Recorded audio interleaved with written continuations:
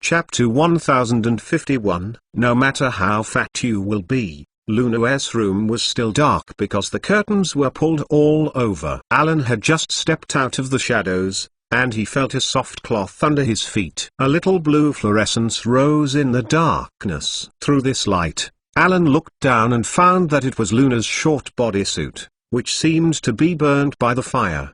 He quickly lifted his foot and then leaned over to pick it up. He hadn't gotten up yet. With the help of that fluorescence, only seen on the ground are scattered clothes. Inside Luna's room, there were various styles on the floor. The clothes were scattered all over the floor. 2 black cotton socks were hung on the backrest of the chair, and she gave a helpless look at Luna sleeping on the bed in large letters. He sighed slightly, stood up straight, looked around, sighed suddenly, and then thought about the line that Furong, her mother, loved to say to her father, "It's really chilling." After speaking out, Alan found that he felt more comfortable. He took out a storage bag from the cabinet in the room, picked up a long skirt on the ground lightly and threw it in, and walked a few steps to stand in one. A piece of cotton underwear in front of the trousers. Stretch out 2 fingers, pinch the corner of its shoulder strap to pick it up, and throw it into the storage bag with a swish. After cleaning up the room, Alan walked back to Luna's bed, with a little messy light blonde hair and a strand of hair sticking to her side cheek. The original pale complexion was a little pink because of sleep. The long curly lashes under the faint brows seemed to tremble with breathing. Luna's silvery, protruding eyes closed quietly at this time. Her lips opened slightly, her breathing was even, and the face that always seemed to have a surprised expression on weekdays now looked inexplicably quiet. Seeing the sleeping Luna, the anxiety of this period hits my heart again. It seemed to feel Alan's gaze. Luna squirmed twice on the big bed. She didn't open her eyes but just raised her hand and wiped the corner of her mouth. Then she rolled over and put her arm on the pillow. The upper side moved to the side and moved from a large font to a dagger, leaving the bed aside. "Luna, it's not night now," Alan urged angrily. "It's Albert's wedding today, so I can't sleep." But the confused girl's response just turned over again, this time simply turned her back to Alan. Alan stood up helplessly and walked to the window, slowly opened the curtains. The early morning sunlight gradually occupied the room, sprinkled on Luna covered with a thin blanket, as if to sprinkle her uplifted curve layer aperture. After being covered in sunlight, Luna complained, "Pull back. My eyes." Alan leaned down, reached out and pulled one of her arms out, and pulled. "Luna, don't make trouble. You have to wear a dress and makeup. It seems that a guest has arrived." "I can also be a guest." Luna pulled her quilt over her head and kicked her legs. "And you can prepare for Helena first." "Helena, don't move." Helena went out early. Seeing Luna like this, Alan let go of the other party, got up and walked to the bathroom, wet the towel with warm water, rinned it to dry and walked to the bed again. Then, she opened Luna's quilt directly, and threw the quilt on her face to the other side of the bed. Then she wiped her cheeks, neck, and arms for Luna as quickly as she wiped the table. This finally made Luna open her eyes and sat up. Her hair was disheveled and she was in a trance. Alan pulled out the comb for her. She combed her hair and smoothed her hair a little bit. Luna looked a lot more energetic, but sat on the bed lazily. "I haven't eaten breakfast yet. We can eat some oysters later, and my mother made a lot of good things to take care of the new French relatives who will come." Alan skillfully found clean inner clothes in Luna's closet, like taking care of small children. The baby also changed Luna's pajamas and put them on again, and then put the light blue ceremonial skirt down from the head again. "Extend our arms. We are too late." Luna looked up and down on the light blue dress like she was still dreaming. "I told my dad that although most people probably wear dress robes, he believed that he should wear sun-colored clothes for the wedding. Discuss a lottery, you know. Furong wouldn't be happy," Alan said, still pampering the dress chosen by the ladies at home, and then turning out a bright yellow one for her. "Do you want any flowers? What do you wear today? At least don't hang the air shipley on your ears." "Sunflower." In order to wear a dress, Luna finally jumped off the bed and left the bed. Alan opened the window and looked at the garden wedding scene that had gradually started. A sunflower was summoned in his hand with a flying spell. Alan narrowed his eyes and looked at him sneakily. After discovering that his mother had not noticed his stealing flowers from her well-tended garden, he put the root of the sunflower was cut off with the dirt above it. "Help me," Luna's voice came. Alan turned his head and found that Luna was pulling down the skirt around her waist. The zipper was still at the waistline. What she saw was a smooth and white naked back. The line of the crazy girl's back was very tight. Two slightly raised butterfly bones on the back, like a jade butterfly with open wings. The long spinal sulcus hidden deep behind goes down www.mentalnovel.com. You can clearly see the undulations of the waist and the rounded curved curve of the half of the upper court. Walked over and waited for Luna to pull her long hair from the back to the side. Alan pulled the zipper located at Luna's waist and pulled it up, but without success. He simply used the other hand to move the zipper on both sides. The clothes are pulled together to make it easy to borrow. You have eaten too many sweets recently, and you are really fatter than last year. I have seen a report that 20% of the people in the global mole world die every year because of obesity. Conversely, this means that 80% of the other people die because of thinness. Luna Ling's voice sounded. She curled the hair on her head round her shoulders and put it on her chest, and then unconsciously wrapped it around her fingertips. "So, what shape is the easiest to dye at a glance?" "Shut up," Alan said softly. With a tingle, the zipper was pulled to the top of Luna's back neck. Luna flicked her hair back and hit Alan's face. He felt this really. She gave him the feeling. Alan put one arm on her back, one hand caressing her long, scented, curly hair. The witch hesitated whether to ask her worries for many days now. The mad girl then pointed her blue high-heeled shoes with her finger and turned it into gold, then stretched her foot in. Then she stood in front of the dressing mirror and pulled a few times, and then inserted the big sunflower into her own. On ahead, as long as you adapt to these bright colors, you will feel that the overall effect is actually quite pleasing. At least this time Luna no longer hangs something like a radish on her ears. No matter how fat you are, you will have a place. Luna's erratic voice sounded again. If you don't care about crowding. HTTPS. Remember Ishang Novel Net in 1 second?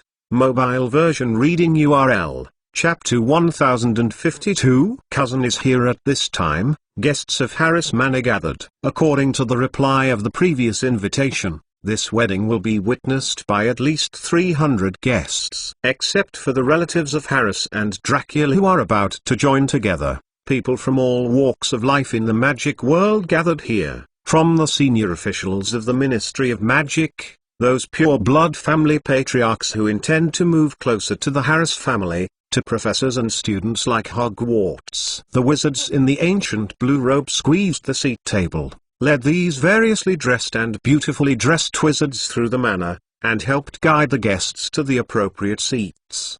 The waiters, dressed in white French-style waiter costumes, promptly delivered plate after plate of small snacks and drinks that were particularly refreshing and attractive in the summer, providing guests with something to fill their stomachs before dinner. Guests will enjoy the various dishes carefully prepared by the top wizard chefs today. The variety is rich enough to cater to the taste of most guests between the current location, the hometown of Harris, and the country of the bridal family. Today the theme of the dishes comes from these three countries. The reorganized Naughty Goblin Band is already on the stage. The fat dude Birdman, like Sirius Black, is singing in a low voice. His lute keeps spraying a smoky image to match his lyrics. A variety of pictures are produced, staged a scene that is somewhat conservative for young people, but sweet and happy enough. Some mild creatures such as unicorns and birds and snakes are also running around in the garden, or they will hide in teacups and perform friendly pranks on some guests. Hermione held the hands of her parents and appeared at the door of Harris Manor. They were picked up by the magic car of the Umbrella Group. Today's Hermione is very elegantly dressed, wearing a red dress. Her hair is elegantly combed, but she will not the bride's style at all. Guided by the wizard who was actually a clergyman, the Grangers walked on the thick purple carpet to the wedding hall where the wedding ceremony was held in the main hall of the manor. After entering the room, the auditorium temporarily cast an extra traceless curse and the benches temporarily placed in a circle, making the Grangers feel that this wedding scene is more than a church like them, like the Senate of Congress. And the whole house is decorated with blue and white brocade to give people a very heavy sense of family history. In order to make this wedding look more high profile and magnificent, some small upstarts generally think of Owen, and even exhibited some of the magical treasures in the family set them out. In fact, even a small part came from the Black family. There are already many wizards hanging by these walls, not only looking at those magical wonders, but also communicating with many magical portraits hand-painted by ancient wizards hanging on the wall, like the portraits of former principals of Hogwarts. Did not surprise them. But Helga Hufflepuff appeared on night, especially when Miss Rowena Ravenclaw proved to have survived in a highway, and with Harris no one would doubt the authenticity of this portrait in the case of great relations. Professor Pomona Sprout, Dean of Hufflepuff at the Hogwarts school who came to the wedding, was particularly excited. If it were not for the existence of the necromancer and the giant who guarded the portrait of the treasure, she estimated that she had already started directly. Instead of just there was constant shouting, trying to invite her founder to leave a picture in Hufflepuff's lounge. At this time, at the entrance of Harris Manor, 3 more colorful figures appeared out of nowhere after a burst of black mist. They were captured by photographers and the favor of the camera just after being brought into the manor. These young faces have amazing features, beautiful. Some of the witches obviously have the maiden's blood. Long silver hair without wind is also fluttering behind their heads. The skin is like a moon glowing with soft light. Bizarre flowers and magical birds in the witches' the hat quivered, and precious stones sparkled on the bow tie of many wizards. The witches were still chattering outside the manor, but after entering the manor, they saw so many reporters and cameras, but they were quiet. One by one, holding a gesture, walking gently through the garden. Following the blue robe, the wizard walked along the purple carpet to the wedding hall. Today, dressed well, Daisy was about to greet her, but she noticed that the wren by her side seemed to be a little distracted because of the pedigree of the other person's bloodline. Her eyes turned, and Daisy turned her brother towards the group of witches. A Pushin laughed. "Cousin is here." "Wren, those silver-haired ones should be our new cousins. Hermione and their mother will receive them, but I think they may need someone to help them understand the British customs. Wren, take care of them for me in the past. I have to wait for Tunks here." Fascinated by the sudden movement of Daisy, Ryan was blushingly. He raised his arm involuntarily and sorted out his bow tie. He took 2 steps forward unconsciously, but stopped timidly. Zizawu said, "What shall I say to them? Maybe they will be interested in the weird cases I have tried." "Don't. You know these French guys often think we are too conservative and old-fashioned. You should be humorous. You know that their self-proclaimed sense of humor is actually quite rude and vulgar in our eyes." Daisy gave his brother a serious way, then, suddenly his eyes rolled. "Oh, pay attention. Furong seems to have told her mother that these cousins are not very good at English." Len's fingertips were digging in the palm of his fist, but he didn't look at the cousins, and he recovered his reason. At this time, his appearance was restored to the usual calm and self-styled attitude of the elite in the workplace. "Daisy, you're in charge of the International Department of Magical Cooperation, and you're definitely good at French. Or you go." "I don't want to entertain her cousin." Daisy crossed her arms across her chest. She forcibly restrained her urge to laugh, and seriously snorted her nose and raised her chin. "I teach just a few words, they still understand English." After speaking, Daisy whispered to Wren. After learning a few words, Wren memorized a few words and memorized the pronunciation with good memory. It seemed that she felt a little too positive, and Wren was a little embarrassed. He coughed lightly and fixed his eyes on the cousins of the elves who were not far away. He pulled the suit on his body and walked upright. The French girls were chatting softly, and when they saw Wren who was coming, They looked at him curiously and greeted him actively and enthusiastically. Bonjour bonjour in French. Rin was tall, with a handsome smile on his handsome face, and looked at them friendly, but said in French graciously, Auntie Aunt, Happy New Year. You are my uncle www. Come, I am your grandson. The smiles of the beautiful girls froze in their faces, staring at Len with some doubts, and their windlass automatic hair stopped. Although Len was surprised by the reaction of the other party, he still drew the few French sentences he just temporarily remembered to draw the gourd in one breath. When he learned Daisy to teach him, he continued to speak of the so-called French. Well, please allow I introduce to you. I am Ren Harris. You are my aunt. I am your grandson, Cousin Ren. I understood it. A tallest silver-haired girl covered her mouth with her back and smiled in a very pure London tone that was more standard than Furong. But cousin, you're in trouble. If I am your aunt, you're my nephew. You can't be my grandson anyway. Authoress note. You can actually think of Jiang Wen's use of Tang Shanqian's sentence for better results. Ahahaha. Cousin Ren, wouldn't you be deceived by a bad guy in French? A silver curly-haired girl trembles with laughter. The girl's accent, like Furong's accent, is completely capable. Len understood it clearly. In the end, the cousin Mei Iwa, who had a long hair with a headband, raised her hand generously, and gently pulled Ren, who knew the evil of Daisy but was at a loss for a while. By her side, she said softly to Ren's tone in fluent English, Cousin Ren, what did the villain teach you in French? Let's listen to us help you distinguish. I don't know if it's Daisy's joke that really helped Ren get closer to each other. It's still a few silver girls who are more enthusiastic. Anyway, Ren was indeed surrounded by the Twitter of mixed-race girls. HTTPS. Remember Ishang novel net in 1 second? Mobile version reading URL, Chapter 1053. Turn around and leave. There were so many wizards gathered in the hall. Although Hermione did a lot of homework to appease his parents before coming, the Grangers could not help being surprised when they saw the decoration in the manor. Although they had learned the status of the Harris family in the magic world from Hermione's mouth, but after personal experience, they still shocked and worried them. In addition, there are too many wizards and magics around, which makes the Grangers and strangers who are strange to things in the magic world have some anxiety and uneasiness. The well-dressed wizards around them remind them of their second grade in Hermione. When they saw Lucius Malfoy in Diagon Alley, the unpleasant things happened with the proud peacock-like wizard. After all, even if Hermione's parents are taking the wizard's elixir, they clearly know that they are not magic at all, and the surrounding is full of wizards and strange and even frightening things. The wedding of the wizard is different from the peace. There are also many dead people coming to the wedding today.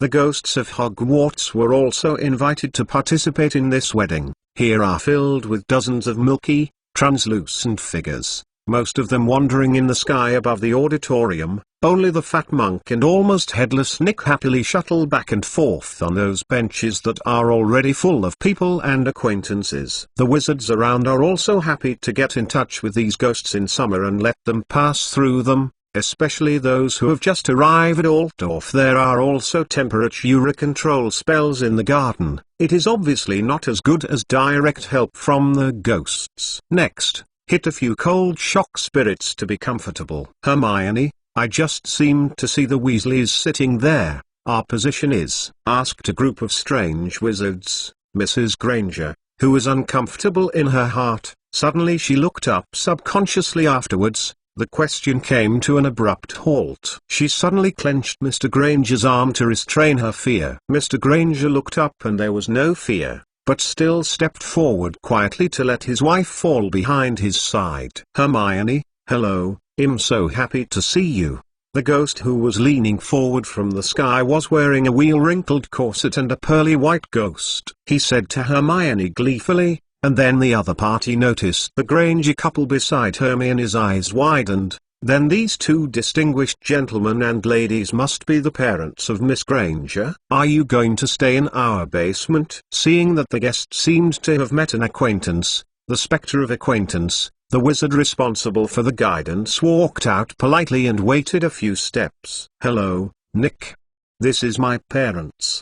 Well, they rarely come to the magic world. I think it is better to let them do some more regular activities." Hermione introduced him sideways, feeling the fear of her parents. Hermione took her mother's hand and said to them, "This is the resident ghost of our Hogwarts Gryffindor Tower, Sir Nicholas de Mincy Bopington. Others are fine, and fat. The monks are very passionate about helping the new students." Mr. Granger reached out politely, but then realized that the other party was a ghost and then quickly bowed slightly. "It's nice to meet you, Miss Hermione Granger is so polite," Sir Nicholas said with emotion. "She has stopped many students from calling me almost headless Nick." "Why is it almost headless?" Mrs. Granger blurted out, and she realized her rudeness, and she flushed awkwardly. "Oh, it's okay. It's actually because..." Sir Nicholas cleared his throat, and then he bowed to the Grangers and his couple, which caused his head to slip down from his neck and fall to his shoulders. "There is only a little leather and tendons attached to the neck, so they all call me Nick, who is almost headless, but I prefer to hear them call me Sir Nicholas Mincy." Mrs. Granger, who was completely unprepared, immediately widened her eyes and noticed the other person's expression. Nick quickly flicked her head back to her neck. "Sorry, it scares you. I am used to joking with students on weekdays. I was negligent." Sir Nicholas is sincere and he is very kind. Hermione held her mother's cold hand tightly. "The ghosts are actually better than the average person. Nick and I have always had a good relationship. Hermione is also more polite than the average lion cubs. I very much hope to invite you to join my birthday party." Sir Nicholas nodded after holding his head with his hands. "Today is not suitable for direct invitations. You, Principal Harris, gave us a few tables of banquets in the cellar. But the food without your living was prepared a few weeks ago, and put in without casting the freshness curse. And the Pippy ghost is also inside. The ghosts can distinguish the smell." Hermione turned her head to explain to her parents, and then she noticed the guide wizard waiting. "Ah, sorry sir, trouble you, but we may have to delay for a while. I think I will be able to find a place by myself, so thank you for your help." "It's okay." Hermione did not intend to adopt an evasive attitude in order to let her parents come to live in the wizarding world after an early acceptance. She hopes to let parents have more contact with these magic to let them ease the uneasiness caused by the unknown. Mr. Granger and Mrs. Granger. The people turned their heads and saw the dressed Morgan Le Fay holding Irving's arm. Alan followed them slowly, and the Minister of Magic and his wife came out to greet this. It caused a little commotion. Ren, who was sitting on the bench, found with some frustration that the cousins of the elves beside him also stopped teaching French and stood up, still stretching out their necks to watch his younger brother, and not because of what Principal Alan or it is the savior status, not because Alan has just defeated the mysterious person, but because, just like Ren just learned from the gossip, these cousins are avid Quidditch fans. And just after the Harris family took the Grangers to the front position, Daisy took Tunks holding Lupin's hand and entered the wedding hall. Then she found a waiter and asked him to help him instead. Then he retreated again. Later, the newlyweds found out that their position was right next to Dumbledore's and Weasley's, and the Weasleys who were already sitting in were waving to them. Sitting next to Arthur, the leader of the Order of the Phoenix, Dumbledore lowered his hands to make Lupin feel too sweet, and smiled at them. Tunks waved her hands happily as a response. Before going in, she unconsciously looked up and looked at it. It seemed that at least 300 candles were lit on the gold-encrusted silver candlestick, and the lights in the hall were bright. These lights are reflected in Tunks, who turned her hair into light gold today, which brings out a dreamy feeling and makes her skin look fairer. Looking at Tunks, who was looking at the wedding scene, Lupin subconsciously clenched his wife's hand. "Sorry Dora, I didn't give you a decent wedding." "Remus, do I have to repeat 3 years in the future?" "I don't care. I was just looking at the candles and thinking of the Hogwarts auditorium." Tunks shook his husband's hand helplessly, and then laughed. "Don't forget, Daisy just told us that he prepared a lot of oysters today, and when we go to eat a big meal, I just eat a little less this morning." Remus suddenly interrupted by the sound of Sirius behind him.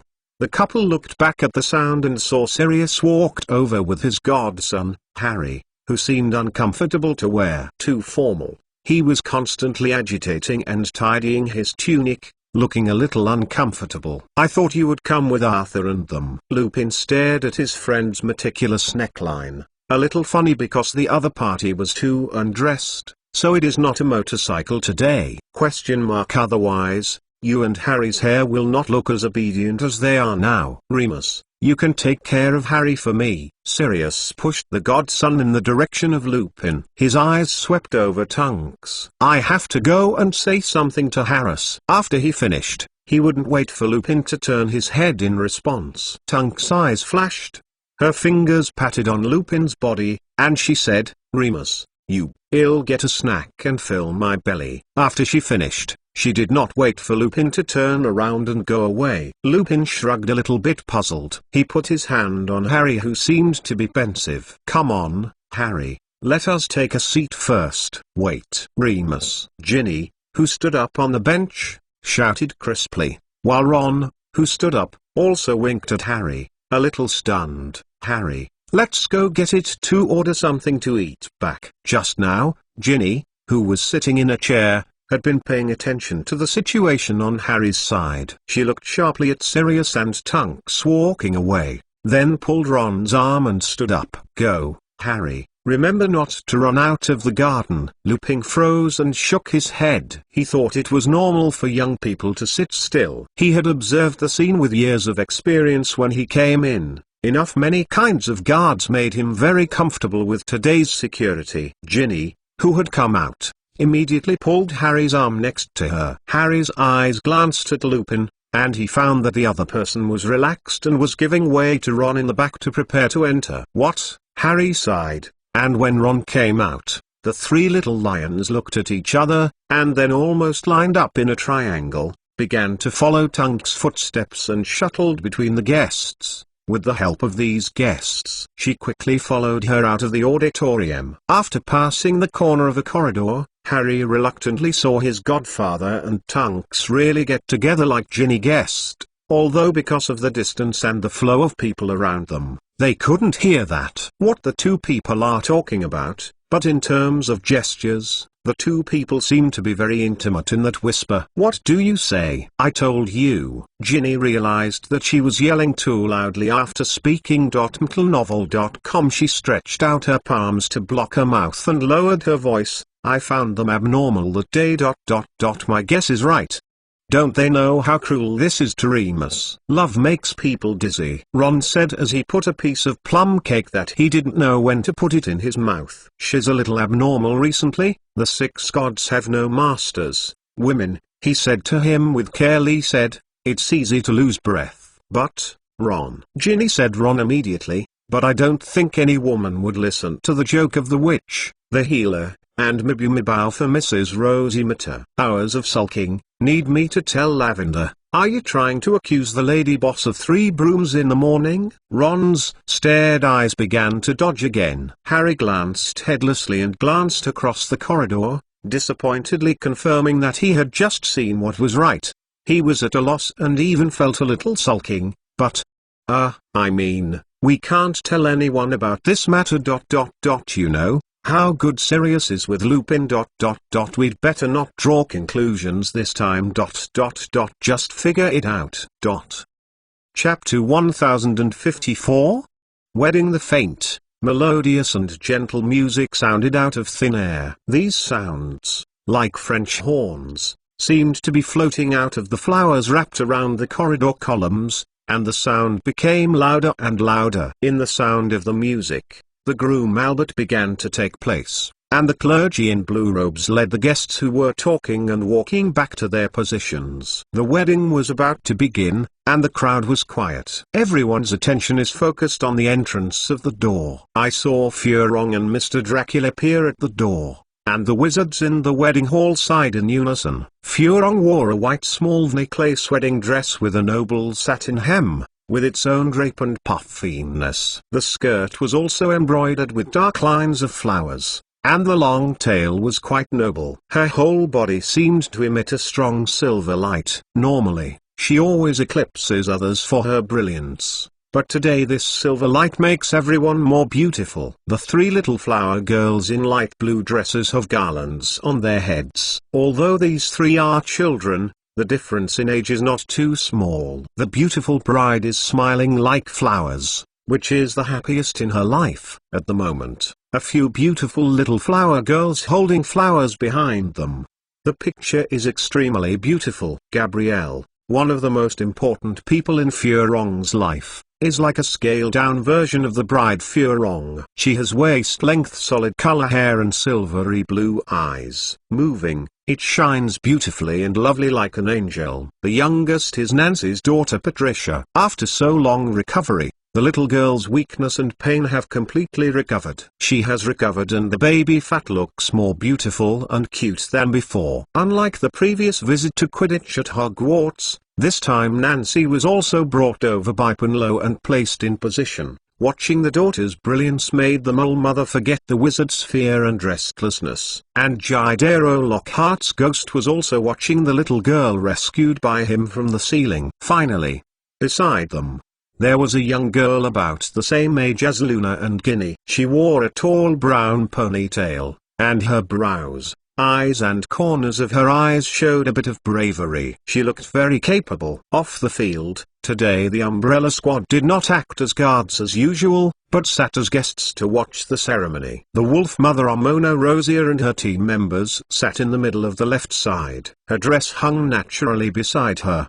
revealing the printed dress, which showed a slightly different elegance from the past. She is different from other people. When other wizards set their sights on the beautiful bride Hibiscus, her smiling loving eyes are on the little girl with high ponytail, which is her only baby girl. She compares an ordinary-looking mother has a lot of charm, but the temperament also seems to inherit the mother's fierceness. After Fleur and her father Mr. Dracula stood, the ground in the middle of the hall suddenly swelled, and a long platform about 2 meters wide rose vertically from the doorway to Ravencon on the main stage of the innermost wedding site. Lao she is like below, like being laid out by countless pairs of invisible hands at the same time. The raised platform was instantly covered with a fuchsia carpet, and countless roses suddenly flew from the ground and levitated into the air. The melodious and subtle music changed suddenly, and the music appeared formal and solemn. Furong took Mr. Dracul's arm to the raised platform and marched towards the main stage. Furong's gait was light and elegant. Mr. Dracul's face glowed with red. He smiled and waved to both sides. He looked very happy and excited. He wanted to jump up if he wanted to go with the music. Sitting on the right side of the front row of the hall, Punlo looked at Furong's radiant happiness, and involuntarily came to his mind wearing a white wedding dress and holding his father's arm to Alan. Suddenly, she frowned, thinking of the Granger, and glanced around her body, but she didn't find the hairy head, and Punlo's fingertips were a little bit, and she snurred. It seemed that the family and the Grangers were deliberately placed away from each other. The petite Mrs. Letizia Ocasarano Crivat turned her head slightly towards her husband, Mr. Flip Crivat, and whispered in his ear, "I thought Harris could take us. It's already amazing to see the Prime Minister. I didn't expect that the power is far stronger than we have discussed." This rigorous mole lawyer has her long brown hair neatly coiled up, and round white pearl earrings on her. Her earlobe swayed gently, and she was good at and accustomed to observing others. She supported her gold wire glasses and glanced at the guests. Letizia. These guests are very unusual, definitely people who have been used to it for generations of honor. They give me the feeling that they are like the old British aristocrats. The temperament is quite good. And the sloppy ones I encountered before. The weirdos are not in the same class at all. Mr. Crivat, who had a beard with a refined beard, pulled the front of the iron dark blue suit, and this wedding made him look at Harry. The Sri Lankan family's influence in the Ministry of Magic had an intuitive impact. He said with satisfaction, "We have to wait until the dinner. Mr. Irving Harris has just been very enthusiastic about us. Can't be rude." I must drink it with him. A few glasses. Punlo, who has taken the attribute potion, listened to her parents' conversation with her senses. She squinted her eyes and rolled her eyes, but she was still relieved looking at her parents today. She clearly forgot the spell, and the spell of confusion has already played its due effect. On the court, Mr. Dracula had taken Furong to Albert, and when he handed Furong's hand to Albert, Mr. Dracula's face suddenly became serious. Albert stood upright, and when he took the hand of Furong, he couldn't restrain his excitement and bowed deeply to Mr. Dracula. Mr. Dracula patted Albert's shoulder, and his eyes were red as a father. Fleur took Albert's arm to Grimson, who was in charge of the wedding. The old man with a red nose who once lost his hat to Luna, today wearing a Ravenclaw temple wizard. Harris hopes to set an example from top to bottom, so that Ravenclaw's temple looks like hemp. The melon church is generally an integral part of the etiquette of the future wizard's weddings, but this old wizard, who insists on his own unique fashion, insists on carrying a dark blue round top hat he prepared for today. A large bronze eagle feather was inserted in the brim. Ladies and gentlemen,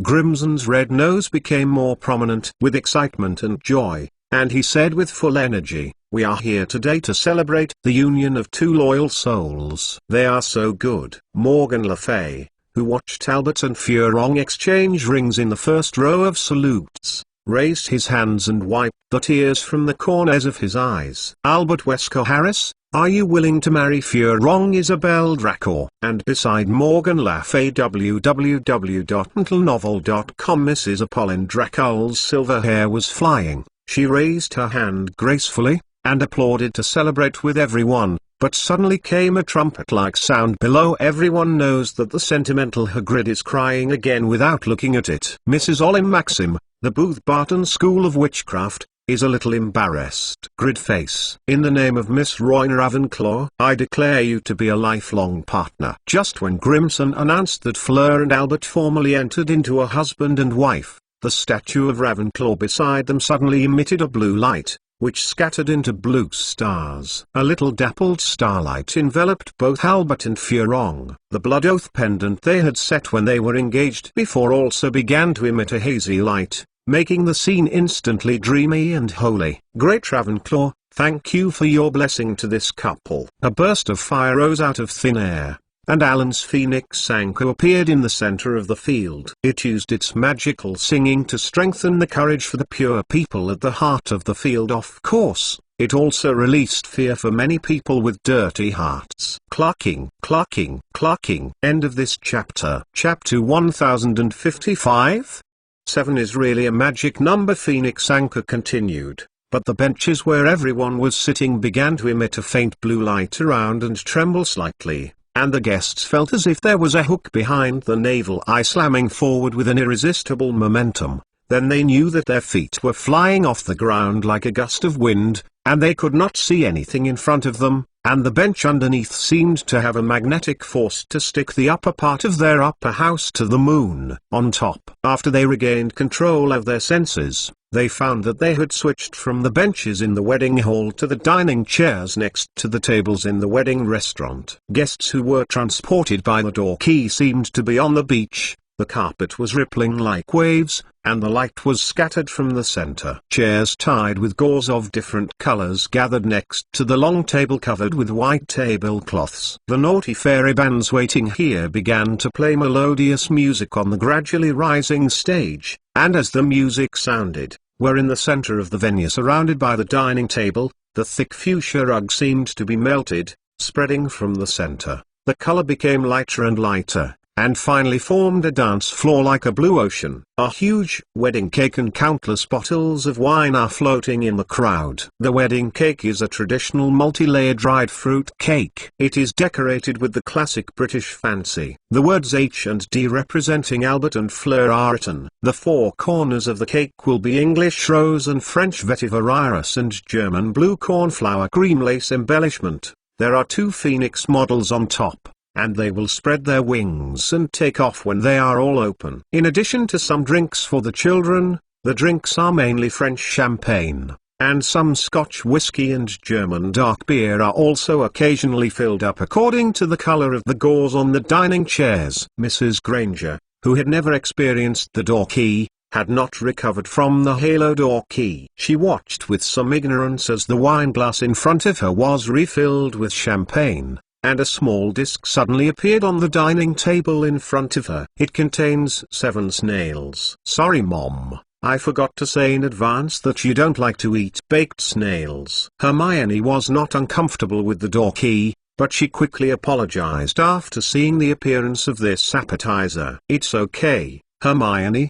The magic world is much more interesting than I thought. Mr. Granger was not dizzy. He picked up the pliers and the double tines and skillfully took out a ball of snails covered with garlic and parsley cream. Put it in the mouth. Compared to the one we used to travel in Dijon, France, it is not sticky and chewy today, and it tastes a bit like mussels. It seems to add a little pepper. Hibiscus is from southern France. This is their taste over there. Hermione clapped her hands to make the snail in front of her disappear, went to the next one in advance, and then exchanged with her mother. I'm sorry, I just heard your conversation by accident, but I didn't dare to eat the Frenchman's stuff, and I took the next one ahead of time. A big witch with short blonde hair and a brown wizard robe turned sideways, safe friendly to Mrs. Granger. Oh, see where I lost my etiquette. I am Ernie Macmillan's father. Ernie appreciates Miss Granger's homework plan book. Mr. Granger, Mrs. Granger, you raised your daughter very well. Mrs. Granger hurriedly put down the glass of pale gold champagne with very small and even bubbles in her hand and responded politely with a smile. Hello, Mr. Macmillan. I heard Hermione mentioned your son Ernie. He may be one of the few people who truly appreciate Hermione's homework plan book. Today's wedding experience made this Mull couple more or less a wizard, because Hermione was in the umbrella. The identity of the company is well known, and recently Alan once again ran away with Voldemort, so that many people realized the reality and bowed their heads to Harris. Many wizards can even say that they are whispering to please Mr. Macmillan. Ernie did very well in the training class. Unlike Harry and Ginny, they still dismissed me as a substitute for the review plan arranged for them a few months ago. Hermione complained and looked at her. This one once helped Alan's pure-blood patriarch at the school board meeting because of Sirius' proposal. She nodded. Although his son Ernie is sometimes arrogant, this man is a huge Hufflepuff. Unlike the other pure-blood, the chief family does not hate Mulls, and although they judge things a bit arbitrarily, they are still smart and can be regarded as the best Hufflepuff after Cedric Diggory. Mr. Granger and Macmillan touched a glass of wine, which made the big witch very happy, and he pointed more relaxedly at the beautifully presented lamb chops on the table that just appeared out of thin air. With some proud tone, this lamb chop is one of the traditional dishes at the wedding reception of the wizard. Chopping mint leaves and soaking them in vinegar can suppress the aroma of the lamb and taste more delicious. Madam, you must try it. Dipped in that mint sauce, it tastes good and refreshing. Thank you. As a traditional dish, Welsh lamb is the best quality. This is also one of my favorite dishes. Mrs. Granger cried a little, and the enthusiastic wizard in front of him clearly thought he had never eaten this dish. This left Macmillan awkwardly left in place. He thought it was a unique dish for wizards. My mother likes to put more mint and tomatoes when making this dish, which can provide more nutrients. Hermione smiled and shook her head, but she couldn't be angry about this invisible discrimination. It stems from the wizard's lack of understanding of Mulls, and the pure-blood patriarch who can teach his son to be friends with a Mull-born wizard student is obviously not really malicious. At this time, the sound of crisp tapping on the cup sounded, and the banquet hall was silent. Everyone looked at it and saw the bridegroom's father, the British Minister of Magic Irving Harris, and his wife Morgan Le Fay Rosier Middle. Harris stood up. Mr. Macmillan, after the lunch, the Harris family seems ready to talk privately with the family patriarchs like you. I think we can talk later if there are other needs, Hermione said, extending in the direction of Owen. The palm of his hand pointed to the toast as if it were about to begin, interrupting the conversation between them. Macmillan, who was embarrassed, gratefully thanked again and focused his attention on the groom's parents. After knocking the glass, Owen Harris looked at all the guests with a smile. The thick voice was full of joy, and published a new wedding toast that was too traditional and senile, but could not pick out a little fault. And after he said that everyone had taken a sip, the crowd found that the couple did not mean to sit down. After blessing Albert and Fleur, my husband Owen and I have some personal messages to take this opportunity to announce to everyone. Morgan Le Fay looked at her husband with an elegant smile and a loving heart. My children are also completely unclear about this matter, and Irving believes that we should temporarily keep it secret and say it at this time, so that they can also feel this surprise. All the wizards were a little surprised. Harris' children also looked at each other. Fleur noticed that her husband, Albert, and the unhappy young aunt, Daisy, seemed to be trembling. Emily suddenly leaned back like she knew something. She pulled Alan beside her and screamed, "I know!" And Alan was a little confused by this accident, and Lou came to him. Nas doubts are full of doubts. Alan, why did Ren suddenly start praying to me? So. After hearing the words, Alan turned his head and looked at Ren, who was really close his eyes. He was talking about something he just wanted to ask, and heard his father continue. I am very happy to announce to everyone. Irving smiled. I am very happy to announce to you that the Harris family is about to usher in a new life. My wife Morgan Le Fay, www.mentalnovel.com. Now we are pregnant with the descendants of our Harris family. After a brief silence in the banquet hall, a burst of congratulations and warm applause broke out, and on the Harris dining table covered by this applause, Merlin, can't they stop? The two siblings, Albert and Daisy, whispered to their brothers and sisters, covering their faces with their hands. We won't be responsible for changing diapers again. Ravenclaw, I was just praying that they wouldn't say this. Ren also collapsed. Alan quickly told Luna to let him bless our more sister, so that it can be pushed to Daisy and Emily. Let them take care of more. I guessed Alan just now. My mother has a bad stomach and likes to drink lemon juice so much. Emily seemed quite happy, not fully aware of the hard work of taking care of her brother and sister. She had grown up a little bit, and she was reluctant to continue to be the youngest child of the Harris family. This made her not even a flower girl and gave the opportunity to the other three girls. Owen looked at the reactions of the children and everyone with a smirk. In addition, according to the magic test, this time Morgan Le Fay was pregnant with twins. Two little witches. Alan stunned. Ravenclaw really blessed. 7 is a magic number. Mobile phone station new revision and upgrade address. HTTPS. Data and bookmarks are synchronized with computer station. No ads. Fresh reading. Chapter 1056. Go to Professor Looping. The ballroom with bright lights is filled with flowers on both sides. The huge blue crystal lamp hanging at the top, with the shiny floor and the blue velvet drapery hanging around the dance hall, looks very dreamy. The roof is impregnated with the starry sky illusion on the top of the Harris Tower building perception room and the Ravenclaw common room. Countless stars rotate in the dark night and meteor flashes from time to time.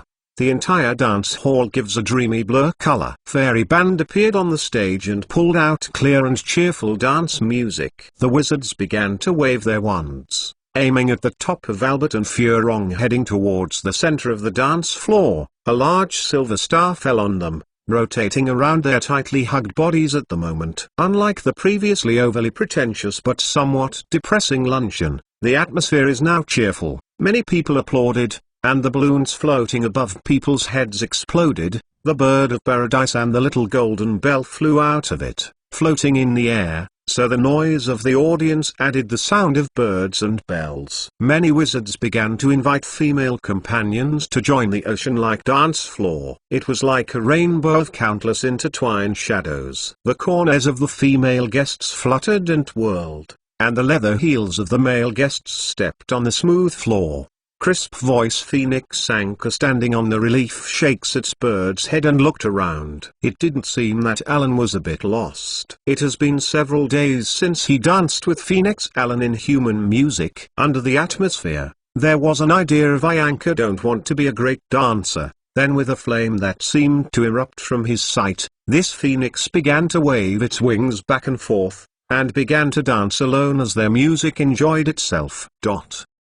The ghosts also briefly danced a few dances on the dance floor of the living people before they got into the basement of their banquet place under the leadership of Miss Grey Helena. Around the dance floor, white waiters with trays and a variety of drinks and snacks in them walked through the crowd carefully, caring for the guests. Around the dance floor, some sociable sorcerers did not participate in the dance. On the occasion of the gathering of celebrities, they carried wine glasses to expand their network and maintain relationships. In the small reception room on the second floor, the atmosphere was more serious and solemn. Mr. Macmillan walked out of it and took a deep breath. The burden on his heart dropped a little, just now, although the answer he got was not his best "I want it," but at least it guarantees the safety of the Macmillan family. Harris promises not to liquidate their family in the future, and his son Ernie can get it directly from the Department of Magical Law Enforcement or the International Department of Magical Cooperation after graduation, a good position.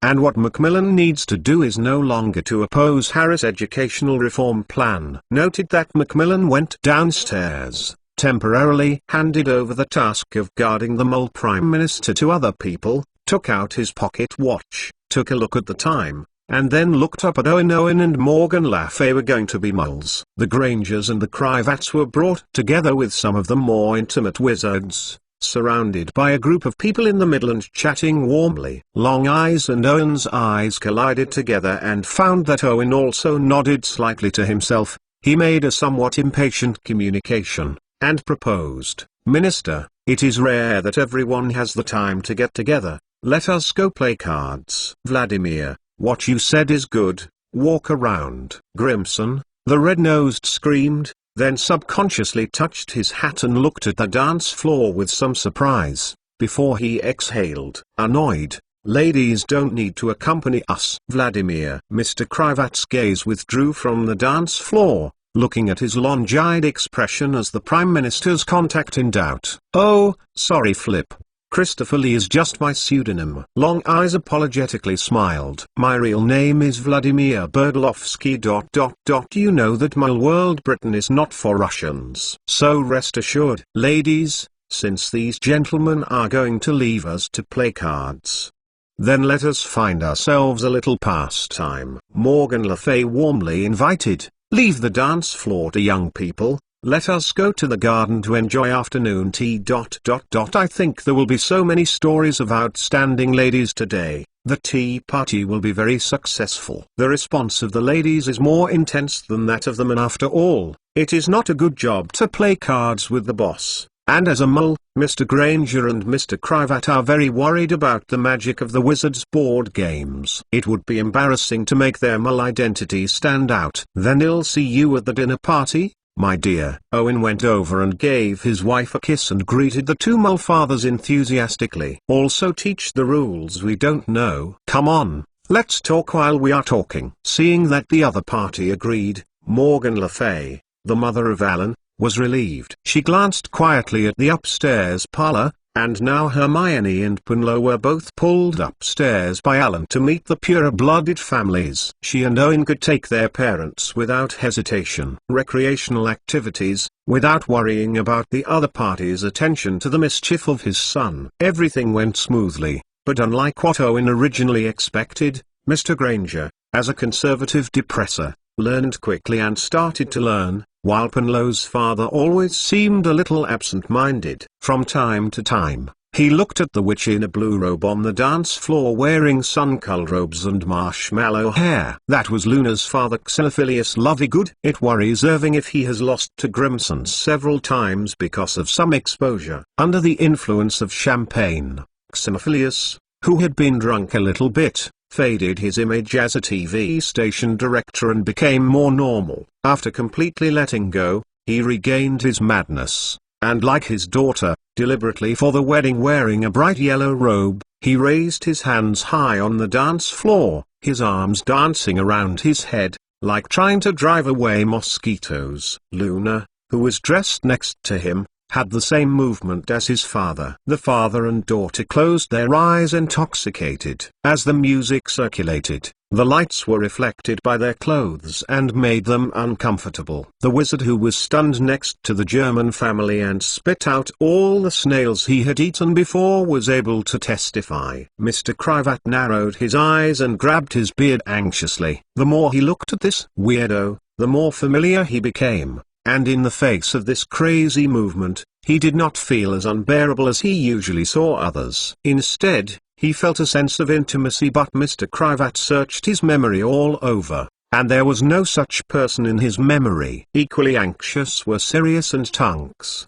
who were sitting in the chairs side by side in front of the upstairs parlor door. Sirius occasionally looked up at the still closed door of the living room, and looked down at the motionless and disappointed eyes. "We should come earlier. It's not easy to get rid of Remus." Tunks sighed and leaned on the armrest. "She usually wears leather boots. She is not used to high heels. And Daisy is also looking for me, Sirius." At this moment, Harry's voice suddenly sounded, and the new iron triangle of Gryffindor came out of the stairs breathlessly. "Harry, what happened?" Sirius asked in surprise. "Sirius, you and Tunks, what do you want to do?" Ginny squeezed a strand of red curly hair that had just fallen from her sideburns to her ears. She looked carefully around her and found that there was no one before stepping forward and asked in a low voice, "Sirius and Tunks look stagnate. These things they are about to tell Alan are not suitable to let Harry know that they need to be kept secret before the water falls out." www.mentalnovel.com. So Sirius turned rigidly said stiffly,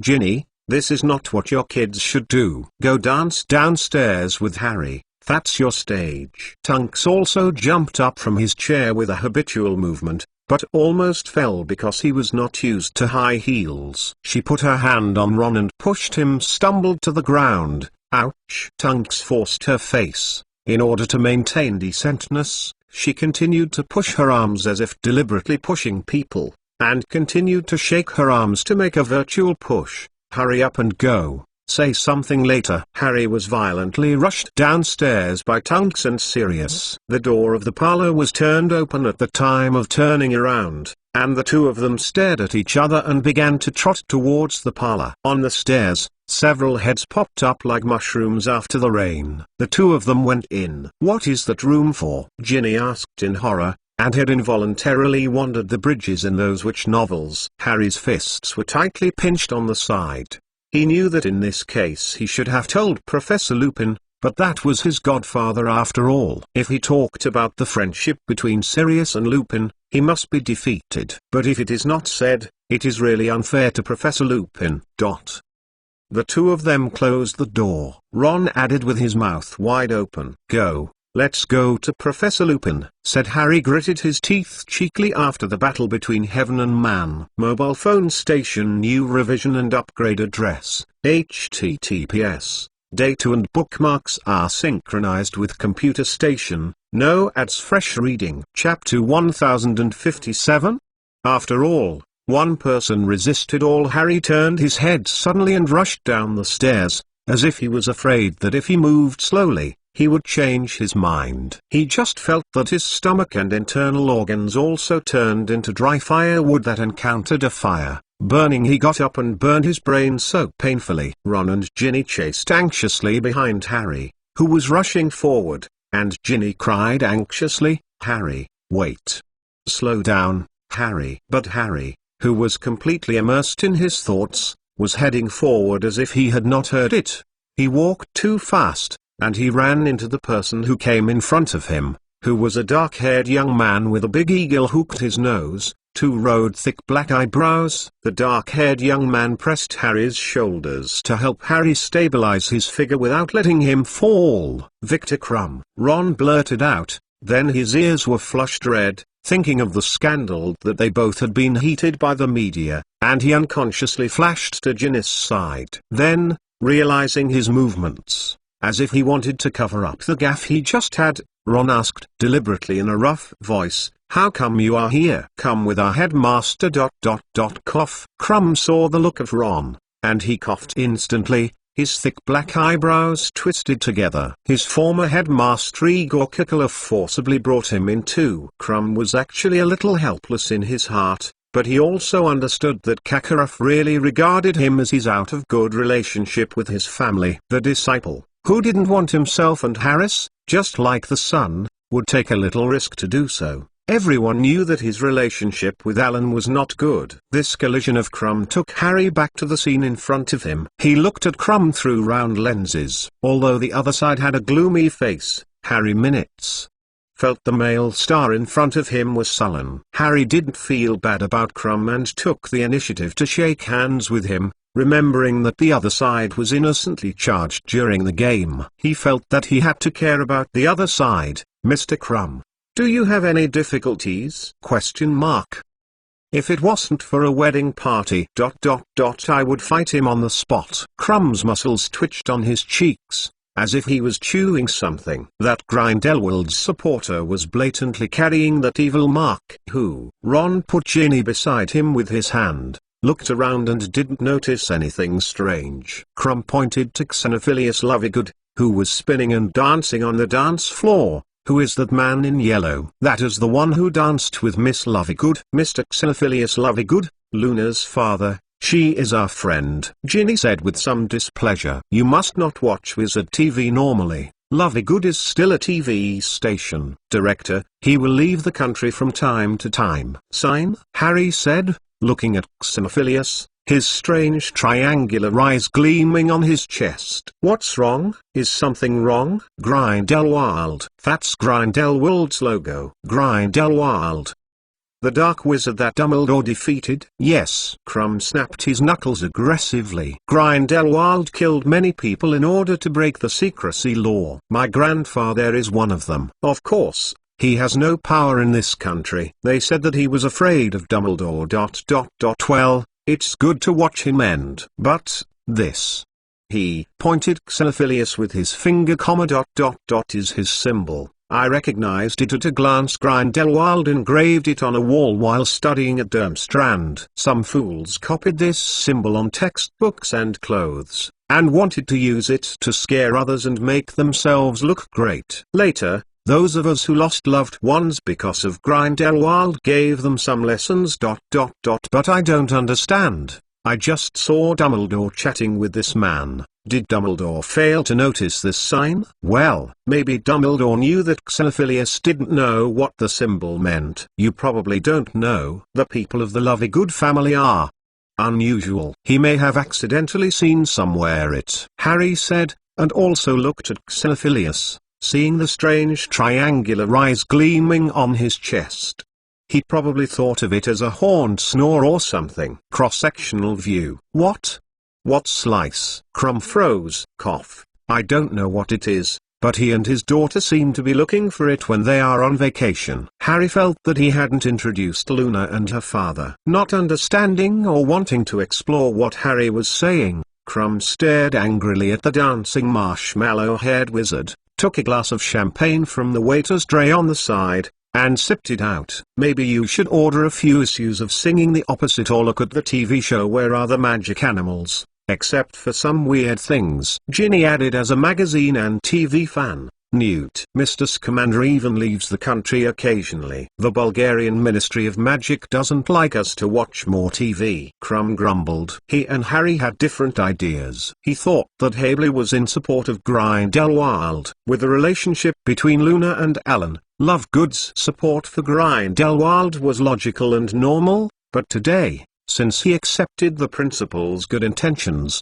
he could only endure not doing anything that would harm Kukulov. So he pointed to Luna and asked, why did she do that? Luna's body tilted slightly to the side, spinning and dancing, her arms dancing around her head, just like trying to drive away mosquitoes. Probably want to get rid of some harassment. Ron shrugged. He pointed to an old witch with a hooked nose, red eyes, and pink feather hat that looked like a grumpy flamingo in the distance. In addition, I suggest that you should also get rid of her. She is our Aunt Muriel. She is a nightmare. When she first arrived, She said that watching Lovegood is really like an omelette. Ginny wears it's too exposed to pickle. Ron wiped her head with her sleeve and said, she used to come to Christmas every year before, and later, thank God. She was angry because Fred and George put it under her chair while eating a manure bomb. Dad always said that she would not give them anything in her will. They are not rare, and no one in the family can catch up with them in the future. It is estimated that they will. Wow, what, Ginny? You don't have to take out our family affairs every time you see a person, Ginny said with a grumpy foot. I think Miss Rosetta has already proven to you that no one will feel these things. Interest. Just a Ginny, what do you know about witches? Ron said back to his sister, I have a magic weapon for the witches. And I had given Harry as a birthday gift. Well, the magic weapon for winning? Ginny narrowed her eyes. I haven't opened it yet. Ron seems to be a book. Harry responded quickly, how much he had learned the life-saving way after spending so long with him, and cleared his relationship first. It's heavy gold. The 12 Tricks to Win the Witch explains everything you need to know about girls. If I had this book in the first grade. Cough. Fred anyway George and I gave me a copy. I understood a lot of things, you will be surprised, and not all need to use a wand. Ron looked at his sister proudly, and then flinched under the other person's eyes. I think Harley can also use it to please you. Crumb, don't think about the unpleasant things. Harry didn't want to talk deeply about this topic. He patted Crumb's shoulder. Look at those happy people. Since it's here, don't waste it. Activities, go dance on the dance floor. I think many people are willing to be your partner. I think you are right. Crumb put the glass in his hand aside and turned to face Weasley standing together. Hearing Harry suggested Crumb to dance on the dance floor, but then Crumb turned to himself, and Ron jumped suddenly, his nose flapping fiercely. Wouldn't he want to invite himself to dance? How should I reject him? Just as Ron's fingers wrinkled his magic robe, Crumb stood in front of Ginny, reached out to Ginny, and suddenly abruptly invited, beautiful lady, I am fortunate to be able to invite you. Do you dance? Harry was stunned. He had the feeling of lifting a stone and smashing his foot. He stepped forward without waiting for Ginny's reaction and patted Crumb's shoulder, suppressing his anger and saying to him, Crumb, I am now with her. I am her boyfriend. Ginny blushed. As a Quidditch fan, being invited by a star made her feel attractive. But Harry felt jealous for her. She also felt happier. Their red-haired Weasley brother and sister looked it's even redder. Oh, sorry Harry, I don't know. Alas, all beautiful girls are famous. What's the use of being an international star? Crumb sighed at the thought of caning in his heart. Sorry. Oh, Harry, you seem to be in a hurry just now. Is there anything wrong? Yes. I have to go to Professor Lupin. How did we talk about it? Let's go. Harry shouted and turned his head away. He went to Lupin with Ron and Ginny. Crumb was a little speechless to these Gryffindors, shouting behind them, Hey, need me help?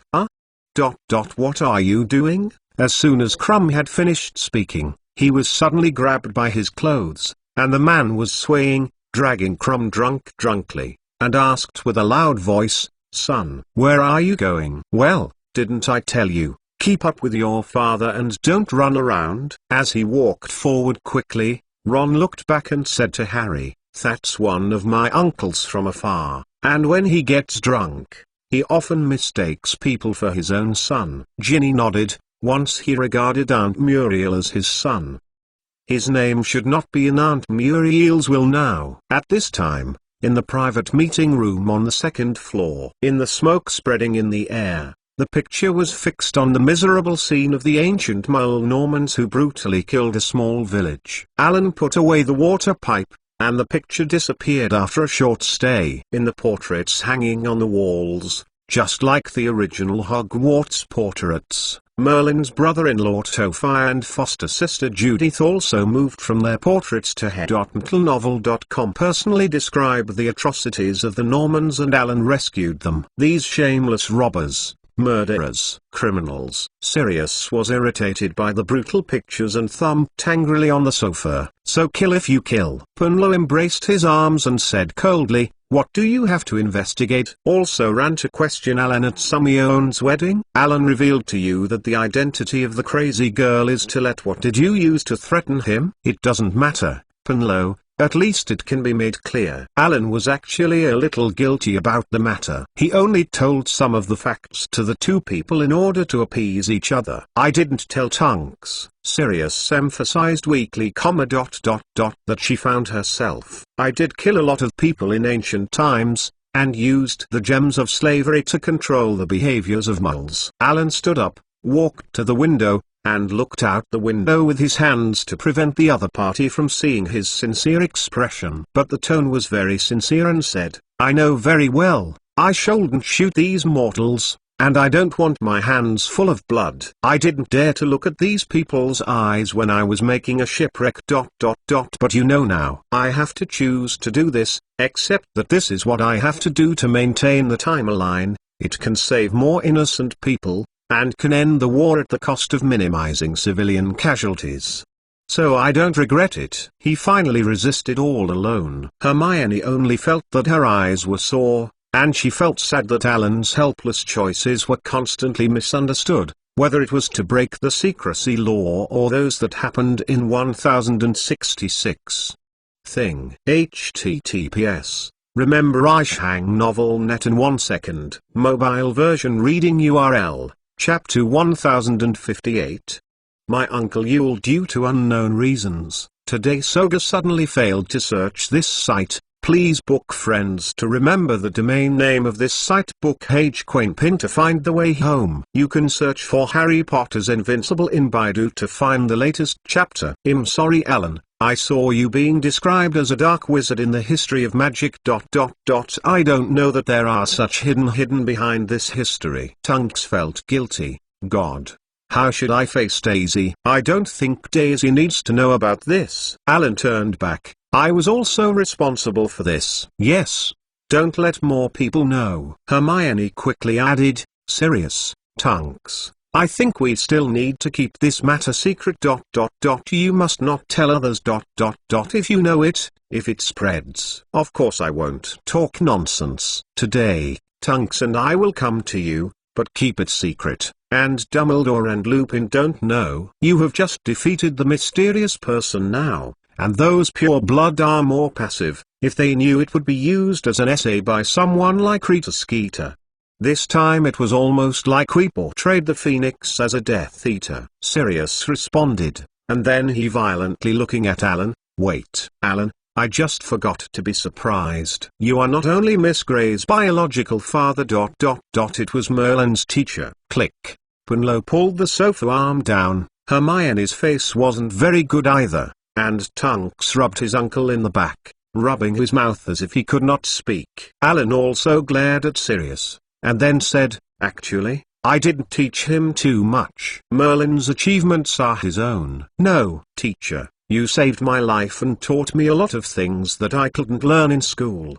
The childhood portrait that Merlin painted for himself. Xiao Milin shouted in the painting, Teacher, I will use you to send me the pink furry rabbit. Stabbed the illegitimate child. Pink furry rabbit is just the name of the dagger. To humiliate the illegitimate son of the Mole King. Merlin, make it clear when you say something. Alan immediately showed an uneasy look, a layer of embarrassment on his face. Mouth. Some words popped out immediately. This time it was all about the Old English that he learned in ancient England, and others couldn't understand it. Merlin also realized that his statement was not clear enough to quickly explain it from the beginning, and everyone in the meeting room also laughed. The room was filled with cheerful air. Alan remembered what he saw when he stood by the window and looked out the window carefully. At this time, his Morgan Le Fay took the witches to eat oysters, and an octopus-like serving goblin Mr. Kiaoxiu used his tentacles to hold some knives and oysters. Then it was handed over to several female attendants,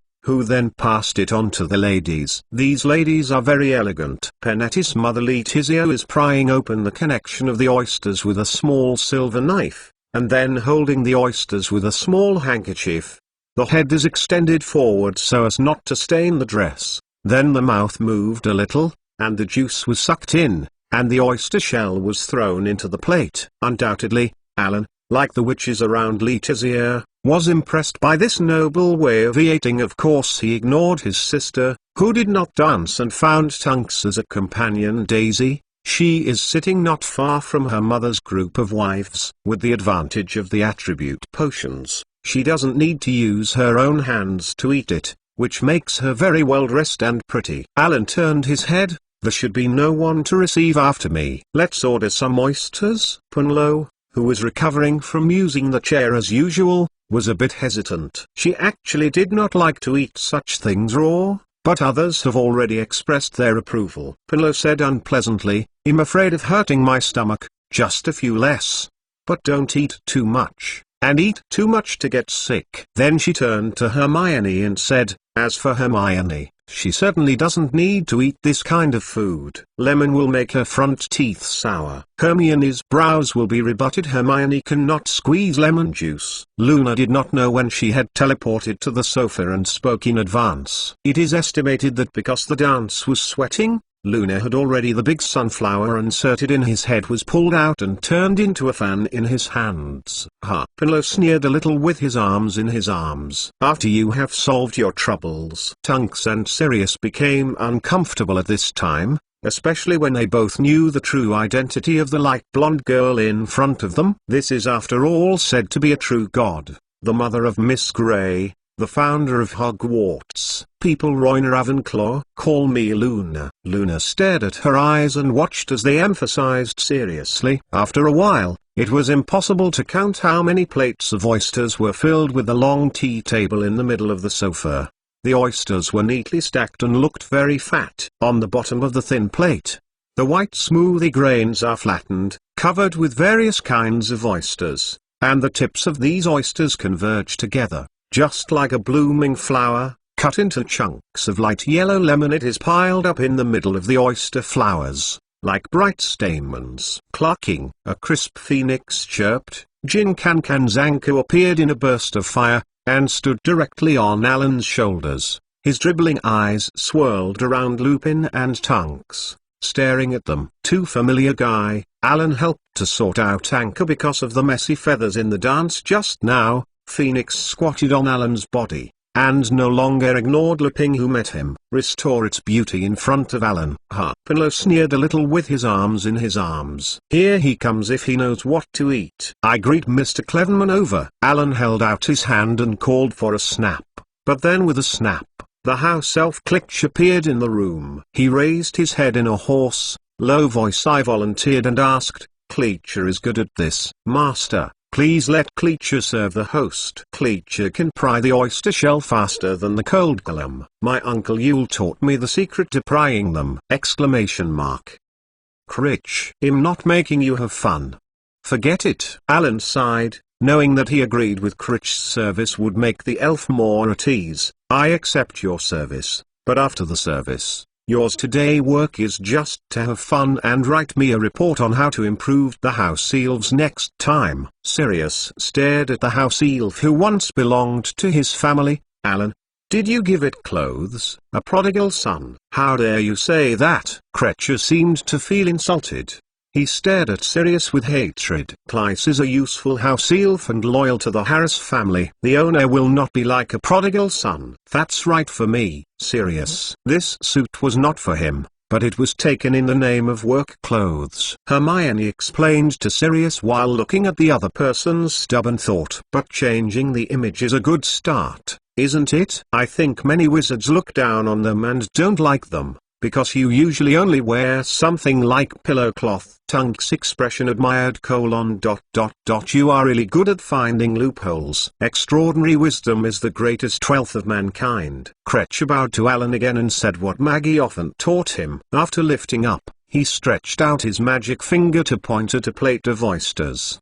The oyster shells were pried open, revealing full oyster meat like a show-off, and skillfully used a knife to quickly pry off a lot of oysters. He raised his eyes and swept the people present, and then acted swiftly. "Pick it and divide it into small plates, put a suitable amount of lemon on it, and distribute it to everyone. The first Alan who had taken it didn't start eating it by himself, but picked up a piece of oyster and tenderly handed it to Anka's mouth on his shoulder. Anka bowed his head slightly and looked at this one, which was wild before. Phoenix, who was staying in the mountains for years, is a relatively unfamiliar thing, but because of his trust in his spouse, it still has a mouth, and he grabs the oyster meat in Alan's hands and swallows it in 3 or 2 times and see whether it is for humans or birds. This kind of texture is very delicious, which makes Anka involuntarily flap his wings and land on the edge of the plate to start eating himself. And here,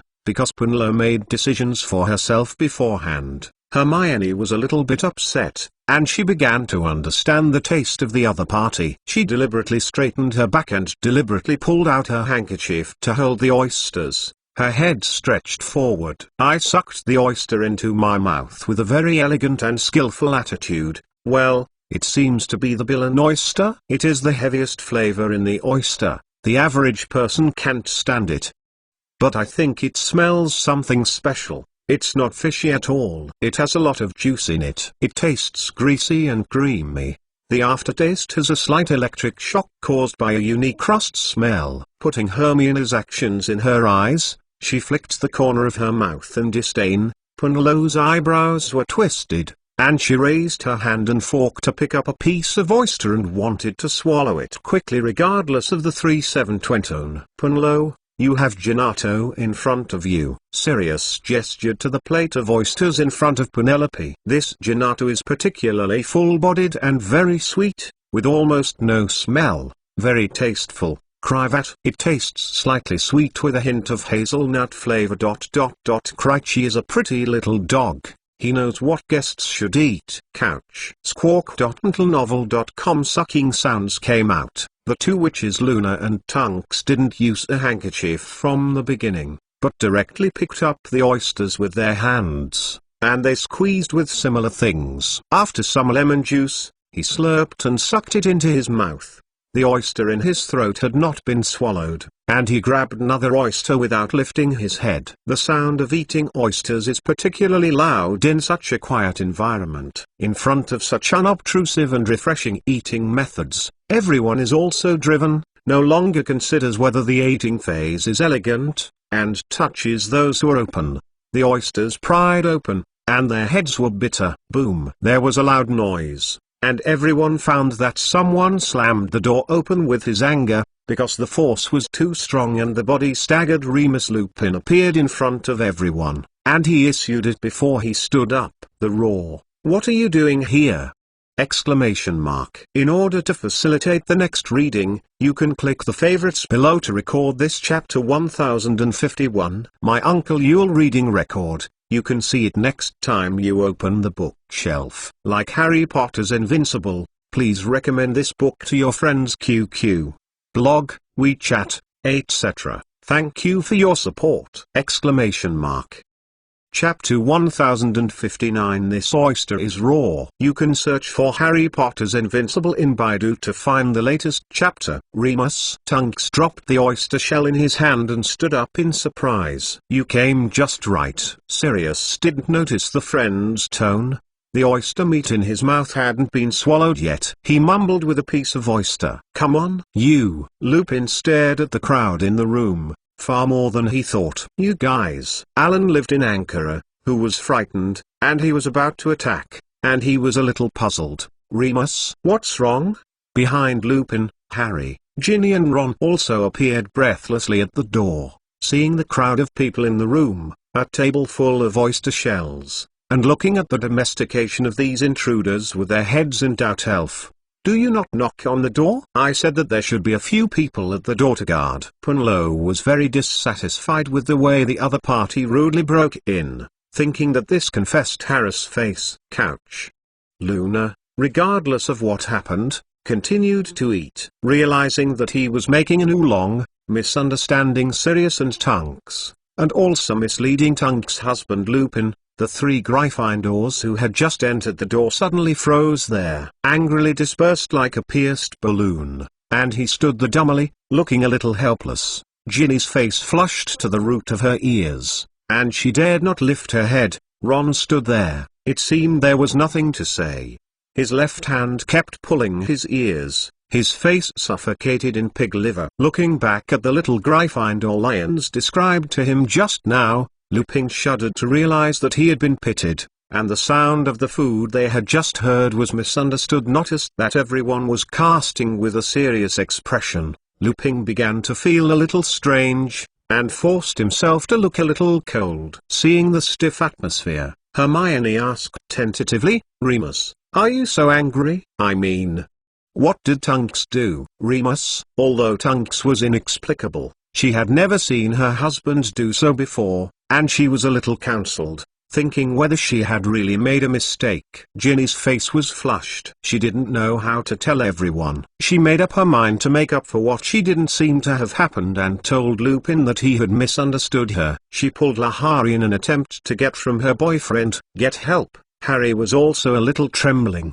He didn't know how his godfather would react to knowing his great destruction. Ron seemed to want to speak, but Lupin, who noticed this, stopped him with his eyes. And Remus kept his stereotype so dumbfounded in the more heavy atmosphere of the room. Lupin glanced at those oysters, eyes lit up, and he kept his voice stereotyped, as if forcing himself to admit an unpleasant thing. "Tonks is pregnant." "Oh, great. Awesome. Congratulations." Tonks screamed. "Remus, didn't we say that we shouldn't tell others first? But you are pregnant and you are eating raw seafood." "I have to do it," Lupin said. His tone was almost indifferent. "This oyster is raw." "You can refer to the kitchen, Gordon Ramsay, and find that the player does the scallops. Complained by the pregnant female customer is the appearance after birth." Boom. The door of the private reception room was knocked again. Rufus Scrimgeour, the director of the Auror's office of the Ministry of Magic,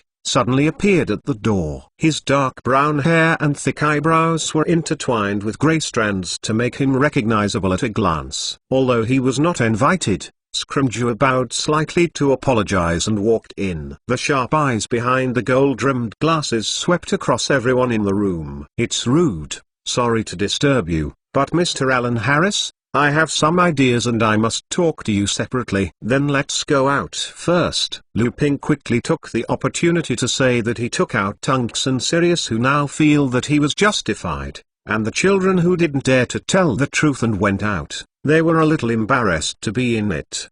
"Stay." Mr. Scrimgeour's sudden visit. "What can you tell me?" As Alan's words fell, the door snapped and the room door was closed again. Scrimgeour's thick eyebrows were frowning, and his sharp eyes swept across Hermione and Punlo and Luna eating oysters, saying directly, "I'm sorry, Mr. Harris, if I can, I hope I can talk to you alone a bit." "Who do you think you are talking to?"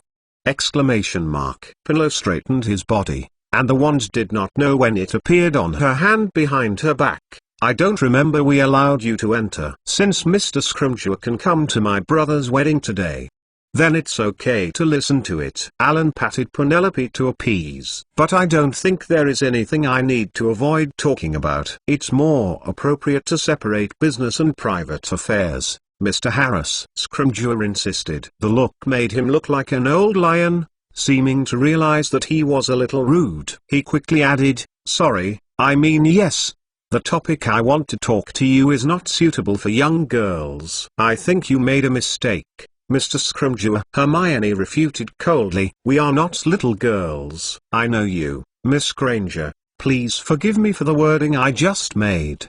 What I want to talk about is guaranteed not to involve any commercial business. Just that I think the matter to be discussed with Mr. Harris is not suitable for you to hear. I think it is best for some ladies to go out and wait for a while." Scrimgeour's gaze swept over Penelope's wand. "This entanglement will only waste time. Aragriva, please take the big picture seriously." "Enough. This is not the Auror's office." Penelope sneered. "Not to mention you can't order me." Alan put Anchor on his lap and hugged him to feel the tense atmosphere. He said bluntly, "Mr. Scrimgeour, on this occasion today, either say so, or please come back." Scrimgeour frowned more tightly. "Mr. Harris, The intelligence I want to talk about next is very important. Don't say it if you don't want to. Alan's indifferent voice choked Scrimgeour's words in his throat. Penelope raised his chin, and immediately said, I didn't arrange for you to meet. Scrimgeour suppressed her temper and glanced at the female error, then nodded helplessly. Well, since you insist, but I still ask you to think about it, Mr. Harris, please at least. At least let Miss Lovegood avoid it first. Scrimgeour pointed to Luna. He had been investigated by the people around Alan. This Luna Lovegood was crazy, and she looked unreliable like her father. He was worried about this crazy girl. Will accidentally say leaks. You said yours, and I wasn't listening when I was eating. You were reading www.uukanzu.com. Luna sucked into her mouth with a chuckle in her hand without lifting her head. Okay, let's talk together. Scrimgeour's cold scrutiny glanced over the three of Luna. He sighed heavily and seemed to succumb. He said lowly, Mr. Harris.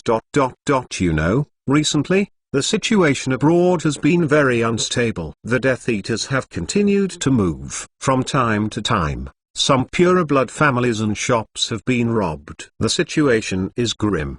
The magic world is panicked and the loss is serious. If this is the important information you said, you can go back to Director Scrimgeour. Punlo sneered contemptuously. I don't think I need to call the Ministry of Magic Internal Information to see this information. Scrimgeour seemed to be very annoyed with Punlo's attitude, but he still suppressed his emotions. Miss Griver, please let us put down the contradiction in the office temporarily. Don't bring it here. Scrimgeour, after speaking, he approached Alan 2 steps and said in a low voice, Mr. Harris, I got a message. The mysterious man you drove away has appeared in Germany. He seems to be looking for someone or something. You know what does this mean? In order to facilitate the next reading, you can click the favorite below to record this chapter 1052. This oyster is raw.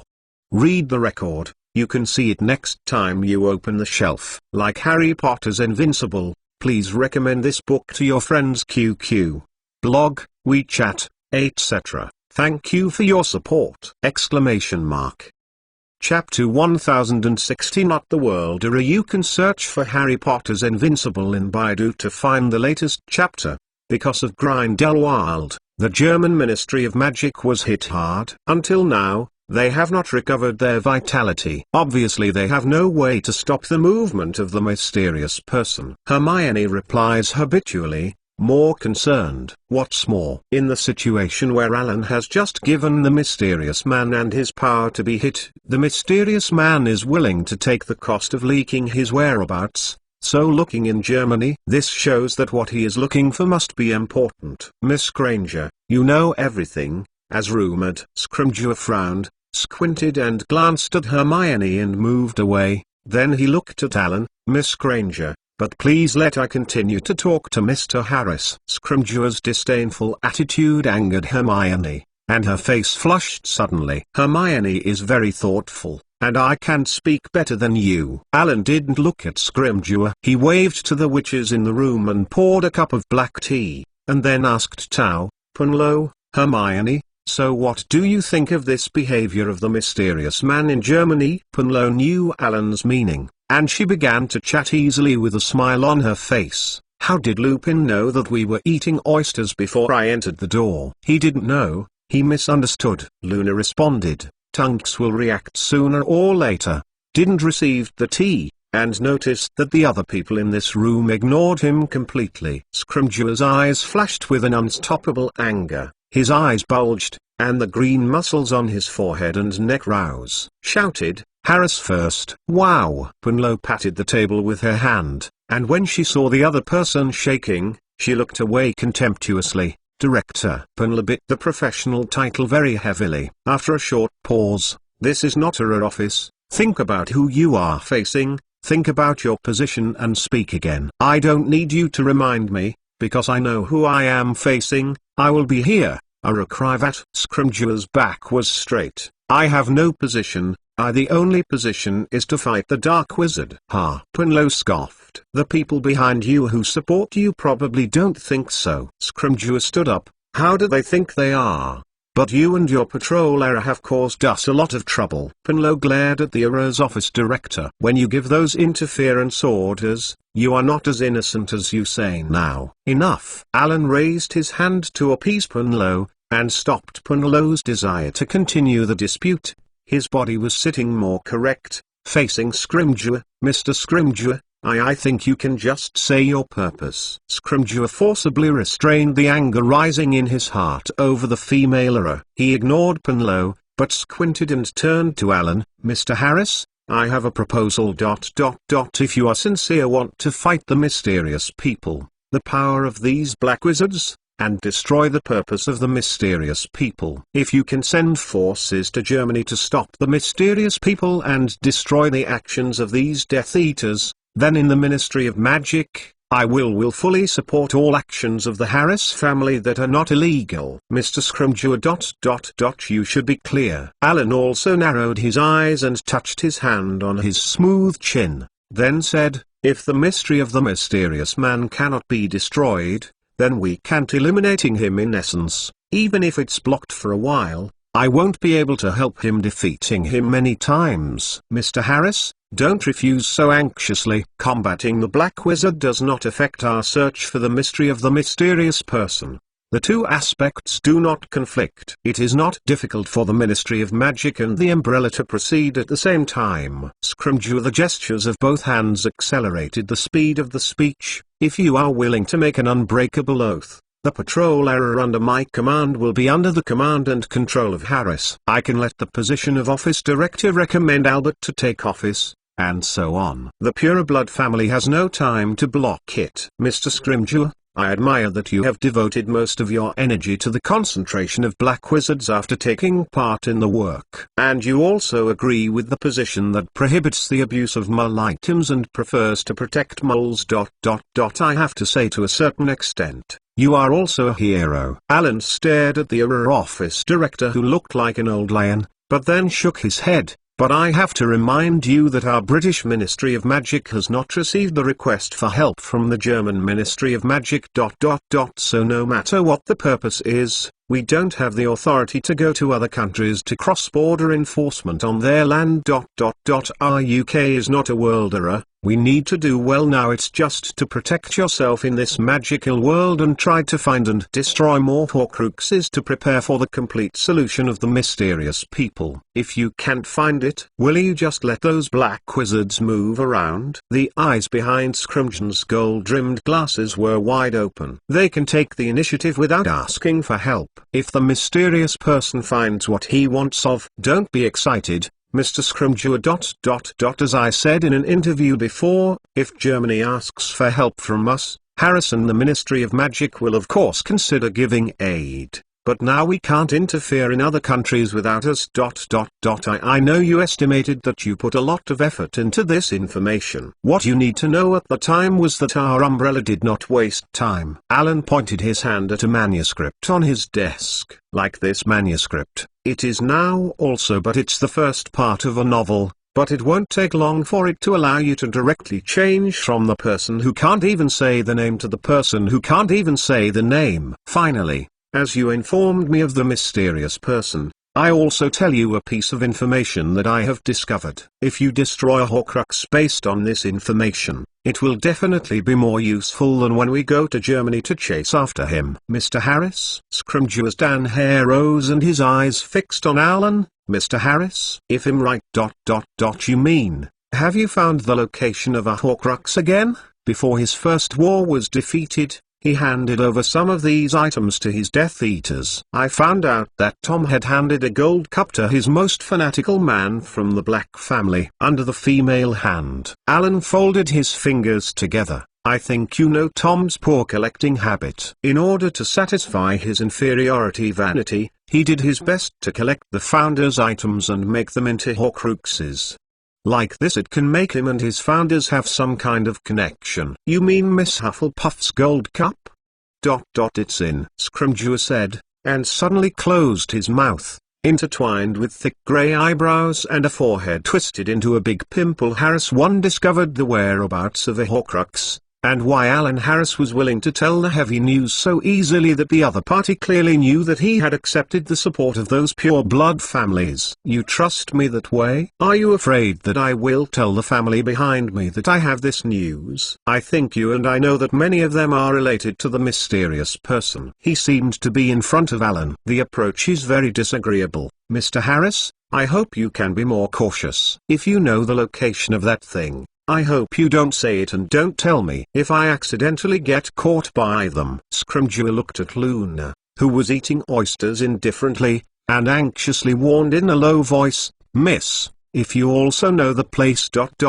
please keep it secret, and never let this matter be disclosed to anyone, or the creature knows that once the news is leaked, the mysterious person will definitely change the storage location. If you want to find the exact news again, you don't know how much it will cost. I believe that even if you are caught by a mysterious person. Novel.com, no matter how you are tortured, you will not inform the enemy of this information." Alan looked at the other person in a serious way and tried to hold back. "I know you have done a good job in occluded brain surgery. I heard that you have also been trained to fight Veritaserum. I have been doing these preparations since I started preparing to fight him." Scrimgeour straightened his back again. "But even if he is defeated by you, he is still black for us. Demon King, I am not sure if he can detect it by any other means." The mysterious man didn't learn... Oh, sorry. "I don't want to listen to your conversation," Luna said lightly,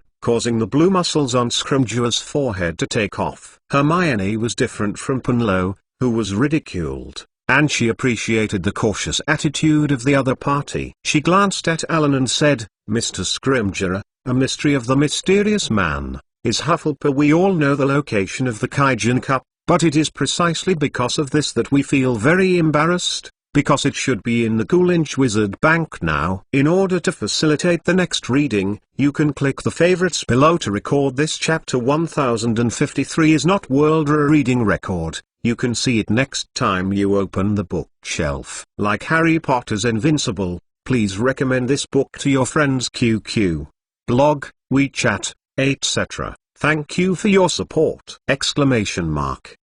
Chapter 1061 Respect. It's too difficult to take out things that don't belong to you from the Gling Pavilion. The goblins will protect their wealth at all costs. Hermione spread her palms and shook her hands to the outside. Her voice was a little helpless. The goblins have no good feelings for the wizard, and they will never take the initiative to cooperate.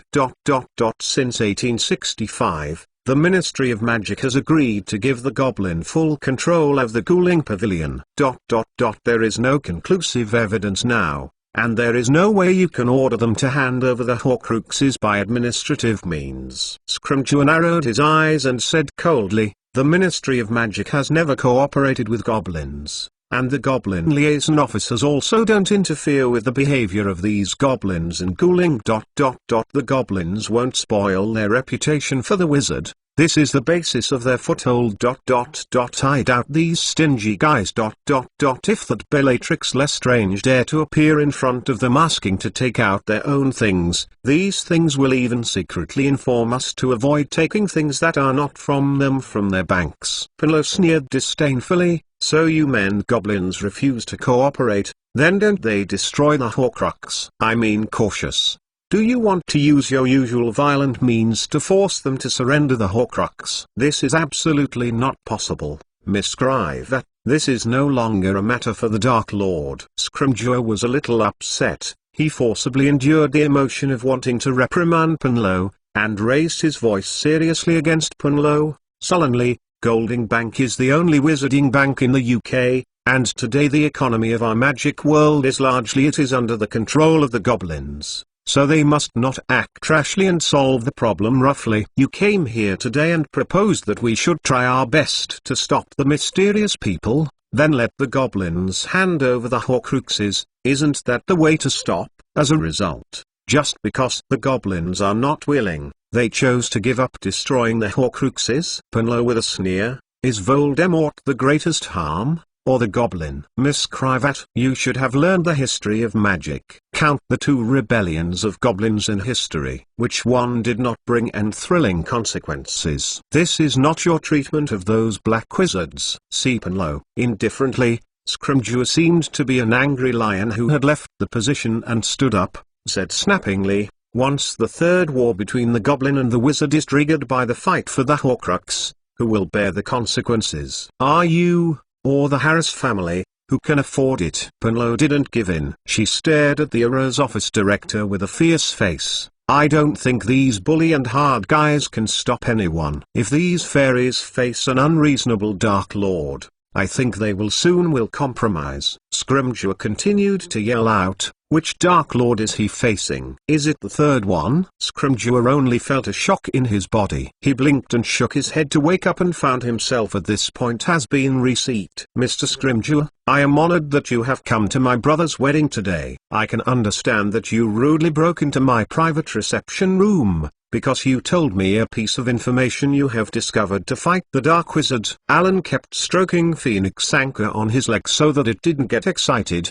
but frankly, you never really wanted to cooperate with me because you were afraid that I would become the third Dark Lord. Scrimgeour's tone softened: You should be aware that your family's style of behavior has made many people uneasy. I understand. Alan raised his gaze and watched Scrimgeour nod, while his finger was hooking on Anchor's chin and the bird narrowed his eyes comfortably. You have been driving hard and committed to you. My goal has been to achieve today's achievements and status without relying on others for so many years. If it is not forced by the situation, you will not go with those pure blood. If it is not forced by the situation, you will not want to come over today and I make friends. You tell me you want to cooperate with me to support my family. But you have no respect for me. You don't even want to call my principal.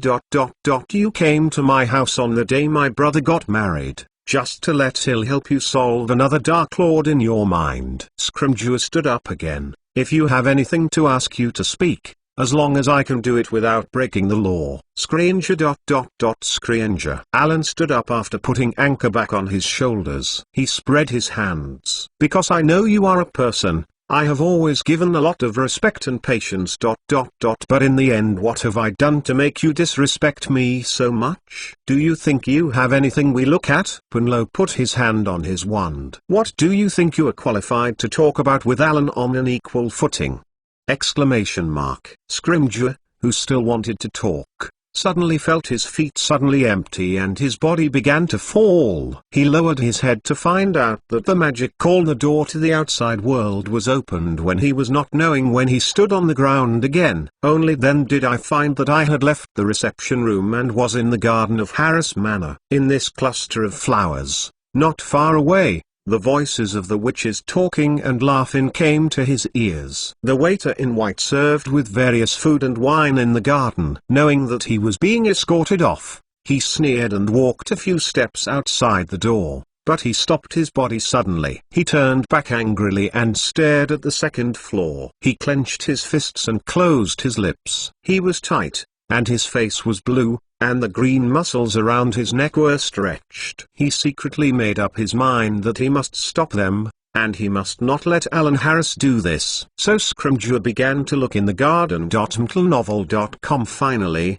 he saw Dumbledore's pointed wizard hat shaking back and forth on his head. He quickly walked a few steps in the direction of Dumbledore. He thought to inform the other party of what had just happened in the reception room. Since Harris did not accept it, he planned to try to contact Dumbledore, even if he and the White Wizard had been in disagreement for many years. But without taking a few steps, Scrimgeour stopped, because he approached and found out that on Dumbledore's side, several Phoenix and Little Wizards had formed a circly boy who would never die. Lee Porter didn't know why he sat on the ground, but he could see that he had taken off his glasses and felt a little uncomfortable, rubbing the wizards around his eyes. Realizing that it was no time to speak at all, Scrimgeour turned around and strode meteorically away from Harris Manor. He planned to make private contact with Dumbledore later. And Harry, who was surrounded in the middle, was sitting on the ground, and Dumbledore was raising his hand to vacantly attach to Harry's forehead.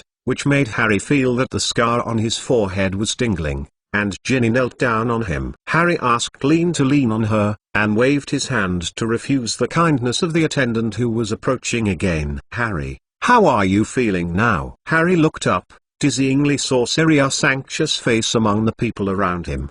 Because he didn't wear glasses, his godfather's face looked a little blurry at this time, and he swallowed. "Spit, Sirius, I'm fine.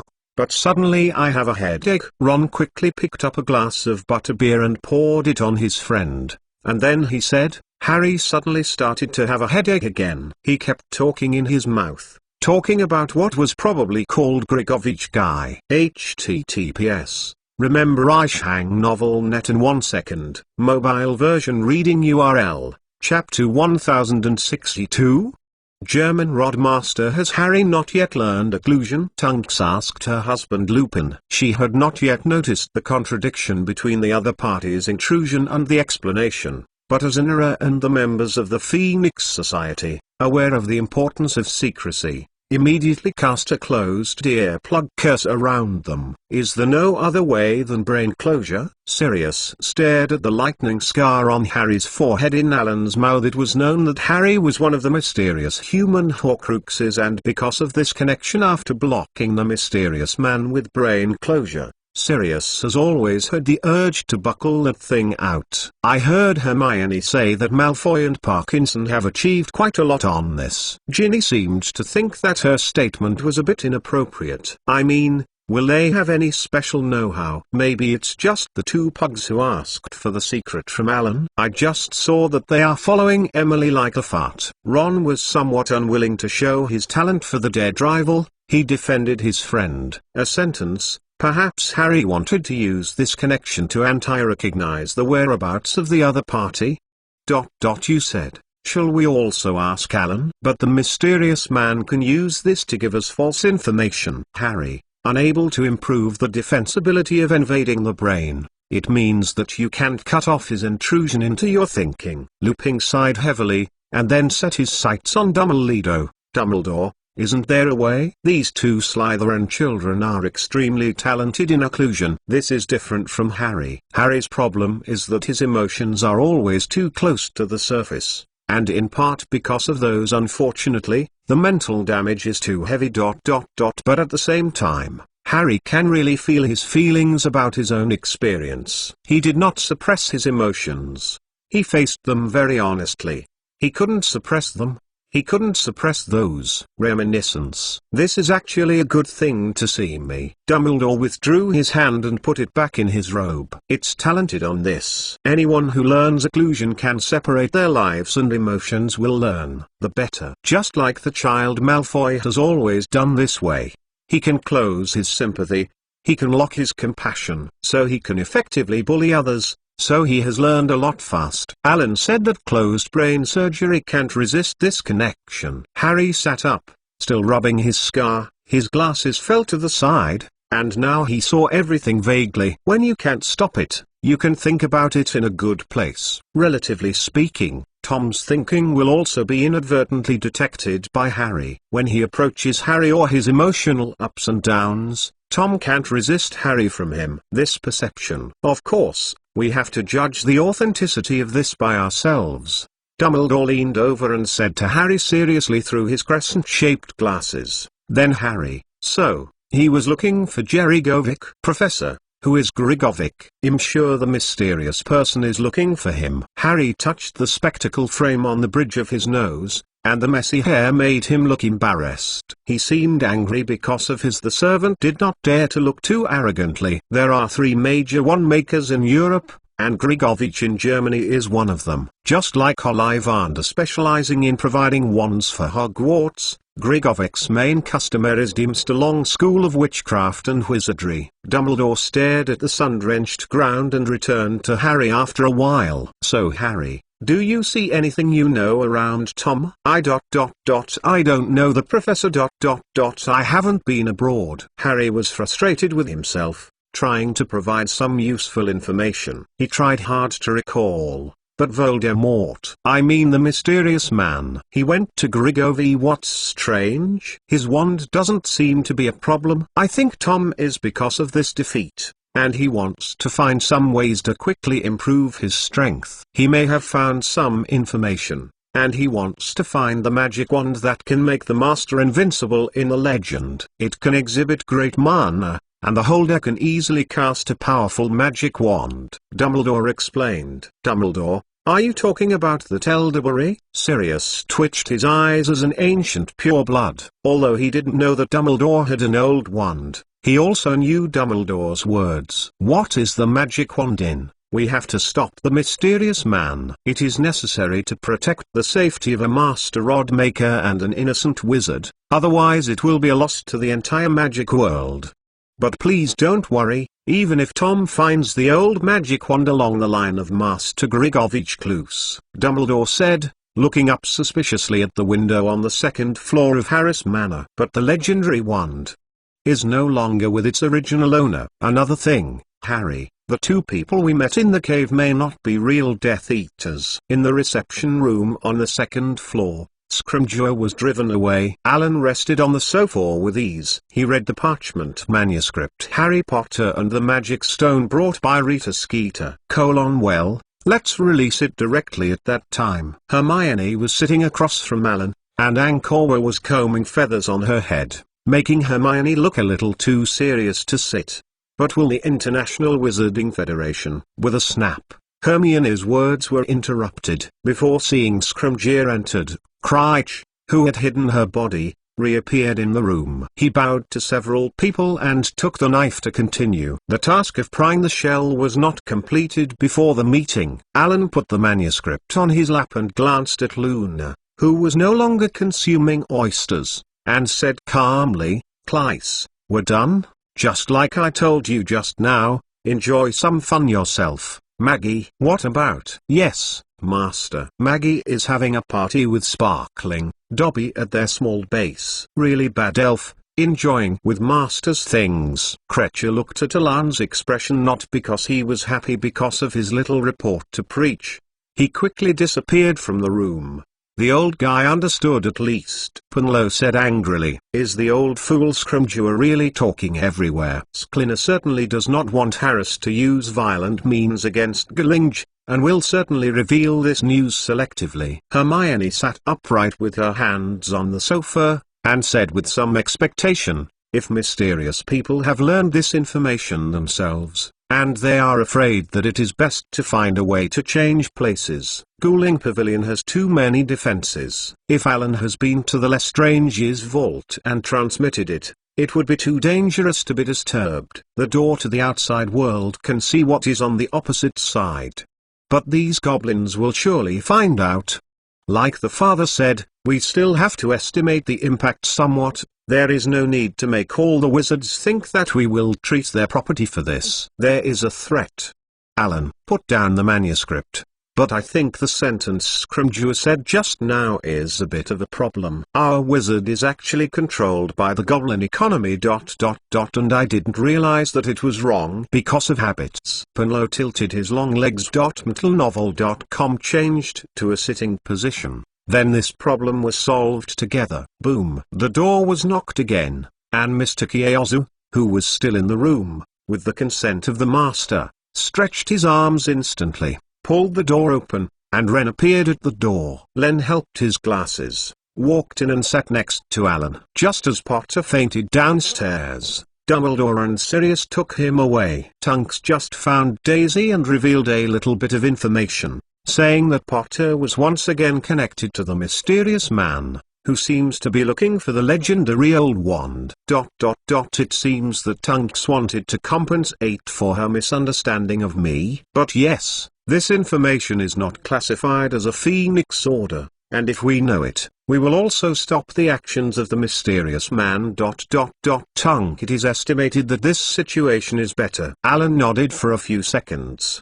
Tom is estimated to be defeated by me and eager to improve his strength. so I don't know where I got the news of the Deathly Hallows. To learn about the old wand from the mouth of the German rod master. The legendary old wand can make the master invincible. Alan, if you really find him, he will definitely come to trouble us. Ren's tone was a little nervous, and then realized his brother's ease. He tentatively asked, Alan, are you doing this? That if the mysterious man has an old wand, can't beat you? He just had the old wand and it was just a little more troublesome than it is now. It made me guess it was not good to take my hand in the duel with him. Don't worry about Len, Alan said with a consolation, and suddenly he couldn't help but smile. I was struck by the effort, but the old wand is in Luna's hands. Sorry to forget to tell you and your father before. HTTPS. Remember Ishang novel net in 1 second. Mobile version reading URL, chapter 1063? Vomit surprised Govardron in an instant. He immediately looked at the mad girl lying on the sofa with a hiccup on his side. At the sight of Ron, Luna turned around. Ron with her silver-grey eyes looked at each other for a moment, until Hermione issued a reminder. Luna ... I think Len wanted to see the old wand. I know ... I just don't want to touch it with my hands, Luna said reluctantly. She took out a package wrapped in blue cloth from her waist bag, and then carefully opened the package to reveal the true meaning of the magic wand. She pinched the root of the wand a little with her fingernails. It seemed that she didn't want to let her hand stick to the wand. Then she twisted it in front of Ren. Len looked at Luna's cautious posture. His back straightened involuntarily, and the raised hand could not help shrinking back. Luna, you are so careful. It is dangerous. How should I take it? Update. The fastest mobile terminal didn't answer immediately, so Luna let go and dropped it into Len's hand, panicked when she saw the wand drop. It's not dangerous. Just take it. I just think it has an almond smell. Luna seemed to be afraid that the almond smell she said was passed into her mouth. Her mouth opened slightly, and her voice was a little vague. For crazy girls, they often say some crazy words that are confusing to others. Others have already been accustomed to it and will not be surprised. Ren gave up the idea of exploring the truth and focused on the 6 sections of the Elder Wand. Punlo looked a little unhappy. Looking at the old wand, he muttered quietly, if you give it, you will cherish the litter and not be afraid to break it. The old wand is the least emotional, the most calm and cruel wand. It only considers the ability. Other wands will have a certain loyalty to a wizard, so even if you are used to accept your weapon, but continue holding the wand, even if you fail in the war, but still holding the wand will serve you. They will not give up the wand owner so easily. Of course, if a wand chooses a capable person, they will prefer their chosen master. Alan, who is also a wand master, explains the characteristics of the wand. However, this old wand is different. It is only loyal to ability, so it is completely without emotion. Yes, it goes with the power. If you win, then you win the wand. So some legends say that if you want to own it, you need to kill the original owner is wrong. You only need to defeat him. So I set up a trap and got it from Dumbledore, avoiding further conflict with the White Wizard. And the old wand may make our spells more powerful than our mithril wand, but other functions are not more suitable for us than the mithril wand. Hermione put the laxative into the crystal basin as a hand.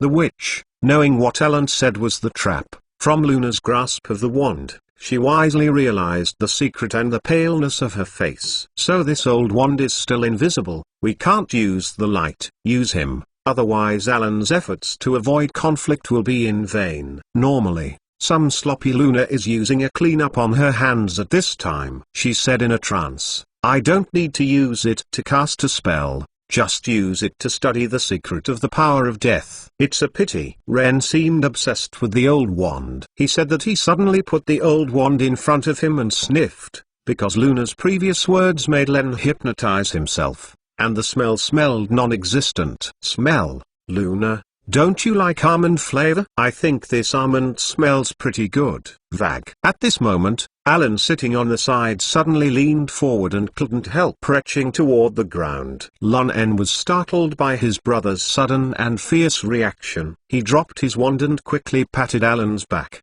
and asked with concern, "What's wrong? What's wrong with you, Alan?" "What? Really smell of macaroons?" Luna's eyes protruded, and she leaned forward, unable to restrain her retching towards the ground, and then turned into real vomiting. "Those oysters were spit out." "Macaroon?" "Dumbledore was happy for some time last semester."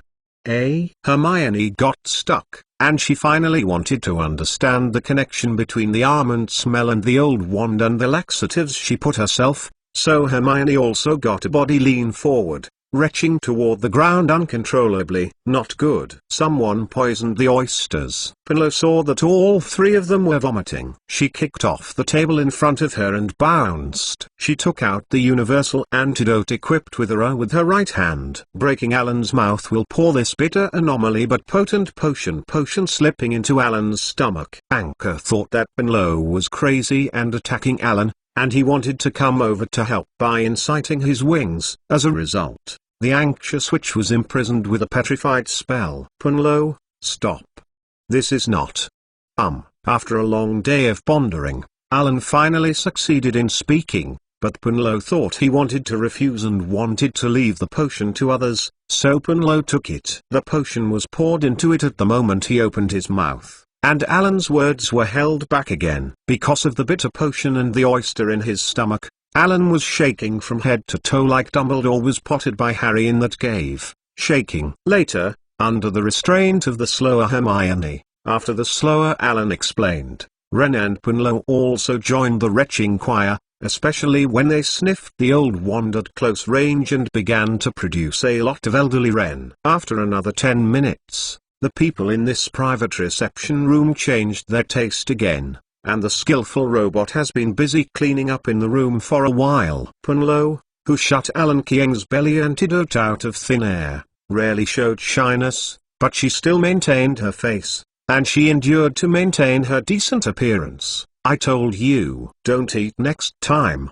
There are so many oysters. They all eat badly." Having finished speaking. mtlnovel.com. Pinlo squeezed a smile stiffly at Anchor, who was seeking comfort on Alan's thighs, without showing jealous expression, which made Hermione sneer at the heart for Pinlo. It was almost like she was apologizing. Lun leaned his whole body's strength against the sofa and gasped. He gave himself a sip of tea. "Luna, what do you say next time? Please be clear." The stomach tumbling felt a little relieved. Alan put down his hands rubbing against the bridge of his nose, looking up at the look of Ren who didn't want to leave at all. He looked suspicious. Seeing Ren's past style, he lost people will leave very neatly afterwards to avoid ridicule and embarrassment, but now it has obviously been slowing down, but staying in the room for so long has no intention of leaving. So he decided to dissolve the current atmosphere of the scene, and actively asked, "Lun, what's next?" "It's okay. I mean, it's not a business." Ren coughed slightly more than usual. "Alan, today's weather is so good. Shall we fight Quidditch after we vomit?" "I don't even know that you are so obsessed with this sport." Alan raised an eyebrow and looked at the elder brother. The girls in the room also watched the Harris chief. "The Harris cousins, new cousins?" asked Ren.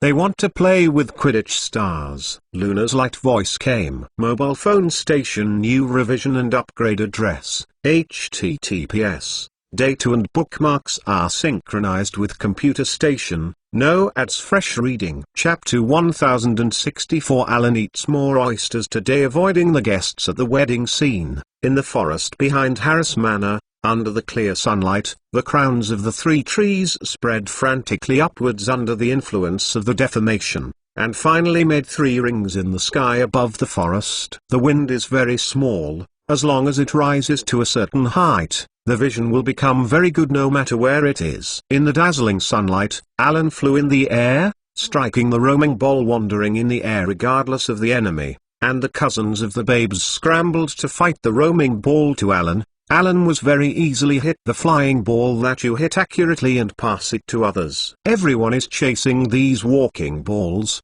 and the atmosphere is very relaxed. The cousins of Meiwa seem to have been prepared before they came. They have faded their evening dresses and put on sportswear. They are surrounded by the world's best golfers and thrown to Alan with great excitement. Various problems. Although I don't know how they fly, the three cousins named Natalie, Dylan, and Alex can be seen from their problems. They are really fanatics. Odd fans. Ren was squeezed into the outer ring somewhat, although he also liked Quidditch, but when he faced his brother and cousin, he felt that the things in his stomach could only make him look more like a layman, so he can only appear somewhat awkwardly staying in place. Only when Alan took the initiative to bring the topic to him, did he reply a few sentences. After Alan was forced to show some Counter-Strike skills, the cousins of the elves were not satisfied, and it seemed that they wanted him to do more. Alan had to demonstrate several flying movements, and also explain the action essentials of this trick with conciseness and clarity. Alan dragged Ren and pushed him towards these cousins. Let the elder brother start to hit the ball to these cousins from different directions. Let they try to play with what they have just learned. Ren dutifully hit the wandering cousins to these cougar cousins, but the result surprised him. When the girls flew into the sky, everyone's posture was very beautiful and consistent with their love of Quidditch. However, as soon as the walking ball approached them, they would scream and froze there, completely forgetting the tricks Alan had taught, as if they could scare away the walking ball with the sound waves. After Ren had to use magic to throw away the ball that he passed, the safe people would chuckle there again, blaming each other with tongues and mouths, and it was almost wasteless. Empty and beautiful idiot. Punlo stood in the shade of the tree, vomiting coldly, not sure whether he was talking about these cougar cousins, or about the constant efforts to serve and save people. And because Punlo understood that Alan was creating opportunities for his second brother, she could only tolerate no more attacks and not make them feel more uncomfortable. Let me say that Harry had never met such a silly girl before selecting his teammates. This is stupid than the selection of Hufflepuff girls who came to participate in the Gryffindor Quidditch team. Hermione shook a fan that turned into a leaf from his hand. It seems that Ron didn't understand that this was Alan creating opportunities for him, but he was teaching them to play seriously. Oh. This ball served, it's too hard. I mean, he shouldn't be too serious at this moment. Hermione, you shouldn't have urged me to do my homework on vacation. Luna, who was lying on the grass under the tree, turned to Hermione and said, I will like you more like that. Hermione pursed her lips in disapproval. This is different. I know you are Ravenclaw, but what you have learned before may not be able to deal with your next year's NEWT exam. Luna mumbled, a large tree leaf on her head to block the sunlight. I don't necessarily go to the exam. At this time, although it was afternoon, the summer sun became more and more intense. Under the blue sky, these figures flying in the air were shrouded for a while. The cousins of Meiwa all had red cheeks and sweaty hair. The silk was on their foreheads and cheeks. Seeing Len seems to be indulging in Quidditch himself, Alan feels that it is not a way to go on like this. Cousins, Ren, let's take a rest. Alan stopped the event, and he said to the sweaty Ren and the cousins, sorry, I just ate too much oysters, stomach, I'm not very comfortable. I can't play anymore. Would you like a cold drink? Then Alan, you rest in the shade first. I'll take ice to drink. Ren remembered that his brother had just been potted by Punlo. He glanced at Alan worriedly. He wiped it, put the sweat on the forehead. What do you want to drink? Today, the Three Broom Taverns brought a lot of drinks and beverages, which are particularly rich and contain a variety of flavors. It is more appropriate to choose it yourself. Alan glared at Ren, and Ren stopped talking, and then Alan faced my cousins. Today's champagne tastes pretty good from Corsica, France, but you can also try my mother's elderflower champagne, which is refreshing and interesting. These hot coquettish cousins are different from Ren. They are fascinated by the countless men. They understand the cousins' careful thoughts, but they did not refuse the proposal, and the party finally flew from the air in a mess. Then they as Len walked away.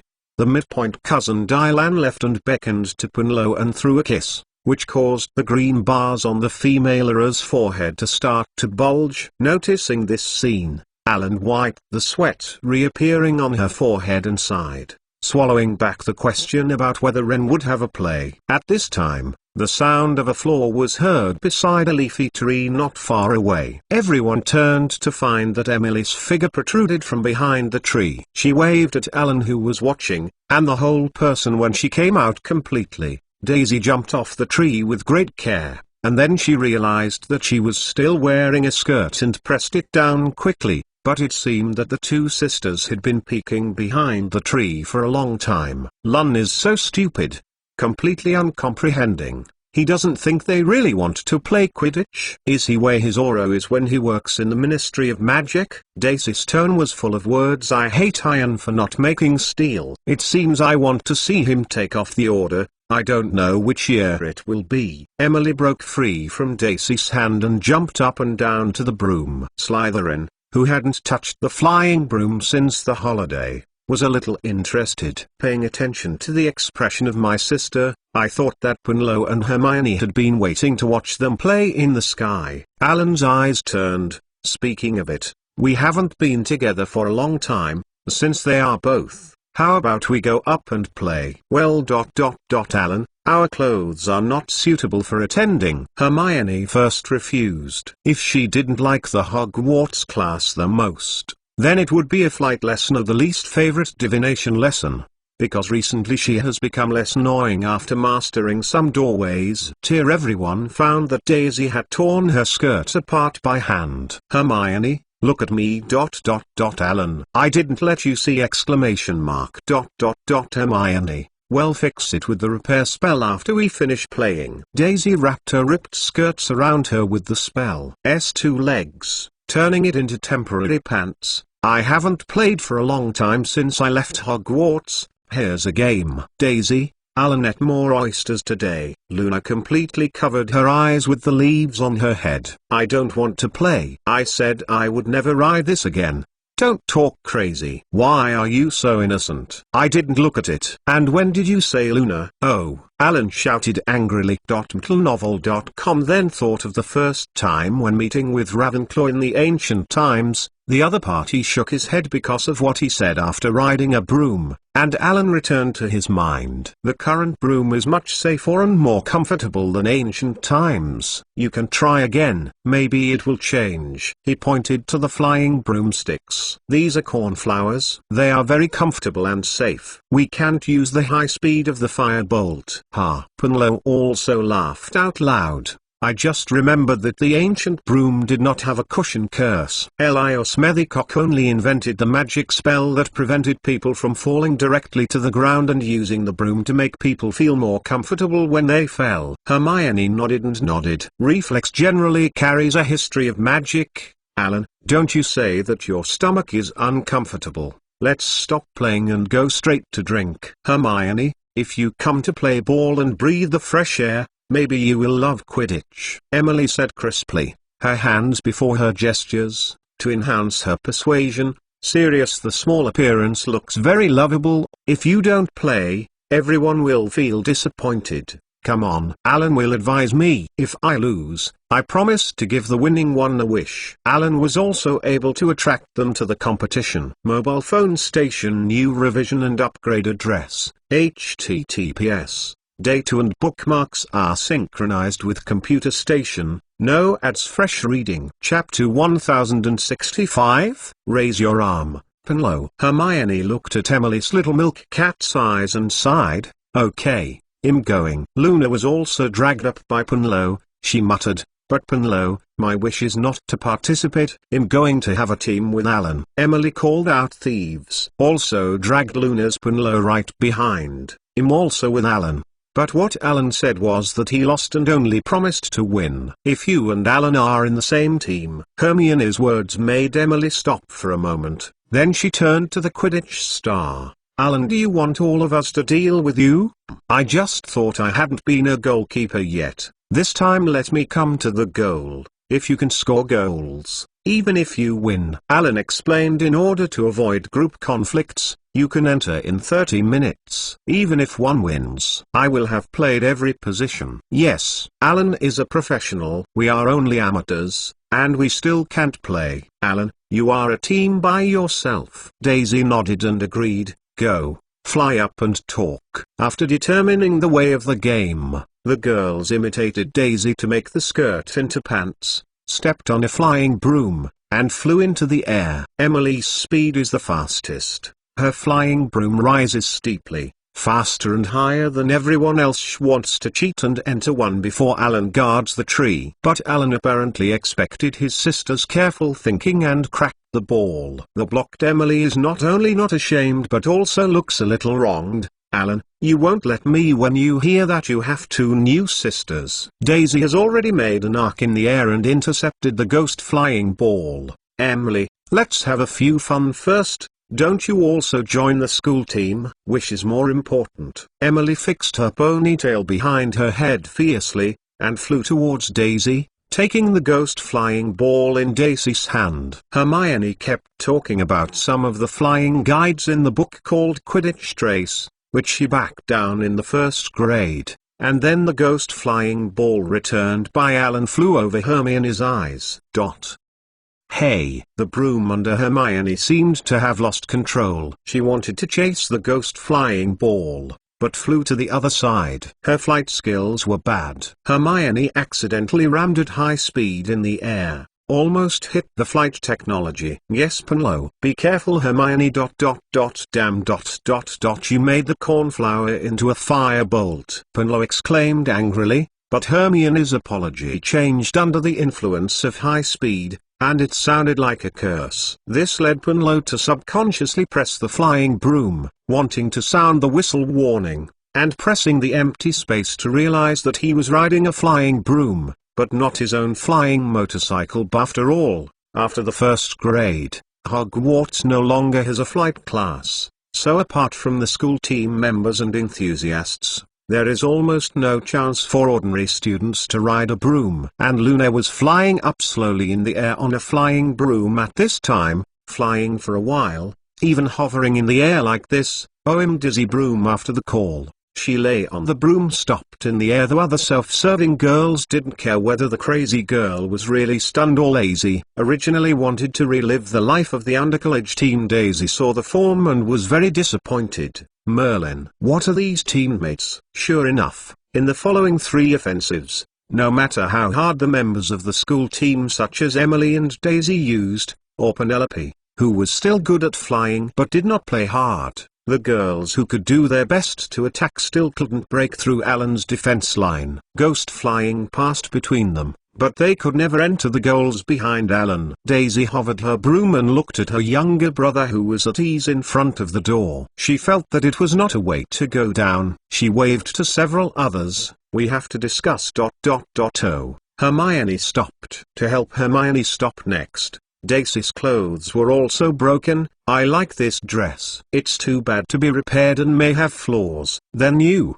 Now there are 2 dresses. Penlow approached and put together a few brooms for a long time and finally got together. Alan calmly crossed his hands and stood in front of the tree ring, very gentleman's waiting aside, not to overhear the ladies' discussions. Sorry, Daisy. Hermione, who was stopped by Daisy, had a different expression from the previous disgusted flight. Although the technology was still bad after the continuous high-speed flight, her expression seemed to find some fun. She blushed and took the initiative. Asked, next, what shall we do? Daisy glanced at Alan's relaxed look and wanted to beat him, but she saw a trancer like Luna and a serious Hermione with big heads, but still raised her arms to let teammates put each other on each other. Hold your shoulders. Like a real team, they form a circle and bow their heads. We have to find a way. It won't work hard. Daisy whispered. Half an hour is coming. But how can we beat a professional player? Penlow said with some frustration and with some joy.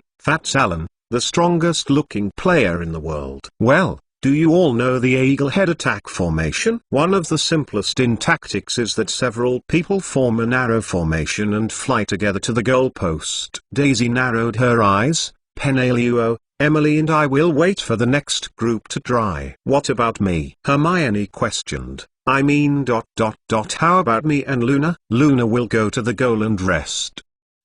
I mean stop to interfere with the sight. As for Hermione, Daisy finished talking and just wanted to make the same arrangement for Hermione, but looking at the other party's serious look, only it can be said in disobedience, Hermione, you can fly around freely and interfere with Alan's sight. You fly really fast. Hermione, who likes to complete the plan, was even happier.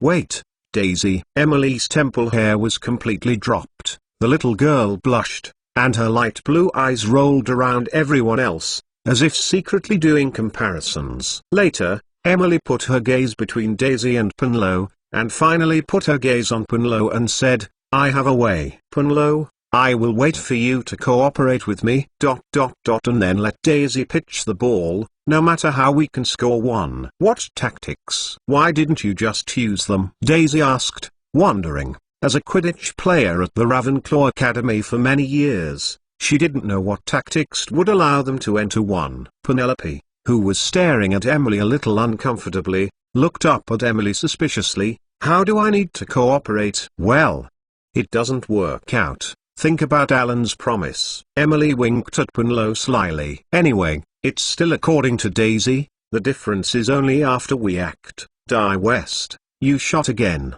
You will naturally know when it is appropriate. It's good to earn a wish. Luna looked at Emily and laughed out loud.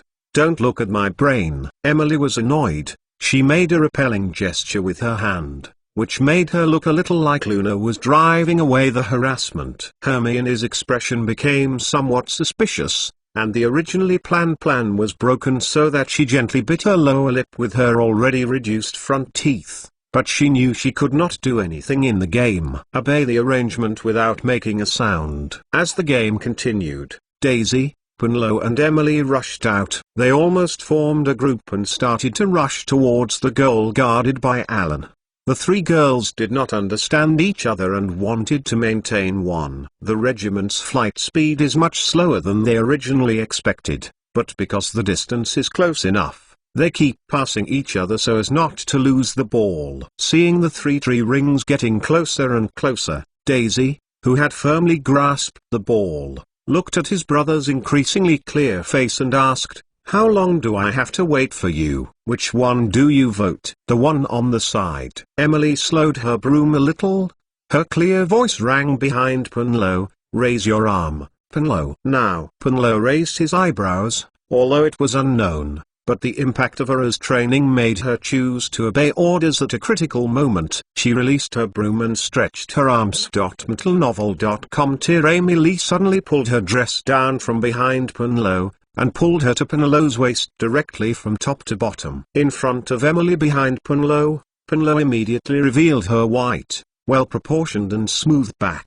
In the middle of the back, a clear back groove straight down, concealed in the waist trace of the thin trousers, making the female Aura's back look slender and stylish, attractive back. And this is just her back. Facing Alan of Penelope, he was easily beginning to fly to the tree ring that his sister wanted to attack. Under this sudden surprise, he looked straight at him, and the whole person was stunned. His eyes could not help being straight. He froze on Penelope, completely forgetting his duties. Hermione, who had already flown to Penelope, now came out with a red face. Her ears were red and her mouth was stiff. Her broom was out of control again, which could not have been achieved by the cornflower. The speed soared towards the woods. Bang ... Bang. Alan, who was completely engrossed in his hand, still kept the action of trying to hit the ghost flying ball and hit his head directly on the tree ring. The head of the flying broom broke off in the air, and even the person began to fall from the air with the broom. Luna's light voice sounded in the air, and she waved her hand and cast a spell on the falling Alan. Elios Music's shock-absorbing curse in 1820. Mobile phone station new revision and upgrade address. https. Data and bookmarks are synchronized with computer station. No ads. Fresh reading. Chapter 1066. Hacker's Bookstore. After the sunny and beautiful day of the wedding of Albert and Fleur, The UK continued to rain for a long time. Although the rain is temporarily stopped in London today, the sky is still overcast. Alan accompanied the Crivat family to the Piccadilly Circus, the centre of the Soho district. His gaze rested on a statue of Eros standing upright in the centre of the square. London Piccadilly Circus was designed by Nash in 1819 to realise the Regent's dream of connecting Carlton Palace to Regent's Park. This statue was sculpted by Prince Albert, and it was also the first statue made of aluminium. But at that time, when the statue of the whole fruit was placed in this square in 1893, it caused dissatisfaction with Victorian guardians, but the idol quickly became a symbol of London. Mr. Crivat introduced to Alan Mole's knowledge of the sights, but his eyes kept looking at the blue bag on Alan's forehead. Now it's often used as a place for dating. There are always London lovers around the statue, Mrs. Crivat said as she watched her daughter and Alan laugh. But she couldn't help but put her eyes on AI. On the big bag on Lun's head, Alan is on your head. Why don't you heal with your magic? I mean, I accidentally broke my hand once before, and Punlo didn't let me go to the hospital, almost instantly help me heal. Mom, you don't have to worry about it. Although Punlo blamed her mother for her troubles, her expression seemed a bit complacent. Alan's mouth froze for a moment, and he managed to keep his expression intact. There was a little accident when I played Quidditch. I lost my bet with my sister. Her request is that I can't heal my forehead with magic scars. At least not until I want to attend a formal occasion. If you don't go home today, it can be cured. The Ministry of Magic will award you tomorrow. Daisy is not so cautious, and her wish has been fulfilled. Punlo looked at the big bag and felt a little eye-catching. Then she said to Alan with a smile on her face, "Yes, Alan, my parents decided to sell the law firm and move to the magic world. Your young people are really energetic," Mrs. Crivat said with some admiration. Morgan Le Fay is very good at taking care of both his family and his career. Unlike me, Owen is really a man of skill. Lipe offered a job and participated in the Ministry of Magic's work to revise the law. Letizia and I have to study the laws and cases of the wizarding world before we can formally do this work. It feels a little bit confusing now, Mr. Crivat said with a smile, but Alan, Punlo and I, after her mother learned in depth, she discovered that the magic world is not as we imagined.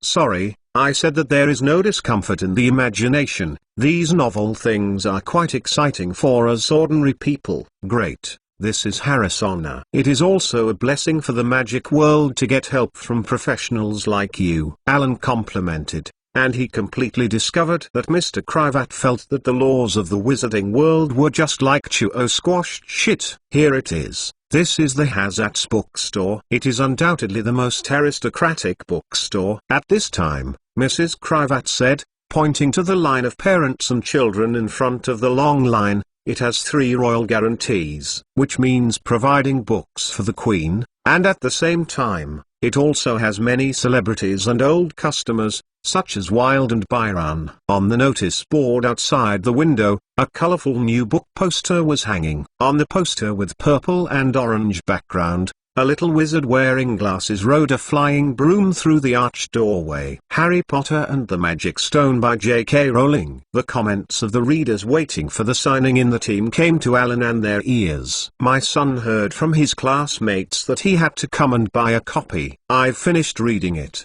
This time I came for the signature. It's amazing. I can construct such a magical world. But that Voldemort is really terrible. My sister is 13 years old this year and still keeps talking about raising an owl. She thinks that Hogwarts missed her admission letter and wants to write to them.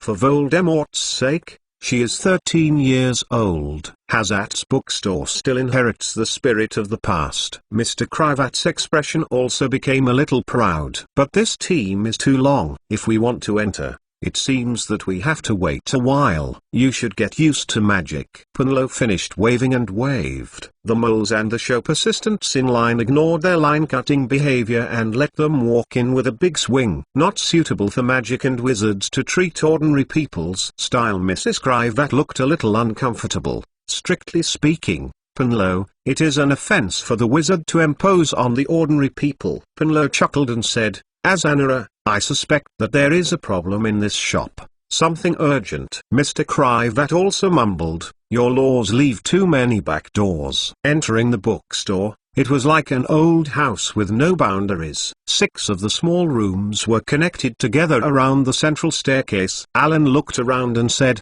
this reminds me a little of Hogwarts. Speaking of all, you wizards are really powerful. Mrs. Crivat introduced with great interest. This novel depicting your magical world has received rave reviews as soon as it came out, and the new author J.K. Rowling has gained fame in just a short time. I heard that this is the dark horse most likely to win the British National Book Award Children's Novel Award and the Smarty Book Gold Medal Award next year. But ordinary people don't know. Actually, J.K. Rowling's fame is even shorter. The wizard's ability is really powerful, so that the memory of ordinary people can be manipulated easily, making people mistaken for the book that has just been released not long ago. It was published on June 26. Mr. Crivat sighed, Lee dizzier, so it is the safest way for us to live unintentionally in a magic world. I only know now that the accidents that have occurred this year are not accident. The wizarding world has not been very stable recently. But the UK is not bad. Alan nodded. Penlow is already well known in the wizarding world. Sorry, Mr. Crivat, Mrs. Crivat, this is for you. Normal life has an impact, but please be assured that you can get enough security measures in the wizarding world. Went in along with the queuing crowd,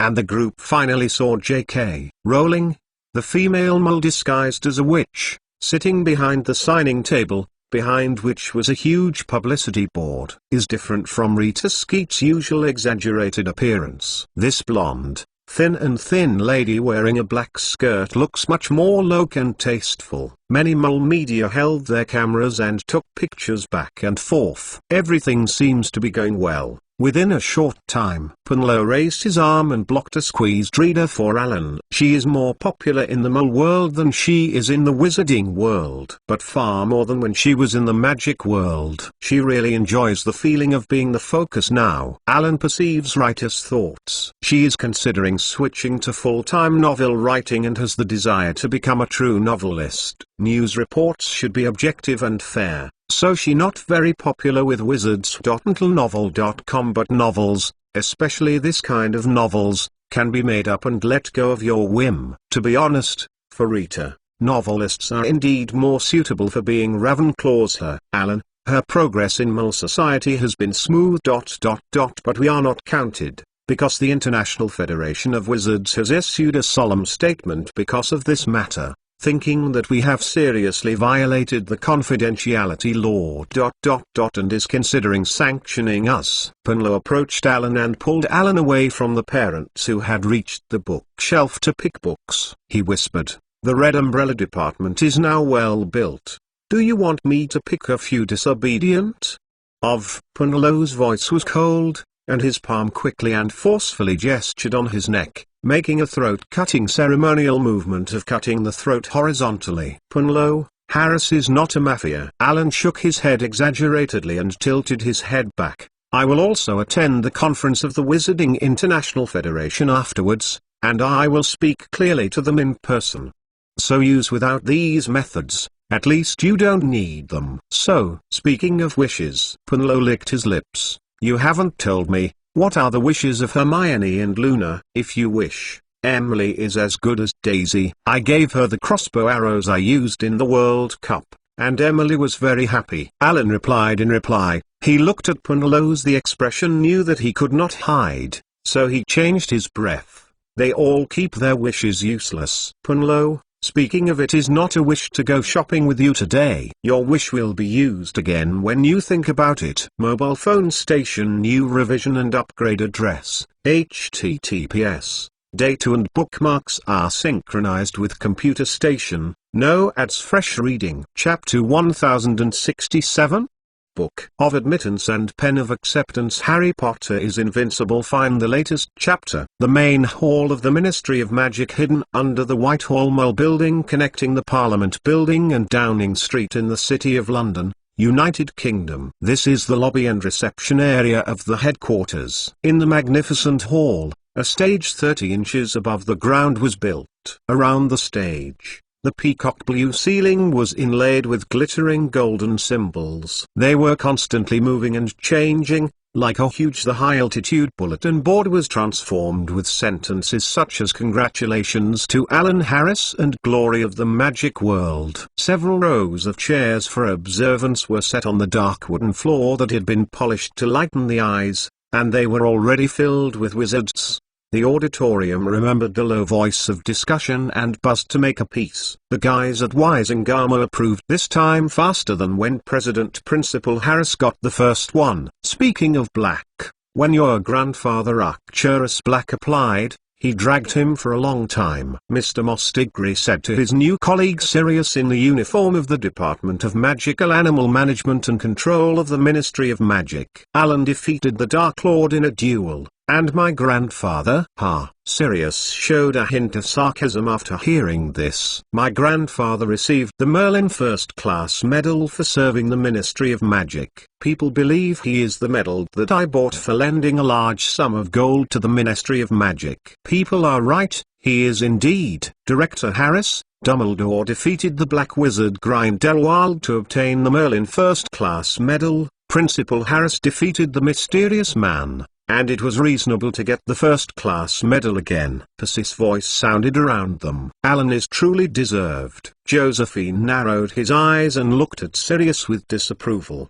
The ancestors of the Black family have been working hard for the prosperity of the family. This makes me feel very worthwhile. Respectful things. Sirius' eyelids flicked back and said, Josephine, do you want to suggest that I am a prodigal son? Call me Secretary Harris. The slightly sturdy female director straightened her spine gracefully. You are not in school anymore. All the discussion came to an abrupt halt when Merlin Jazz entered the hall, and the audience watched the ceremony quietly as the project proceeded according to plan. This scene was for both the honorary on stage and the witnesses below. It's no stranger to say, Alan Harris won the prize is really not something to be surprised. The ceremony was officially completed as the Wizard of Wisingama would have a green ribbon medal representing Slytherin at Merlin's graduation college, and don't put it on Alan's robe. After the applause from all the members of the Merlin Jazz, the ceremony was officially completed. After this somewhat perfunctory honoring ceremony,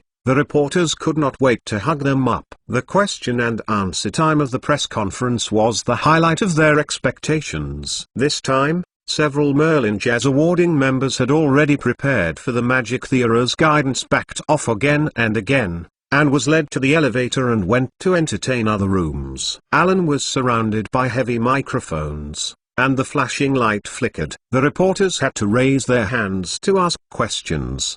They were afraid that the interviewee would not be able to answer as many questions as usual and would leave. Alan's eyes swept across the faces of everyone under the floor, and his voice spread throughout the hall. Gentlemen and ladies, thank you all for attending my honor-giving ceremony. I would also like to officially announce one thing. Today the Hogwarts School of Witchcraft and Wizardry enrolls students around the age of 11 as usual. As many people may have heard, the basic education of the wizard will also set sail, and the Wizarding Elementary School will be the same. 7 grades are set up, and young wizards over the age of 3 will be accepted before the school starts. As for the advanced education of wizards, the Wizarding University will announce the participation method a little later. Is it necessary to sign up for yourself? Isn't it an owl delivery? What can I learn from going to school at such a small age? Is it free? There was a restlessness on the ground,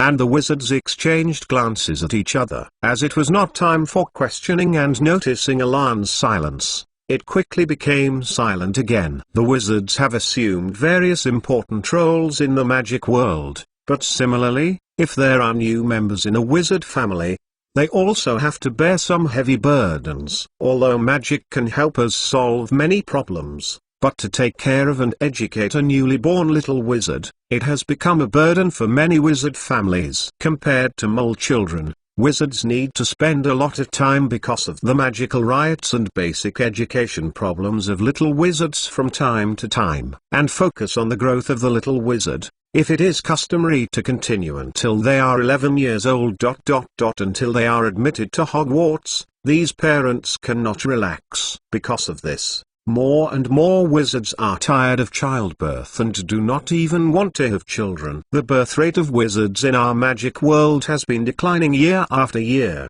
so the wizard primary school is nominally a primary school. But in addition to the basic courses of the upper grades, in fact for 3-year-old wizards who are too young, this is more of a welfare, just like the mole kindergarten, which solves the worries for the wizard family. Of course, the admission of Hogwarts College has not changed. It is still in the locked small tower of Hogwarts, a place where no Hogwarts students have ever been.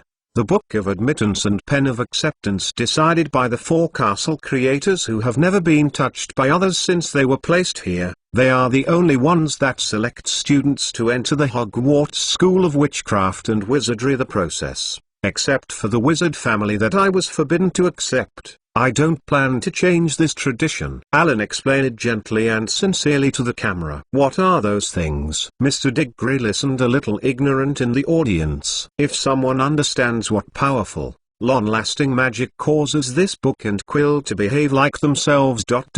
Amos, looks like you have a poor history of magic. It avoids those school administrators giving angry parents, they explained dully, because their children were not selected by Hogwarts. Josephine explained to his subordinates, the decision of this book and this quill is final. No child was admitted. The name was not engraved on the yellowed pages. Along with the peeled black dragon skin, a small silver ink bottle stood upright, and a long, faded quill stick protruded from it. What did you do to watch me? James and I slipped. What's so strange about going in? Sirius looked good. And we went in exactly at the exact moment.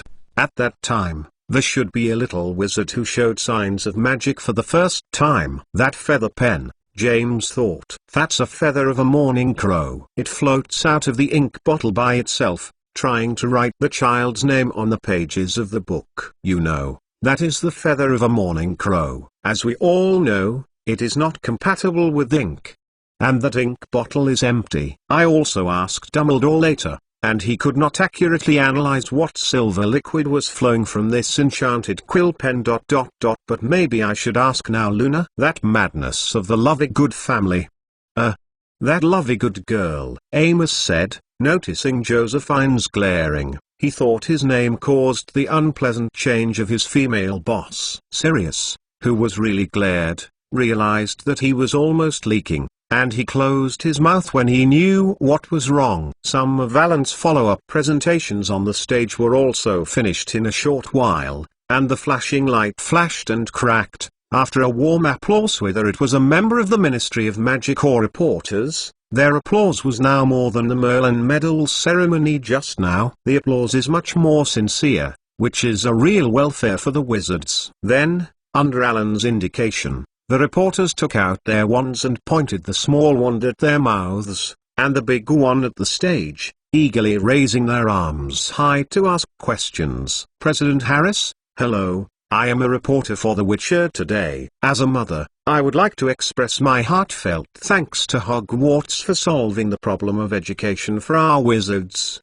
and for President Harris to drive away the mysterious people again. I'll sign up for my son afterwards. A middle-aged female reporter with long chestnut hair smiled kindly at Alan, and she said apologetically, but President Harris, I also have some questions. Recently, we have received a lot of letters from readers, and everyone has focused on one problem. Harris TV has recently broadcasted many programs that show mole research. If these programs really do not have shows and exaggerated elements. Sorry Harris Principal, I have to admit that this makes me feel very nervous and worried. Ma'am, thank you for asking this question. Although I am not the director of the TV station. But generally speaking, the documentaries about mole series are based on facts, and they will not be artistically processed or exaggerated. Rather, the Mole Society's customs, science and technology are faithfully displayed to the wizards.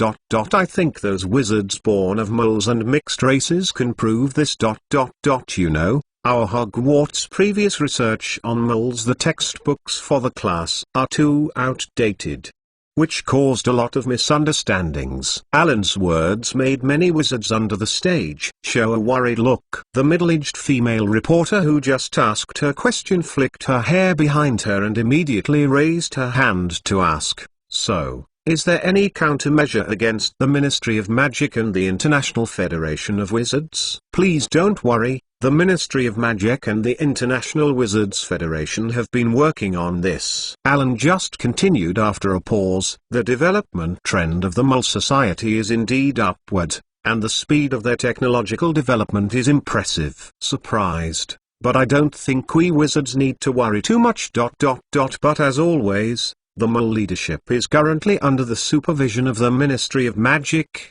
and we have the ability to prevent the concerns of your problem. But this didn't seem to satisfy the female reporter. She stood up and wanted to ask again, but a large reporter beside her shouted the female reporter's questioning voice with excitement, "Hello, President Harris, I am a reporter from Harris TV's sports channel. As the best-looking player in the world today, will you participate in the next Quidditch World Cup? In addition, President Harris has theoretically been the strongest in the world. You, the wizard, will you still participate in this wizard contest?" The sports reporter was flushed with excitement, but before Alan's response, a very fashionable witch beside him continued to shout, "I'm Lisa of the Witch Weekly. May I ask the principal, what type of women do you appreciate? What are your requirements for the other half of the future? Regarding the education reform you mentioned earlier, what step has been advanced now? Can you explain it in detail?"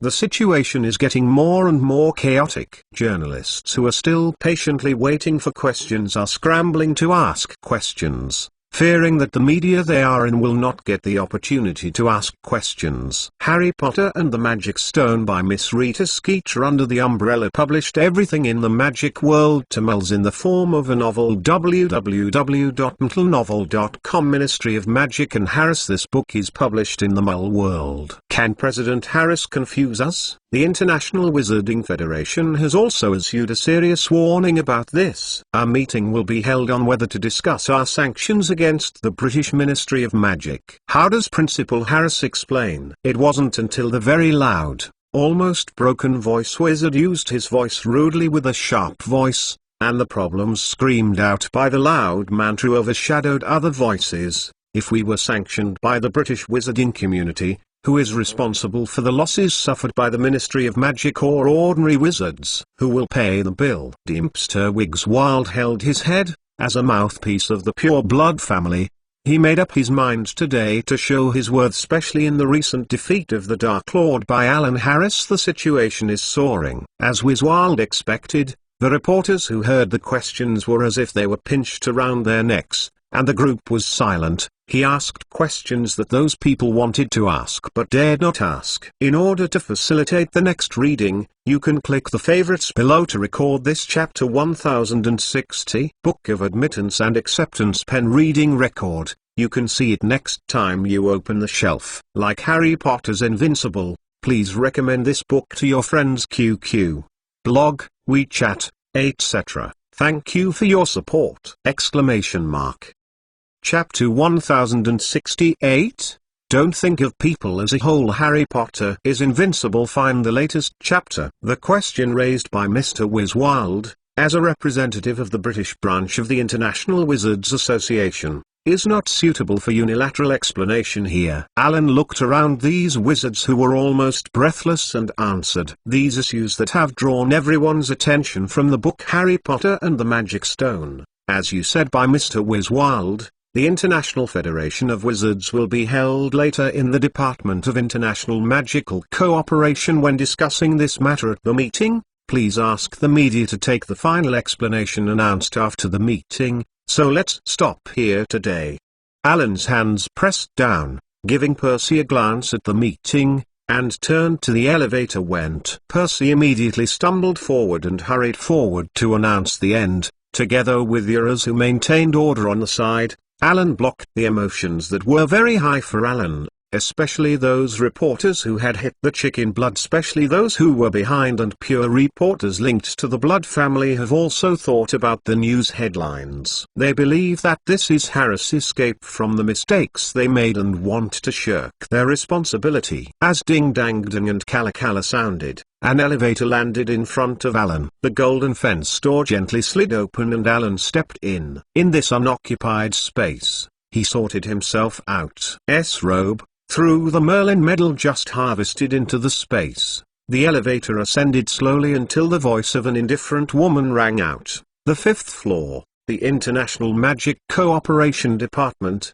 includes the International Magic Trade Standards Association, the International Magic Law Office and the International Union of Magicians. The door opened, and a few notes fluttered in and flew around the lamp above the elevator head, causing the lights to flicker. Alan stepped out of the elevator and walked directly to the conference room at the innermost end of the corridor. The door was pushed open instantaneously when Alan approached, and Alan bowed his head in. At this time, the meeting has not yet started. In this gorgeous meeting room, wizards in various costumes gathered together in 2s and 3s to talk.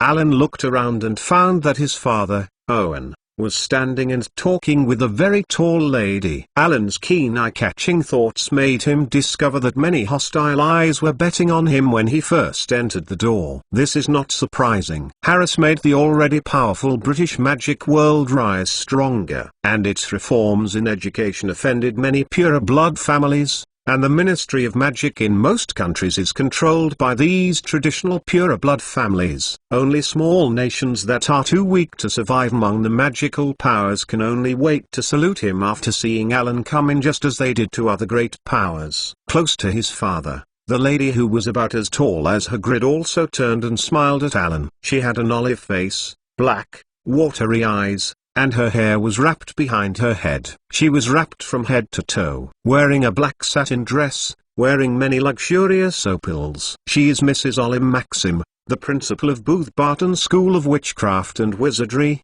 and her chest is now wearing a badge representing the French Ministry of Magic. The emblem has the iconic elements of the French tricolour, the cap badge and the Phrygian hat. It is composed of a black robes and black lady in France wrapped in a complex lace. It has the number 1790 at the top, which represents the establishment of the French Ministry of Magic during the French Revolution in 1790. At the bottom there was the motto of the French Ministry of Magic: casting, enchanting, summoning, incanti, envout, conjure, which is in line with the French government's motto: freedom, equality, fraternity, liberty, egalite, fraternite are very similar. It's a pity that we didn't talk too much at the Albert wedding, Alan. This unusual woman with the pedigree of the hybrid giant, put away a smile to Alan and whispered solemnly, France will be at this event, support the UK in the voting session, but depending on the situation, Alan, you want to convince everyone. It's not easy. Thank you for your support. Alan bowed slightly to the female giant,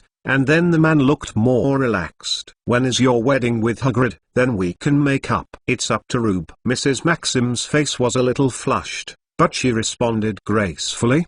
Then she glanced at Irving and Alan. Your father and son must have more important matters to discuss. Let's talk later when it's over. Harris and son quickly bowed to see Mrs. Maxim and walked over to some of the lady representatives. Alan withdrew his eyes and asked his father, Father, what is the French Ministry of Magic? In my original cognition, neither the Mall nor the Magic World nor the United Kingdom dealt with it. Alan, I can't help you much.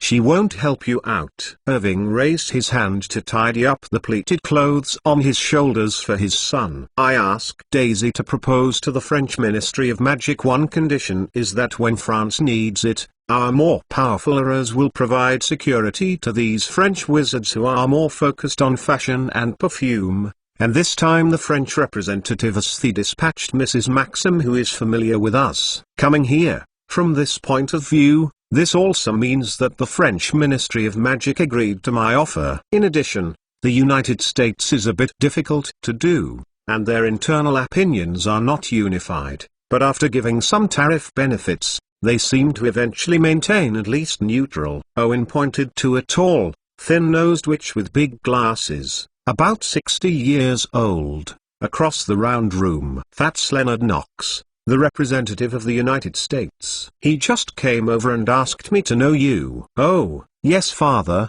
I lived in his home with Professor Flitwick in the second grade. I thought he was retired. Alan looked at the friend of Professor Flitwick, who seemed to realize that his eyes also nodded to Alan. After Alan's beckoning responded, he put his eyes back to his father. But father, we don't need to be so troublesome. Most countries are bullying. In some cases, be tougher and let them know that they have no ability to implement those treaties. Alan, I can teach you much, Irving said with his hands clasped in front of him, but it can make things easier. Why don't we do it? Don't treat people I want to be a whole. Every one of them is alive. Everyone has their own thoughts. This is what I have learned for so many years. Alan nodded. Thank you father, this is very useful. Over time, more and more wizards entered the conference room of the International Department of Magical Cooperation, and the noise in the hall grew. Representatives of the Ministry of Magic from all over the world gathered in the hall in their own cultural costumes and talked at will. The costumes of these wizards are obviously more free-spirited than their fellow moles in their respective countries. The most striking is the wizard from Panama. No one can touch him up close. He seems to be a male bird with tail feathers. The long feathers on the back spread out in a circle to wrap his back, and the top of the head and shoulders and necks were decorated with various colors of feathers based on orange. In our group, we turn a blind eye to someone who violates the confidentiality law and expose the entire world of magic. A middle-aged man wearing a red waistcoat with a strong ethnic atmosphere, thick eyebrows and a half-bare head, the young wizard said eloquently to the wizards around him, with a second-level Merlin medal in his suit pocket on his chest. President Akinbad, I think Mr. Obolonsky's right. You are our leader. An Indian wizard who wore hand-painted patterns and embroidered gold wire as an embellishment forbade. He kindly spoke out to the president of the International Wizarding Association, Babajid Akinbad, with exotic English in a pleasing way. Please be sure to support the sanctions for such countries and wizards who violate the Confidentiality Act so that they can get lesson. The High Priest of Khusrapari, we will punish the country and the regime that really violated the law. The green kanga on Babajid's body was wrapped from his chest to his toes. He stood on a higher podium. He glanced condescendingly at the Indian wizard who had just spoken. Mentalnovel.com Alan, the bald man is the Minister of Magic of Bulgaria, the obnoxious Obolonsk.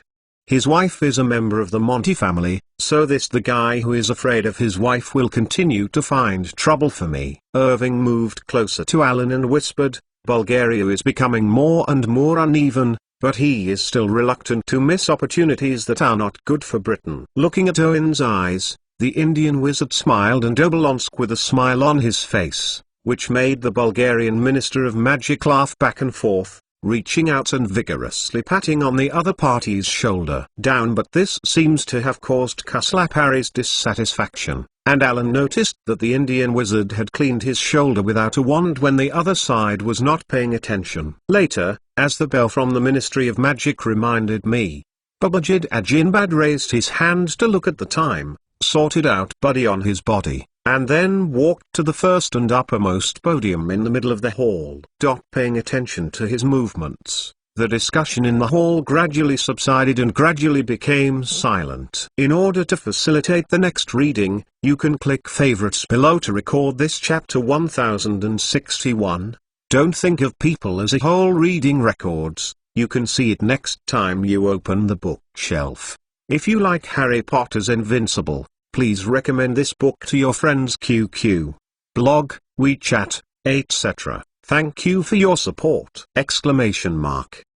Chapter 1069. No one knows better than me. The voice is loud. Babajid turned his wand and pointed at himself, and the voice spread throughout the hall. Everyone, our members gathered here today for the purpose of the British magic world in connection with the alleged violation of the International Witcher Union Confidentiality Act by the staff of the Umbrella Group in publishing the Harry Potter and the Magic Stone in the Mole world. talks. For this book, many of us exposed it to the thoroughness of the magic world, exposed all kinds of magic in the magic world and even detailed spells to mull, felt shocked and raised serious protests. In a short period of time, this book has become popular in the mull world. Mull's curiosity about magic has reached its peak. Such a situation is very worrying, and this trend continues. Mull's attention has no increase. The magic world has become more and more transparent under the continuous accumulation of this book, and in a short time has caused a large number of mulls to clearly understand the magic world and understand Hogwarts. The British Ministry of Magic has not made any changes in this regard, and has not taken any action.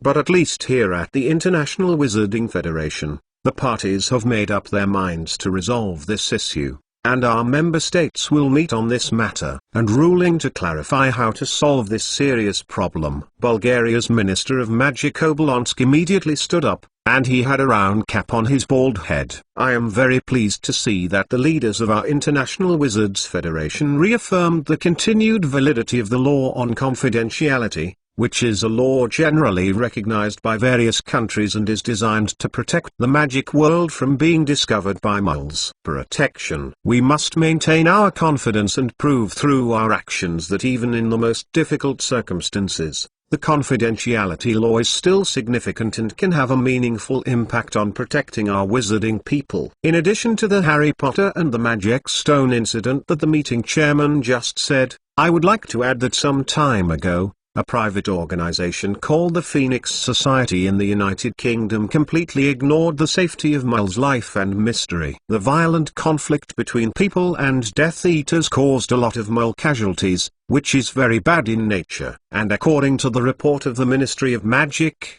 although the struggle between the Phoenix and the mysterious people was not approved by the Ministry of Magic, the Phoenix itself was a private organization that had just obtained the certification of the British Ministry of Magic before the operation. In other words, this episode required the use of thunderbirds and curling venom to make mulls in a whole city forget that they saw that the incident was a serious leak that had never happened since 1926. In addition to the suspected monopoly, Harris television station has recently been playing the so-called technology documentary of mulls to wizards in the magic world, which has seriously stirred up the opposition between mulls and wizards, causing panic among ordinary wizards in the magic world. I think this is also a serious malfeasance by the British Ministry of Magic. This series of incidents seriously violated the confidentiality law and the mull protection law, which not only affected the life and safety of mulls, but also posed the most serious threat to the peace and security of our magic world.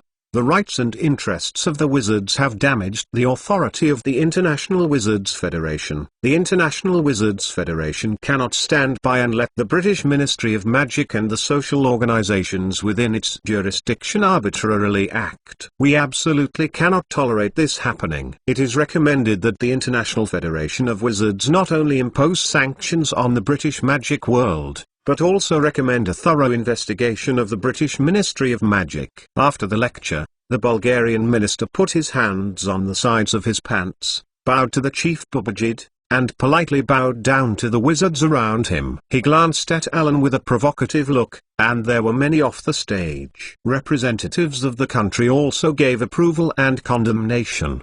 The president of the International Wizarding Federation Babajid nodded. After taking office, he was inexplicably hostile by Alan. Afterwards, he was also humiliated by the British Ministry of Magic several times. Although he did not know the reason, he did not understand these pure blood, the purpose behind the minister. But he would be happy to teach Britain a lesson in this form today. So he sorted out the small dome hat similar to Kingsley on his head and let himself face the British direction. So, I think things are basically very clear. The British representative of the Federation, do you have anything to explain and defend? In the face of this round of fierce accusations, Alan stood up without hesitation. He did not make any extra movements, and a calm and peaceful voice spread throughout the venue. Guests, ladies and gentlemen, I just couldn't agree with what the two gentlemen said about the British Ministry of Magic. First of all, I would like to say that no one understands the International Federation of Wizards Confidentiality Act better than me. Since the law began to be enforced by the Federation in 1692, we have hidden the magic world from the Mull world. After several weeks of intense discussions, our member states have carefully studied ways to hide the magical world, including how to hide the magical animals, while eliminating them in the Mull consciousness, so that some places cannot be protected by Mull's label in any way. In 1750, the Federation added a 73rd section to the Confidentiality Act, making it clear that each wizarding organization is responsible for hiding the magical world of its own jurisdiction, and violators will be disciplined by the Federation. Britain. The Ministry of Magic has always been committed to safeguarding the authority of this law. Please don't forget the fact that when someone wanted to break it, it wasn't anyone else. It was our British wizard who stood up to stop him, just like today when the Dark Lord returns, it's us. The British wizard stood up to stop him. The popularity of Harry Potter and the Magic Stone is diametrically opposed to President Akinbad's accusations. This does not expose the magic world, but further maintains the safety of the magic world. This is a wonderful move made by the British magic world to maintain the peace and security of the magic world. What I want to know is, how many wizards dare to call the name of Voldemort given to him by Tom right now in our venue? Alan's eyes swept over these groups of wizards with different costumes, and there was silence on the field. The panic created by the Dark Lord has been deeply ingrained in the hearts of many wizards, especially the European countries that have been deeply disturbed in recent years. Some female representatives could not help but take a breath. Commissioner Alan Harris, please don't say anything unrelated to this meeting. Akinbad broke the silence. In maintaining the law of the International Wizarding Federation, the British Ministry of Magic does have a glorious past, but it is very unfortunately I can't see it now. I think that's why our meeting was held. This issue is actually closely related to today's meeting. The wizards dare not call it by name. This situation will be improved soon. No one knows Voldemort better than me. Alan's index fingers pressed on the other thumb fingers up, and at the same time pointing outwards. His look is complacent and even makes people feel a bit too stinky. I think many people know why Voldemort is called a mysterious person and the person who can't even say his name, and also knows Tom the name. He himself has been cursed again. But with the popularity of this British book in the Mull world, now the mysterious man can no longer use his name to locate wizards who dare to call him by his name. Alan's hands were habitually behind his back, and there were a lot of objections from the audience. The sophistry does not change the fact that this book has made the magic world well known in Mull society. The British magic world failed to limit the publication of this book in time, resulting in a lot of information in the magic world being learned by Mulls. Akinbad said coldly, Commissioner Alan Harris, as you said, even if the British Ministry of Magic used this method for the purpose of curbing the mysterious people, but this is a very stupid behavior, which cannot be changed the fact that it violates the code of conduct of the International Confidentiality Law and the Wizards Convention. No one knows Mulls better than me. Mulls are always full of fear and curiosity about the unknown, but not to the known. In fact, this is not just to let all of us wizards read Voldemort with confidence. This is also our UK. The Ministry of Magic's efforts to maintain the law of secrecy. Has Alan satirized the audience about the fact that he knows the king or becomes omnipotent? I don't care at all. He pushed the cup at his desk outward toward the collar, his hands propped on it. After the release of this fictional fantasy novel for Mulls, it will be regarded as hemp in the future. The Mellons accidentally saw some things about magic or the wizards behaved differently from Mulls, and they would become like veritable Mulls and become veritable diehards who do not believe in magic in the world. They will not think that the magic in those unintentional exposures of the wizarding world is true. Novel.com. Instead, they will find reasons for these unusual things. thinking that it is some book fans imitating books. This behavior is very popular in the mole world and is called by them. This is indeed a better guarantee for the implementation of the International Witches Union Confidentiality Act. What are you, ridiculous? Obolonsk of Bulgaria stood up directly and rudely retorted, and how do you explain those programs on your TV station? The programs broadcast on the TV station are just to enable the wizards to understand moles positively, not to be misled by the outdated mole studies textbooks. Minister Obolonsk, the Bulgarian fan in your country, the one I participated in that year at the campsite in a Quidditch game. There were a lot of women wearing moles. When the wizards were able to get familiar with the mole society correctly, then such incidents caused by ignorance would naturally be reduced. This is also for the United Kingdom to maintain a better implementation of the International Witches Union Confidentiality Act. I wonder why the Bulgarian side has repeatedly suppressed our TV station. Alan deliberately did not mention and ignore the staff of the British Ministry of Magic. At the time, many officials who maintained order at the junction of the site and the mole campsite also wore the wrong clothes. Alan only deliberately said when he spoke, staring contemptuously at the junction of the rim of his hat and his forehead, as if he could see through the bald scoop inside. Mobile phone station new revision and upgrade address, https. Data and bookmarks are synchronized with computer station. No ads. Fresh reading. Chapter 1070. Declare war. Excuse me. A neatly dressed wizard sued Obolonsk, who wanted to refute. He stood up from his position and bowed slightly in a half circle to everyone, wearing a piece of cloth outside his wizard's robe, wearing a cloak with a stand collar somewhat like a military coat. The bow tie plate was neatly tied in the middle of the neck, and the big beard with a big cheek on his face was repaired very neatly, which made him show a somewhat old-fashioned style and temperament. I am the representative of the German Ministry of Magic, Heinrich Dahlmann. First of all, I would like to thank the Federation for soliciting our opinions on the content of the meeting and giving us the opportunity to put forward our own views. Salute again, Commissioner Alan Harris.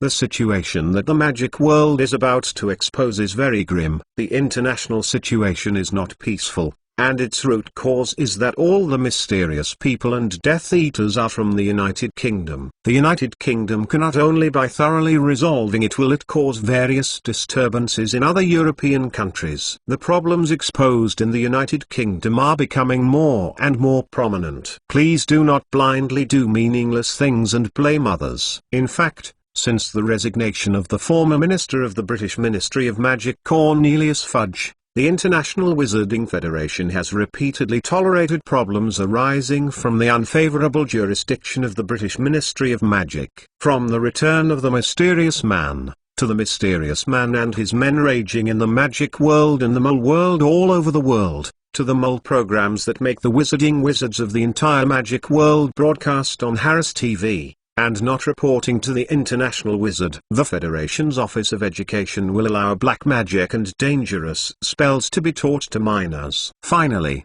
the Phoenix Society, which has recently obtained the permission of the British Ministry of Magic for action in your country, has almost exposed the dangerous activities of the magic world.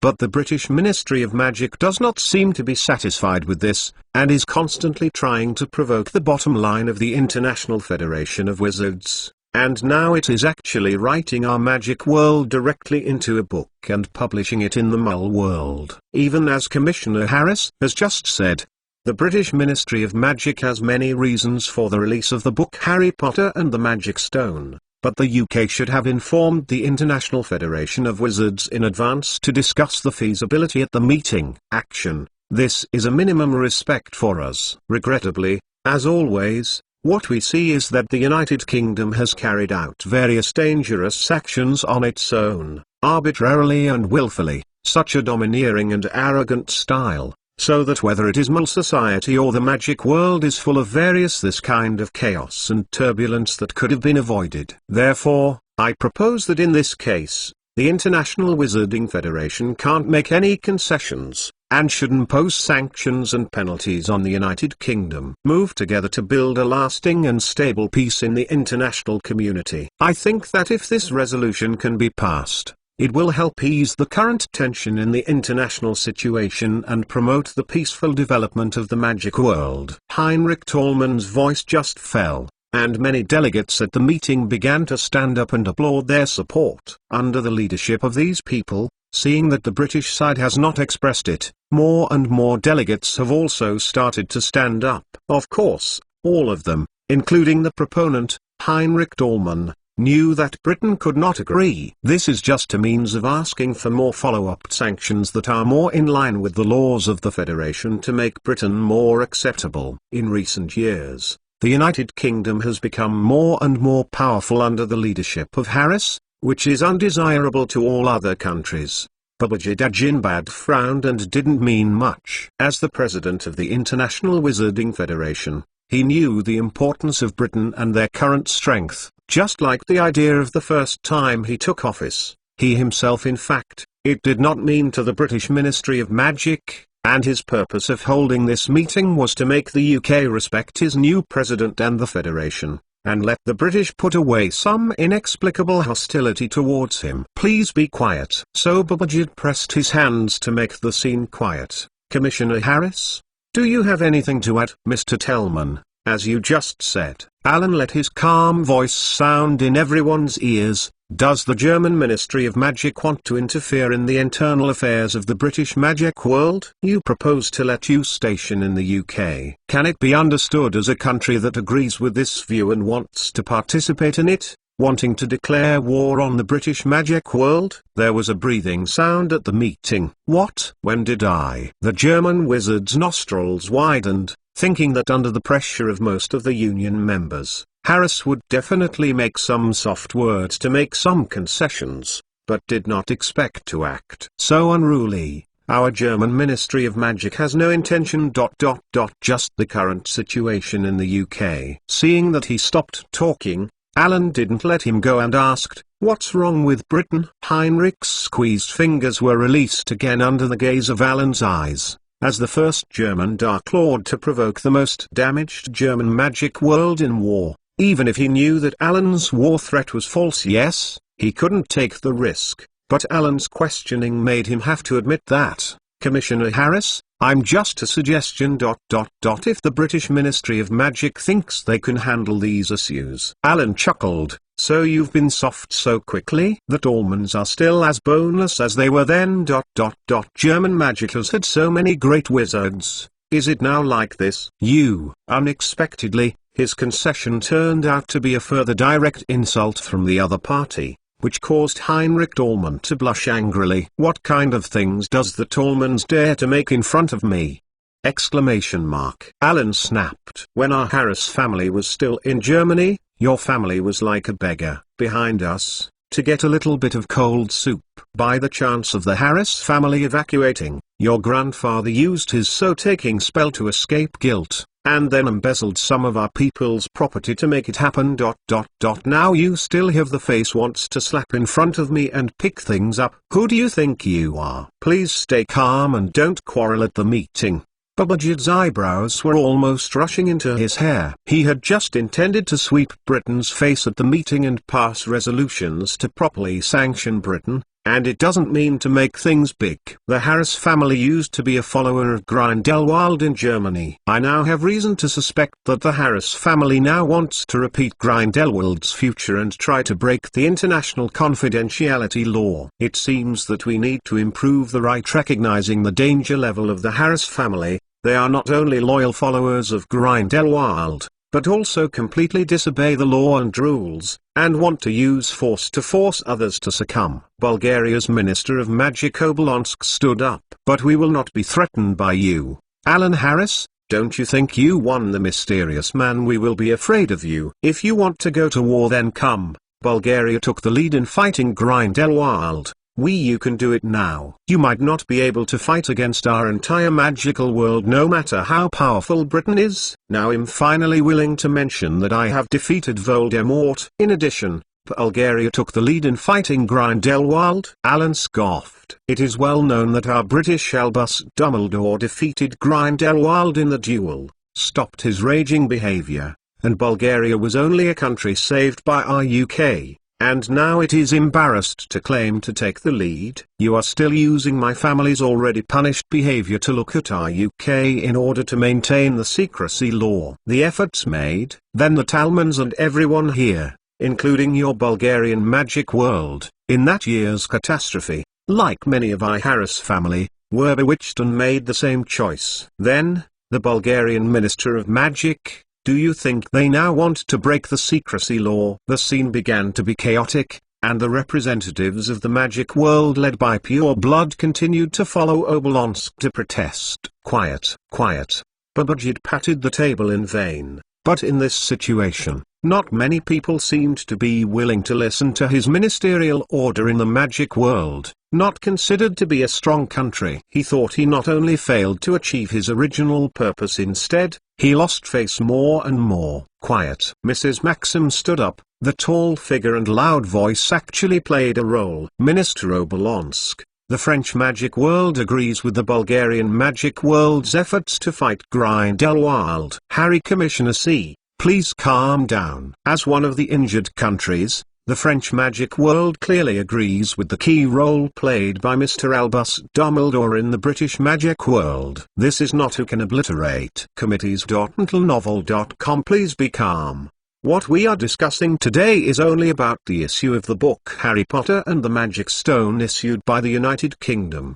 Babajid wiped his sweat, and he was grateful. A glance at the principle of the mixed-race female giant development of things now exceeds Ajinbad's expectations. Harris is currently relying on the British magic world and his personal strength. He has no fear of triggering war hegemony and has provoked a lot of provocations. The country, which makes him panic even if the possibility is small. But if the United Kingdom and any country really have a war or even a small conflict because of this meeting, he has to bear the responsibility as the chairman of the meeting. The responsibility is unacceptable to him. The Bulgarian minister snorted from his nose, and sat down with some sorrow, and Alan looked at Babajid indifferently with some jokes, and the smile on his face grew more disdainful. Looking at Alan's eyes, Ajinbad forcibly restrained his anger.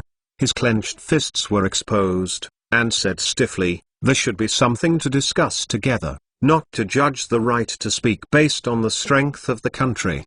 Everything there should be a judgment of right and wrong. Since the international situation is turbulent, we should coexist peacefully and treat each other as equals. This is the original intention of our International Wizards Association. Then the meeting itself. President Ajinbad, I have a question about today's meeting itself. Alan's light and fluttering words sounded again. Mobile phone station new revision and upgrade address, https. Data and bookmarks are synchronized with the computer station. No ads. Fresh reading. Chapter 1071. Shameless what? Ajinbad did not respond to each other's problems. President Ajinbad, this meeting was caused by what specific terms the British magic world violated? Alan looked up at Ajinbad indifferently. There is no basis to accuse Harris TV and the Ministry of Magic has punished nothing to do with the finalized Phoenix incident. What I want to ask is that the release of Harry Potter and the Magic Stone in the United Kingdom is now specifically a violation of the International Wizards Secrecy Act. Relevant regulations? The central idea stipulated in the secrecy law is that each magic government is responsible for concealing the existence of the magic community in their own country. In addition, they also need to control the magical animals in their own country, contain minors from displaying magic, and make sure that people doing magic sports are not at risk of being discovered by moles. The Panamanian wizard with feathers answered this question. Your UK has written all the things in the magic world,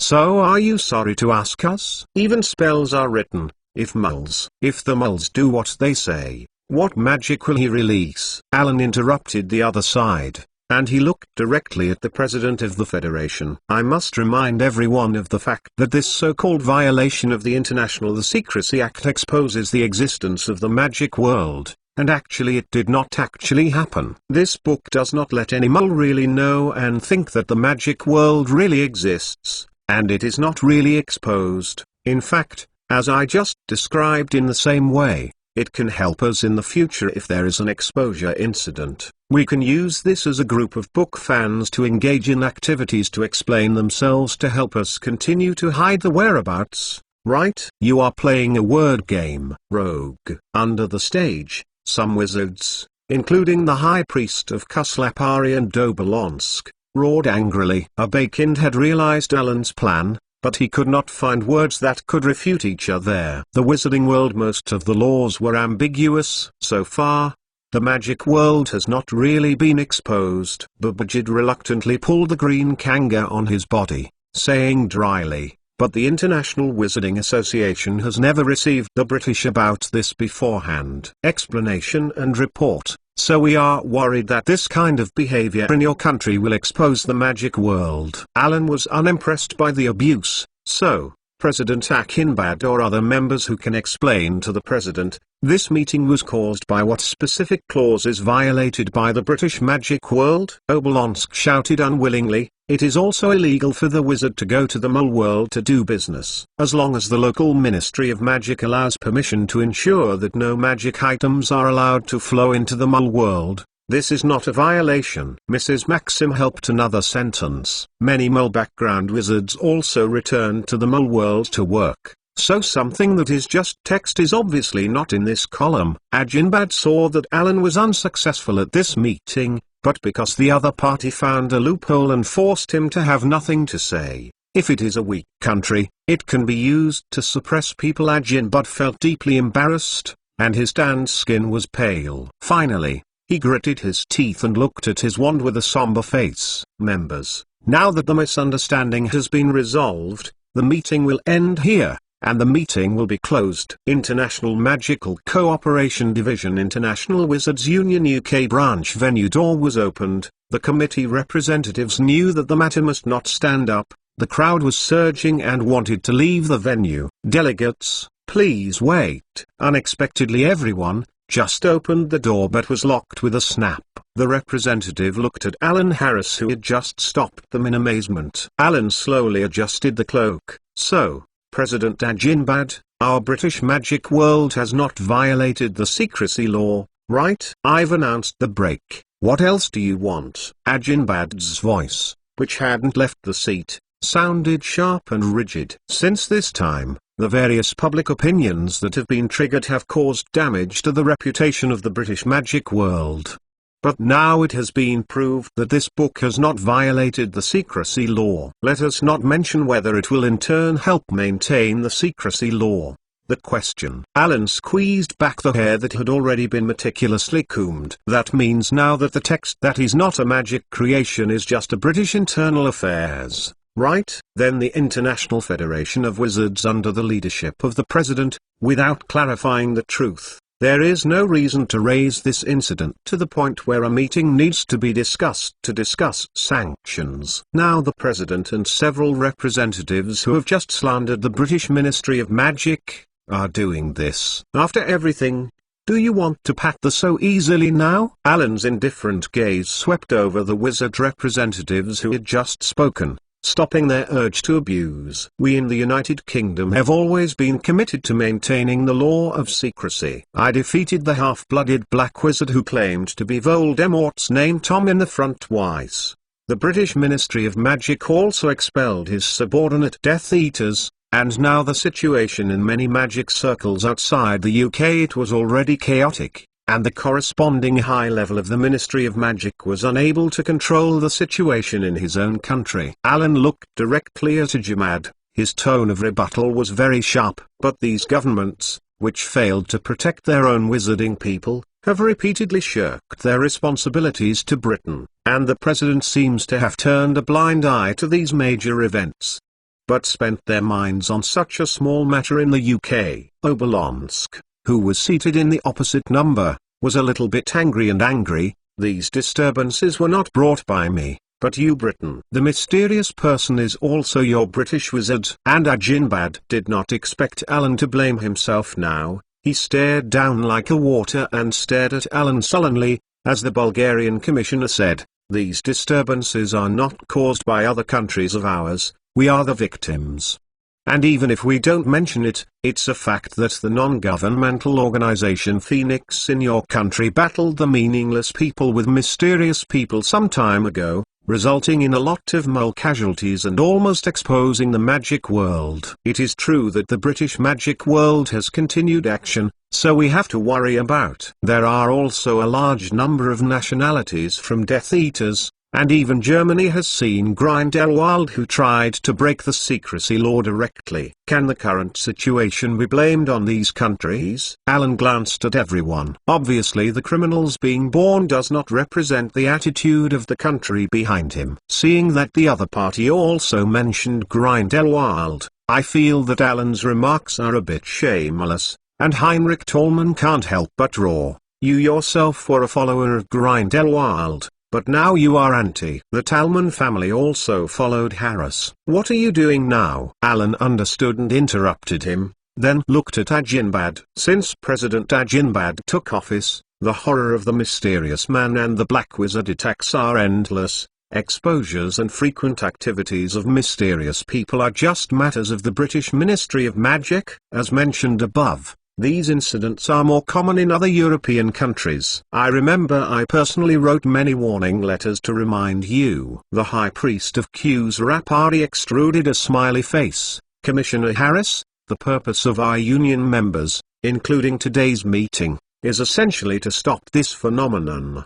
Or is there any way you can solve it completely? In fact, as I said earlier, because of this situation, as a member of the International Wizarding Federation, I had to send many warning letters. Of course, I also received a lot of them. I think many country representatives have been treated like this. Things are overwhelming. Alan glanced at the Indian wizard with a playful look. Everyone, I want to ask why the President Ajinbad is not focusing on helping countries deal with mysterious people. On the other hand, he is constantly keen to crusade against the British Ministry of Magic, which makes me have to suspect that the President does not have the ability to control the International Federation of Wizards. Can only use this to divert the attention of various countries to escape the countries under his tenure. The fact that it is increasingly difficult to maintain confidentiality laws. Alan's tone is as gentle as ever, but the indifferent expression and the meaning in it provoke Ajinbad's greater anger. Alan Harris. It's just nonsense. In a hurry,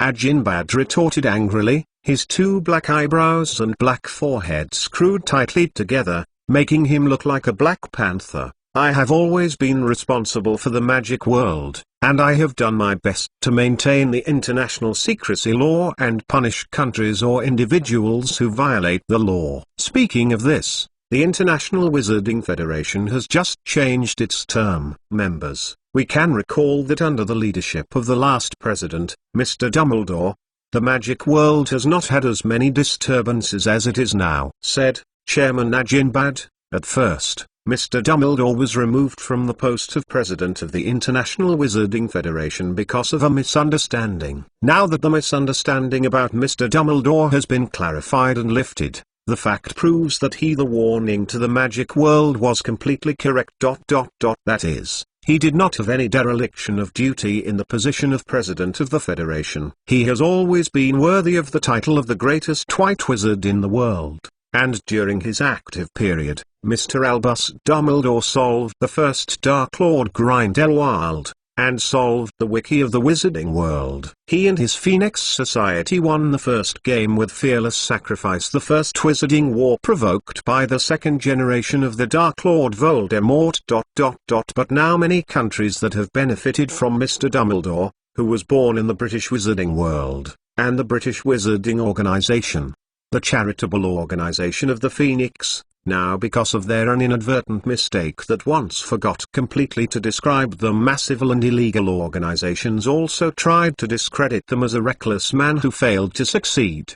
Did you yourself drive Dumbledore out of Hogwarts and describe him as the worst principal in history? Although the Federation did not regain his status as president, He also regained his status as the representative of the United Kingdom. Have you taken it away? Now I am embarrassed to speak for him instead. The green muscles on Obolonsk's forehead jumped with his anger. He felt that Harris was shameless. Don't the representatives of each country change often? This is just a normal change. But like I said when I drove Mr. Dumbledore away from school, he was not responsible for education, but he thought it's all about fighting evil, and it's not a conflict.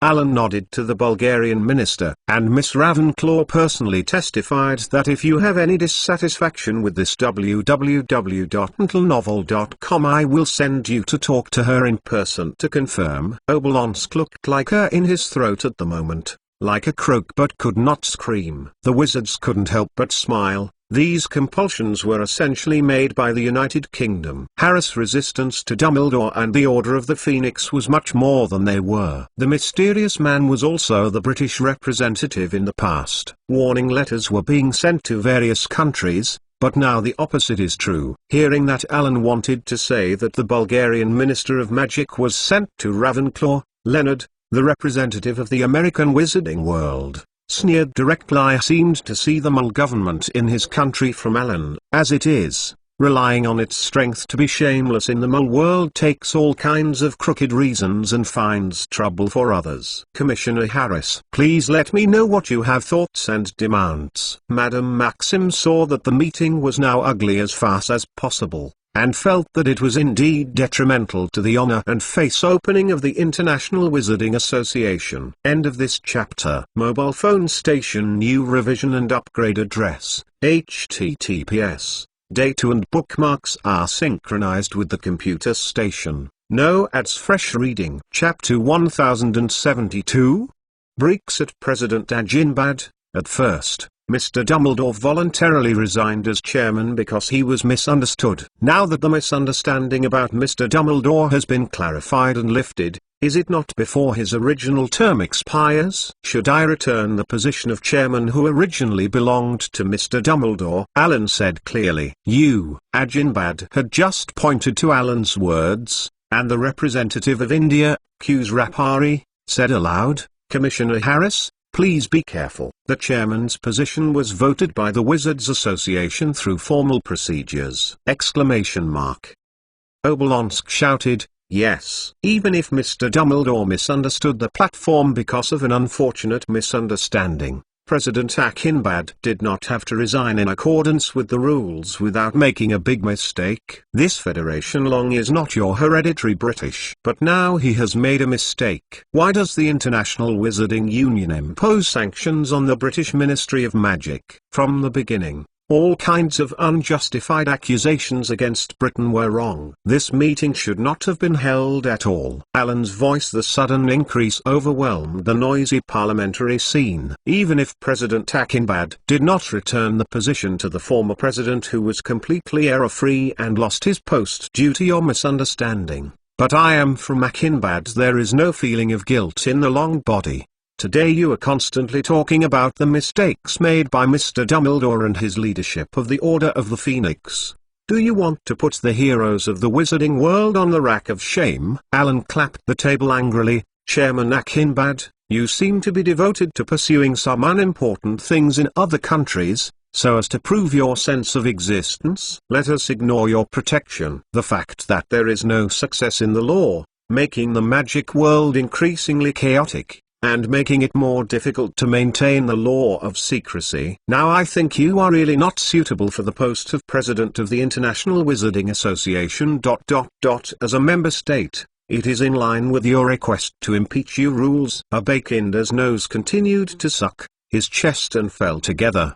His hand clenched into a fist, and he put it in front of his chest. He held his breath and took a deep breath. Two eyes, looking straight at Alan, his wide front teeth biting the bloodless lips tightly. Abakinda was really incomprehensible. He had never offended Harris before asking himself, and this time it was only for them to always show themselves with an unfriendly counterattack response. Why does the other party have such a great hostility to himself? There was silence in the scene, And no one thought that Alan Harris would actually make the scene like this in today's situation. The wizard felt that President Ajinbad had completely buckled the Phoenix Society's own actions on the British head. Copy. But Alan Harris's response described the responsibility as a result of Ajinbad's assumption of office, which was far more far-fetched. This was clearly the result of their failure in the UK. It's basically everyone's cognition. Obviously Alan was self-confident. Only the strength of the British Ministry of Magic and the strength of its own strength will have this confidence. Then Ajinbad was caught by the tail, which was not a small tail, to blatantly retaliate against him. Alan's eyes narrowed slightly, his mouth raised, and he couldn't hide the mockery of a Bakinder, even if he wasn't really able to get him out of office. But today's things can't be concealed. After Dumbledore, the two successive presidents were asked to step down, not only losing his personal face, but also detrimental to the honor and dignity of the International Federation of Wizards. During this time, the confusion of the wizarding world and the warning letters of various countries flew. Ordinary sorcerers have become somewhat aware of the fact that the International Wizarding Federation is losing control of the past, and the existence that has been unflattering has become even more flattering. Commissioner Harris, it's too much to let President Bakinder step down. His intention was also to maintain the International Secrecy Act, and he did not commit any major problems in principle. And the British Ministry of Magic itself did not take the initiative, and the Federation of Wizards communicated that it did not describe the purpose of publishing this book in Mole Society that basically restored the appearance of magic, and should also bear some responsibility. The High Priest of Q's Rapari stood up from his seat. He was slow. He twitched Buddy on his body before opening his mouth for a Bakind, who was pleased with him before. But the tone was very polite compared to before. Commissioner Harris, President Bakinder is still a very responsible president, although he made a mistake. Mrs. Maxim stood up gracefully, pausing for a moment to indicate the president's mistake and smoothing the black satin dress fold. But things don't stop here. Of course, Mrs. Maxim, you reminded me well. I am personally a little bit excited. But the previous ones attacked the representatives and the President of the United Kingdom before things got clear. Alan's hands were behind his back, his body shaking back and forth. Indifferent eyes swept over the representatives of the country that just jumped out. This reckless behavior has caused a loss of British reputation. Now the United Kingdom is asking these countries to apologize for clarification. Isn't that too much? As soon as the voice fell to the scene, there was another burst of roar. Does Britain surpass other countries and cannot tolerate a little criticism and discussion? Bulgarian Minister of Magic Obolonsk's cap wobbled with his excited words. Alan Harris, I can understand that the British Ministry of Magic is threatening the German Ministry of Magic. As I just said, your overbearing demands cannot be accepted. The German Ministry of Magic represents Heinrich Tallman through his cloak somewhat like an army coat behind him angrily. Commissioner Harris, please listen to me. The countries that have just spoken only made inappropriate remarks on the news because of the information provided by the International Wizarding Federation. Leonard Knox was a bit old, his voice sounded, and the large glasses on his pointed nose made his old age more obvious. He noticed Alan's eyes and shook his head gently. The reason why he is willing to get up to ease the relationship between the two sides is that he does not want Alan to be young and brisk and put all countries on his opposites, leaving Britain in a more isolated situation. But the thing was initiated by President Bakinder, because his personal wrong direction caused misunderstandings in other countries. Then the United Kingdom cannot pursue the wrong statements of these representatives under the misleading. Alan did not need to take a photo. God can also understand Leonard's intention. She's willing to get up because he does not want Alan to put all countries on his opposites, leaving Britain in a more isolated situation. The atmosphere of the scene was relaxed, and Heinrich Tallman took a long breath, but Alan only paused a little, so he spread his hands as a difficulty. But the Abakind will cause all this. Chang himself must publicly apologize to clarify the efforts of the British magic world in maintaining the secrecy law. I just held a meeting, and there was nothing in violation of my behavior. Abakind lowered his head. His lips flicked down, his bare forehead greasy, and his fists were clenched tightly. For the British, the sanctions did not happen, and the facts have been clarified at this meeting. I don't think I need to apologize. The voice fell, and he turned to leave. I think our discussion has not been completed. President, please wait. Alan waved his hand, and the table and chairs behind the president were transformed into a wooden fence, leaving him behind. How dare you! Britain wants to take action against us. Abekind was a little frightened and shouted. But this is a somewhat unscrupulous act, except for a Swedish female representative who uttered "How dare you?" In addition to the question, I asked other delegates to sit in their seats and shut their mouths, starting to worry about whether the UK would go crazy against everyone. I'm sorry, this meeting that shouldn't exist was convened by you, President Abekinder, and the United Kingdom was invited out of respect for the Wizarding Union and the President. Alan stared at the meeting without changing his face. Long. But what on earth did you do to Abekinder? Let the chairman disrespect us so much? People are responsible for their choices and actions. Don't do that. Commissioner Alan Harris. I understand your grief, but we British wizards shouldn't be so overbearing. Irvine Harris, the British Minister of Magic, who has ignored his presence, has stood up, made a statement. Owen and Alan's eye contact and short-term eye contact made many people present guess that Owen didn't know beforehand that things would happen, so he would stop his son's overbearing behavior. President Akinbad, deputies, I'm sorry, my son let you be scared by a guest in the UK. Irving solemnly bowed to all the wizards and apologized. This change makes today feel like sitting on a fire crossbow. The generally irritated people just mentioned that their throats and eyes fell back. Minister Owen, I'm fine, I just hope that next time. Let's dismiss the meeting today. Abekin saw Owen coming out to stop www.mentalnovel.com and he just wanted to talk a little bit, but then he didn't want to be stimulated anymore. With a big in his eyes, Alan decided to give in and change his tone. Thank you for your understanding, but there is one last thing to be announced at this opportunity by the British Magic World. That is, the British Magic World will consider withdrawing from the International Federation of Wizards, Owen said calmly. When Owen's words fell, many wizards stood up from their seats. Mrs. Maxim's huge size was particularly eye-catching. Several older wizards had already groped for a potion of stable spirit instilled into himself, and the president of the International Wizarding Federation, Babaji Dajinbad, even looked dark and swayed on the table, panting. Don't doubt, deputies. You are not mistaken. We are not thinking about breaking away from the magic world of Europe. The UK wants more than Brexit. Alan smirked a little stiffly and took a stern play that only he himself knew. Then the fences around the presidents were transformed into chairs. Considering that in the past few years since the president of Albus Dumbledore was replaced by the innocent in the International Federation of Wizards, the British suffered unfair treatment, is now subject to deliberate slander. He interfered with our domestic affairs on the grounds that he did not commit crimes. After being forced to prove his innocence, he could not accept the apology he deserved. So our British Ministry of Magic, there are sufficient reasons to consider the issue of withdrawal and reserve the right to take further countermeasures. Mobile phone station new revision and upgrade address. https Data and bookmarks are synchronized with computer station. No ads. Fresh reading. Chapter 294 Awakening. Speaking of prophecy, Professor, I just have some understanding, Alan said in a deep voice. Dumbledore put his hands together and supported his chin,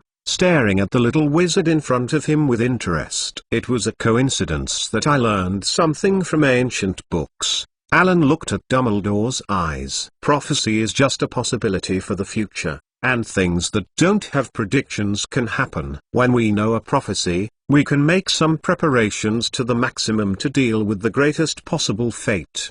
Dumbledore said calmly. But the more you believe in the prophecy, the more likely it will happen. As far as I know, there are two boys who meet the prophecy, and Neville is one of them. Alan looked at Dumbledore meaningfully. But Voldemort personally marked Harry. Professor Dumbledore continued. So do you think that the fate of the two boys and the two families is in between Voldemort's thoughts? Alan's gentleness disappeared, sharply as if a sheathed sword. It's just Voldemort's choice, Alan. Professor Dumbledore remained calm. Yes, the strong control the destiny, and the weak are controlled by others, Alan said firmly, stating his ideas. I think that my life should have my own grasp. I will not revolve around a savior and wait for victory to come. I will continue to strengthen my strength to meet any challenges, Alan said proudly. Dumbledore's eyes cast a hint of depression, and the young boy in front of him couldn't help but remind him of someone, a partner he was very close when he was young,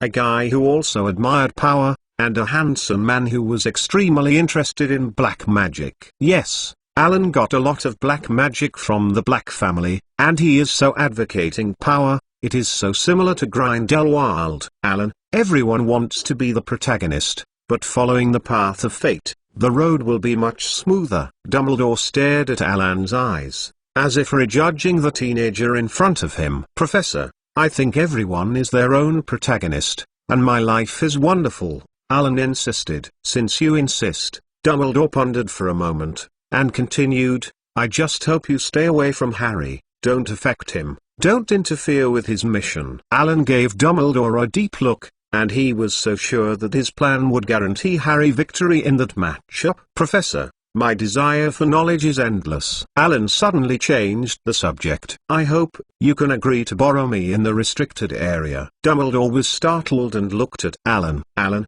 I think, are you too obsessed with dark magic? If so, Alan pulled out his wand in an instant. Call the guard. The silver phoenix spewed from the top of the wand, circling the office in Dumbledore's surprised eyes. Dumbledore's phoenix Fox tilted his head and looked at the phoenix with interest until it disappeared. Fox's eyes stayed on Alan again, and his expression was full of friendliness and curiosity. Dumbledore's expression calmed down, and those who were completely immersed in black magic could not exhibit the patron saint. It was not only a sign of strong magic power, but also represented a guardian, love and hope in the heart. The moonlight glides slowly, illuminating a silver ink bottle and a beautiful red feather pen. A piece of parchment floated quietly to the table. Dumbledore picked up the quill and the cap of the ink bottle unscrewed automatically. But soon, he put down the quill again. Alan, I slept soundly at night, as did Mrs. Pins, Professor Dumbledore said suddenly. It seems that there is nothing like it, but Alan understands. I think I can always let this silver phoenix soar in the sky, Alan Ching assured. Out of Dumbledore's office, Alan looked at the monster guarding the door and couldn't help laughing. Professor Dumbledore, let us see whose method is more effective. Alan walked in the direction of the Ravenclaw Tower. The corridor was quiet at this time, and the night became thicker and thicker. The resurrection is in me and my life is in me. There is nothing invincible. I believe that everything is possible. Alan's conviction became firmer, his footsteps echoed in the air, but his heart was quiet. Alan. It was Penlow, who suddenly emerged from the corner. Penlow, you haven't returned yet, Alan said in surprise. On this quiet night, the eyes of the two were entangled, smiling at each other. The two slowly returned to the Ravenclaw Tower. After washing, Alan plunged himself into a soft bed. This evening, Alan's body is undergoing a strange change. All the thoughts caused by one day's study and night experience suddenly disappeared. His body fluttered, but his senses also seemed to be more acute. He seemed to be in a very strange place. In the blue, transparent and endless sea, there was a beautiful song. This sounded like the song of Luna that day. The singing gradually changed from single to multiple singing, and the mysterious harmony moved the soul. Ascending from the sea to heaven, it was as if a banshee like Laurel wanted to seduce a fascinating heart. The fascinating music still didn't stop. In the dim light, Alan seemed to come to the dimly lit library. A girl with a lovely fluffy hair was studying hard at the desk. The girl opened her red lips slightly, and the tip of her tongue licked gently on her lips. Alan's eyes couldn't help but linger on her slender, white wrists and slightly opened red lips. the white front teeth looming as the red lips opened and closed. Alan held out his eager hand, but in an instant, all the scenes melted. He came to the curse classroom, and under the moonlight, Punlo was sitting in a chair, his robes slipping, and his sturdy legs appeared before him. The moonlight flickered, and the three women turned into a phantom, enveloping Alan, floating up and down. He seemed to be back in bed again. Mentalnovel.com. The phantom also leaned in. He tried his best to see her face clearly. It seemed very familiar, but very strange. The long white dress covered her feet, but her upper body was half covered. Her hair flowed like a wave of water, and her hopeful eyes were charming. Alan closed his eyes and dared not look at it again, but his senses opened his eyes to the joy that had never existed before. The cold and soft lips were attached to his anxious lips, his chest was warm and hot. Alan felt that this love was almost painful, this was almost tortured. However, the more he pushed away this strange love, the more his senses became obsessed with the charm of this mysterious dream. Finally, he surrendered, he indulged in joy, accepting kisses, ecstasy in this unprecedented dream, and finally panting, tired, sweating, and falling down exhausted. Chapter 1073?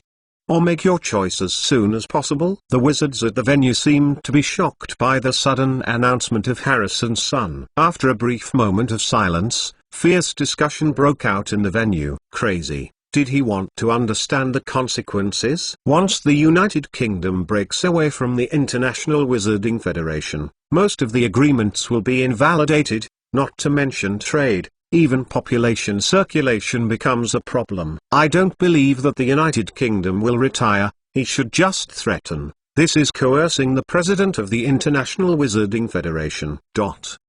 Alan and Owen did not act according to common sense, and the sudden gesture of requesting to leave the meeting made Mrs. Maxim's heart anxious. Minister Owen Harris, Commissioner Alan Harris, the British Ministry of Magic still has to act with caution. For other countries, it is a huge loss. Everyone, please keep quiet. Ajinpad forced himself to calm down, and he narrowed his eyes and said to Owen, Minister Owen Harris, regarding withdrawal from the International Wizarding Federation, we would like to say no other process. Even if it's a minister, I'm afraid I don't have the power to make up for all the British magic world. This is not to worry about the chairman. I asked myself that I have not lost time in the past few years, and I have earned a little reputation in the UK. Alan has not given up in a long time. When I go back, I will try my best to call our British wizards to do this.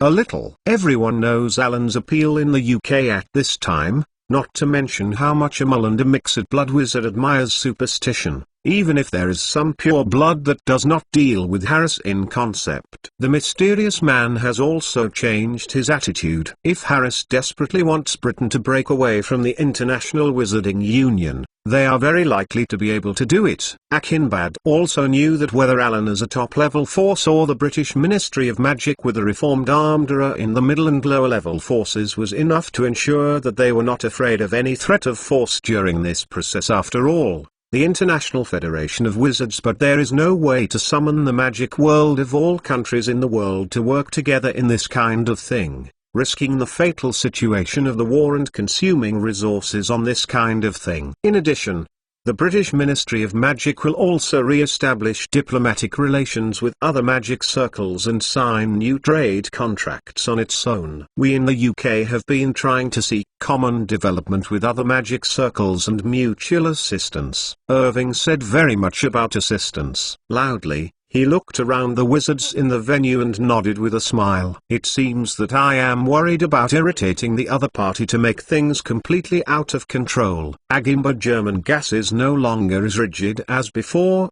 and almost persuades to persuade. After all, our current goal is to jointly fight the mysterious person and maintain the secrecy law. Please take care of the big picture.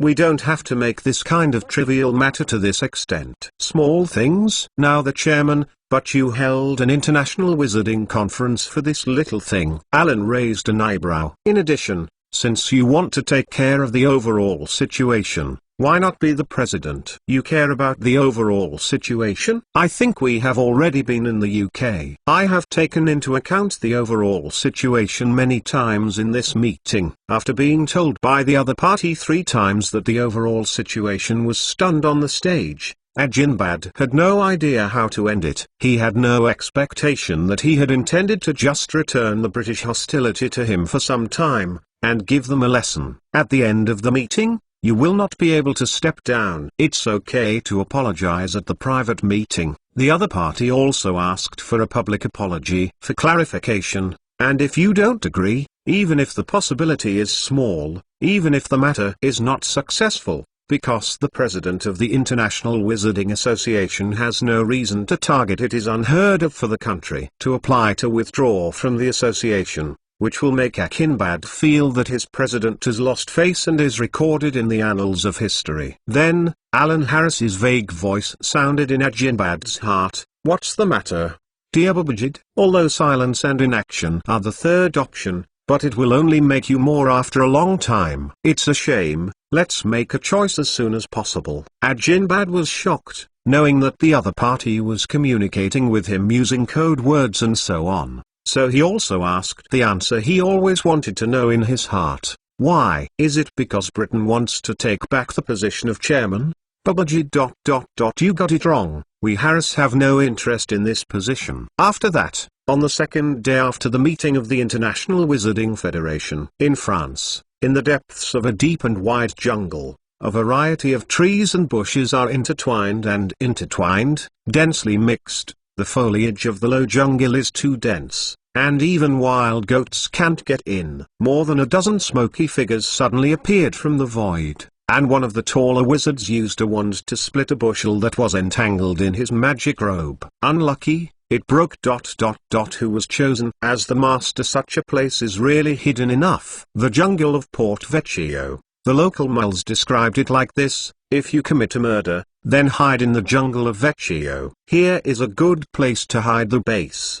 The shorter black wizard suddenly dwarfed down into a black cave. How did you harvest in the town of Corti? Half of the tall wizard's face exuded under the fluorescent light. Not very good, the short wizard said annoyedly. You can't imagine that there are so few existing King Gallons at the famous Malfari family. I have to take some hard to hand. But their pastries are not bad. These prestigious families have exclusive vaults in Galing Pavilion, and it is normal to store less cash. But you dare to eat their pastries? The expression of the tall wizard became a little joking. I don't know where they came from. Was Luke Malfoy? It was indeed a famous pastry chef, but he was famous because he loved the use of pastries to poison mud seeds. This made the short man look in horror and took out a bottle of universal antidote and pour it on himself, and then throw away a baggage that had been cast with an inconspicuous telescoping spell like a poisonous snake best. The tall black wizard was ridiculed by him as he walked toward the belly of the cave, and the terrain suddenly lowered. The two of them held their breaths and carefully walked along the winding path. Signs on the wall proved this path. It was not long before these black wizards were transformed by magic. It was only later that the light in front of them suddenly became brighter. They squinted their eyes, and it took them a long time to adapt to the light that was so dazzling that the dark tunnel had just passed. The tall wizard shook his head. The marks of the Death Eaters in his arms were hot, and the information of various people who pronounced the name of Voldemort was imported into his brain, which made him more irritable. It was just that figure in this mountain-bellied hall that made him dare not complain, not even the atmosphere, and pulled his companion quietly to the Death Eaters, who stood silently on both sides. Around the stone walls were flaming torches, a luxurious carpet almost covered the entire stone floor, and the man who feared them stood barefoot on the fluffy carpet, and the jumping fire reflected his pale skin. Face, described horrible. So you haven't got any news from Gregovich? Voldemort's high, clear voice sounded in this space. Master, Dumbledore and the Order of the Phoenix are also starting activities in Germany. They stopped us. Death Eaters silently lowered their heads, even breathing slowed down the pace, fearing to provoke the angry Dark Lord. You want to tell me now that you not only haven't got the information I want, but also the wind that some people are leaking. Voldemort's slender fingers were on the imprint of death on his arm, and then he resisted the urge to pull out his wand. These stupid people are not good at acting, but they are more faithful than those who fled. The Dark Lord narrowed his eyes dangerously and took a deep breath. The remaining reason made him understand that he still needed more hands to do things, as long as the predatory behavior went smoothly. If you regain sufficient resources, you will be able to re-enroll enough people as soon as possible to reassemble the strength hand. Those who see the wind and make the rudder run away, when they have idle time, they can also determine the location through the imprint and give a fatal punishment or forgiveness. Master, the materials I brought from the UK this time have been counted into the warehouse. Lucius Malfoy's voice eased the silence at the scene. He just walked in from the door and bowed to Voldemort. Very good,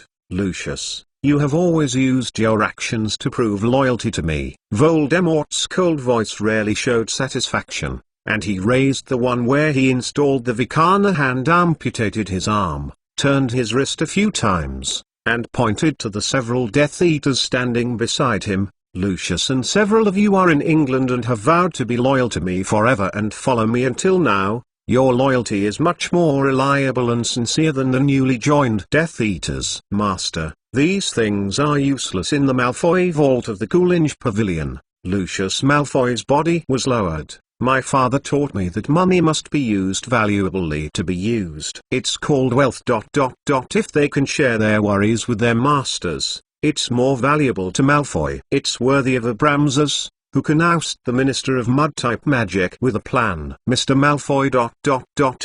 Voldemort raised his head. Until novel.com. He praised with a rare smile during this time. In a word, he noticed that a Death Eater leaning against a corner seemed unable to restrain himself, and glanced at his arm from time to time. But I noticed that some of us seem not to be very happy recently. What makes you unhappy? Is it, Avery? Master, I didn't. I didn't. No, Avery said tremblingly, sweating on his forehead and upper lip, but he didn't dare to move. Liar. Master, he is unhappy because of the imprint. Bellatrix touched his stomach, which had been kicked by the fetus because of his emotional ups and downs, and licked his thin lips with the tip of his tongue. But the master, recently, there seem to be more and more idiots who dare to read the name of the owner. There still seems to be a lot of dirty, muddy species. Bellatrix's expression took a few expressions and seemed to be more insane than her master. How dare you just say the name of the great Dark Lord? Where did they get it? When I finish the production, I will kill them one by one. Hearing Bella's doubts, Lucius glanced at Voldemort quietly, and then determined that the Dark Lord in Bella's heart was expecting things like odds. Probably because the environment here did not see the recent buzzing news. The reason, and he had just returned from England himself, trying to be confused and saying that he didn't know, otherwise Voldemort would know about it sooner or later. Lucius sighed quietly and wiped the sweat on his lips with some trembling hands. He whispered carefully and said, Master, I came back from Britain this time. I brought some news. It should be related to this. Lucius took a step forward and lifted up his hands with the magazine The Prophet Daily and gave it to Voldemort. HTTPS. Remember Ishang novel net in 1 second. Mobile version reading URL. Chapter 1074. The Monty family has the eye of Vecna. The blackened and bold front page headlines of the magic newspaper are reflected in Voldemort's eyes. Babajid Ajinbad publicly apologizes to the British Ministry of Magic, Maintenance or Destruction. Harry Potter and the Magic Stone is finally conclusive. Mysterious man. No, please call him Voldemort. The photos in the newspaper show the corresponding pictures in detail. The most striking one is the photo of Babajid Ajinbad bowing to the British Minister of Magic Owen Harris to apologize. He lowered his head and looked very desolate. Newspapers flew like snowflakes and dazzled the ground, with Voldemort's pale, twisted face appearing behind the snowflakes. Harry Potter and the Magic Stone. What is that? What is this stuff? Voldemort said softly, sweeping the group of Death Eaters in his room with his scarlet, cold eyes. Dare to dare recently is the increase in my name related to it? The room was silent. In this temporary stone cave, most of the Death Eaters were away from civilization and robbed by following Voldemort as a temporary stronghold. They did not install the wizard TV this time. Not well informed, one or two wizards couldn't help but shivered. No one dared to look at Voldemort's eyes. Some people lowered their heads, fearing that Voldemort looked at himself. More of them turned to Lucius, who brought the British news. Malfoy. Under such pressure, Lucius Malfoy lifted his slightly trembling hands to wipe off the sweat beads from his pale forehead, bowed his body carefully close to Voldemort, and his low voice was tight. Master, Harry Potter and the Magic Stone is a fictional novel published in the Mole world in order to let everyone be able to call everyone's name. Others learned that the harassment phone that they had received recently had become more and more serious, and they were afraid of Harris. They were afraid that the master would use them to vent their anger. The edges of the newspapers scattered on the ground were instantly ignited by the fire flames, which caused a slight wailing due to the high temperature, and instantly turned into ashes. The smoke from the newspaper rose from the newspaper, and soon the air drifted away. Only the remaining ashes piled on the ground. After the mysterious man burned, it was unexpected that the Death Eaters did not seem to fall into anger. He just frowned and asked, "What is the apology for the International Federation of Wizards?" Because the novel describes the magic world in detail, so, Lucius said, telling the Dark Lord about the fact that he had heard about the previous meeting of the Federation. It's too cunning to come up with such insidious means. Harris is really arrogant, in order to achieve his goal, at all costs, has let the dirty, muddy species tarnish the owner's name. Harris it. Death Eaters cursed resentfully, one by one loudly,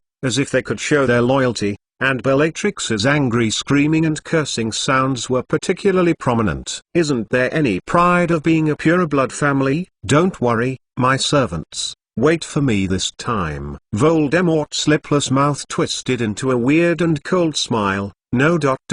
No, isn't Harris the kid who would curse the name for such a trivial matter and would be willing to offend so many countries so that other magical circles feel that the United Kingdom is so threatening. He has some other purpose. Just finished with a smile. Voldemort thought of the humiliation and the statement in the duel that the other party had brought him before, thinking that his expression became angry and distorted after the aftertaste. The dragon warrior finally became a dragon.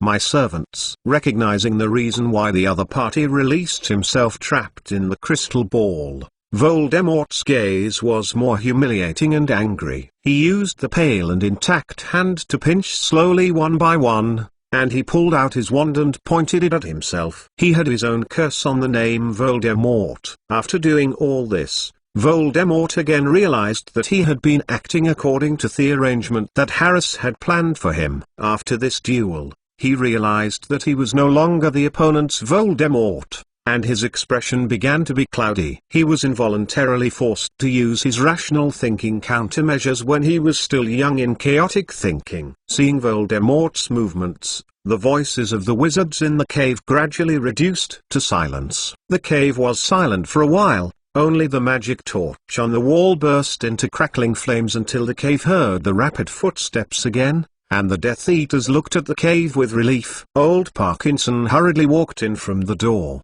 feeling this unusual atmosphere. He was stiff in his walking posture, but thinking of the news he brought, he summoned the courage to continue walking forward, but his body shape shook up a bit. "Why are you late again, Parkinson?" Voldemort's voice was cold and slow, and his fierce eyes fell on Parkinson like a catharsis. "Master, this. This." As if burned by his eyes, Parkinson shuddered involuntarily. He glanced at Lucius quickly, almost approaching the same hands and feet, stiffly approaching Voldemort. He bowed his head respectfully and finally found his tongue. "Master, I have good news. I found some information about the Eye of Vecna." The people around were full of consternation. The Death Eaters sent out a restlessness, and the mysterious person also felt a little surprised that the task that he did not help could be detected by the waste in front of him. "Master, The trail of Vecna's eye is related to the Monty family in Bulgaria. Under the light of the fire, Parkinson's skin was darker than before, but his eyes were panic and his voice was hoarse and rough. In the Middle Ages, the Bulgarian witch Nelida Volkanova, the founder of Dimstrand and the first principal after her death, it was the ancestor of the Monty family, Herfan Monty, who was he soon succeeded to become the second principal. Fool, what's the point? Bella yelled in a sharp voice. Are you going to teach us a history of magic? Ah, sorry. Parkinson shuddered, and then said as quickly as an endorsement, I found out that the eye of Vecna had appeared behind this history, and Herfan Monty dedicated it to Nelida Volcano. Baby, the founder of Distrom also died bizarrely within a year. In the history of the Monty family, the wizard who has always had the name of a genius but unexpectedly died early in the year. This is too abnormal.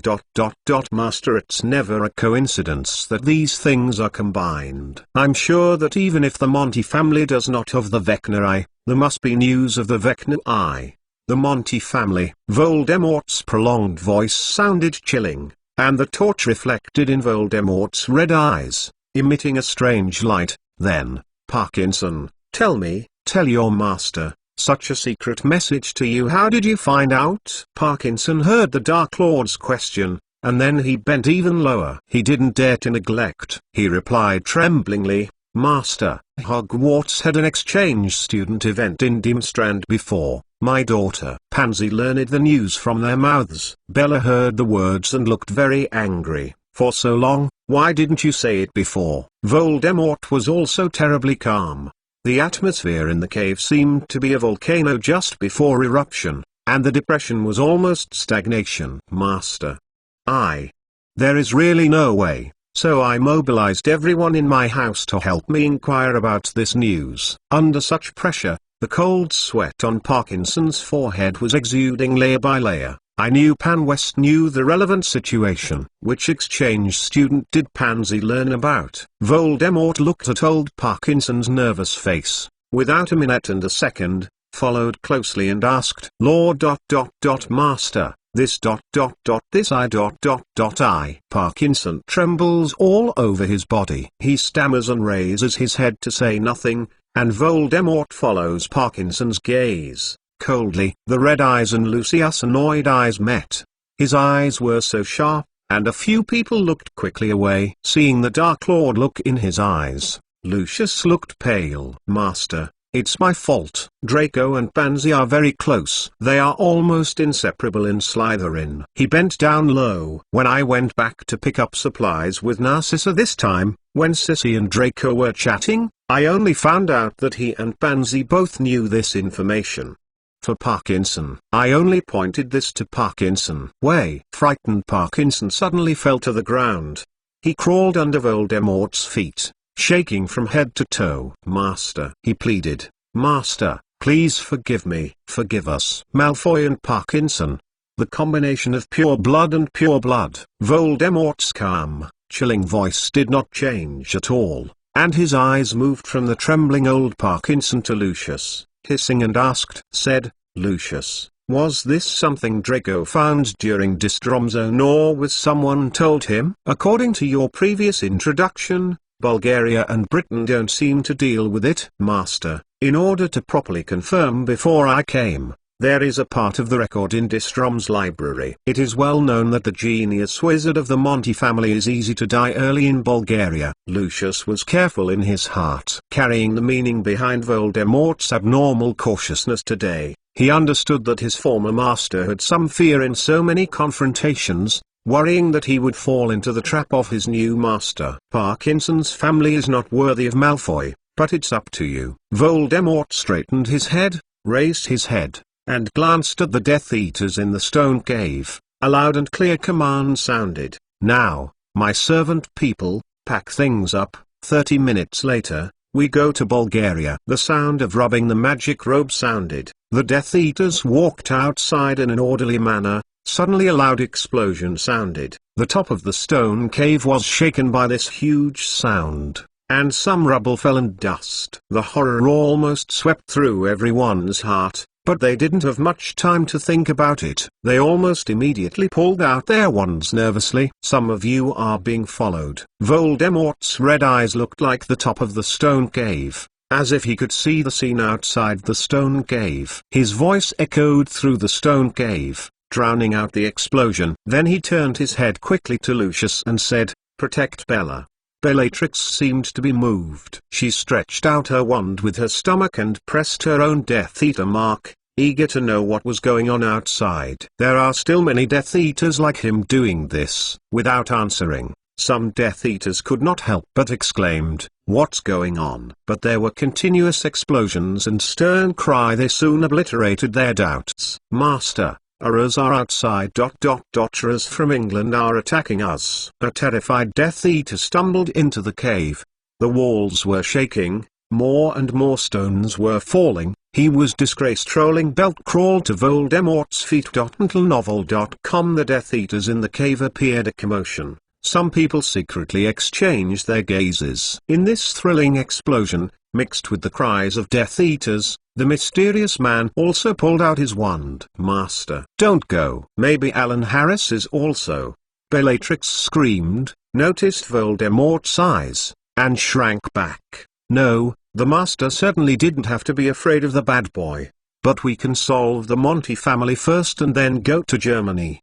Then the owner will win more beautiful." Lucius stared at Bella, who was his aunt by relationship. He had learned from Narcissa that this crazy and unscrupulous woman had been having nightmares since the last attack. The new owner was terrified. Lucius had been wondering how to save Bella again after knowing that Bella would save her life last time. But the other party's enthusiasm and character for the Dark Lord made him completely afraid to reveal this tendency. "My servants, go straight to Bulgaria if you don't need anything.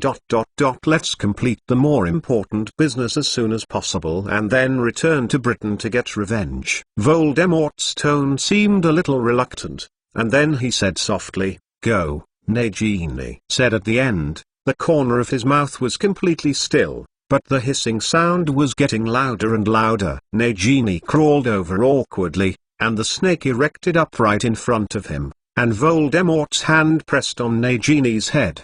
"Go with mobile phone station new revision and upgrade address. https. Data and bookmarks are synchronized with the computer station. No ads. Fresh reading. Chapter 1075?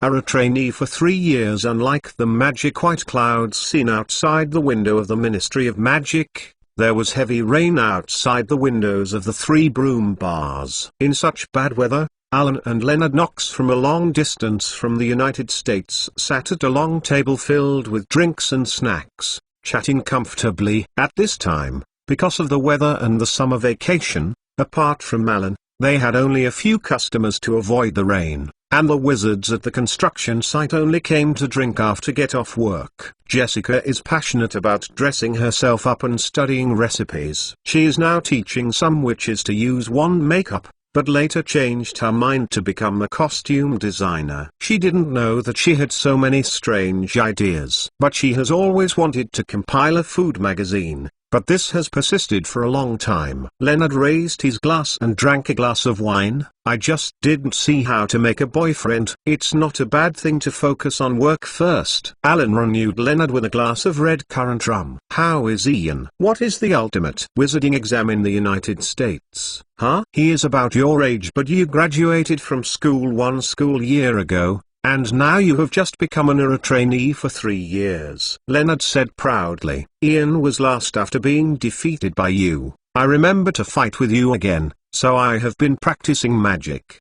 But after you defeated the mysterious man for the first time, although he did not show much in front of others," Leonard said with some relief, "after a while, he came out to have more hobbies. And now he still plays the basketball game with those Marchicken neighbors from time to time, and he has learned the singing, jumping and rap of Marchickens. Speaking of which, Hogwarts' soon-to-be-established university is about to begin. With Ian's magic talent, if he comes to my university to study, he can easily get more achievements." Alan grabbed a piece of fried pigskin put in the mouth. Because of Alan's compliment, Leonard smiled. "It's a principle, but don't come to dig the genius of our F-Money College. The doors of the 3 broom bars were pushed open at this time, and Hermione and her guards got in.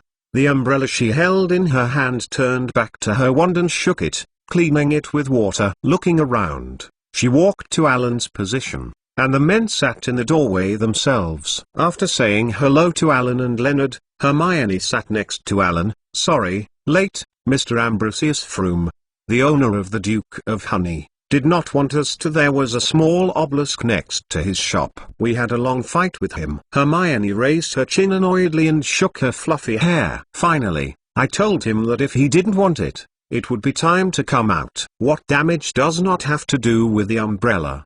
This stubborn guy, this is only willing to agree." The sound of the boots followed. Ding-ding knocked on the floor. Miss Rosetta walked from the counter swaying and greeted, "Miss Granger, what would you like to drink? Is it the same as before?" "Hello, Miss Rosmeta. Let's add some ale to the beer." Hermione pressed her windblown hair behind her ears, and she pointed to the door and asked, "Yes, at the door. Cheryl seems to have met when in trouble. There was a drunk who was entangled with her. She was so scared that she was crying, but I used to help her and said why it didn't matter. The drunkard you saw was Cheryl's husband Sean.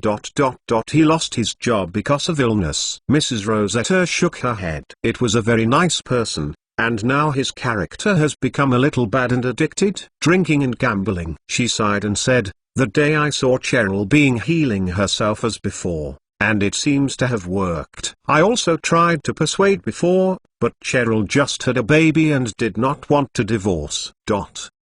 Have you ever done anything?" "Shit." Leonard threw his wine glass heavily on the table, and his brows were twisted into a ball. For us American witch, he had already ruined his family. Alan tapped Hermione's back to appease her and raised her head to ask, "What did Sean do before?" "Originally working in a chain of potions in the Pobbin family." Mrs. Rosetta chuckled her lips and smiled at Alan. "Just introduced it in detail, but took it lightly." Hermione's face was a little red. The potions of umbrellas were cheap. Last year, there was a tendency to monopolize the market. There were too many small workshops and small companies that made potions. As a result, Annette Pobbin also worked in Horace. She was found at the banquet of the professor and she ended up unhappy. In the magic world, employees are not as protected as the Muggle world. It seems that Sean is not only losing his job but receiving no compensation for it. The wind and rain just outside were too heavy, and I noticed that Miss Granger had a part of her body wet when she came in. Noting the silent atmosphere, Mrs. Rosetta cleaned Hermione with a smirk and dried her robe. "Corner, he'll go to the back kitchen to give Miss Granger and the guards some drink." Mrs. Rosmeta chuckled at Leonard at the table and turned away. This made Leonard, who was an American wizard, also blushed. "Don't mind, Mr. Knox. Mrs. Rosmeta is such a style of behavior." Alan's words called back Mr. Leonard's attention. "She reminds me of Mrs. Klein." Leonard no longer leaned on the sofa, his back left the sofa and sat up straight, pushing the wineglass and plate in front of him. His eyes narrowed slightly, and the wrinkles in the corners of his eyes deeper. Then he noticed his gaff coughing twice. "Oh, Alan, some words are not good to say at the meeting. In fact I think... Then he realized that he stopped ignoring the presence of Hermione, fingers turning the glass constantly, frowning a little embarrassed. "I don't know if I should continue." Upon seeing this, Hermione understood that the other party had something to say about private conversations with Alan, worried that she was not good at speaking, so she stood up immediately. "I'll see if Cheryl will help. Sorry, Mr. Knox. Umbrellas and the business affairs of the U.S. Department of Magic. Please wait a little while and talk to me later." Leonard understood that Hermione had seen through her concerns. Her thin skinny fingers stopped, and she twitched her mouth awkwardly.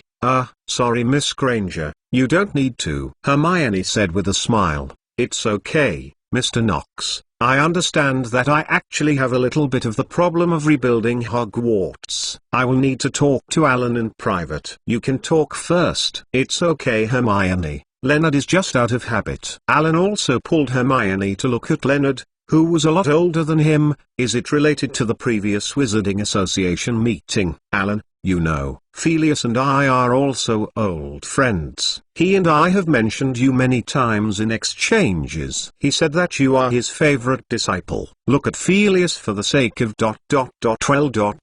I think.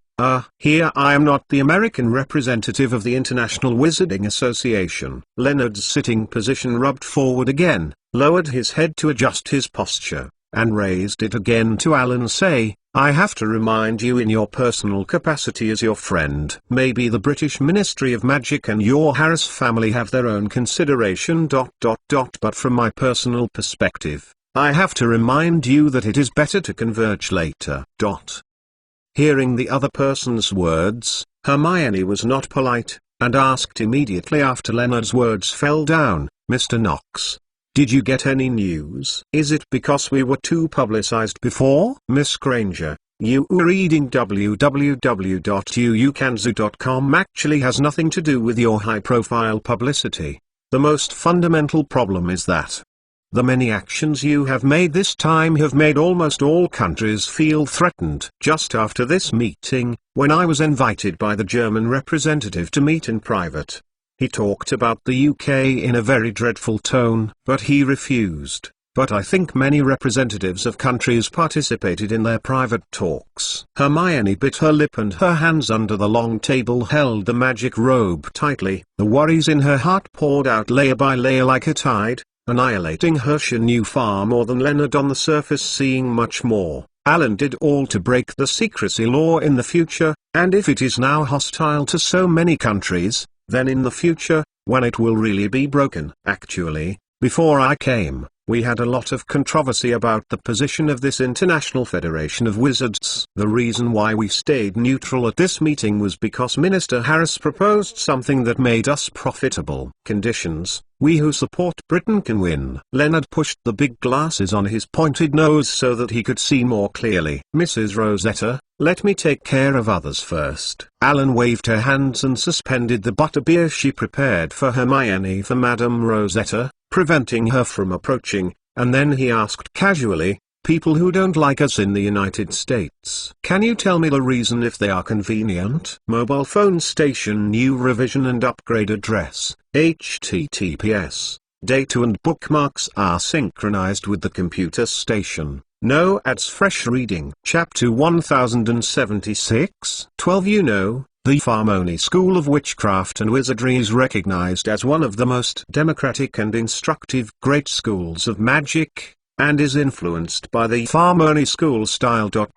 Although the students enrolled as Hogwarts do not ask for their origin, but your style. Leonard paused a bit embarrassedly. But your style is too authoritarian in their opinion. Before you expelled Dumbledore from school, you were fired from those pure-blood families. Many people think you can't tolerate other voices. Hermione, who was taking a sip of butterbeer, put down the glass. Farmoni has always been not very good for the British senses. It is also a historical problem. Although Iserman, the founder of Farmoni, is herself British people, but because of the persecution of the British Aunt Gummerly Gunter, they did not go to Hogwarts to go to school, and were forced to board the Mayflower and live in America. Miss Granger is really erudite. In addition, the problem that you are not very good to explain is still me. In fact, it is not only a historical factor, nor a conflict of ideas. This is also a competition for the best magic school in the world. Farmoni has always regarded Hogwarts as its biggest competitor, so there are some radical young people who are easily hostile to Hogwarts. Leonard said very heartily, and then put the sights on Alan, and this time at the International Wizarding Federation. Alan, you used the power of Britain to show such brutal strength, forcing President Bacon to bow his head and apologize. It will definitely be opposed by the opposition. The rigidity of the leading Grevis family, Fuji 3, has been used as a handle to bring you more hostility and opponents. The Grevis family, one of the 12 Auras originally recruited by the US Magic Congress. Hermione reacted immediately because of the umbrella and his state-owned business, and then she looked at Alan and explained to him again. The first batch of Auras composed of volunteers occupies a special place in the history of American magic. The challenges faced by these 12 people are enormous. Therefore, when they volunteer to join the ranks of Auras, they have already done well. Psychological preparation for sacrificing life. The first task after the establishment of the Magic Congress is to judge those who have betrayed the same kind of wizards. These wizard betrayers who committed murder, human trafficking, torture and other evil deeds have also been finally killed. Execution. But only 2 of the first 12 Auras lived to old age. In the Magic Society, they and the subsequent generations of Auras have received considerable respect. I'm actually a little bit impressed. I've seen some files from the British Ministry of Magic. From 1692 to 1693, the Salem witch trial in the United States happened. At least 2 of the so-called Puritan judges were known as purifiers. The reason why the United States now has so many wizards with mixed chickens and mixed blood in the world of chickens and chickens is because there are some notorious purifiers who escaped the pursuit of the U.S. Magic Congress. After the release of the International Pursuit Order, these people will be hidden forever. In the crowd of Mochi, some of them began to form a family with Mochi, and the children born would be abandoned if they had magical talents, leaving only descendants without magic to hide their identity as purifiers. And the reason why the American magic world enforced even stricter confidentiality than the secrecy law itself. The Rapaport law issued by the United States stipulates that even wizards who are willing to lock their wands in the cabinet can't. It's still the same to marry Magi. Hermione added immediately, Bartholomew Barrybon, a descendant of a purifier. During an outing, the witch Doka's 12 tree fell in love with him. Bartholomew believed in the existence of magic and believed that all wizards were evil and should be eliminated. So he managed to extract a lot of magic-related information from Doka's and made it public, resulting in the international secrecy law a serious violation. This incident led to the U.S. Magic Congress promulgating more stringent laws, forcing the strict separation of Mochi and the wizarding world to avoid such incidents from happening again. At the time, Alan admitted to Hermione when breaking the secrecy law, after using the example that American hens and wizards could not get married, she made these rules and regulations clear. If you are at the Farmoni branch, the crystal of the long-horned water snake embedded in the forehead will definitely shine. It is really impressive knowledge. Leonard was stunned. But the cat leopard statue in my college is probably not. I will scream at you like a school bully. I might not let the panther statue scream, but Leonard. Alan nodded and shook his head first, but surely with Hermione. If she wasn't a persevering warrior, nobody would. Forget it. You may have forgotten that she came from Gryffindor. In addition, the Hogwarts branch cap almost assigned her to Ravenclaw. No, Alan, don't praise me. Hermione nodded with satisfaction when she burst into praise and had a ruddy complexion. And Hermione has a pet that is Thunderbird, and she also likes to take risks. So the statue wings of the Thunderbird Academy who are passionate about accepting adventurers must be expanded for Hermione, and Pukki chooses to accept the kind and noble medical. Hermione the lead umbrella makes magic drugs cheap and beautiful, and she is also good at medical curses. So the Pukki statue will definitely raise the bow and arrow for her. If there are more than one college statues expressing their willingness to recruit students, then the choice is right. It fell on the students themselves. But this situation is very rare, Leonard. It seems that it will only happen once in 10 years. Alan did not let Hermione mean. Hermione can't hold her back anymore. Enough. Alan, don't say. Miss Granger, you may think he is complimenting you because of your relationship, but you are indeed a wonderful witch. If you really do so much, it may indeed make all 4 statues react. Leonard also got a little excited about this way of allowing him to interact with Jessica. But then Hermione's eyes and thoughts would have to talk to her about investment. Let his momentum soften immediately, coughing twice and changing the subject. Yeah. Speaking of Pocky, the Pocky named William who saved founder Isot and her husband James may still have alive. You must know that you have such a great knowledge. To this day, there are still many pockets working at Ilfromany School of Witchcraft and Wizardry. Their complaints are still constant, and they insist that they do not want to stay in the school, but year after year, the pockets are still mysteriously in the school. No one knows the life of Pocky, so no one knows whether William has passed away. However, there is a particularly old Pocky in the school, will respond to the name William. Alan was a little interested. The life of this Pukey can be over 300 years old. Leonard nodded. This pocket has been a marble statue of the guardian Isot and placed a few mayflowers on her grave on the annual Isotute Day. However, if someone is careless when he mentioned this, he would lose his temper. He also laughed at the statement that he was Pukey who saved Isot and James, saying that if that William was still alive, he would be over 300 years old. However, there are still many people who insist that he is the same companion of Isot. The next time I go to the United States, I have to go and see them. These arrogant little guys are much cuter than their European distant relatives leprechauns, Alan said after seeing Hermione. She was also fascinated. He quickly and deliberately stunned and exclaimed, "Wow, Hermione." I think of the individual. Ah? Hermione, who was still immersed in the story, was startled by Alan's yelling. She raised her head violently to shake the thick hair. What? Who? Speaking of being the chairman of the U.S. Magic Congress for many years in the 1920s, the most prestigious witch, Seraphina Picquery, was met. All 4 colleges wanted to recruit her. Alan's expression, it seemed serious and serious. Maybe you can also be a minister of magic for a few years. It's enough. Although Hermione actually likes to be praised, but now she has to keep her face down in order to maintain a decent face. And then her eyes turn angrily. I have to remind you, Mr. Knox and Alan. It seems that we were just talking about the stiffness of the American magic world, like Alan, Fuji Gravis. Alan's voice admitted weakly.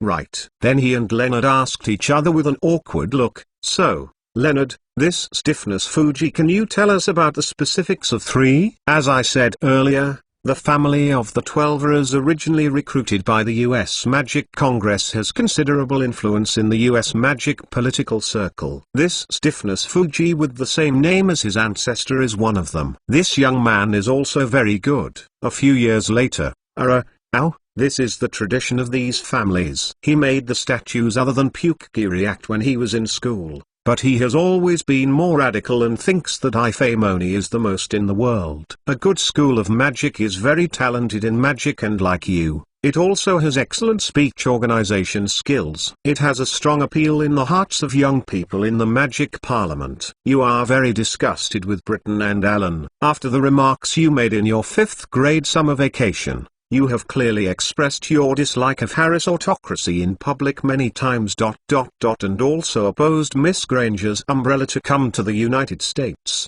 But you know our style. It's very welcome, so his views are too radical in our eyes. It sounds like a somewhat talented stunned head. Alan finished talking and took a sip of his glass. Speaking of Hermione, Abraham Potter and Harry, one of the 12 Americaners' kind of distant relatives, Harry became a boy in trouble, and an enthusiastic genealogist looked at the connections between their genealogy. Alan, don't take it lightly. Your live duel with Voldemort and the declaration of educational reform have silenced the gang for a while, so this time our neutrals won because of this relationship. Leonard's expression returned to seriousness. This is a big blow for this small faction. Mentalnovel.com. But after that, the stiffness Fuji seems to become smoother, using social talents to make a lot of people, and because Ian, although he did not participate in it, he became friends with many young people and often went to the bar to drink together.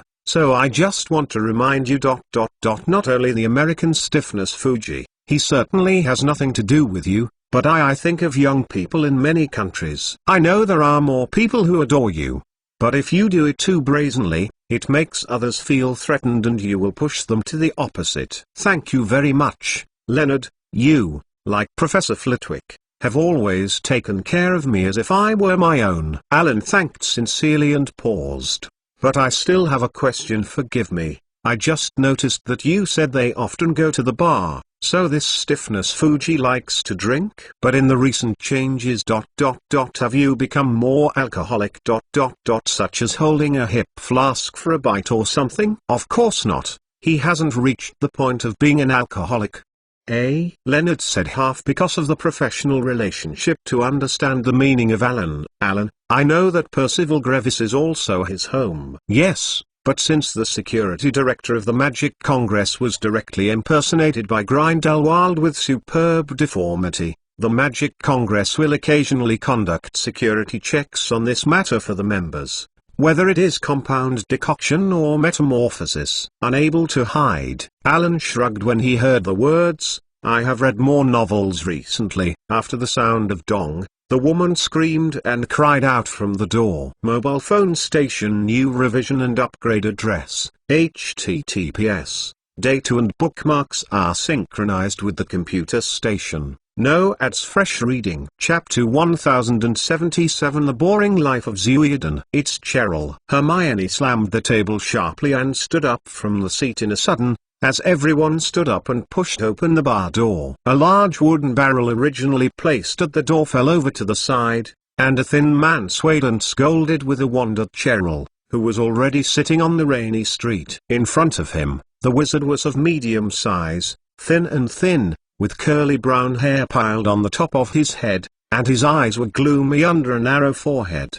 Because of excessive alcoholism, his eyes and nose were all red, his expression was a bit confused. His skin color was originally it may look good, but unfortunately now he has a messy beard and looks dirty. Although he has a big mouth, his teeth are still very neat. Hermione stared at Sean and pulled out her wand to teach the man, but was stopped by Alan's outstretched arm. The drunkard seemed to notice that he was surrounded by Alan and his guards at this time, and listened the others who approached quietly, but alcohol made him a little bit confused. Hermione, you should go in with Leonard and talk about the umbrella. Here, I will deal with it, Alan said softly, facing Cheryl with her chin. She just scrambled up and looked at Hermione. Several people. She bowed her head embarrassedly and waved her hand to signal that she was okay, and then pulled out her wand in a panic, using magic to clean herself up. Hermione glanced at Alan a little hesitantly,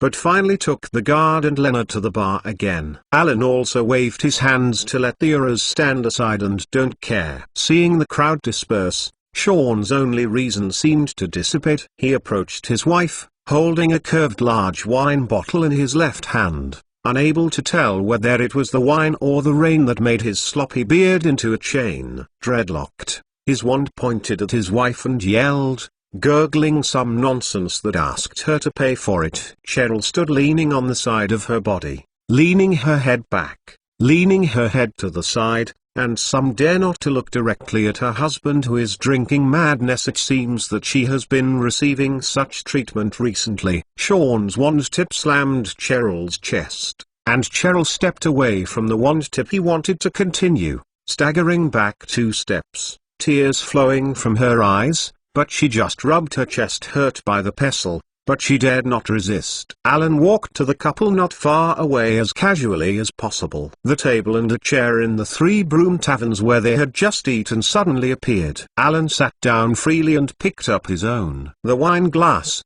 grabbed a piece of fried pig skin and swallowed. He raised his hand to the dumbfounded Sean and motioned him to continue. His wife Cheryl felt too embarrassed and lowered her head, except for her red cheeks. Everything faded, and Alan's arrogant behavior seemed to wake Sean's wine a bit. His nostrils widened, biting his upper lip angrily, glaring his head at Alan but still unaware of who he was facing. He was so angry he looked skewed, and by virtue of who had just angered Cheryl. He walked over to Alan with a wand. Cheryl turned pale, and when she said something, Alan waved at her to stop her. Sean had leaned over, and he raised his wand and threatened Alan with a gesture. Boy, give, I will go away. Alan seemed to realize that he was arrogant.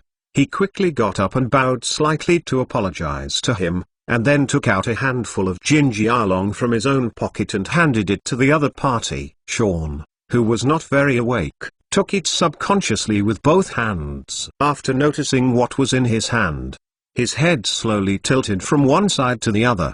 His eyes could not be removed from Jin Jialong, and his ears changed. It turned red, and his mouth opened slightly more rounded. Alan calmly took another bottle of magic potion from his purse, and handed him the bottle of antidote in small quantities to let the other person wake up. Sean, who had no intention of finding fault, hurried to Jin Jialong, putting it in his pocket. He took the potion and took a sip of it without thinking about it, and then snorted that Alan wasn't asking him to drink. Noting Sean's eyes, Alan took out his pocket watch at the Albert wedding and took it in his hand, not to watch the time, but inadvertently let the eyes in front of him began to slow down under the action of potions. The sober drunk knows its value. Sean, who was irritated by the antidote, has begun to think that the witch in front of him is very familiar, but his attention has been successfully attracted to the pocket watch. Its color matching is very gorgeous, and it seems to have filigree. The dial of Frank is inlaid with many blue stones on the surface. Sean's pupils shrunk,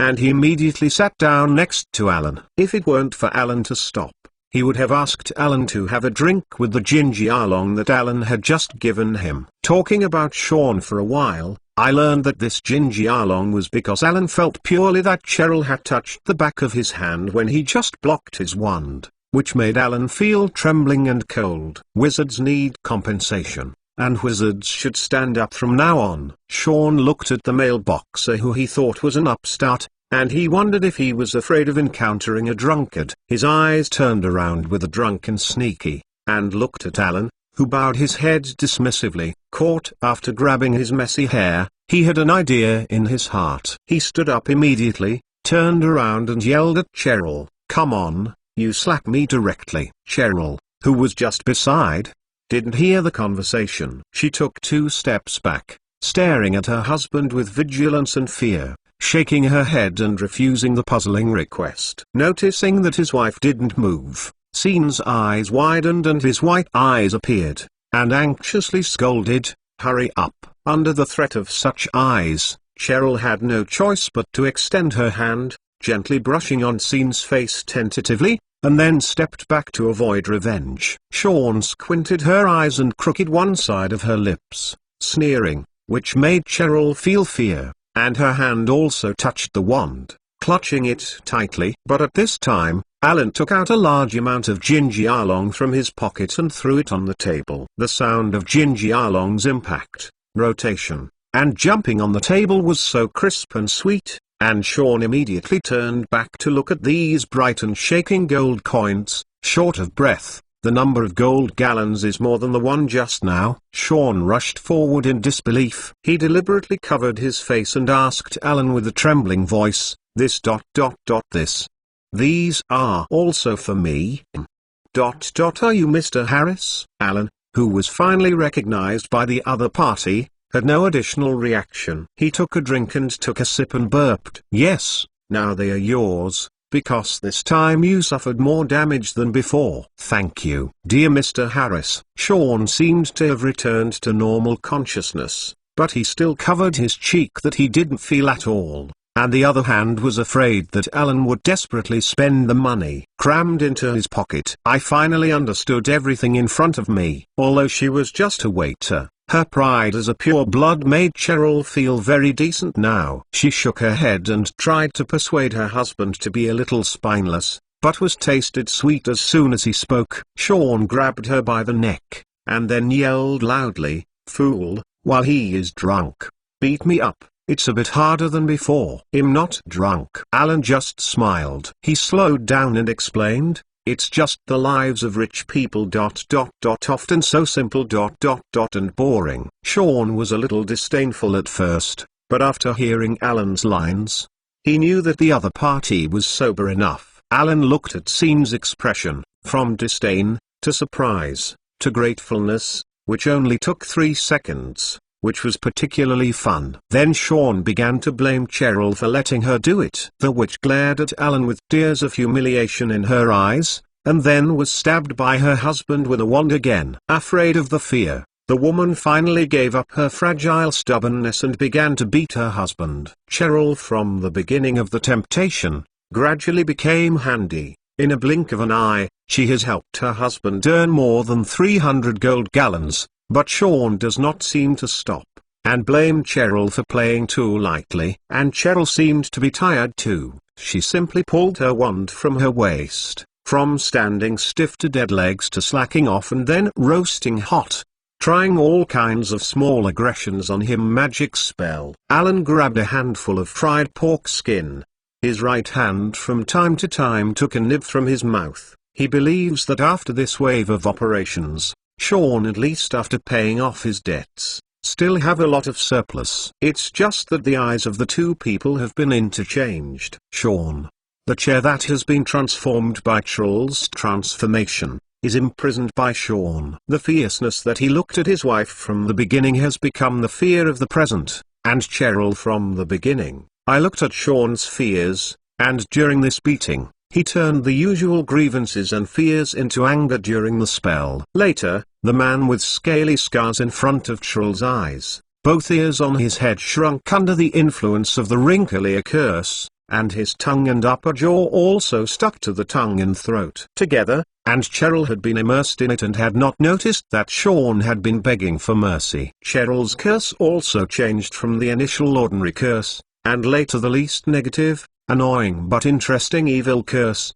to the current negative curse that caused pain or injury, and then this Slytherin the graduated which began to recite curse spells. This is a type of black curse, and the most evil kind of black magic. Curses have many forms, and their magical powers are different, but most of them will cause serious harm, or pain, such as unbearable pain, mental control or direct death, and the most unforgivable can even cause irreversible harm. Sean, who had completely sobered up under the action of an antidote, learned the next magic she wanted to use from his magically impaired wife waving his wand, and in his desperate and frightened eyes, she confirmed Cheryl's mouth shape. She did shout that mantra as he guessed. Thunderbolt explodes. However, this spell was once cast on little dwarf Peter. When the street blew up 12 moles and caused great damage, the spell dissipated in the air as soon as it was formed. Cheryl turned her head suddenly,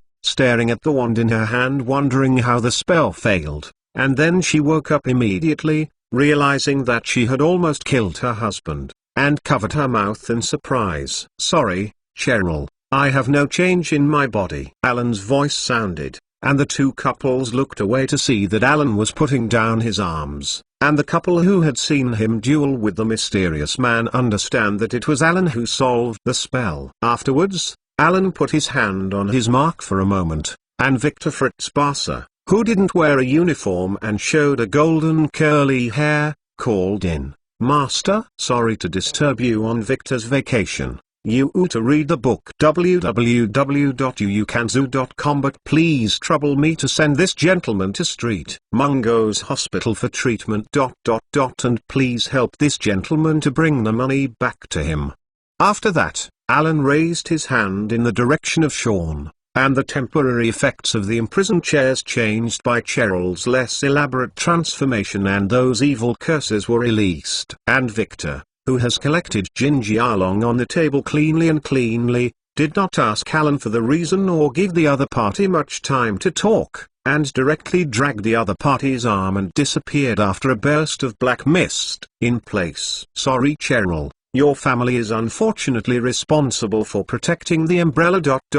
I apologize to you on behalf of the Harris family." Alan suddenly changed his attitude to the upstart and solemnly bowed to Cheryl. "What? Principal Harris?" Cheryl was suddenly unable to grasp the status quo by the sudden change. "Cheryl, I know that you have been tolerant because of the children in your family ... but I think you can choose another way to get along with Mr. Sean." Alan said sincerely, "I mean, if you don't intend to change your current state ... I think your level of spellcasting is better than that of Mr. Sean. You can make Mr. Sean awake at an appropriate time ... I have just been so educated for you. The pure-blooded witch is too rude and improper ... but I just help to help you know what you can do ... Alan nodded in the eyes of the waitress. "Oh, If it takes time to think about your relationship afterwards. Maybe there is a cooling off period that can help you think about your future life. I will tell Victor to temporarily arrange Mr. Sean to America and let him work in the umbrella branch. Chapter 1078. When Alan saw Cheryl also went to the hospital. Papa. Alan clapped behind him.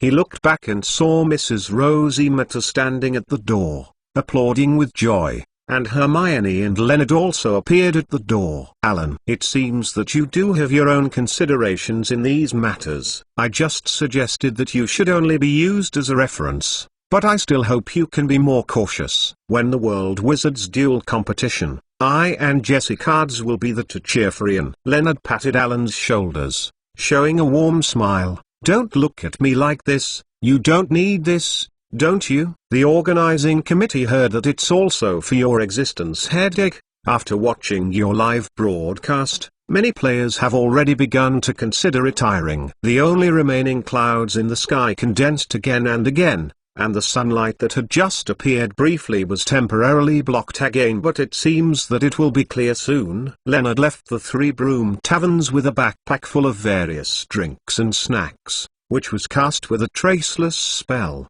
which was very enthusiastically greeted by Mrs. Rosetta. Hermione, let's just go and see the expansion site nearby. Alan sent Hermione an invitation and then turned to the guards. Please do whatever you want. I'll send Grange our home later. Without any hesitation, the guards followed Alan's instructions, but all chose to stay in Hogsmeade so that the situation could change. Walking slowly along the path of Hogsmeade, Alan and Hermione did not enter any shops as they did when they first came to Hogsmeade because of the holiday. These shops also seem to be deserted, and some shops are separate. Surrounded by three small obelisks engraved with magic words, it seems that the Pure Blood family is in control behind the label. Looking out of the Hogsmeade village, you can already see the rough area division by the erected, neat stone fences, which can be seen from the distance. It is magnificent enough for the sparse wizards. Some wizards dressed in costumes with umbrellas and logos traverse among these immensely huge building embryos,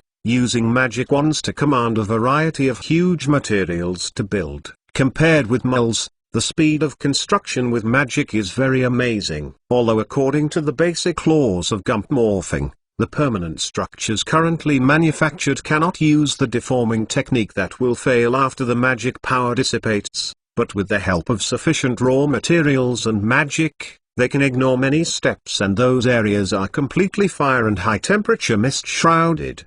The metal forged by these hot alchemical magic flames was directed to transform into a reinforced frame. Cement powder and stones and water were directed to fly to these targets before they began to mix, which was originally needed. The time to wait for coagulation is also completely omitted. These almost instantaneous buildings are full of ding-dong-dong, noisy sounds occupy the world, but all projects are being constructed in an orderly manner, large blocks of stone flying in the sky, according to those elaborate and complicated drawings. No, the segmented wood was transported to a pile, and the wizards magically carried the building materials that seemed to be very heavy, waved the wand in their hands, and processed the building materials into the shape they wanted. If it was not necessary to give the house extra, it takes time to lay out various inconspicuous telescopic spells, constant temperature, insect control and other magic effects, as well as detailed decoration. And it will take a whole holiday to think about the progress of the project. Looking at the orderly construction site, Hermione, who was content with obsessive-compulsive disorder, slowed down a somewhat hasty tone. Alan, I just wanted to tell you, Fearon's told me that some wizards have recently come in contact horse tribes. They are instigating these horses, and for the ridiculous reason that they will drive these horses out of the Forbidden Forest when we are rebuilding and expanding, suggesting that they stand up to resist, and there are even some people who have subsidized some of them. Enchanted bow and arrow. My relationship with the horses was in the first grade because I completed a deal with each other. Well, so to speak. The relationship has been very good since then. It doesn't matter. Alan touched his bare chin and didn't care. How is your parents' house designed? Alan: I know the relationship between the Maran and you is very good. Out of your trust in Alan and the distrust of those pure blood families, they actually did not accept the confusion of these pure blood families at first. But with time, as time goes by, we are construction sites like this, seeing those sites that are being renovated. Some people told us that we will build a large dragon farm near the Forbidden Forest, and told them that the Umbrella Magical Creature Protection Area has also moved over. Felons said that many people expressed great concern. Many Ma people trust you and will not believe that you will drive them out of lies. But the thought of being neighbors with fierce and magical animals like fire dragons makes them very uneasy. Hermione folded her arms and frowned. Alan still did not have the worries of Hermione. He raised his hand and felt the cool breeze after the rain. Hermione, the summer is hot. But the weather after the heavy rain is very cool. While the sun is not yet come out completely. Shall we fly on Hogsmeade on a broom for a while? I remember that you flew the last time and seemed to have little meaning. Alan: I think this matter is serious. Hermione pursed her mouth in disapproval. Listen to me. Fearens told me. It was originally kicked out, but the horseman now I'm so uneasy that I need to tell him about it.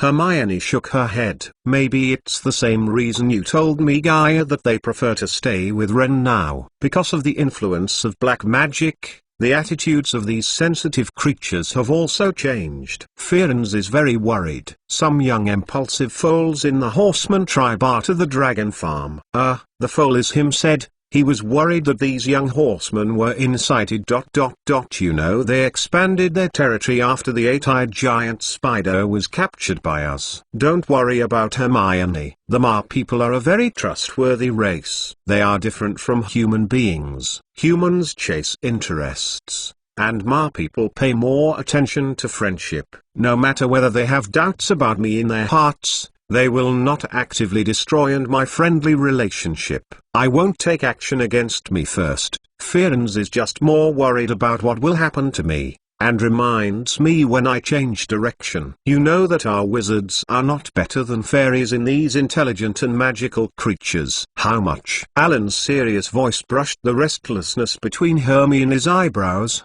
And then Alan regained her hippie smile. And even if they are really instigated or we need Hermione, don't forget that the horses were originally even. I believe in polytheism, and the Hogwarts group. I also believe in the goddess of luck. That's Luna is cheating. Hermione still said according to the convention that she didn't agree with what she thinks is not moral. But the person himself also put down the matter that put the pressure on her heart. Hermione, who was in a relaxed mood, thought of Alan's suggestion. She didn't want to act disappointed, and because the previous Quidditch game reminded Hermione that she really felt a little addicted, so she shouted and yelled, "Let's go. I'll take you around the Black Lake, where the residential area is. Use the broom to fly over." It seemed that she was too excited, and Hermione added another sentence, "This can be done in the sky. Take a bird's eye view of the school hole." Alan responded with a hand and pulled two broomsticks out of his pocket, but as soon as the hand was placed on the bag, Hermione was called. "Alan, come on, this time I bring you fly.mentalnovel.com. You can guide me." Seeing that Hermione had taken out a brand new fire crossbow arrow, he was surprised that the other party had already bought himself the best broom. Alan. He touched the hand of his purse, and watched Hermione change his way to the flying broomstick. Contrary, the cheeks were ruddy and excited because of the need to fly, and he had to hold back his original plans to ride his stomach thinking of the speed of Hermione's riding the cornflower into a fire crossbow arrow in the previous game. Alan swallowed again. Spittled. He walked a little stiffly behind Hermione, took her legs up and sat up, holding her hands on Hermione's waist. "Hermione, I think it's just like Mrs. Huochi in the flight class. You'd better first fly slower." "Alan, don't worry, I actually practiced secretly with cornflowers a few times before, although it was the first time to carry people. Hermione was like a good student who secretly did some pranks, and seemed a little inexplicable. "Let you see my progress. This time I will take you to heaven." "Ah, Hermione, since I'm instructed ... I think it's better to fly first, as Mrs. Huochi teaches in flight lessons." Hey, Alan's words didn't finish before he felt his body. He slammed backwards, letting his hands instinctively start to scramble before he was thrown out. The flying broom controlled by Hermione had no speed transition at all, and flew into the sky like this. Found that Hermione, who was unable to speak normally because of strong wind in her mouth, turned around and shouted, "Alan, the firebolt is not the same as the cornflower." "How to break?" Exclamation mark. Because of the strong wind in his mouth, and Alan, who was in a high-speed shock that he did not even experience as a Quidditch professional athlete, the screams that were made all of a sudden were also squeezed by the wind into the sound of ... Chapter 1079? Sight around Hogwarts. A gust of wind blew, and the water of the Black Lake was rippling. Except for the original Hogwarts area, there were no changes. Various strangely shaped buildings and more numbers were just standing in the Black Lake. Lakeside, except for the residents and shops and workshops that need to be accommodated in the first batch. Most places are just planned areas and construction has not started. Because when people of different cultures and classes are gathered together, they can't help but want to show their personality, especially when they don't have to consider the cost issue. Even the Mulcrivat couple, see after arriving at the design drawings of the group of wizards, he also tore up the boring drawings that he was very satisfied with, but now he seems too formal. Originally, the heart of the vast Black Lake under the Hogwarts castle was far away. A small island has been artificially built. A castle is located on the inaccessible Lake Island. The hill is raised by the spell. It is huge. The main castle and manor palace are surrounded by 7 towers and 7 rhombuses in the outer circle. Although they are not completed, they seem to be indestructible from a distance, and there are many shadow-like human-shaped objects floating around the building. Some metal blocks with ancient engravings were installed on the surface of the heavy stones. The style looks like another Hogwarts, but compared to Hogwarts' fairy tale appearance, this castle has a quaint atmosphere unique to the inherent marching soldiers. It is the new castle of the Harris family. In Alan's current planning and design, Harris Castle is the deserved central point. The location of Hogwarts Castle and the newly established Hogwarts University and elementary schools constitutes an equilateral triangle. The main buildings of these 3 schools are the 3 vertices of the equilateral triangle, and Harris Castle on Lake Island is just at the center of this equilateral triangle. In order to maintain a regular equilateral triangle, the location of the elementary school was set in a forest away from the Black Lake, and Hogwarts Castle and the university were set between the mountains and rivers. The entrance is different from Hogwarts' large iron door. On the wall, there are large curved fireplaces side by side, which is convenient for adult wizards to use the flyway powder to pick up their little wizards. The elementary school did not build students' dormitory, but all high towers are equipped with anti-fall measures. There are no square pillars in the castle, all of which are cylindrical. All window edges and corners of the porch use rounded arcs. To avoid being bruised by little wizard Zoldorf, they are basically unable to use magic at this age.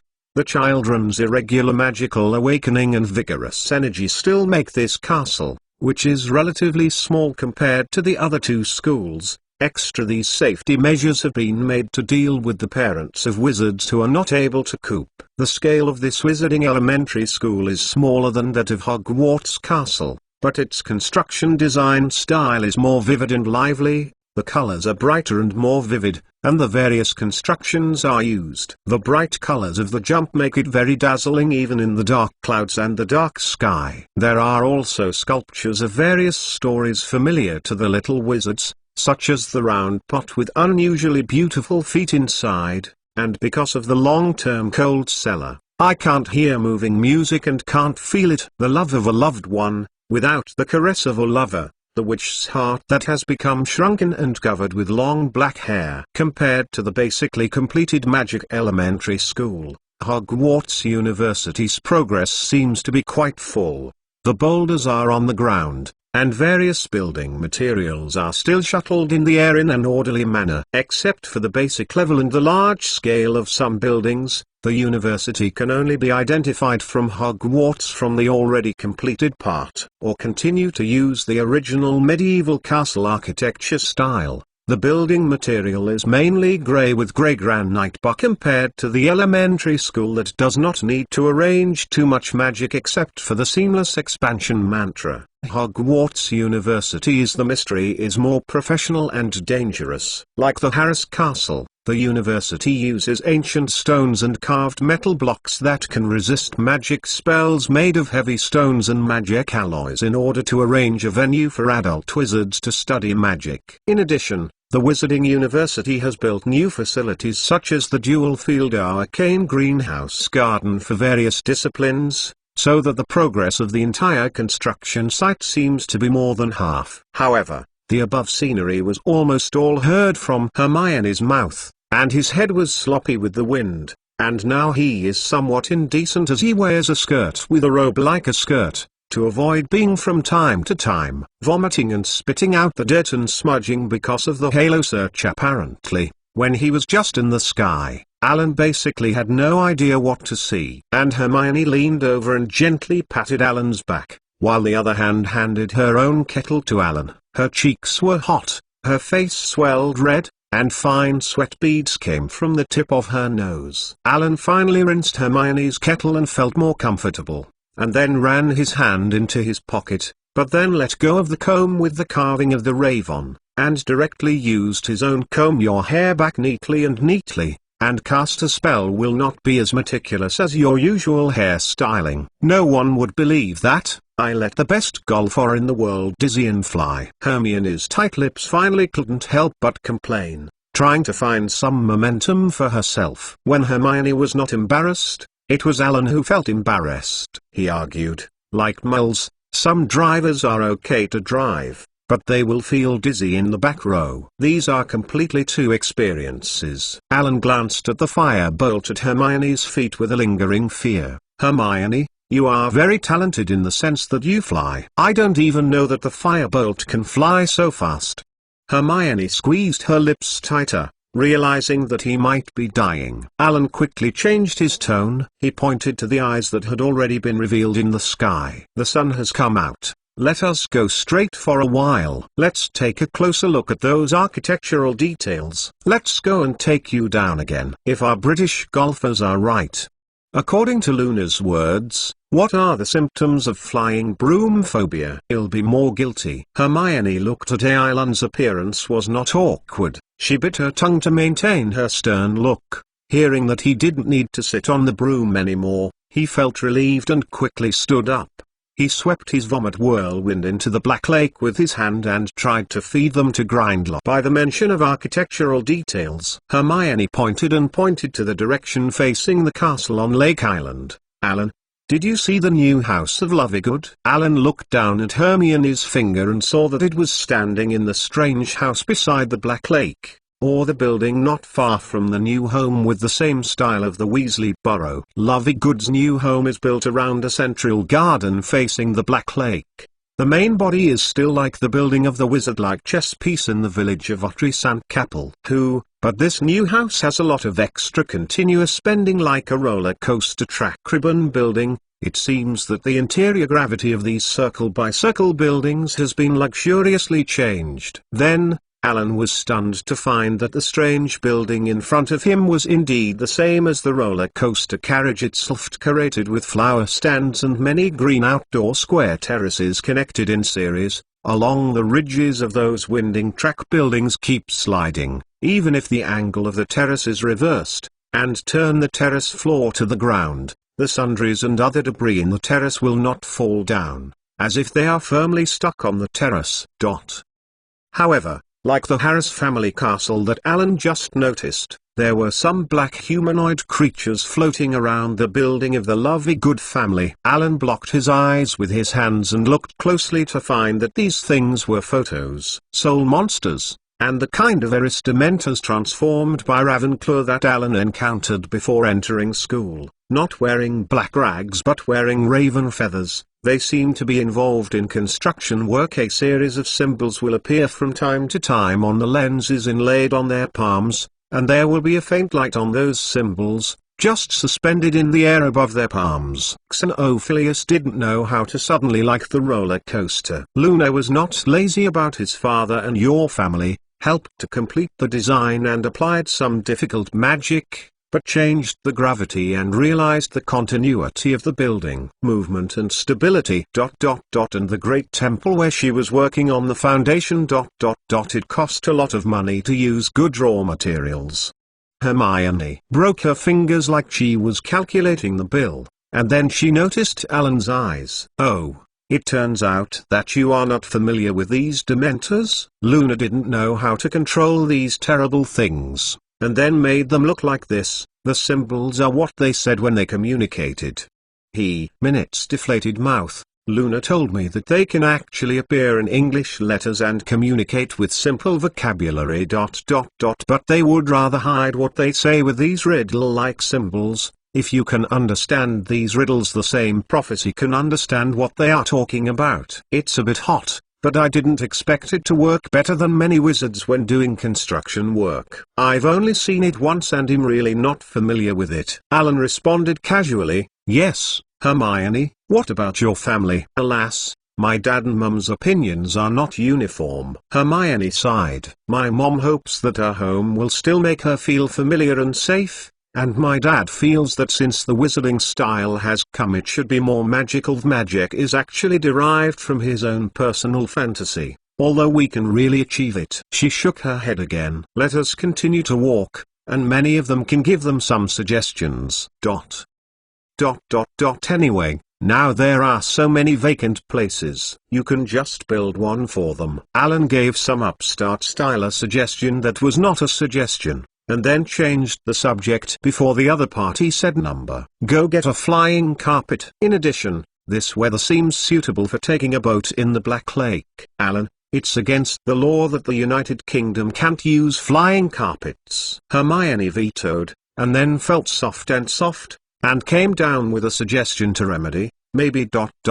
we can play skateboarding. Just said at the time at the end. Hermione seemed to think that Alan, who grew up in the wizarding world, didn't know what it was, and tried to describe to him some extensions of surfing and the like, and then began to explain to Alan what surfing was. Hermione, you are implicitly discriminating against a pure-blood wizard. I didn't watch wizard TV and I knew what skateboarding is, Alan said after Hermione began to digress until 1778.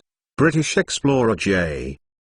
Captain Key had seen this kind of activity when the local residents had seen this kind of activity in the Hawaiian Islands, but she had no choice but to stop her science. But you don't look like a girl who likes skateboarding at all. It's like I don't look like I can make a professional player stunned. Hermione said back. Then she rolled her eyes and recalled with her hands open, I was probably 8 or 9 years old. At that time, I had a 3-year-old neighbor boy named Tom Felton.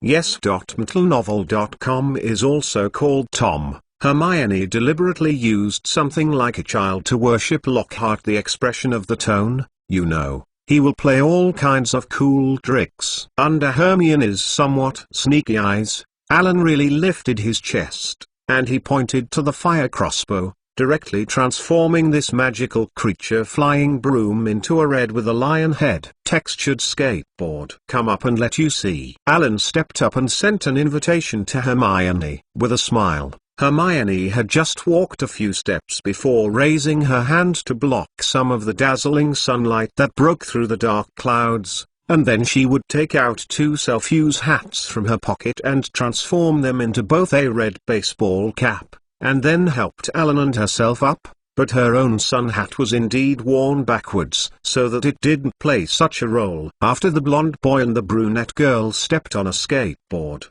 And on the expansion site of the residential area next to the Black Lake in Hogwarts, there was no fear that the eyes of the wizard architects glide on the already hardened ground. Hermione, don't shake too much. Keep your feet stable. Alan is not as powerful as he said. He didn't slide over the skateboard. He just maintained this balance with excellent agility. Ha ha. Hermione smiled happily on Alan's back. My feet are stable. You don't have. Alan also responded with a hippie smile. Don't dance on the skateboard. Hold on. Let's hold it. Hermione responded more gently than before. She pressed her forehead to the Alan's back without hindering the brim and arched it, then put her chin on Alan's shoulder and bent her eyes. It looks like a crescent moon. Chapter 1080. Before the second largest sector after the time came to the end of August, the second largest department of the Ministry of Magic, the Magical Animal Management and Control Division on the 4th floor of the Underground,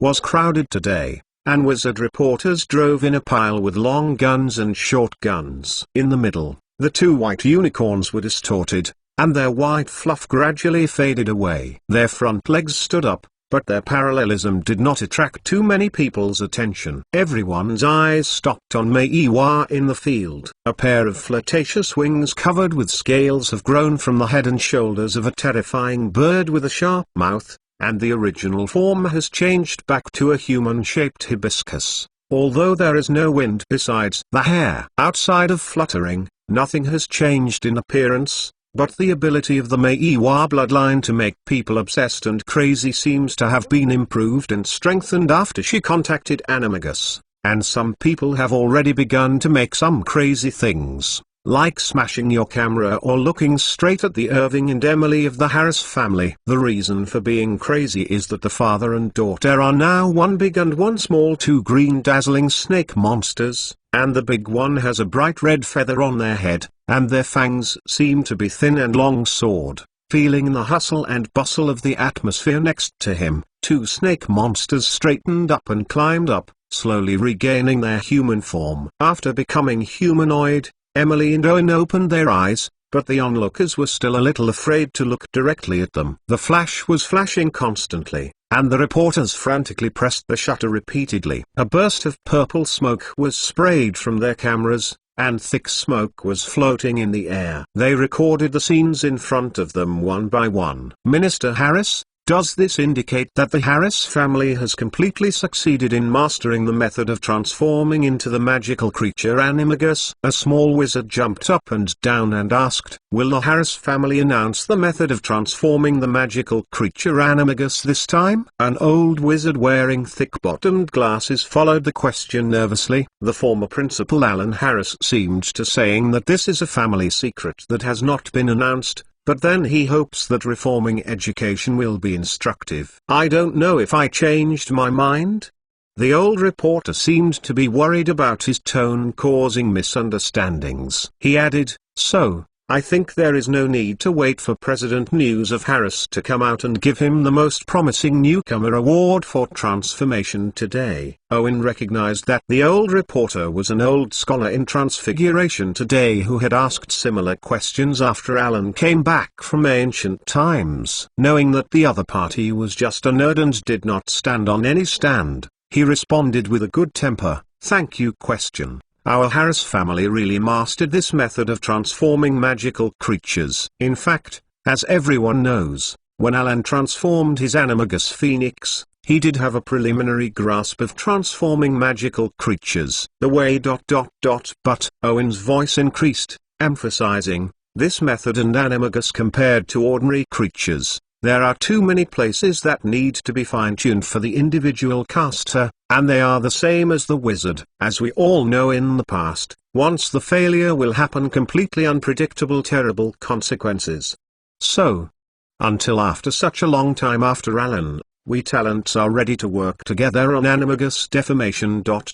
So after careful consideration, we think that this too dangerous and personalized method is really not suitable for popularization and cannot be made public. Hearing Irving said, there was a commotion on the scene, and the old scholar had already sighed, and some anti-Harris media also began to think about the news content, preparing to describe Alan, who was trying to reform the education, as a hypocritical politician. Irving knew what they were thinking by looking at the expressions of the reporters. He smiled and said, "However, my son is not present, but as the principal of Hogwarts and the voters of Ravenclaw, as a disseminator of knowledge that seeks to carry out educational reforms. This dangerous but profound knowledge will be placed in the Ravenclaw Temple, and he himself promises to select enough good apprentices from the Hogwarts University department from time to time, help complete this transformation. If this is the case, it is indeed a more secure method of communication." The old Wizard of Transfiguration today was a little appreciative of Harris' nominally conservative style, and then asked another question he wanted to ask. "Minister Harris, I noticed that the principal of Harris promised to help the students to transform the ordinary animagus during the last semester,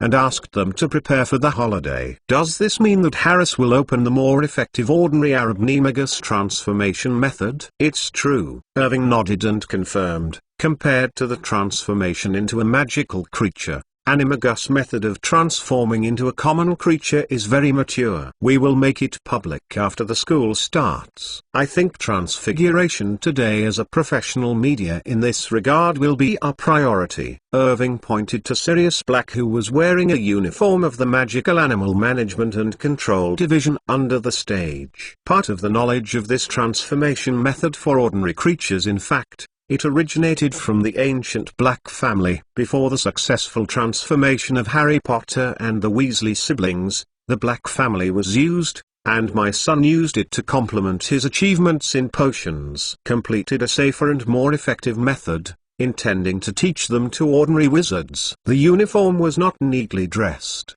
and Sirius, who was a little bit of a melanator, was originally hanging on the door frame. The sudden name made him very uncomfortable. Without any preparation, he saw the reporters pointed the camera at the camera. "Yourself. This is a blessing for the metamorphosis academic community. If everyone can be transformed into animagus. Harris is indispensable for the development of this subject. I will fight for the principal of Harris. Some honors. Although it is known that Harris will not easily announce the transformation of magical creatures, the old Wizard of Transformation today still feels very excited, even if it is the ordinary animagus transformation method. If in the first batch of announcements in their magazines, he judged that they could at least leave their magazine name in the history of magic. Irving and The Witcher today made it impossible for the following opposition wizard journalists to attack on this ground. However, they did not easily blame Irving, and a sharp voice burst out, "Minister Irwin Harris, so far, you and Alan Harris have circumvented the Ministry of Magic collective discussion and unauthorized announcement of the withdrawal of the United Kingdom at the International Federation of Wizards. There has not been an explanation for us ordinary wizards in Britain." The question was asked by Dempster Wiggswild, as the mouthpiece of the Pure Blood family. He raised very sharp questions in these several Harris news statements, trying to attack Harris in public opinion, and he has not made progress in this area. He is also anxious and wants to make a little contribution in front of his investors. It was just that Wiswild's words had just fallen, and some young wizards and some young reporters from the Ministry of Magic began to refute him. Some stunned young men who looked very also shouted to the British Ministry of Magic, "Support Britain's incident this time makes people happy. Why do they want to sanction Britain? It's going to be so tough that those who want to bully us get out of the UK. This is what the British should have. I am invincible in Britain." These roars caused some of the opposition journalists behind the Pure Blood to join in the debate and refute the Waldorf. The young people were full of blood and angry voices shouted very loudly. They could not speak compared to those professionals. What a good reason. Soon a little overwhelmed. The scene was a mess of success. In fact, we didn't really withdraw from the International Wizarding Federation, but the International Wizarding Federation apologized to us for their wrong decision. Mentalnovel.com. John Barser took care of his newly trimmed and his son Victor's short curly hair. As Owen's staff, he spoke out to argue for Owen, who was inconvenienced to bargain. Reporter Wiggswild, "I must remind you, this reporter, Today is just about anima. For Gus interviews, please do not ask unrelated topics. The question is not whether the action of Minister Harris is wise, but whether the action complies with the procedures stipulated by the Ministry of Magic. Britain is not a country that easily signs and implements international treaties. These treaties are serious commitments, and are passed by countless wizards. The ancestors took effect after the debate. The unilateral actions taken by the minister did not meet this standard. Those angry voices made the condemned Impster Wiswald look firmer. He did not care about John reminded me that he had touched the problem that Irving wanted to avoid, and proudly reached out to point to Irving. What's more, Minister Harris is trying to make the entire British magic world faced by international wizards for unimportant glory. The danger of social isolation is completely unnecessary risk. I say your horse, with a roar of Scottish accent, a middle-aged witch with thick muscles couldn't take care of everything, and lifted a foot directly on Impster Wigswald's chest. He fell to the ground, and then he did not use a wand but punched Wigswald in the face, then rode on him, and when the reporter was stunned, he was firmly clamped with a big hand compared to his two slender wrists. The other fist continued to smash him hard against his head. You traitor. Traitor. Do you still want Britain to resist when it is unfairly treated? Can't apologize to those countries? Exclamation mark. Chapter 1081? No one wants to approach Ren afterwards. Owen also accidentally touched some stubble on his chin. The scene of the flamboyant scene in front of him showed that the excitement of these young wizards was indeed not ranged by him, but after recognizing the slander the Minister of Magic couldn't help but want to laugh. The era who kept order changed his training in the past, and after a while, he walked past and pulled them away, and Impster Wigswald stood up dizzily, shaking his head. He has cast a curse on himself. As soon as he resumed his sobriety, he was annoyed and shouted irritably, Harris, you are. He wanted to use this thing to attack Harris, who ordered this mob to attack him, and he was looking clearly after seeing the other person's appearance. He suddenly choked in his throat if he wanted to blame. Wiswald recognized this stubborn middle-aged wizard as a columnist for the magazine Gerald Butler. He was well known in the industry for his extreme words and loud voices. In the previous Flame Cup, the wizards were hegemony. In the game, he used fierce words to attack Alan Harris' use of black magic in the game, even categorizing Alan as the Dark Lord 3, and afterwards, he repeatedly published articles criticizing Alan Harris' laissez-faire for ancient magic. Today, he beat himself and began to support Harris in this matter, undoubtedly because he was only a middle-aged angry youth, and like many younger wizards, Harris incited national sentiment. This is not in your Scotland. I will sue you. Wigswald scolded a few words of hatred, but he knew he could not use this to attack Harris, because no one would believe this most of the time. The guy who was slamming Harris was the person of Harris, but these brainless young wizards were provoked, but they tried it. Wiswald thought he had taken them out of Harris's confusion. Responsibilities pulled out. I am very worried to find that the domineering style of the Harris family seems to have influenced the atmosphere of our British magic world. Many young people have become extremely extreme under this bad driving style and have begun to have some inexplicable advantages.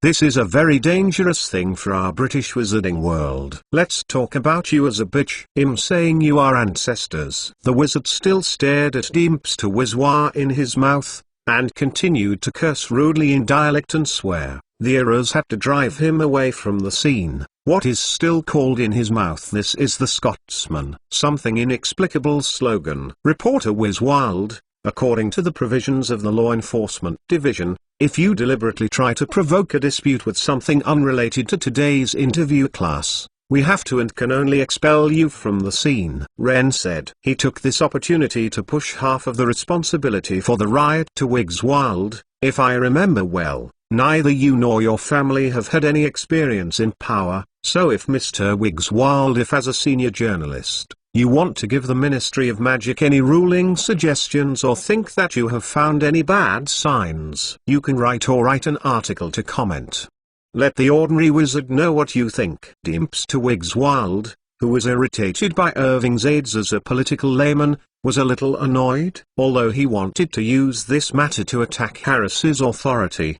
But now the situation on the scene can already be seen. The attitude of a few ordinary wizards to the Ministry of Magic's action at the meeting is also easily described by his opponents as a traitor who betrayed the British magic world. However, Wigsworth, who was eager to show his performance, did not give up. After glancing at Wren, he screamed and threw another question out loudly. "I'm sorry, I just said a lot of odd topics just now." Director N. Harris, I noticed that Director Josephine Harris and Captain Albert Harris have not yet come out of the Department of Magical Biology Management and Control.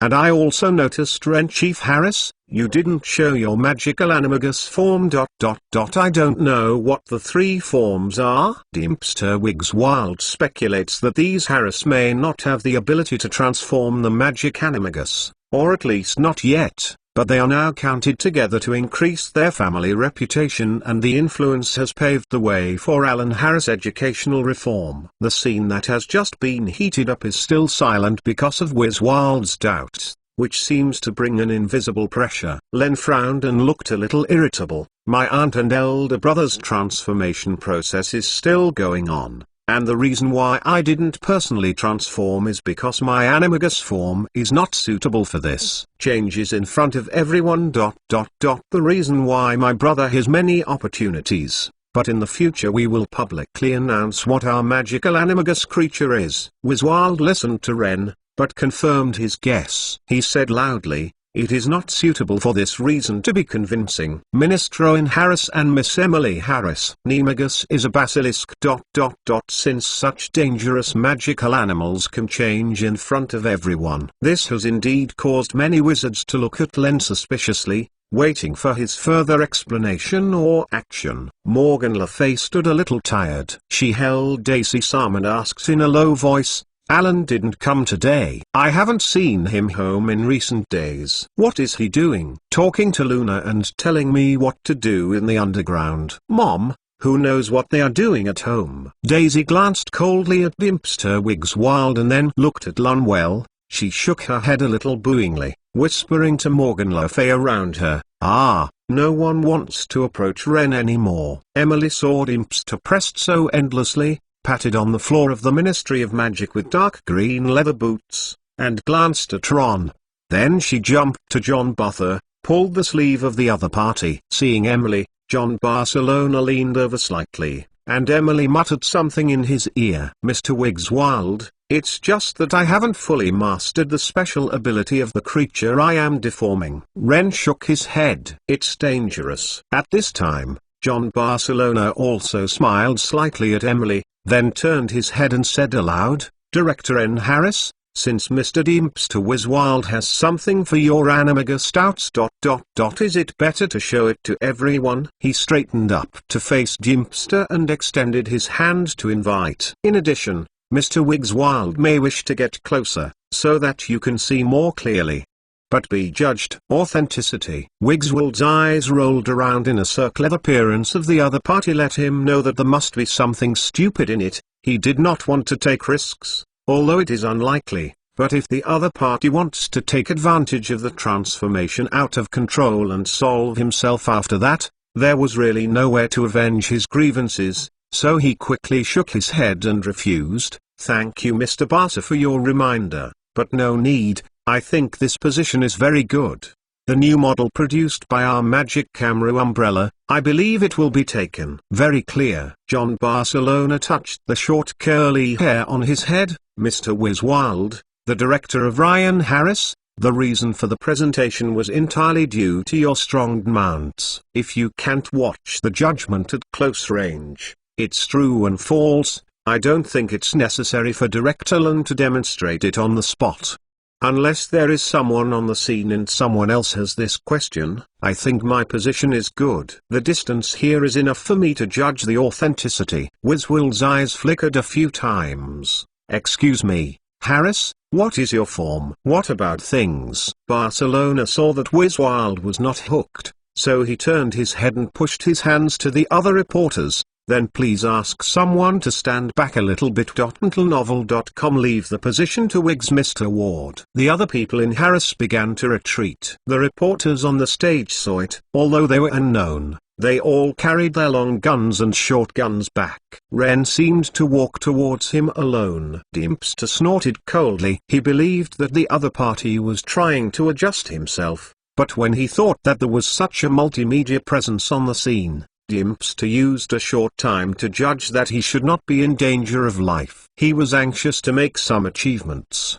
The reason why he had to suffer a bit in exchange for attacking Harris was still acceptable, so he stood on the spot and made a posture to record the whole process. Without warning, Len's body changed dramatically, swelling and twisting instantaneously. In a blink of an eye, a huge animal that looked like a leopard replaced the place where N had just been. It has a dark body, a wide round head, a thick bristly mane on the neck, and a sparse short thorn on the back. The torso is covered with irregular black markings. The limbs are strong, and the claws are sharp and flexible. It looks terrible. Suddenly, he raised his head and roared violently. The thick mane on his neck immediately erected, and the entire head and neck instantly inflated like a blowfish into a huge airbag, letting the leopard-like monster's head and neck look. It went up like a lion with a thick mane. After the leopard-shaped creatures such as Barcelona and other preparations had bulged the airbag, they flicked the wand gently in the air. Super bubble curse. A transparent round bubble squeezed from the tip of the wand, encountering the air instantly magnified. And soon Ron and Dempster Wiswild in front of him were shrouded in huge round bubbles, while the others were isolated from the outside. Chapter 1082 Sack Leopard Vertical Bar. The latest website is Cyst Poison. Cyst Poison Leopard. The old wizard who was watching on the side was trembling, and in a chill, the notepad in his hand fell directly to the ground. As a senior expert in metamorphosis and an elderly old man, he has never been like this. Gate 2. After a short inhalation, the onlookers immediately fell into a panic. The entire floor was screamed again and again, and the wizards began to collapse. The reporters threw away the cameras they carried, and some of them responded quickly to their heads to create magic bubbles. More people just burst out of life like old wizards, and began to run fast and screaming outwards, except for some third worlds of the wizarding world. The wizarding government buildings of various countries are in the form of the current Voldemort ravages. All have opened the Antiphantom shifting formation enchantment. The beast produced in East Africa, similar to the leopard, is considered to be the most dangerous creature in the world. It and the werewolf,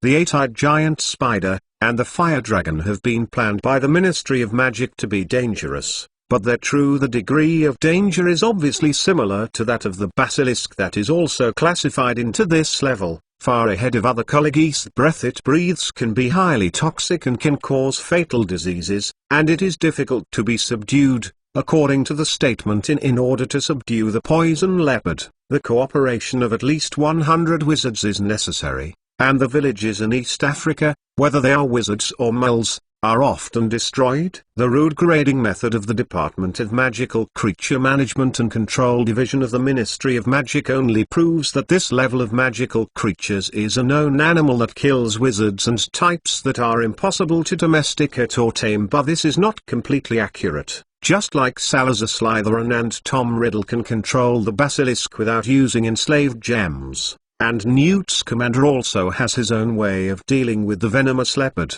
although the specific means are not yet known. But he cannot be attacked by the sacred leopard, nor has he been poisoned because of the breath breathing out of the disease. And the current situation, although the poison sac leopard currently changed by Ren, is staying in the bubbles created by the variant usage of the bubblehead curse. This magic curse can let people underwater or in the surrounding air when it is dirty. It gets enough oxygen, so in theory the poison gas will not leak out and cannot cause harm to other people, but they can't determine how long that protective cover can last. and it seems that the poison gas has begun to spread before the magic takes effect. And the wizards who have enough knowledge of magical creatures sneer at the wizards who create bubble protection in the mouth and nose for viruses that can cause infections by contacting the skin with poison gas, unless they are large enough like Barcelona before. Outside of the air bubbles, keeping your breath alone may not have much effect except that it may slow the infection rate a little. Please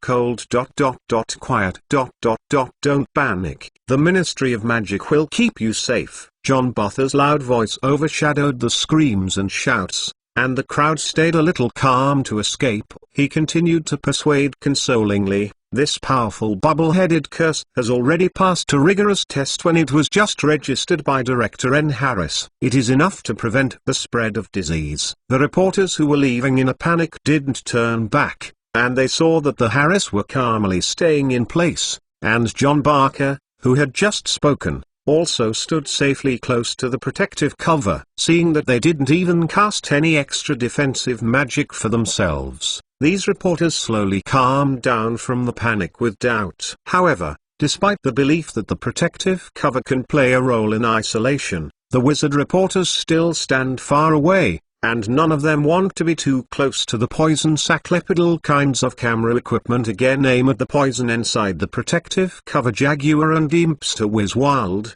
Poison Leopard has returned to a calm state, but Deempster has collapsed to the ground, sweat beads rolling on his forehead. His eyes widened. He gasped violently, as if it was difficult to breathe. His face flushed and his lips were purple. In a short period of time, he could see his exposed body ulcerated and sore on a large area, emitting a strong stench. Suddenly, he stiffened his body. His eyes rolled up, and he suddenly lost consciousness. It seemed that life was about to come to an end. The leopard, who had collected the poisonous sacs around his neck, looked at Deempster on the ground with cold eyes. He took a step forward, and in a flash, he changed back to human form. As Ren lifted the shape of Animagus, the well-known germs that caused large areas of ulcerated skin and abscesses on Deempster were also eliminated, and these wounds stopped the visible deterioration in an instant. The condition did not continue to develop to a worse extent, but the damage that had been caused in that short period of time would not be relieved by this. So this reporter was still in a deep coma. Len slowly pointed his wand at Deempster on the ground, casting a healing spell for him. A moment later, Deempster was successfully reawakened to consciousness. He collapsed on the ground, trembling, and groaned in pain with a half-open mouth. Although the physical injury was due to the release of Animagus no longer affected by magic power, he was quickly healed. But it was not an immediate thing to want to fully recover. "I'm so sorry, Mr. Weijeswald. I haven't fully mastered my Animagus ability to leak some poison gas." Ren leaned slightly towards Deempster, who was still unable to get up on the ground. "It shouldn't cause any lasting damage to your health. But for safety's sake." Ron straightened up in the other party's horrified eyes, silently using the endless spell. The huge bubble that enveloped them, the transparent protective cover, seemed to have been punctured and disappeared without a sound. Then he beckoned Enra, who was keeping order on the side. "Please send Mr. Wigswild to the Hospital of Magical Injuries and Diseases of San Mungo. Do a detailed check." The Era's two leather boots made a slap and stood upright. Then he stepped forward and directed Deempster to float with his magic wand. "Let the reporters take pictures," and began to the side of the elevator at the end of the corridor. Going on just a few steps, the Era stopped suddenly. Mentalnovel.com. Dumpster hovered in front of him, and other reporters also felt the shock from the floor. Boom! Exclamation mark. There was a loud noise, the walls were cracked, the building fragments hit the ground, the dust was scattered, and a huge beast similar to a rhino broke through the wall. Templeton, whose face was splashed, couldn't care about the pain, and his eyes were raised in shock. His current position was the closest to the monster. He recognized this magical creature. Murmured, "Poison-horned beast. This is a dangerous monster that can be dealt with by a skilled wizard who is deemed to be dangerous and requires specialized knowledge. The great ale is like a long rope. From a distance, it will be mistaken for a giant rhinoceros. It has a thick skin and most spells are helpless to it. There is a sharp horn on the nose similar to the rhinoceros but a much larger ratio to the head, and the venom with the light is simmering in the horn and the swollen skin on the top of the head. With the magic lithe horn of the poisonous beast can pierce everything from skin to metal, and the deadly liquid in its horn will cause any object injected with this venom to explode. What's even more shocking is that a fluttering black cloak moves from the unicorn's back, and its edge flaps, quickly sliding off the unicorn's back, turning it into a black head. The body of the wide-brimmed velvet hat is somewhat sturdy and elegant. Albert, I tell you to be careful not to let the corner of your big fat head touch anything after you transform. You blow up the wall of my office. Josephine Harris, who had returned from the form of Voldemort, complained. She pulled out her wand and restored the broken wall that belonged to her to the beginning. The latest website, Chapter 1083. The range of influence of the miser nuclear power is only 1 mile in the Hogwarts expansion site, as Ravenclaw built a secret room in Black Lake, at this time, the underground of Harris Castle on the heart of the lake, after the theme of the upper building has been built to a certain extent. Here is also it was designed to arrange an underground chamber. In this huge and spacious underground space, the area to be constructed is very large, and its internal space is very high. It is like a palace for giants, and there is no supporting column in such a wide space. Great magical energy reinforcement. At the very center of such a spacious underground space, a huge hexagonal platform is built. To climb this platform, you need to climb 7 steps. Outside the centered direction between the corners of the hexagonal platform, there are 6 thick obsidian columns standing on top of each other. The pillars are engraved with layers of magical writings. These huge obsidian columns are suspended at the top with a different color pyramid-shaped objects, and each side of the pyramid uses a triangular structure and is sculpted with omniscience mark.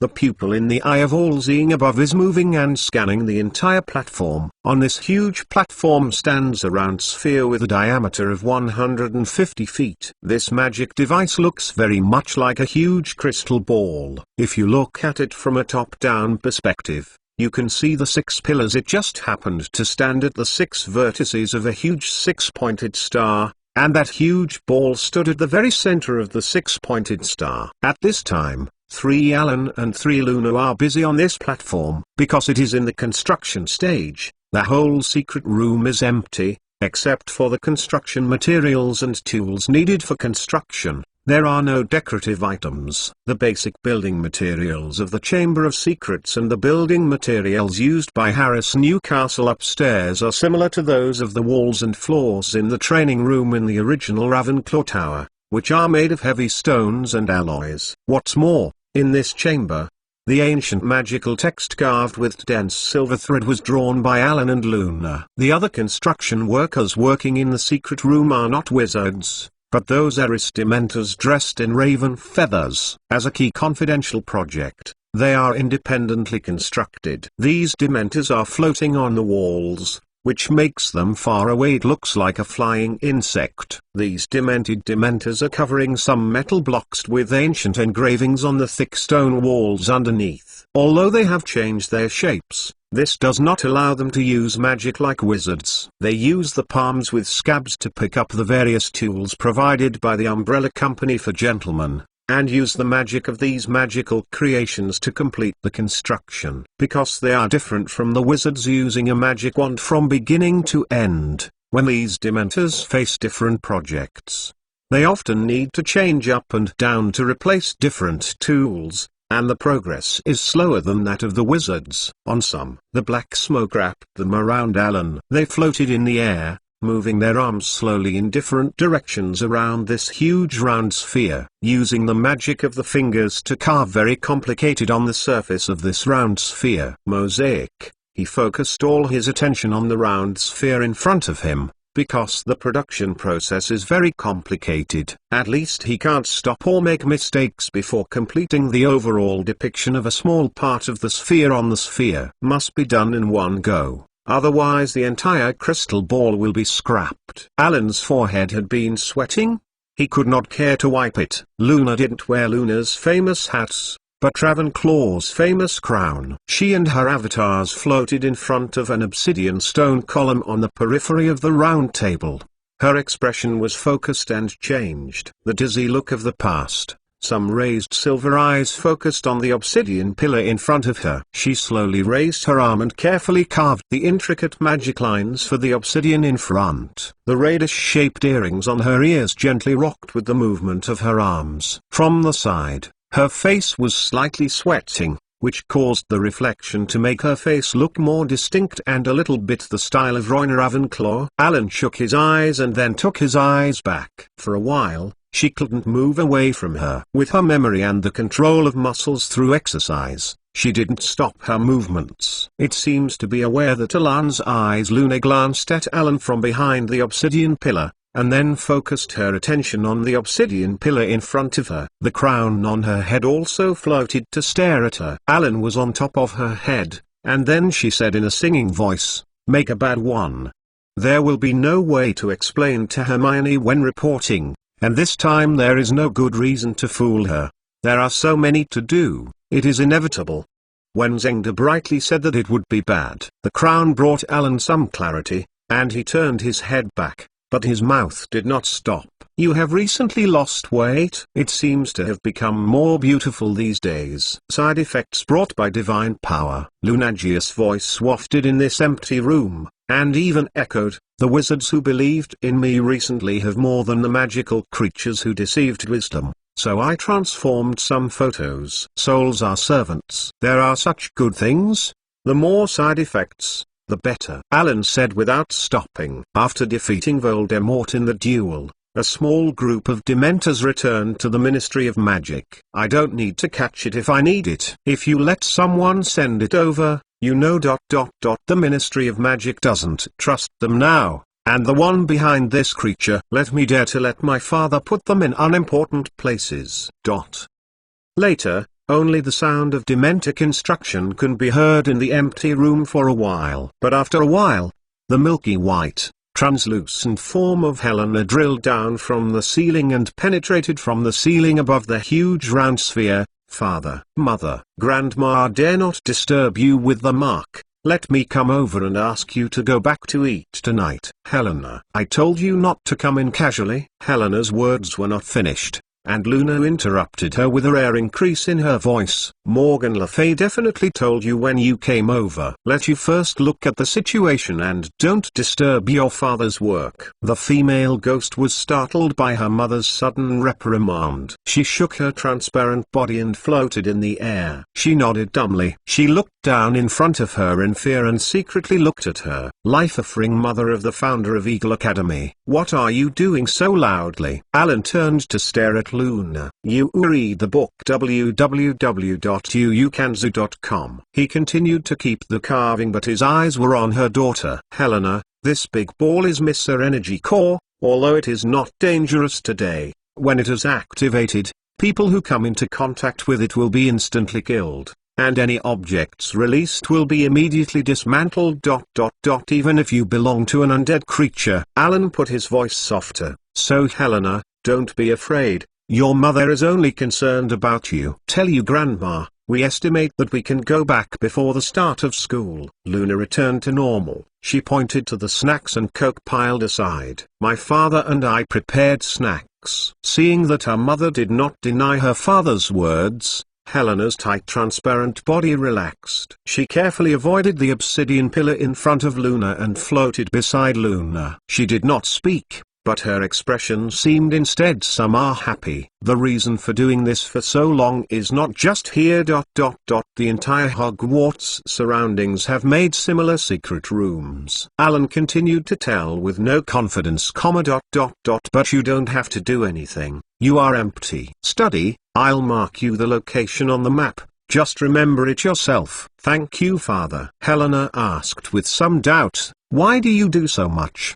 "Because a single Mr. Energy nucleus has a range of only 1 mile. Alan's body finally completed the drawing of the magic pattern of this small Mr. Energy nucleus in front of him. He floated back a distance and looked at his own. The masterpiece, It's like this piece of magic text only covers a small area of the entire sphere. This time Hogwarts has a large expansion area, and it has to do a lot. In order to catch up with the school, I can't go back for the time being. Chapter 1084?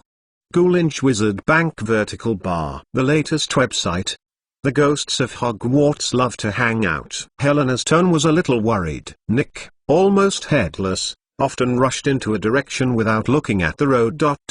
They might be planted in. Your mother will make a simplified version of the responsive house between this secret room and our castle above. Alan had just finished a carving, and when he saw his daughter, he took a large bottle of Coke from the temporary pile, poured a glass for each of them and Helena, and made some ice cubes with quick freezing. Thank you, Father. Helena took the gift after being well educated. She didn't feel thirsty, but she liked the atmosphere of eating with her parents. In addition, it was full of bubbles and sweet taste. It belongs to a drink that can make the ghost feel a little like you don't want to be discovered by others when you bury the body. It's better to dig deeper and put another dead dog on it. Luna continued to draw the obsidian pillar in front of her. What about me? Don't teach Helena these. Alan complained that she also gave Luna a cup in her hand, and then gave her daughter Nunu a mouth. Helena nodded quickly. She took the cup and floated to Luna, and started feeding her mother. She enjoyed the ability to do things for her parents with the ability to touch things. A boy with the appearance of an old father refilled himself with carbonated beverages, speaking of divine power.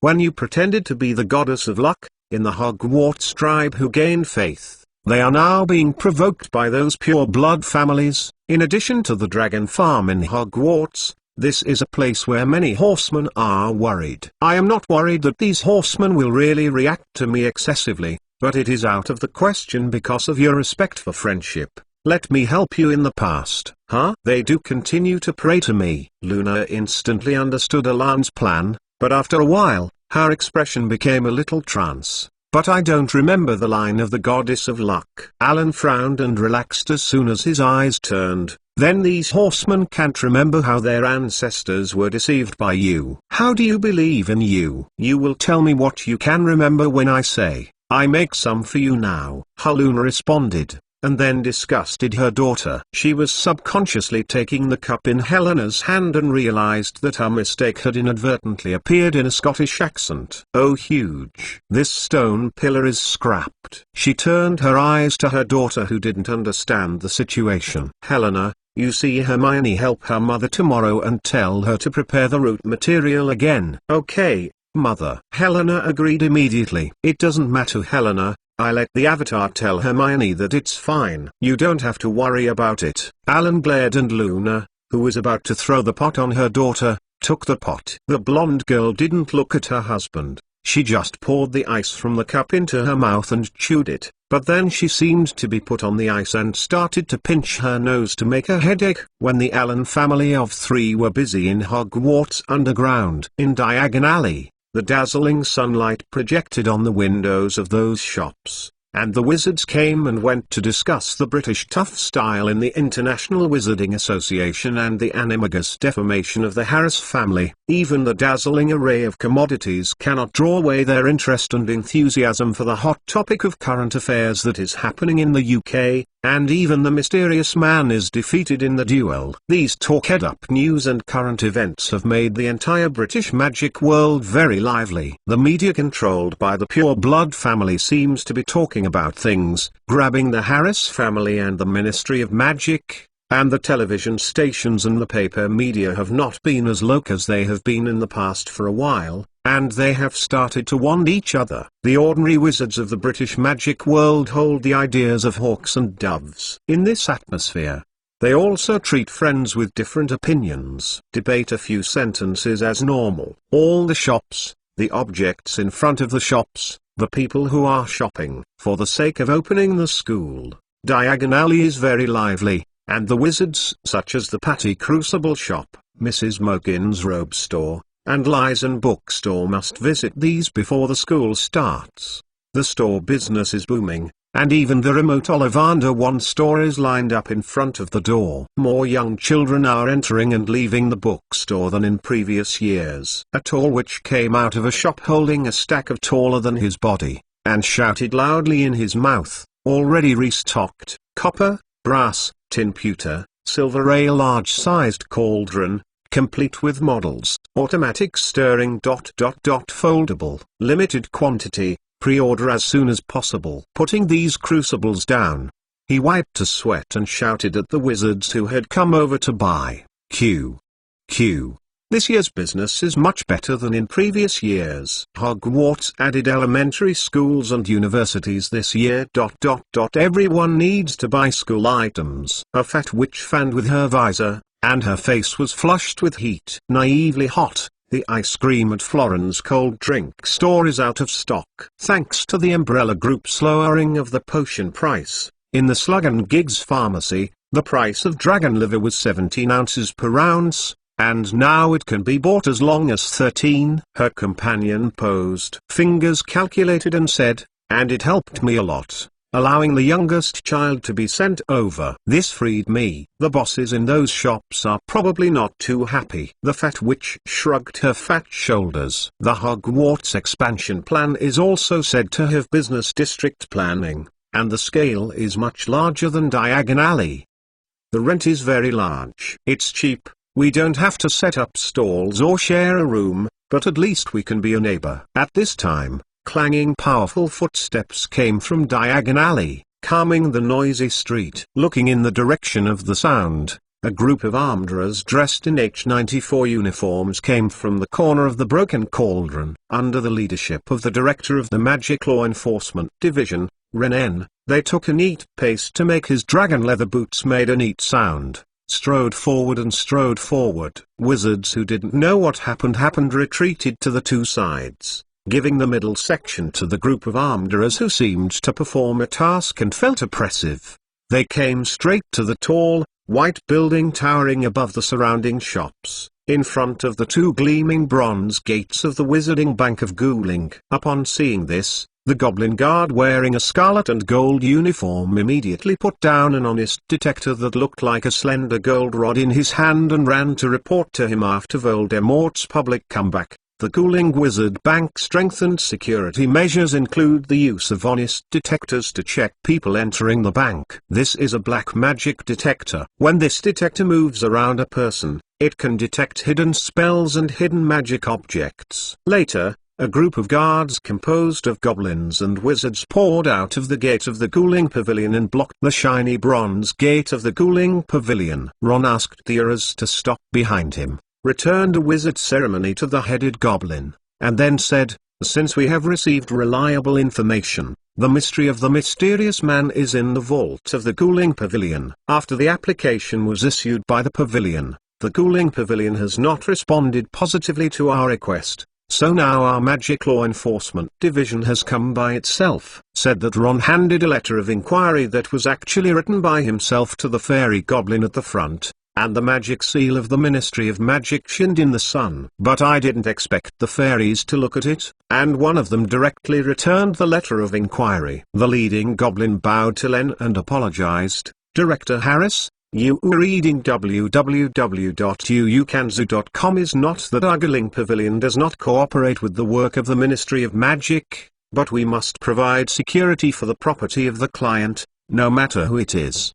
Even if we are ourselves, we can never take away the wealth that does not belong to him from Ghouling Pavilion. Please understand, Director Harris, you should understand that there is the safest place outside Hogwarts School of Witchcraft and Wizardry reputation. The mystery of the mysterious man no longer belongs to the category of personal property, he is related to the safety of the entire magic world," Renan said sincerely, but he once again handed out the letter of inquiry, "For the peace and tranquility of the entire magic world, I hope the ancient spirit the court can cooperate." The sound of the goblin who had just returned the letter of inquiry seemed a bit angry. The Ghouling Pavilion has always been an independent existence and is not under the control of the Ministry of Magic. "Chief Harris, You have no right to investigate. Guling Wizard Bank can store all things of great value. Our fairies will protect their wealth at all costs. We are the ideal guardians of the great wealth in the magic world. We ourselves tell the secrets in Guling are those who violated the rules and would be seen as betrayal by other goblins. The sound of the goblin who returned the letter of inquiry seemed a bit angry. When it comes to gold and treasure, the wizard cannot be trusted and the wizard does not respect the goblin. Ownership. You still owe us something. Hold the ring. The leading goblin scolded the goblin,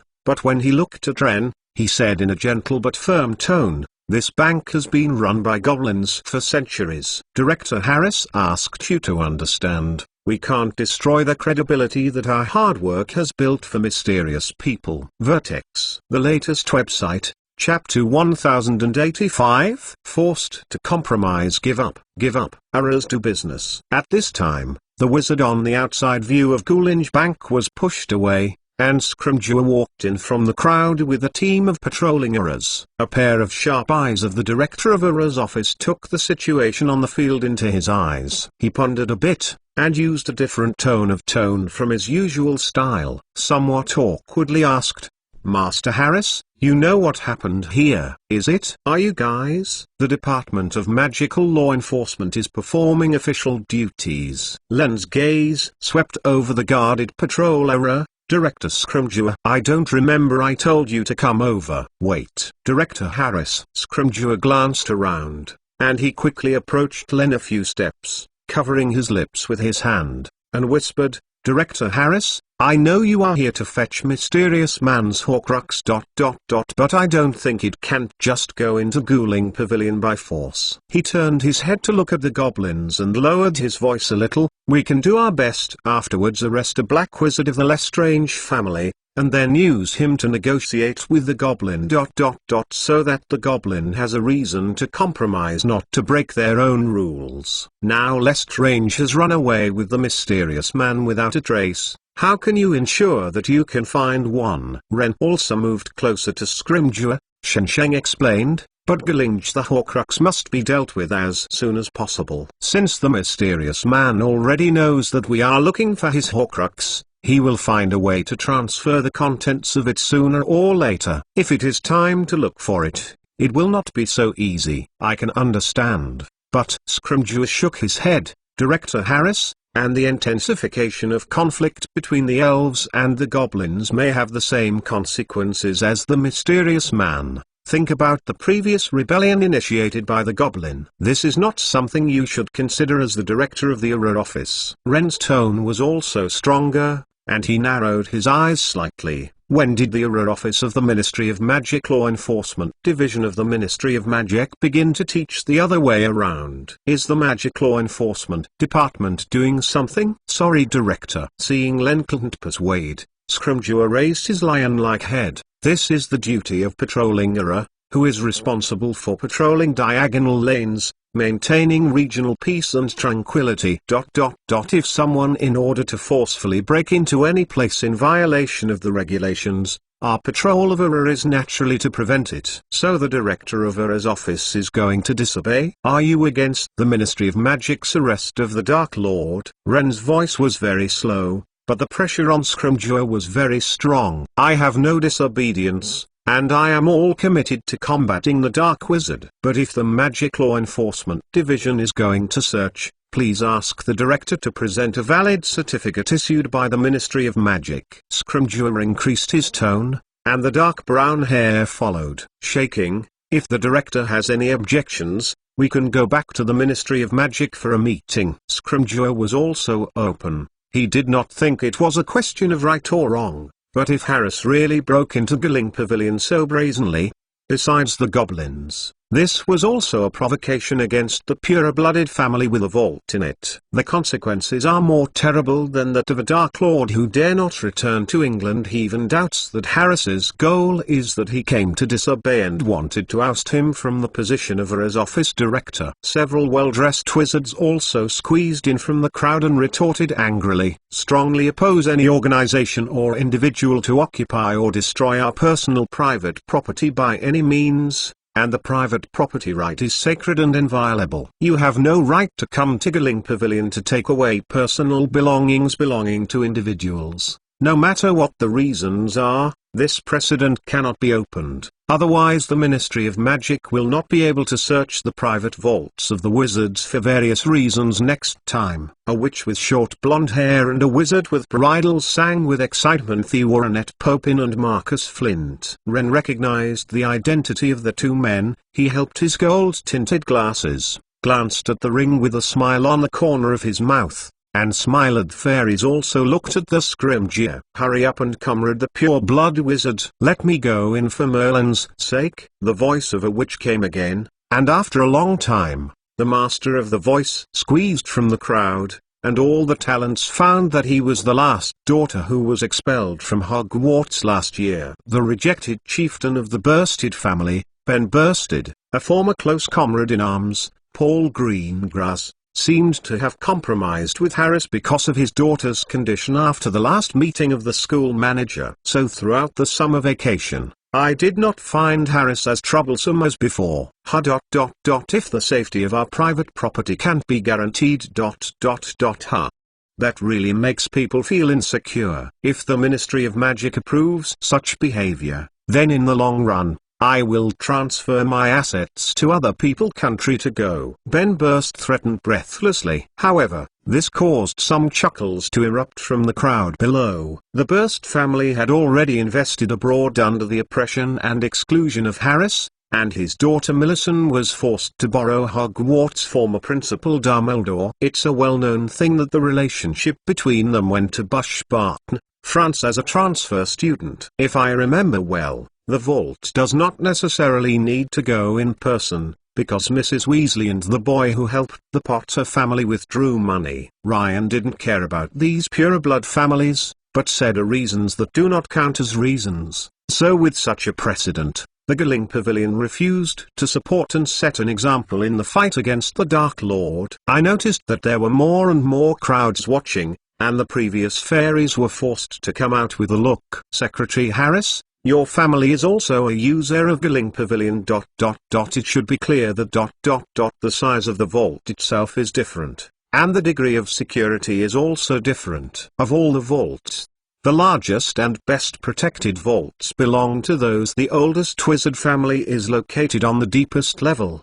and the closer to the ground, the smaller the size of the vault, and fewer security measures. The deep vault needs a fairy to touch the vault door to open, and the shallow the vault only requires a key. According to the agreement, the general shallow users do not need too strict services in this regard. The Goblin once said all the wizards' well-known rules. Of course, if Director Harris can get permission from the members of the Lestrange family, so he can indeed walk into the vault of the Lestrange family like Mrs. Weasley. Secretary Harris, if you have to forcefully enter Galing Pavilion and take away your belongings that are not yours, then in order to protect the legitimate interests of customers from loss, and protect the reputation of Galing Pavilion will suspend payment and savings and other businesses. The dark face of the Goblin Pull Ring is very serious, and his pointed beard is up and down with his words. And before we gobble and the Umbrella and Hogwarts negotiated the expansion in Hogwarts, the establishment of a branch is in an unstable situation. At this moment,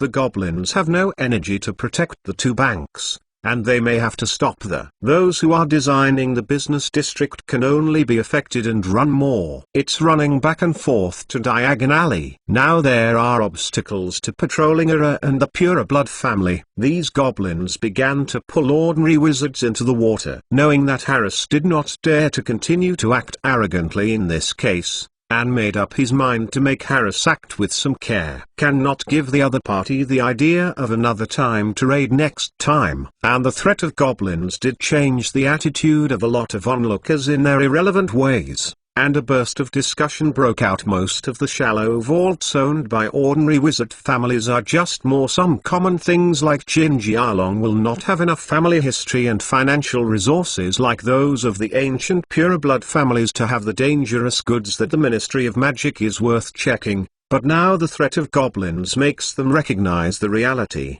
If the goblins are really irritated, Even if it is not to the extent of the rebellion recorded in the history of magic, it can make them ordinary people uneasy. And today the Ministry of Magic can randomly explore a family's vault to take away personal items that are not part of the Ministry of Justice on the grounds of fighting against the Dark Lord. So it is difficult to guarantee that the Ministry of Magic will not take other things for similar reasons in the future. UUkanzu.com. What if the Ministry of Magic later determines that Jinjialong is also a contraband? I mean, with today's precedent, will they use the money to subsidize the Dark Lord in the future? Bobbin and Flint seized the time and spoke with rhythm. The success of these threats made it impossible for even those who originally supported Harris' operation against the Dark Lord to insist on their own opinions. Director Harris, anyway, the Dark Lord now dare not return to England. Actually, the Ministry of Magic can find a Lestrange family to open the door, so that both sides have a valid reason. The Galing Pavilion is not an international wizarding union after all, and the union will have mistakes first. We can't be so arrogant. Ren at this time seemed to compromise in these strong resistances. He reluctantly raised his arm to the armorers behind him, and then began to withdraw outside the Galing Pavilion. It was just that when he was leaving, unlike the calm style of the past, his voice was a bit distraught, and the wizard on the outermost periphery could clearly hear his words. The behavior of Galing Pavilion seems to be it is to protect personal rights, but in fact, you fairies are sheltering the mysterious man. His Horcrux is there, and because of your protection, it cannot be destroyed. Britain is indeed not damaged because of the protection of my brother, but the Dark Lord is wreaking havoc in Europe. Your behavior is tantamount to murder. Chapter 1086. Ma people are not human to the west of Hogwarts Castle. This is a forbidden forest area consisting of a large forest of dark forests. Next to the narrow, turbulent river flowing at the bottom of the valley, large areas of foxglove and wild roses grow on the open space by the river, and bees are buzzing back and forth. Alan came out from the shadow of a big tree. Several ponymen dropped the water bottle to give a warning. Several guards kneeling on the hillside covered with lush, soft grass raised their bows and arrows and jumped from the ground vigilantly. Then they recognized that the wizard in front of them was Hogwarts' current principal Alan Harris. But in front of him, the wizard with strange, pale cheeks and radiating some unknown breath was not Alan in his early years. This made the horseman who knew him only feel uncomfortable and shaved a few times on the ground uncomfortably. A brownish red foal even shuddered, and Alan realized that this was probably the first female horseman he had ever encountered. She had long red hair, and her upper body was shiny brownish red below the waist, with a long red tail dragging behind. The horsemen guards slowly took their bows and arrows, bent their front legs toward his back, lowered their proud head, and bent down. Alan took the initiative to go and say hello. Hello, this is Alan Harris, the current principal of Hogwarts. I'm coming to Matilda. Please tell me if you have any trouble. The headman knows everything. A horseman with brown mane said vaguely. His voice just fell, and a sound of horseshoes came to mind from the forest. Later, a majestic and strong horseman walked out with a powerful step, and its strong horse body gave out a maroon luster, a noble head, raising cheekily, a gold-eared beard fluttering on his chest. Its eyes are deep and charming, and there seems to be a starry sky hidden in it. Matilda, I'm so happy that your condition is as good as the first time I saw you. Alan responded enthusiastically. Forever your friend, thanks to your blessing. Our horse tribe's understanding of the foreshadowing of the stars has already led other peers. Matilda raised his head cheekily.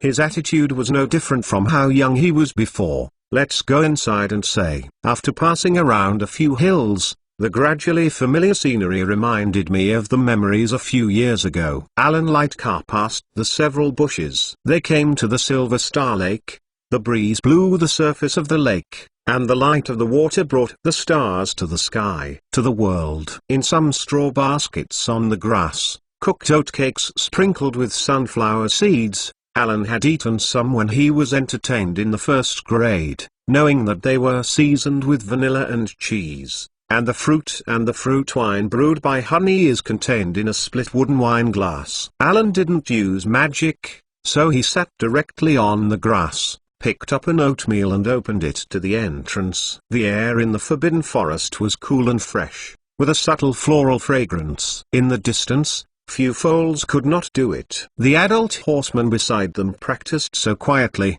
They ran around the Xingu and played happily. Alan, the stars told me that the tranquility of this star lake will be broken sooner or later. Matilda ate an oatmeal and drank a sip of fruit wine in Alan. Matilda, my friend, I know that you are worried about the Hogwarts renovation and expansion project, but please believe that I will not let the renovation and expansion affect the horse's living environment. Alan put down the gourd wine glass. As friends and our benefactors, we should have supported your decision. Matilda stared at Alan with deep eyes, and he smoothed the beard raised by the wind. I heard near the Black Lake the dragon farm will be built, and all kinds of magical animals will be relocated here. The ponies are deeply worried about this, Matilda. When I was designing the drawings, even if I didn't consider the friendship between us, I also considered the interests of the forest aborigines like you. Alan responded sincerely, please believe me, I believe that the professors of Hogwarts and the employees of the Umbrella,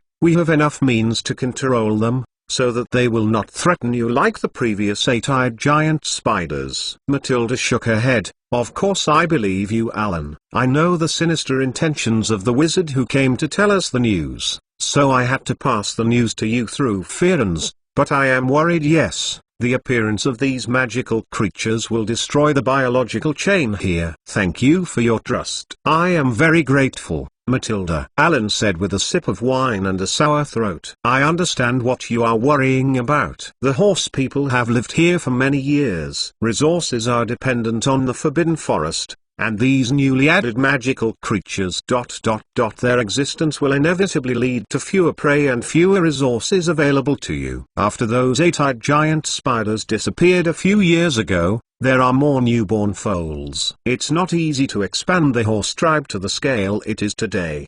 The horse ancestors of our tribe live in this forest for generations. Matilda nodded with a heavy load. When I was young, I studied the laws of your wizards. If there is a horse community in a country, the magic government of this country will set a special living area for us, and the owner of the area, is actually not our horse. And Alan, you still own Hogwarts, is the real owner of this Forbidden Forest. Alan, I learned the power of your family from the mouth of Fearns, so I request you, my friend, don't know if you can place the dragon farm and those magical creatures in other areas? Matilda, as I said before, I certainly considered this when designing. Please don't worry about the fire dragon problem. You can't satisfy them with the Forbidden Forest. And I prefer it to predator lazy guys myself. Being fed. In fact, I set up a dragon farm in Hogwarts for. Alan's finger tapped on the leg to clear the picture of Zogeng and Lacey in his mind, and changed to a more confident one.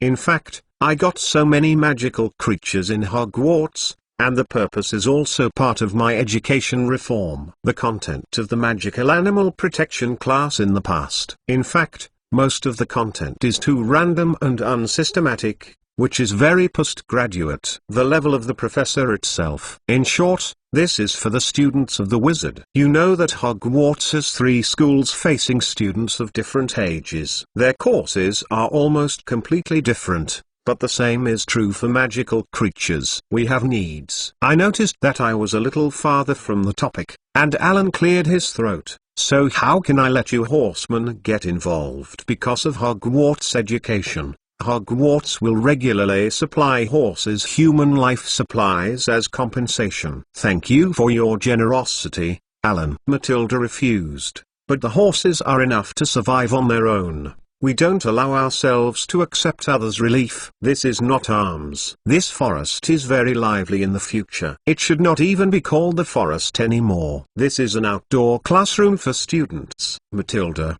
on behalf of Hogwarts, I sincerely invite the horse people serve as forest strangers. Please help these little wizards who enter the forest when the professors teach. If you want, please teach them, just like professors like your little pony. Let them use your way to avoid those harmful plants and learn not to be harmed by dangerous magical animals. Alan slightly fell back. Matilda, on behalf of Hogwarts, I sincerely invite the horsemen to serve as forest rangers. Please help these little wizards who enter the Forbidden Forest when the professors are teaching. If you want, you can even become assistants to educate them, just like professors like your little pony. Let them avoid those in your way. Harmful plants are not harmed by dangerous magical animals. Of course, the most important thing is that you know that the recent situation is very uneven, and the maintenance of the order of the forest is peaceful, and there must be horse assistants. For the wizards, you are reading www.uukanzu. Who has been patrolled by does not have the advantage of your horsemen in the Forbidden Forest. So to ensure the safety of the students and Hogwarts. This is not a charity, but a request from me. If this is Hogwarts' teaching plan, then I promise that my tribe will not have any objections to this in the future. Alan, I understand that you actually want to use this to help the Ma tribe get more resources. It can improve your life. But you know the habits of the horse people. Apart from Fearns, most horse people actually don't want to have too much communication with the wizards. Of course you are different. Matilda's golden red beard shaking right and left on his chest. He is more accustomed to talking straightly, and he is not very accustomed to pondering words. Alan didn't say anything to interrupt the other party's thinking. He just let himself take another bite of oatmeal and chew it in his mouth. It took a long time for the leader of the horse to seem to squeeze his words. Alan, friend of the horse, you should know that in the division of the Ministry of Magic, the type of horses we are divided is not human, although we are voluntarily divided into beasts. Yes, Fearns' situation is different. It's a unilateral choice. But if our entire tribe's horsemen are directly involved in the work of the wizard. Matilda shook his head. This will make us. This tribe is regarded as a horse traitor by fellow horsemen, and it will also cause trouble for your Ministry of Magic. I know that you have not dealt with other countries recently, so I cannot accept your request or accept your support. But Alan, the tour of the Forbidden Forest. In fact, we have been doing this for many years. We will tell Dumbledore of some signs in the Forbidden Forest before. Please continue to wrap this matter with our horsemen. Chapter 1087 Whisper in the Mist. Matilda, the wisdom of the horse people is amazing. The Ministry of Magic still believes that the horse people are magic creatures with close to human intelligence according to the second paragraph of Article 15 of the Magical Animal Management and Control Department. Wrong. I also think this is a great insult. Alan's tone paused. He carefully looked at Matilda's expression and said carefully, I can't make decisions for all the Ministry of Magic, nor can you make decisions for all horsemen. But if we don't take a more positive attitude. But we can let the British Ministry of Magic make the right example and let you be reclassified as a man, which will be more representativeness. Also allows us wizards and your horsemen to have a better life with each other. Don't let yourself suffer more because you don't want to share your identity with dark creatures such as dominatrix, banshee and vampire. The human and animal spirits are the three classifications of the Ministry of Magic after cataloguing all the creatures that exist in the magic world. This classification was established by the then Minister of Magic Grogan Stump in 1811. The definition of human: it is any kind of creature with enough intelligence to understand the laws of the Magic Society, and bear some of the responsibilities in the process of making these laws. Beast refers to the law that does not have enough intelligence to understand the Magic Society, nor can it undertake to make these the creature responsible for the legal process. And the last kind of spirit is not very accepted by the ghosts. They always protest and complain that this makes them appear to be tomorrows of tomorrow until the then president of the Wizarding Council AI after the redefinition of Elfrida Cra. These ghosts with enough intelligence to protest against the parade ceased. Alan, I know you are really thinking about horsemen, but even if I agree, the horsemen of my tribe will not be happy. Tradition makes us lose the ability to change, but this is also the pride of horsemen. Matilda's deep eyes looked at Xing'u Lake. and those of his tribes sat or lay around the Xingu Lake freely, so I can't accept your assistance. But I promise that those pure-blood wizards' provocations will no longer work. Your presence here tonight is enough for me to convince most horsemen to reassure them. In addition, I can also assure you that the Hogwarts little wizard who will enter this forbidden forest in the future will be safe. You don't need to worry. My people and I will look after them secretly. Although the horse people may not be too pleasant to talk to the general wizard, they will still be happy to provide them when they see the innocent foal in danger. Assistance. Matilda, I will not let Ma Renping suffer losses for no reason. I will consider a more detailed plan when I go back. In addition, if you can persuade your people to change their minds, please tell me at any time. Alan decided not to say more for the time being. He knew in his heart that the other side was because of his favor of giving the Moonstone to them at that time. He decided to withstand the losses brought about by the expansion of Hogwarts. After Alan walked, the wind blew across the Star Lake and ripples appeared. Matilda stood up from his knees, and his strong horse's body glowed maroon. It raised its two front legs and looked up to the sky. With a long hissing, the horsemen around with different body sizes and different color of mane came immediately to his direction. Matilda simply informed the tribe about Alan's visit. When his words just fell, the originally quiet horse people couldn't help the tumult. I agree with the chieftain. According to the wizard's concept, this was originally the site of Hogwarts. We live here, and we should make some compromises. Ronan Mars' voice was low and sad, and also attracted some support. The solidarity of the people. But Ronan, if it is to ensure the safety of Alan himself, I am willing to pay my life for him. We had promised to allow Alan to remain in our hearts for the friendship of our horse people. Bane first commented, but if it is other wizards, we are too embarrassed to do so. We are not slaves to those humans. Helping humans is a low-level, low-ranking chief. Are we going to be driven by humans like ordinary mules? Bane's words caused many young and horsemen to boil, echoing the roar. Listen to me. After Alan defeated the person who couldn't name it publicly. You have also seen the most recent astrology, but Mars has become brighter. Seeing the tribes in dispute below, Matilda's majestic voice was loud, resounding through this space. War is fiercer than we thought. We must continue to survive here. It is not enough to rely on a neutral attitude. It will be a sunny day tonight. I will stargaze about it. Luonan, I took some sage and fragrant mallow and waited for me to burn at night to further interpret the results of stargazing. After seeing Matilda make a final response, the horses didn't say much and had to disperse. Although the chief made the decision, for these horsemen, when they thought of what the pure-blood wizards who came to the horseman tribe said, and they might really want to be neighbors with terrible magical creatures such as fire dragons, among the horse tribes, it caused a lot of discussion and uneasiness. With the passage of time,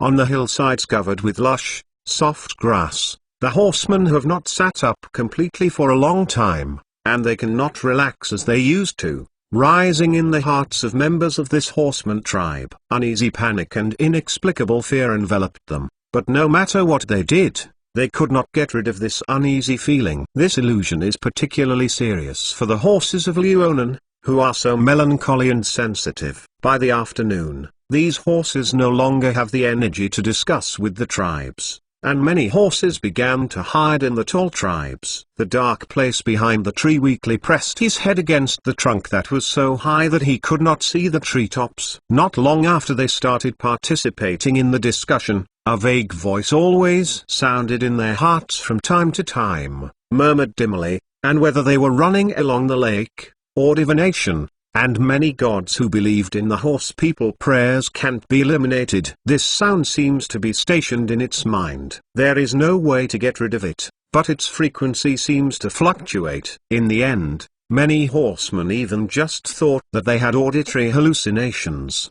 But after everyone exchanged this strange situation with each other, it was panic and found that every horse person felt this unnatural emotion. Many also heard the same voice calling, This uneasy atmosphere it soon permeated the entire horse tribe. Think about it, Matilda just let Hogwarts expand. This feeling has appeared in the minds of so many of us. You reading www.uukanzu.com must be a warning from God. Don't talk nonsense. I think it's because we rejected Hogwarts assistance, which makes us more difficult in the forest. Tonight we all have to take a closer look at the stars, and the starry sky will give us enlightenment. At that time, look at the results of the prophecy. Instead of looking at your personal wishes, the stars and the moon will give us guidance. However, afterwards, the light in the dense forest gradually dimmed, and a grey mist was rising from the wet woodland. Although the forest itself was often foggy, it was preparing to stargaze at night to burn for better. Ronan, who was observing the future vanilla, looked at this unnatural cloud that was gradually filled with anxiety. He raised his head and looked to the sky. The fog was getting bigger and bigger. If it continues, I want to rely on astrology and divination tonight. I am afraid there is no hope for checking the signs. In the evening, after the sky had almost darkened, as Ronan had worried, there were no grasses and rolling hills growing in the forest. The dense fog had covered the entire dense forest. The horses were running in the dense forest, traveling in the dark like a ghost wandering in the white mist. They flew left and right and flickered by a tree trunk painted with black paint, obviously familiar to them. This kind of climate is also very common in the forbidden forests. But the forests and the fog at night, which are usually familiar at night, whispered calls from time to time in the mind to make the horse people have a strange and desolate feeling. Matilda did not give up stargazing. Under the burning of fragrant mallow and sage, she looked at the sky through their smoke and flames, trying to predict the future from the vaguely bright spots in the fog. Chapter 1088. Hoofprint. As Matilda's eyes moved in the sky, he took a breath, and the whole person or a group of horses was stunned. It was like seeing all the horror contained in the starry sky. Matilda's 4 feet were like nails, like staying. It can't move. He lowered his head and shook his head vigorously. The familiar environment known as home and the plants blooming in summer seemed to have become poison in his eyes. He looked up again without hesitation. The fear of stacking shrouded him. The stars in the sky were not where they should be. There was a sense of falling. I heard a scream of familiar and unfamiliar voice in my ears. Matilda was awake. He felt wet on his face. He opened his eyes and found that he did not know when he fainted. Lying in the mud on the ground, and the strange starry sky and the rotten atmosphere in the air that I just witnessed in my memory, this horse chieftain was full of vigilance and uneasiness. Matilda quickly turned over his hands and 4 horseshoes and stood up. He looked up at the sky again and found that it was covered with dense fog and nothing could be seen. Unable to observe the stars makes this horseman feel as if it is partly cut in his life. In desperation, he can only focus on his eyes. At this time, he feels the stiffness of his limbs, but his attention has been put on the surrounding environment. Unlike in the past, the terrifyingly quiet horseman tribe gathering place not far away made Matilda realize that something was wrong, and there were drag marks caused by horseshoes on the ground beside his tent. It seems that there are direct horses dragged by something. In the Star Lake next to him, he walked a few steps towards the lake. But the sense of danger made him stop immediately. The uneasy Matilda lifted up his tent door cloth and drilled in. It was found that the things in his house had fallen to the ground, and Matilda couldn't care about the treasures on the ground and various horse beliefs, the god's idol and emblem, but directly removed the bow and arrow and spear that he had not used for a long time since he became chieftain. With the courage brought by the weapon, Matilda started to call the clan and walked towards the Star Lake, but did not get any response and discovery. He could only start to walk towards his tribe gathering place, but with his horseshoe it didn't take long for the sound to start. He was trembling and speechless, spent countless hours of business, and the proud Maran tribe has turned into a ruin that reveals corruption. Only desolation on the face, earth and grey mist. The verdant grasslands were all withered and turned into a scorched black land, and the dim grey mist wandered in this withered and dead forest. Enduring the grief, Matilda called the name of his clan in vain. Suddenly, The click under the hoof made him have a meal. His gaze stayed on a mirror that was trampled by him. This mirror is the most in the tribe. The popular little mare, beautiful beloved baby. This is the gift she gave her after secretly and accidentally entering the Forbidden Forest's Hufflepuff Little Witch. Even the horseman is angry and opened her eyes and closed her eyes and didn't talk to her about it. Matilda picked up the mirror that he stepped on, but dazzled from the mirror to see what seemed to be on his face. Matilda subconsciously took the mirror closer to himself and carefully checking, he was shocked to find that his face seemed to have an additional scar that was stitched up, and black, like a reptile, lying on his left cheek. He touched these scars and was looking closely, and suddenly found that his chin and forehead began to have a thin line of black, even on the back of his hand. These thin lines are rapidly spreading, and Matilda was scared to the mirror. After a few steps back, he felt his scalp tingle. Matilda, who was in a state of confusion, pulled his reason back with an itchy scar. This itching caused his mane to stand up, and he found that the scars on his hand seemed to have just been agitated.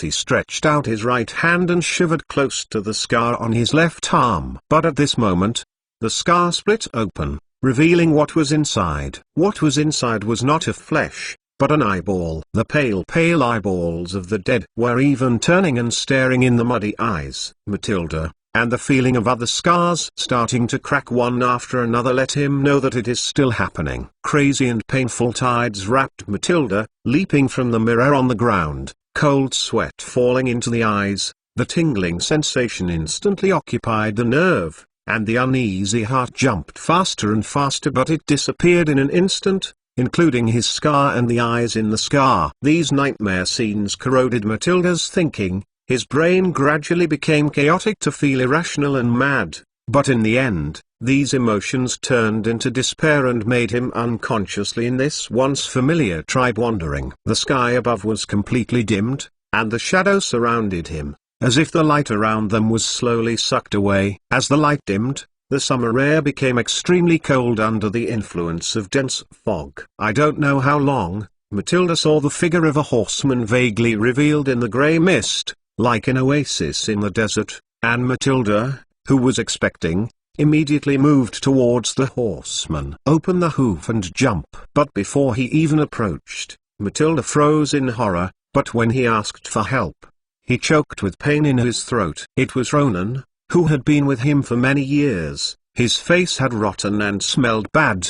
Matilda could only recognize his identity from each other's ornaments and residual hair. Later, he tried to go to Hogwarts to ask for help, but he found that he could not get out of this forbidden forest no matter how he turned, even if Hogwarts Castle was not far away, even if he was in the closest. He even heard Era's conversation at that time, but he couldn't get past it, and he couldn't reach the place he could see with his eyes. The vague and unspeakable fear enveloped Matilda. As he walked, when he repeatedly walked in the place that he had just walked through, he found that there were more corpses of other peoples on the ground. He realized that he was trapped here, trapped in this world of total death, a barren world covered with dead ruins and dead bodies. Later, Matilda opened his hoof and started running towards Xing'u. He wanted to rely on the power of Xing'u for divination and figure out what happened, and had subconsciously selectively ignored the current sky and could not see anything at all. The fact of the stars. But Matilda ran to the star lake beside his tent, and panicked that when he first left, the lake that was still full of light was now left with a dry riverbed, and the whole water disappeared. On the dry riverbed, there are only many fish of different sizes that are originally living on it. Just like the horse chiefs at this time, these fish are constantly breathing desperately, swinging their tails desperately, trying to get rid of them. The immediate predicament. Suddenly, a fish on the riverbed flew up towards the sky. Matilda just looked up, and more fish fell towards the sky. The reason why it is falling is because it seems that the sky and the earth are turned upside down. It was originally a horse-loving sky that can be used for divination, but now it is occupied by a piece of water. From the color of the lake, this piece of water clearly disappears. Star Lake. Just when Metal faced the terrifying spectacle of the general existence that could not belong to this world, and began to tremble mentally and physically, those turbulent torrents in the sky began to swallowed the entire horseman tribe, and Matilda was also photographed in the water.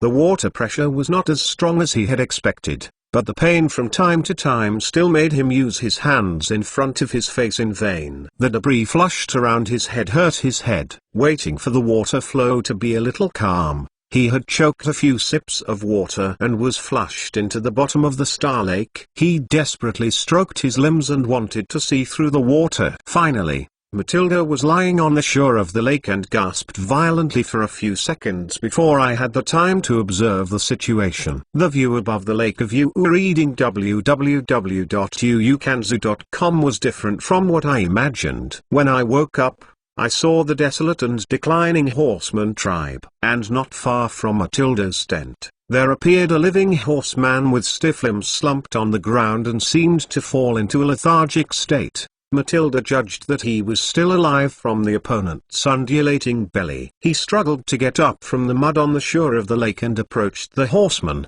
but as he approached the opponent, the familiar and strange atmosphere made him. He became more and more disturbed and panicked, and finally these panic turned into reality. It was him who fell to the ground in a coma. Just when Matilda recognized himself, the other person's body cracked out of the scars he had seen in the mirror and opened involuntarily. The pupils in the eyes turned to stare at Matilda. Reach. Then came a loud noise behind him. A huge black seemingly unstoppable surging substance rushed out of the star lake, and a piece of red light roared in it. Silently. As soon as Matilda had recognized what it was, his voice turned to scream. He was instantly caught by the tentacles of the thing in front of him, and he began to drag him into the lake. The black matter quickly entangled his entire body, and Matilda used his hooves into the mud to try to resist the struggle, but then realized that he had seen the hoof mark left by the horse dragged into the black lake before. He left it by himself, which caused him to lose his reason and forget his resistance. Eventually,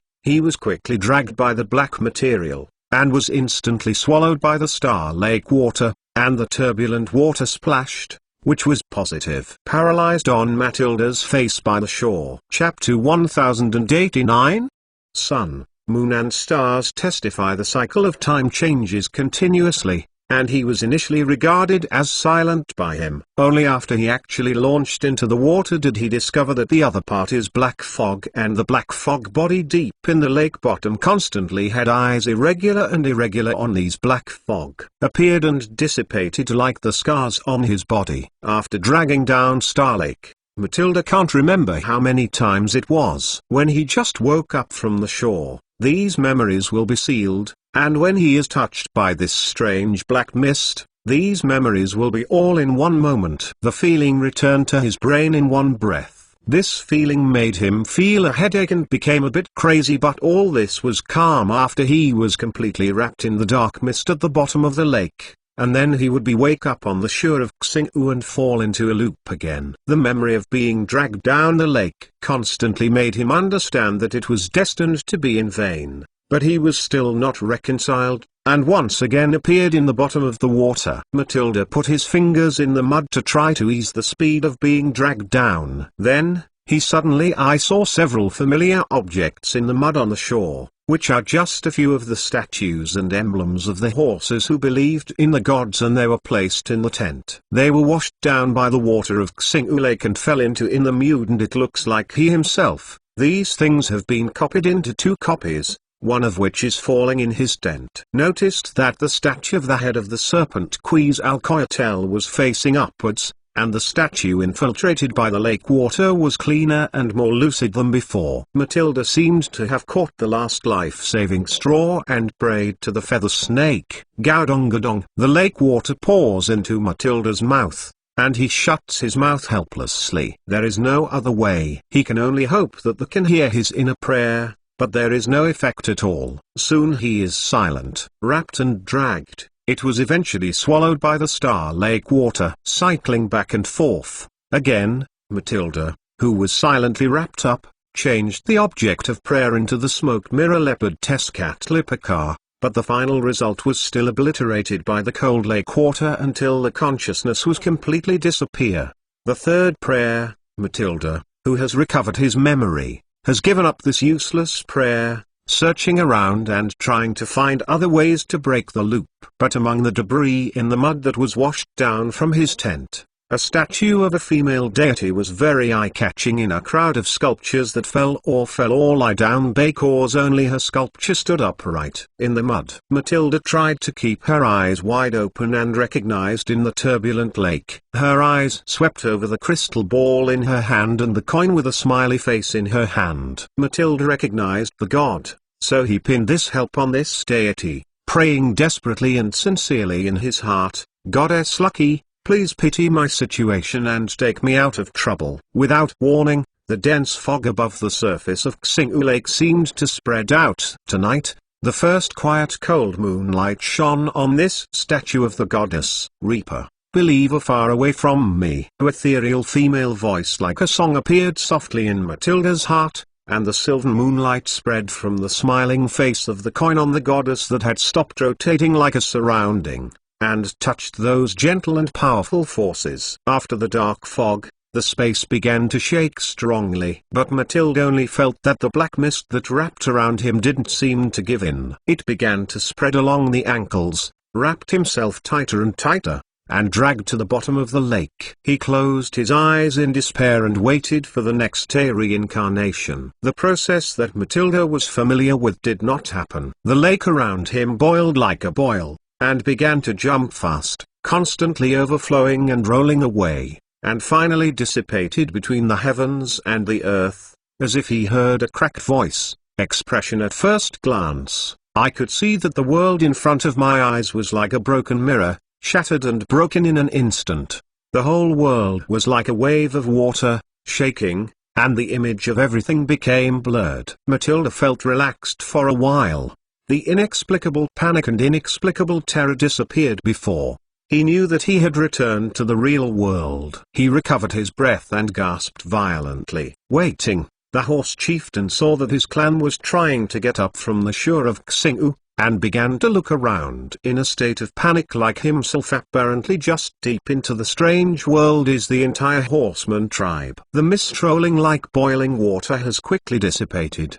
The clear sky, moonlight and the stars who have returned to their place tonight, have broken the previous imprisonment, and sprinkled their bright light on the horse tribe, illuminating the world in front of the horseman shines on these horsemen. Feeling this incomparably holy power, the rescued horsemen felt their original anxiety and irritability, and seemed to suddenly become calm under the comfort of this power. This energy fluctuation, which is different from pure magic power, made the horse people understand that this is God's favor, so they can get rid of the illusion. The horsemen faced the star lake full of moonlight, dropped their heads, and prayed to the gods who saved them.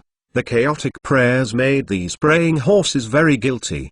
They rolled up and down like boiling water in their hearts. Shame struck their hearts and made them unable to be safe. Like Matilda, many people did not know which of the gods they believed. The patron saint of the Maran tribe who showed this divine power. Just when the horse chief wanted to scold the tribes, the silver on the surface of Xing'u Lake was a masterpiece. In that bright place, a hazy king body suspended on the surface of Xing'u Lake. At this time, only the female eyes that were exuding the light of the moonlight were surrounded by 7 silver clover leaves. Frightened by the god's coercion, the horse people stood full of panic and stood in a daze. They almost forgot to breathe. They were speechless and had no power. The wood stood there motionless. It wasn't until these breathtaking eyes regained their momentum and blessed the life shone by her light that they could find their ability to direct their actions.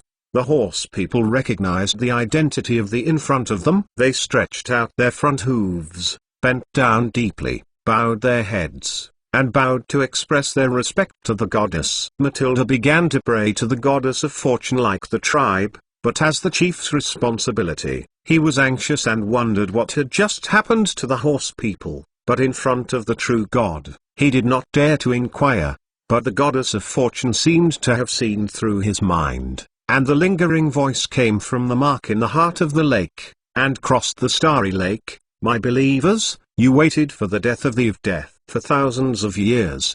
His position on one thing will never change, that is, to drag all creatures into death and turn all regions into his realm of death, and that of him and another true God, Ravenclaw. The struggle between them made this dead vanguard's target Rue, who also belongs to Hogwarts. The stars are on. Is the death in that wizard's fairy tale staring at us? Why do the things of the wizard involve us? Goddess of mercy, we pray for you. Please save your believers from death persecution. The soft voice of the goddess of the lake came. Don't hesitate and give yourself to destiny. To believe in the luck you have, you will be your master, and I will help you.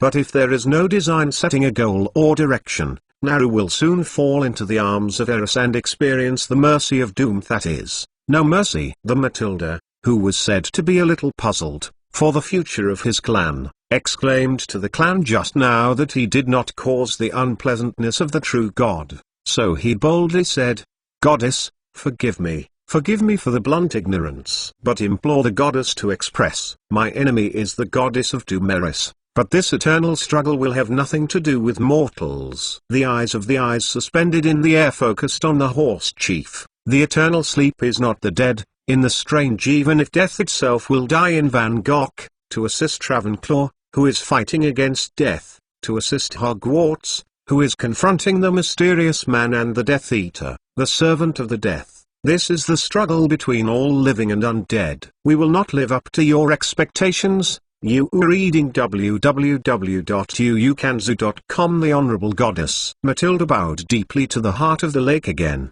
and some horsemen figured out the goddess will. Doubting whether this is needed for their batch, the horsemen joined Hogwarts. Lakeheart's eyes were put back on the horseman chief, and she must have heard it. When the stars will return to the true correct position, Hogwarts will give the horsemen the honor they deserve again. We will not live up to your expectations, Goddess. Was affirmed that the horseman was inspired by Howl. Those who hurt Rue etc. will lose all their luck and scream to death in the arms of Eris. The voice of the goddess sounded in the heart of every horseman. Whether Rue waits for me, for Hogwarts, for Rue to wait for himself to kill those enemies with magic wands. And as if inspired by this, the horseman chief's convergent sharpness seemed to be inspired. He rushed into his tent at full speed with his hoofs, and then rushed out again with his spear, push down the stone house of the enemies, destroy the stone house of the enemy wizards. The horsemen on the ground watched the chief's movements and followed the oath. They pulled out their scimitars and raised their bows without holding them. The weapon horseman also waved his fist and began to sniff. Are you willing to fight against a true when the final battle comes? The horses raised their front feet with blood, and fell heavily on the ground. Bane's eyes were red, showing his pectoral muscles wildly, with both hands, and his arms towards his waist, then smashing his chest with his hands. Sun, moon and stars testify. Sun, moon and stars testify. Chapter 1090, 0 million. Don't open a personal vault in the Gilling Pavilion vertical bar. The latest website is getting closer and closer to the start of school, and there is little left for the holidays. Unlike the scene when the school was going to start in previous years, many wizarding families are more busy than in previous years. The Hogwarts renovated and expanded residential area has been completed. Many wizards have chosen to move in, especially those in the Ministry of Magic. Harry. Among the officials of the factions and the employees of the Umbrella Group, they regarded this first relocation into the city as a special honor. Relocation is a top priority for any family, and the wizards also hope to be able to move in before the official start of the school. Many wizards are in a hurry. They have to set up their families, move in a hurry, and clean up. It is just the joy of moving a new home. The busy group of wizards seemed full of spirit. However, although the supporting facilities in the residential area after the reconstruction and expansion are becoming more and more perfect, each area is too deserted because of its large size and small population base. Some of the more picky homeowners and many large-scale public implementations have not been completed, but will be completed one after another after the start of school. At this time, in front of a newly built three-story villa near the university by the Black Lake, the entire building adopts a symmetrical shape. The building shape is based on fresh, bright and modern to form a light and lively architectural form, breaking the concrete box. The dignity and dullness. The roof adopts Mensa style, and has a twist. The roof has many elaborate tiger windows, and they are either round or pointed, with different shapes. The outer walls are mostly decorated with stone or antique stone. The details are treated with French corridors, columns, carvings and lines present a romantic and elegant style. Stimulated by the strange house of the Lovegood family, Mr. Granger tried to redo the house design, but because he was not familiar with magic because of his identity, he finally heard Hermione's words after seeing the neighbor's idea. The Mole identity proudly uses the pure Mole architectural style. It seems to be unique in a strangely shaped building pile. Several necromancers are helping the Grangers move things in, carrying the dentistry equipment and dental equipment to the dental clinic in the villa, and in this Mole-style house and room, Grand Mrs. G hung several white doctor gowns on the clothes hooks in the dressing room. Mr. Granger was carefully placing the surgical equipment such as oral mobile phone sterilizers, dental extraction forceps, dental excavators and so on. Long table. My dear,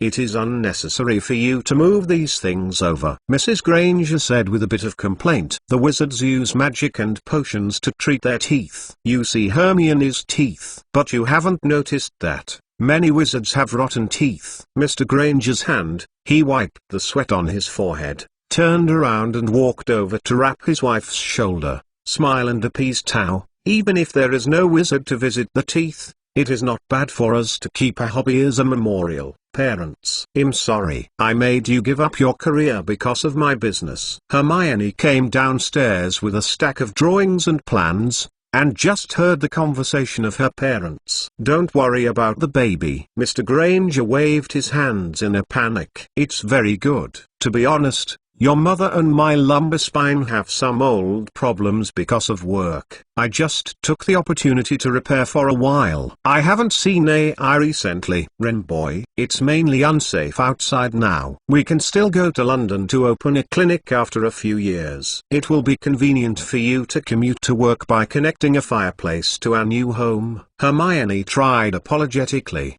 described her thoughts to her parents, and then explained, as for Alan, because he is about to start school, he wants to make a few big news when the school starts, so he is working on it. Except for the Harris family, the attitudes of the neighbors are different from what your father and I were initially worried about. They are actually pretty good. Grimson, an old hat next door, invites your father to play cards tonight. Mrs. Granger also persuaded her daughter, speaking of it, I heard from his wife that his husband is actually good at playing cards, but why doesn't he seem to have won? I seem to have heard him complain that it seems that after a little girl won the hat and lost, the luck was terrible. I saw with my own eyes that he was still covered with bird droppings.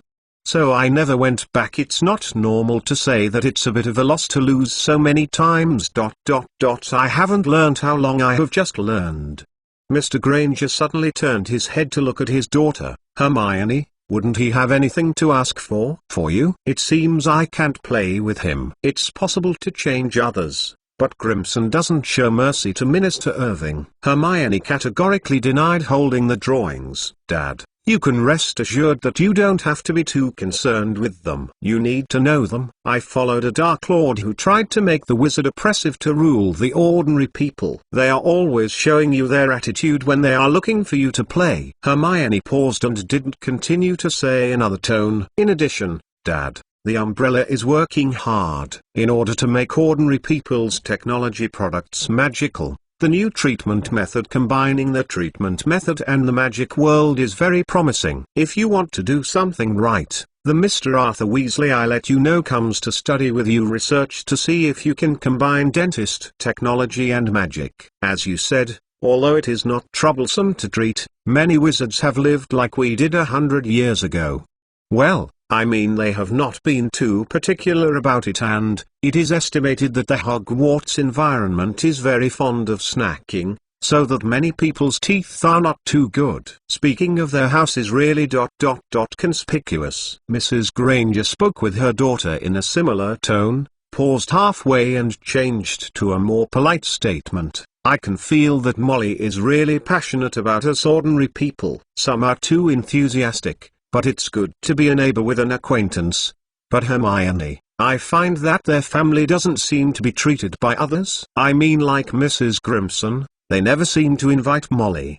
The meaning of the party. The relationship between the Weasleys and the pureblood wizards is not very good. Although the wizards are now changing the attitude towards muggles, but the attitude towards their family is still not very agreeable. Hermione Yao shaking his head, watching his parents' eyes, knowing that they had misunderstood, and explained quickly, in the past, they were really regarded as traitors because the Weasleys were too friendly to muggles, but now more because you may not know why the Sly family had a lot of hardships in their previous lives. This was nothing because there were so many pureblood families who did not live well, but then they won the grand prize once, and all the gold gallons won were immediately used for travel during the summer vacation.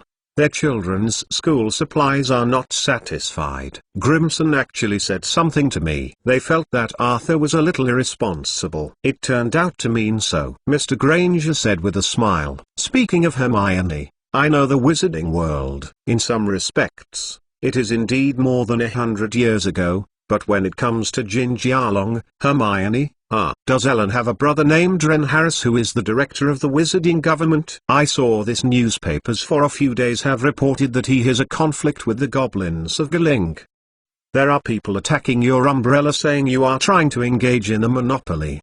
There are people talking about this thing. When I was visiting the Black Lake, I heard that the wizards who were under construction were also discussing with each other. The wizards seemed to be standing in line for this matter. People are blushing and have thick necks. Mrs. Granger put down the cuffs she had just picked up when she was working and smoothed the folds. Hermione, your father and I are very worried about you. Here is your umbrella base camp. Some people have opinions on you. What will the other wizards gather like? Don't worry about Mom. Those construction wizards are just here to work. People who are not Harris, it is normal to have their own ideas. Hermione comforted, many wizards are worried about the contraband in their vaults. You reading www.uukanzu.com will be confiscated by the Ministry of Magic for similar reasons one day after setting this precedent, so it will strongly oppose. And those fairies who control the economic lifeline of the magic world will be so arrogant and have the confidence to refuse the Ministry of Magic's search. This situation needs to be broken, otherwise the goblins will inevitably become a huge hidden danger in the magic world. Hermione clapped the drawings in his hand. This is the way to deal with them, but in our Muggle world, something far ahead of the wizarding world.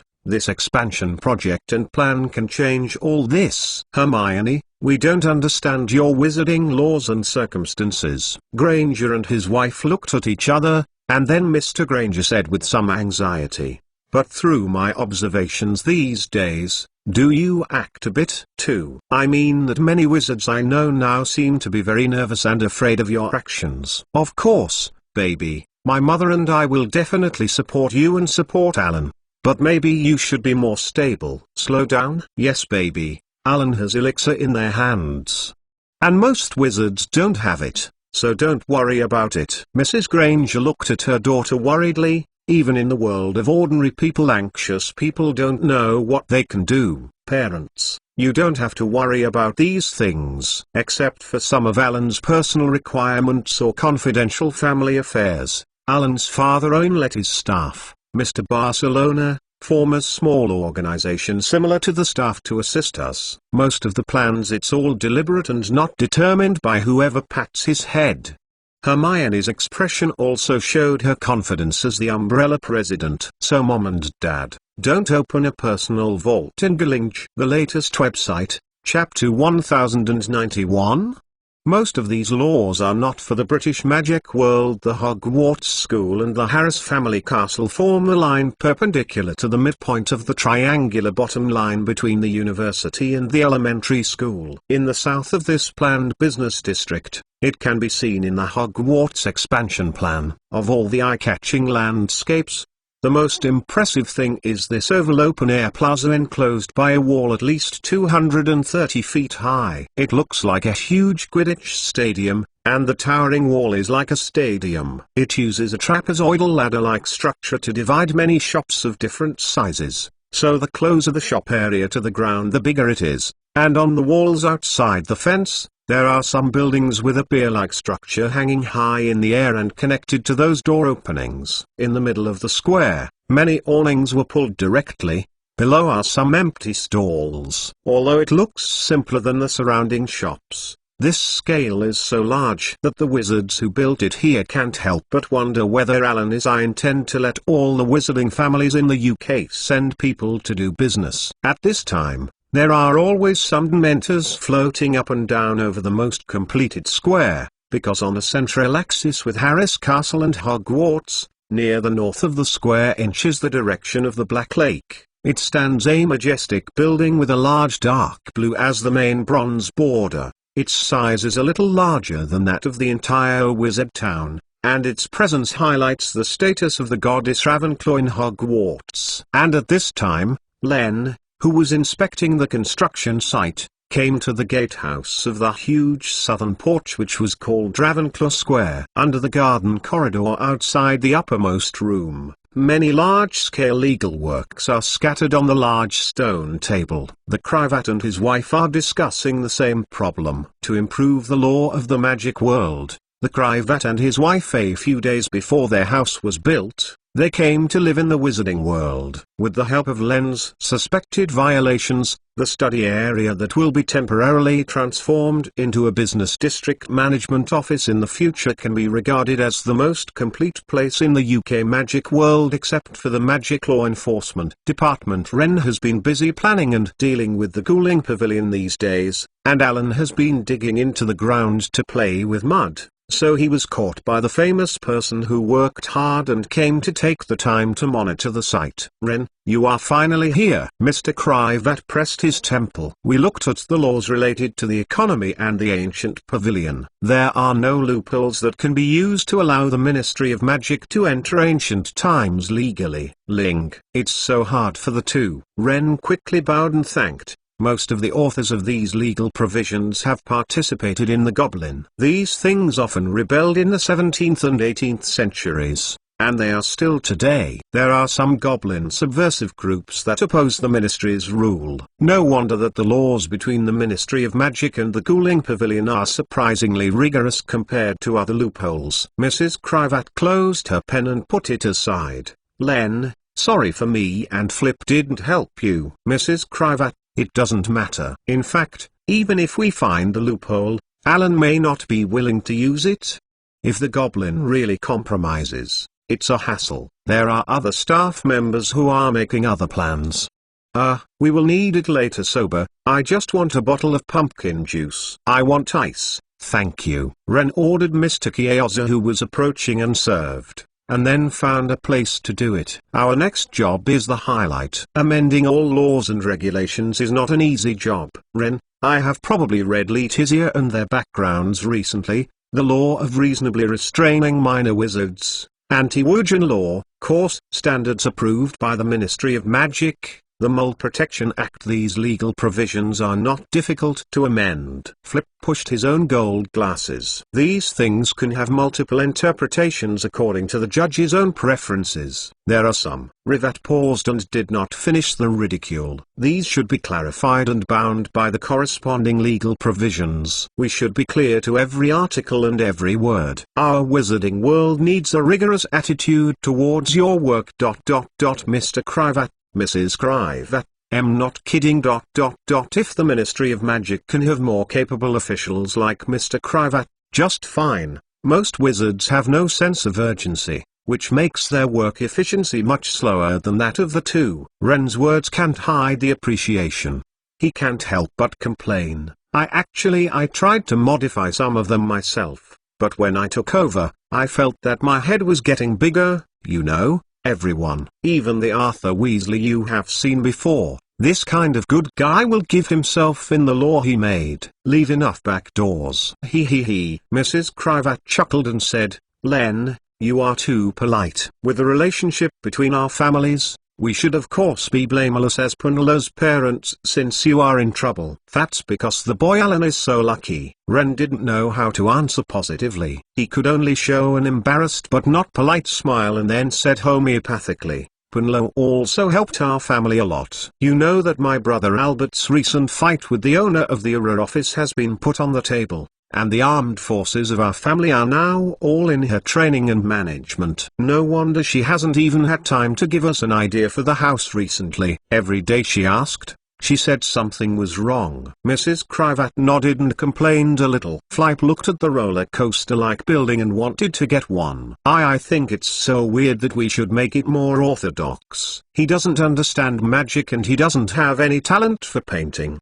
He just doodles it, and the description of the same house is different every time it's described. Letizia, this is the right time. What is your specialty? Mr. Krivat felt a little embarrassed and blushed. He shouted angrily at his wife and turned to look at Ren. I haven't talked about it yet, but some of them are related to the International Witches Association Confidentiality Act, the Wisengama Charter of Rights, and there are also some laws like those related to the law of Galinge, like those, the Law Enforcement Department of the Ministry of Magic and even the Minister of Magic do not have the authority to make unauthorized changes. Is it not necessary to move them first? Oh, this complains to me. I didn't describe the two of you clearly. We don't need to consider the attitude of the International Wizarding Federation or even the attitude of the British magic world when we make laws this time. All we need is, even you can understand, in order to just borrow these existing wizarding laws and rewrite a completely new legal system, there is nothing to worry about except strictness and fairness. Of course, it is also necessary to properly favor the Umbrella and the Harris family. I thank you, BB 8 inches. Ren ended up pouring himself a bite of iced pumpkin juice from the skillful robot. But unlike Ren's relaxed tone, the well-known lawyers who served the Mole government's top level in the past year were very acquainted with their eyelids. They heard the voice-over in Ren's words. Mrs. Rivat picked up the pen again and slid on the paper. Ren. Will this be too? Mr. Krivat wiped his sweat. He hesitated and asked, are you considering the term of office? According to my understanding of the Ministry of Magic and the magic world, the Ministry of Magic, although the candidates for the minister are elected through democratic elections, reads www.uukanzu.com, but as in the case of Owen, in an emergency, you can directly assume this position without voting. In addition, although the Minister of Magic must regularly, elections are held at intervals of up to 7 years. But Mr. Irving's term is still more than half. And if he resigns and you are elected Minister of Magic, it's a matter of hardship. And then if Alan wishes, Alan will not focus on these political matters. In addition, Mr. Krivat, you misunderstood us. Harris did not take the permanent rule of the British Ministry of Magic. I will indeed take over. Maybe Albert or others of us will take over in the subsequent term, but we will not destroy it in our own regular election system. Ren said with a slight backward look, and then seemed to feel that he should not appear in front of Punalo's parents too proud. He quickly straightened his back. Most of these laws are not for the British magic world. Huh? Is that? Mr. Krivat didn't understand the doorway. Sorry, Mr. Krivat. You may have heard Punlo mention it. Some wizards have mastered a technique called psychic distraction, and some of these masters of this ability can even detect without cursing and wielding a wand. To the other party's thinking, so in fact, the above words should not be told for the time being. Ren said apologetically, but please be assured that the Umbrella has been researching new equipment for Ura and their own armed forces. And some of them have the headband with the similar ability of brain closure surgery, but the sample interference effect is not as good as the pure brain closure surgery, so it is not yet online. There are some more core legal content. We need to complete this headband before we can continue. Get on. Chapter 1092? From the 9? Platform at King's Cross Station. Platform 9. Heavy rain crackled on the suitcases of the wizards and their umbrellas. Harry, dressed as a mole, accompanied by his godfather Sirius, entered the platform through the wall of platform 9. The Hogwarts Express has stopped there. This dark red steam locomotive is blowing thick smoke. Compared with the bustle on the previous platform, this year can be called crowded. Some parents and children dress up so that Harry, judging that they are obviously from a foreign country. Although many foreign pureblood families are scolding Alan's educational concept this year, they privately decided to send their children to Britain to learn black magic. "Let's go, Harry, I'll send you to the car," Sirius said as Harry walked a few steps later. They found that the wizards in front seemed to be watching what was happening. Sirius used his strength to open the way for himself and the godson to squeeze out the crowd and let the two fathers and sons get in, only to find that a group of armorers and a group of patrolling Urus faced the confrontation. "Why hinder us? Arrangements made by Captain Albert. You are not responsible for your patrol here this year. Get away." Scringer is the director of Ura's office. "He's a chicken. Want to disobey? The guy you can't support with combat training? I will report it." "Are you patrolling Ura? You don't see the director of the law enforcement division?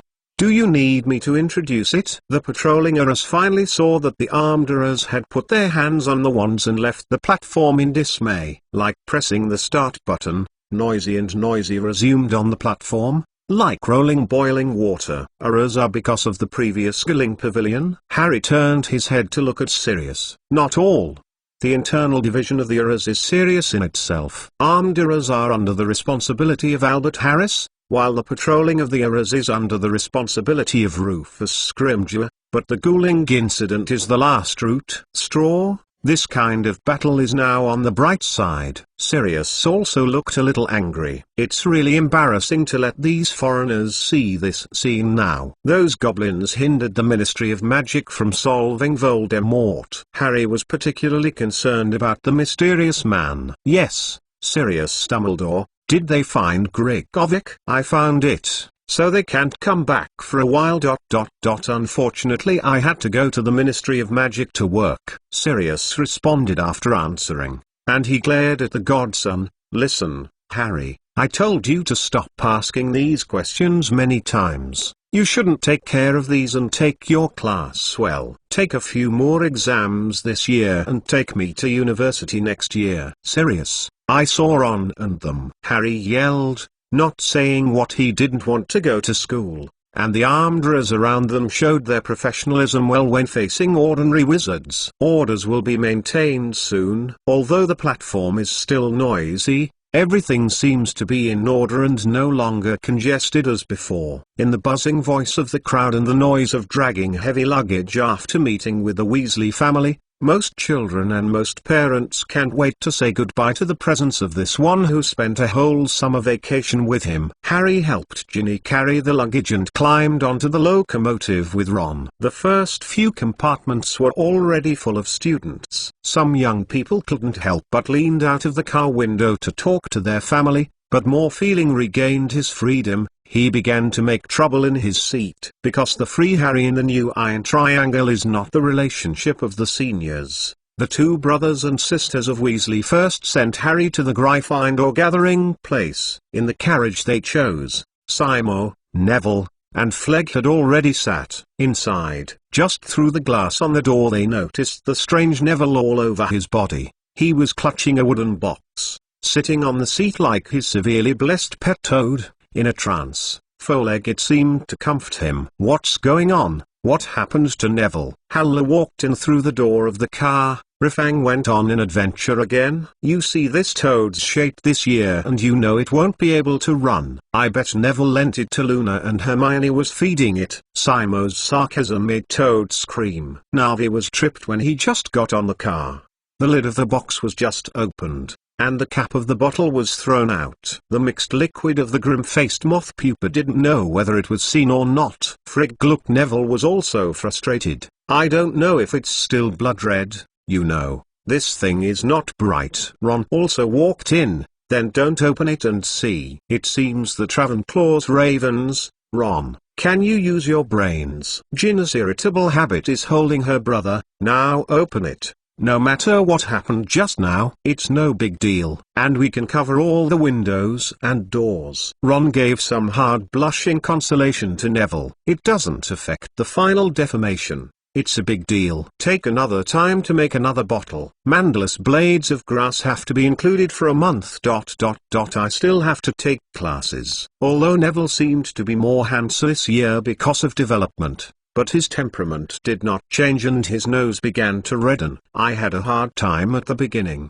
but Neville, you should have some skills in the next few days." Harry patted Neville on the shoulder. "If you don't make it, it's not bad. You'd better press it under your tongue." Neville looked at me. Ron opened his mouth to Neville, showing his tongue flexibly. "Just press the leaves underneath." "I really envy you. Have become successful." Alan taught seems to fix the form, unlike you can change at will. Simo's words revealed a very enviable meaning. "Ron, you can open our eyes to us once. Let us know what we know." This kind of expressive opportunity itched Ron's itch and patted his chest. "It's simple. Let me change." "Lavender is not here." "I'll show it to her again by then." "You two idiots will stop.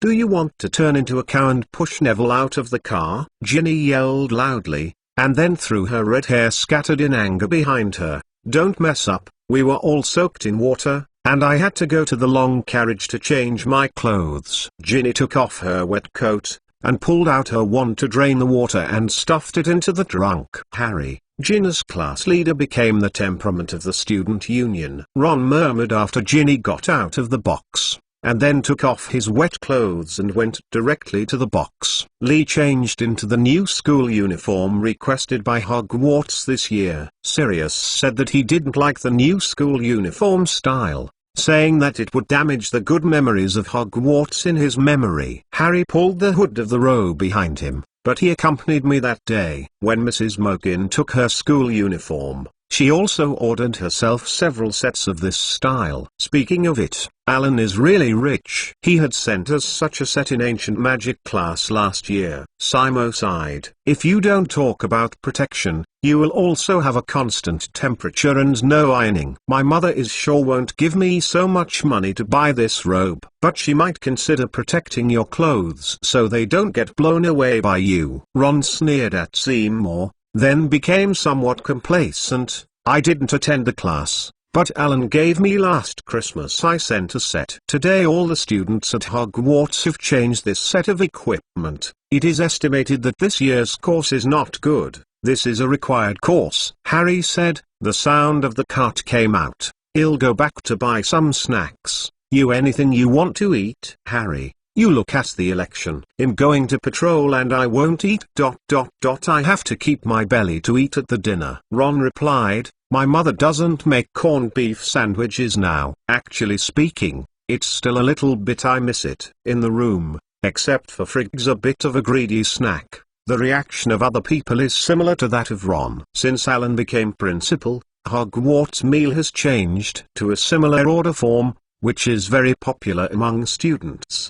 "Welcome." So Ron and Harry came out of the box to the left and headed to the long car, and one to the right to buy snacks. But Harry had just approached the stall of the most popular woman on the train and noticed that Emily Harris and Pansy Parkinson were in the box next to it, and it seemed that they had just finished shopping. With a magic wand, Pansy peeled and cut the apple in front of Emily into pieces. After cutting it, she pushed the plate to Emily, who had placed a lot of snacks in front of her, but she picked up a little green. The astringent green apple took a big bite directly. "Pansy, it seems that Luna's part. You have to imitate Draco when you eat an apple." Emily, holding a sugar quill pen in her hand, seemed to think that Panks's show of affection was too sweet for the time being. "I forked an apple instead." "Pansy, has your father not listened to you? Or have you not begun to sue?" Suddenly, reads www.uukanzu.com. Emily stopped the topic and didn't go on. She turned her head suddenly and looked at the door of the car. "Oh, good afternoon, Harry." "Sorry, Emily, the door is not closed."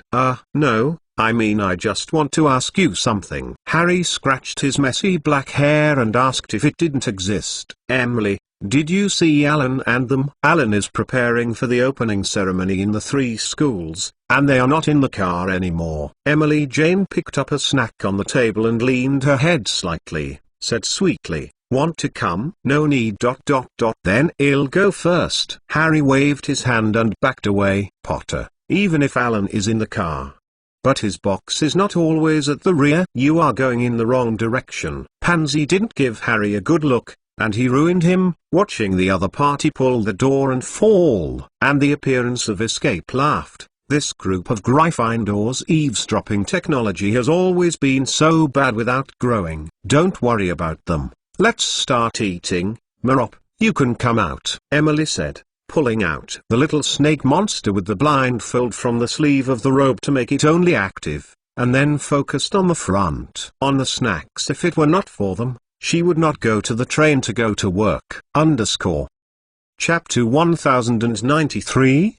Pyramid fireplace. The train continued to drive north, and now the window glass appeared a thick, sticky grey, and gradually deepened until the lights in the corridor and on the luggage rack were lit. The train was swaying, the rain was knocking on the window, and the wind was getting stronger. Seeing a mountain and woods under the deep purple sky, the train seemed to slow down. "We are finally here." Ron, who returned to the Harry's box after the tour, took his gaze back from the chocolate Fletcher had eaten. "I'm starving. I want to eat a big meal." "Help Alan remove the chicken legs from the menu." "No." Ginny looked out of the window and said, "This is not Hogwarts.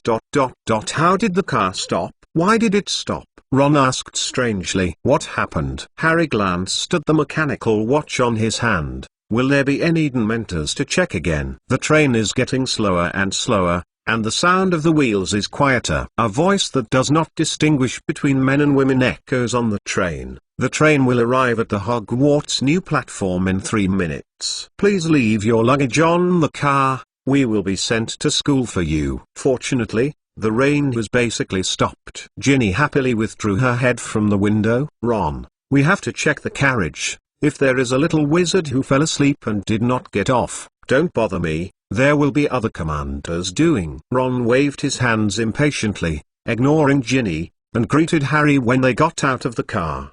The chill in the night made everyone shudder. The train slowed down faster, and finally stopped. The passengers shoved and shoved toward the door of the car and descended onto a newly constructed platform, which was a lot more impressive than the black one. After seeing the scenery, Harry and they walked out with the crowd. Turning around a corner and leaving the platform, a huge wall suddenly appeared in front of them, which was built next to the site. "This is the boundary of Hogwarts' previous expansion plan." Neville held the rifle he was not willing to move, and probed the brain in the empty hole probes that could not see the end. "It's full of brackets. This is really deep enough. The railroad is here." "There is no railroad anymore. The previous platform was changed so far from Hogwarts," Dean Thomas complained. "We can't catch the banquet in a carriage." "I see where Hogwarts is. I didn't even see the Black Lake." Seymour looked around, his mouth wide open. He said in a daze, "Are the shadows in front of this city wall? It's really weird." Then there were some fluorescent flashes of light from the wall, and some figures in robes came over. "Hogwarts students, please come here." Seeing someone guide, this makes the little wizards who don't know the road differently from previous years are relieved. Harry noticed that the Aurors in the H94 uniform who had previously been responsible for guarding Hogwarts had disappeared. Instead, they were similar to their little wizards, except that the colors were black wizards wearing ancient protective robes. Who are these people? Or have the Aurors of the Ministry of Magic changed their clothes again? Justin Fenrelly gave Ernie Macmillan his arm around him. "I didn't see the umbrella sign." "The necklace hanging outside the robe is also the omniscience mark." "That's the armament of the umbrella." Ernie Macmillan raised her arm and pointed, and then landed on Justin Fenrelly on his shoulders. Hogwarts is no longer a I guess Principal Harris estimated that Hogwarts wanted to completely depart the Ministry of Magic. But isn't the Ministry of Magic also the Principal Harris house in control? Justin was a little confused. He understood what Ernie said, but he didn't understand why the Principal Harris did this. Anyway, let's just leave it alone. Ernie Macmillan shook his head. The exact reason he did not know. Under the leadership of the Umbrella staff, the little wizards walked along the spacious stone road on the very flat platform, over a huge arched porch, and after arriving at the platform, they had to follow a steep the narrow path, stumbling down in the darkness, and walking down to the night horse carriage. This time the wizards are treated differently. The crowd came out of the platform, and the wizards cheered and shouted with excitement. This platform was built on a relatively high terrain. Harry's eyes crossed the enclosed wall, and a very grand scene in the distance appeared in front of them. The city wall is not surrounded by a square and square shape, but is built into one prism after another, and the convergence point of the wall forms a very sharp angle. Triangular fortresses are stacked above the city walls, and very wide ditches are built in front of the city walls. These defensive walls are very thick and very tall. They are made of hard rock covered with metal shields carved with runes. They look unusually strong and majestic. Outside the city walls, the ditches separated by a section of flat open space look like they have been opened a circle of trenches outside the city. "This is a bastion?" Frigg called out, noticing the eyes of the wizards around him. "This is a way of constructing an ancient mole fortress. The essence is to change the walled city from a convex polygon to a concave polygon. This improvement makes it possible for the attacking party to be exposed to more than one bunker surface no matter what point of attacking the castle, and the defending party can use crossfire to perform multiple strikes." "But I don't understand. It's so far away from the school. Why do you build a city wall here? What's the use?" Ginny pulled Harry's arm. "Is the scope of the prohibition of phantom dislocation going so far? This is too far away from the Hogwarts residential area. This is the first time I have been here," Harry was asked, and he estimated the distance in his heart. He found that he saw this magnificent building for the first time. "I don't understand. If it surrounds the entire Hogwarts expansion area, can't you fill all the wizards in Britain? Why must it be useful?" Ron leaned against the wall, somewhat proud. "To tell me, Alan is showing his financial strength, whether it is useful or not. The world's largest magical academy is not African. Vegatu is Hogwarts. Children, don't forget the super armor curse shield." An umbrella wizard who guided the children heard their comments and spoke proudly. "This fence is actually equipped with many nodes of protection spells. The most important thing is, when activated, it can quickly cast a wide range of super strong armor curse shields, covering the entire Hogwarts and its surroundings.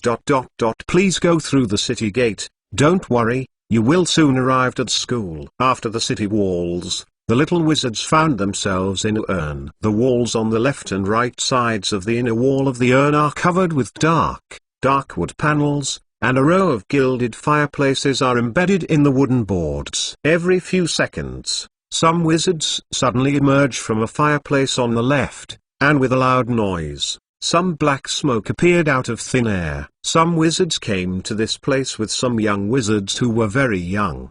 They also carefully cleaned the ash for their children and slapped them. The back makes some dizzy followers more apparent. In front of the fireplace on the right, some employees wearing umbrella uniforms began to guide the wizards to carry the fireplace through the flyway powder in order to shunt the students in the front, making the whole scene very fast and orderly. The scope of the prohibition of phantom migration is so large, but many of those children should not have used flying powder. "Isn't it dangerous to use a fireplace?" Neville saw the cute meaty faces of the little wizards. He couldn't help rubbing his fingers and said with some concern, "Well, many children look too young." Harry nodded in agreement. He remembered that he had misspelled the name when he first used the fireplace. As a result, Floof took him to a very dangerous upside-down lane. The flyway net of the fireplace on the right should not be connected to the outer range, so don't worry about the misunderstanding of these children, it can't be separated from this range anyway. Ginny explained to Harry's puzzled eyes. Sirius didn't tell you my dad complained when he built a new burrow during the holiday, saying that he might have to turn the fireplace a few more times in the future. But the phantoms shouldn't be banned in the morning. I didn't expect this coverage to be this large. If it is not an extraordinary period, usually only a few schools will open the barrier that prohibits phantom migration. Mentalnovel.com. The umbrella guards who guided them before and explained, Hogwarts is too big now. If you can't send it, it will make us look too much like moles and it's not good for the economy. In fact, today this is what President Harris meant. He didn't want to change the tradition of having to take the train first in Hogwarts, so the school day is special. Of course, the elementary school and the university department are different from you. They are much more convenient. Okay, boys, it's your turn. Go. This group of Gryffindors turned their attention back to the fireplace. There was an oak barrel in front of each fireplace, which contained a lot of flying powder. Although a spoonful is too psych. Ron, who was in front of him, was stunned. But how many spoonfuls does such a bucket are free? Yes, the fireplace is free. This red-haired gentleman, please hurry up. The umbrella staff urged Ron, you should go to Hogwarts Station. He already said this I don't know how many times. My voice is hoarse. Floof doesn't feel so good. Ron was urged to mumble and picked up a pinch of bright powder and threw it into the flame. With a cry, the fire became green and the flame rose, and he went straight into the fire. Here, the address was stated as clearly as possible, Hogwarts Station. The figure disappeared instantly. Chapter 1094?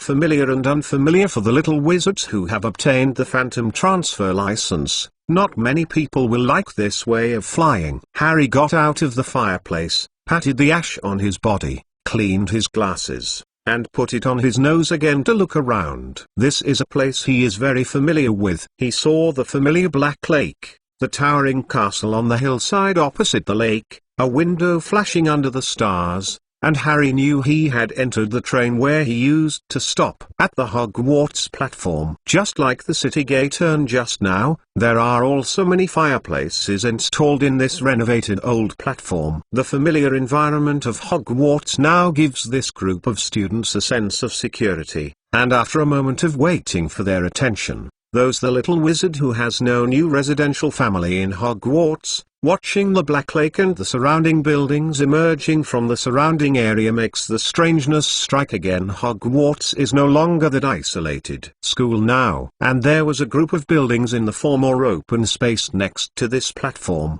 and many buildings similar to dry docks and large docks were built. Reason for the similarity is that they are not built by the Black Lake like the boathouse at Hogwarts School. It was built directly on land. Another stadium was built next to the Quidditch Stadium, a little wizard exclaimed, and everyone looked in his direction and found a similar building on the edge of the Quidditch Stadium in Hogwarts in the distance. And by the moonlight little wizards see clearly after the rain. But the difference is that it seems to be made of stone. In addition, Hogwarts seemed to have changed little by itself, and then a lamp shook above the students, so that the familiar voice of the senior wizards shouted, "First-year freshmen! First-year freshmen, come here!" Other people go to the car as usual. Hagrid was now dressed like an ancient-style robe like the umbrella guards, and his dress today is as formal as he was at the prom before. The hair with untrimmed borders is usually tied into a ponytail and thrown behind his head.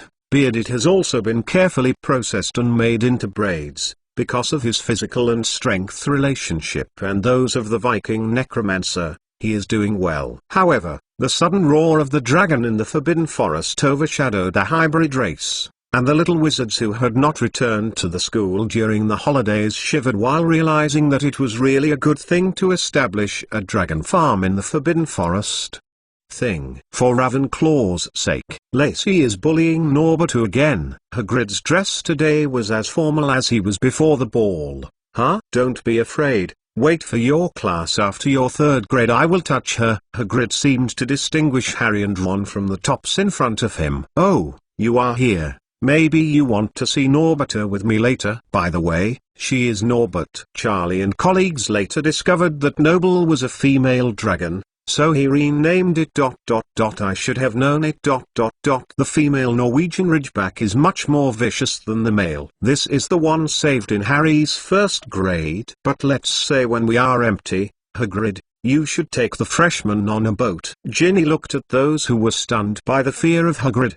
The children who didn't dare to speak out said, but at least Hagrid didn't let any children be scared by his civilization this year because he didn't wear the mole suit and proper dress. The following process still retains the Hogwarts tradition. Freshmen went to the Black Lake to prepare a boat for 4 people to experience the feeling of the founders before building the school. Others took Yetler's car to school. More horsey-drawn carriages were waiting here than before. This year, because the Dark Lord's return was not smooth, more small wizards were able to see the skinny Avatar dragon, the Black Knight Chi with huge bat wings. This creature that can only be seen by people who have seen death makes many superstitious little wizards feel very unlucky. However, under the appeasement of the seniors, in the end, the carriage team creaked and wobbled on the road, marching forward. They came to the magnificent cast-iron gates of Hogwarts, which had not been rebuilt.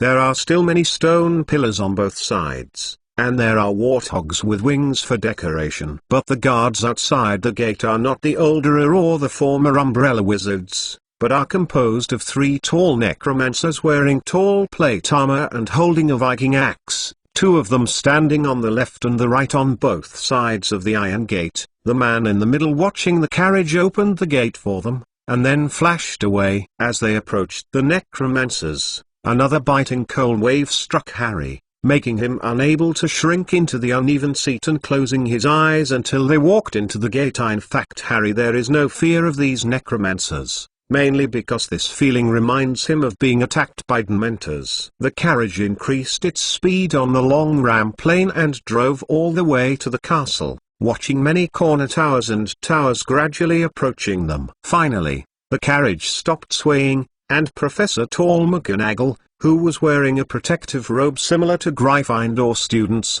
stood in front of the gate. The gown is similar to the set of Alan's body inlaid with longan beads, and there are many rubies with practical functions. McGonagall, with a red cloak like a lion's mane wrapped around her shoulders, looked at the students seriously against the list as before. At this time, she was doing business and she had no intention of chatting, but nodded at Harry. He frowned, glanced at Ron, and smoothed the hood that flipped behind his shoulders. He started to compare the parchment list in his hand without saying anything extra. When they came to the auditorium, they saw that the short Dean Ravenclaw replaced the former Professor McGonagall, where he was waiting for the first-grade wizard who climbed up from the rock tunnel of the dock. The potion professor was wearing a Ravenclaw robe inlaid with many dark sapphires at this time, allowing the wizards to determine the restrictions on the dress of the professors this year, and Harry realized that Hogwarts is in a change. Phileas Flivy replaced the Dean of Gryffindor and became the Vice Principal of Hogwarts. Flivy and McGonagall,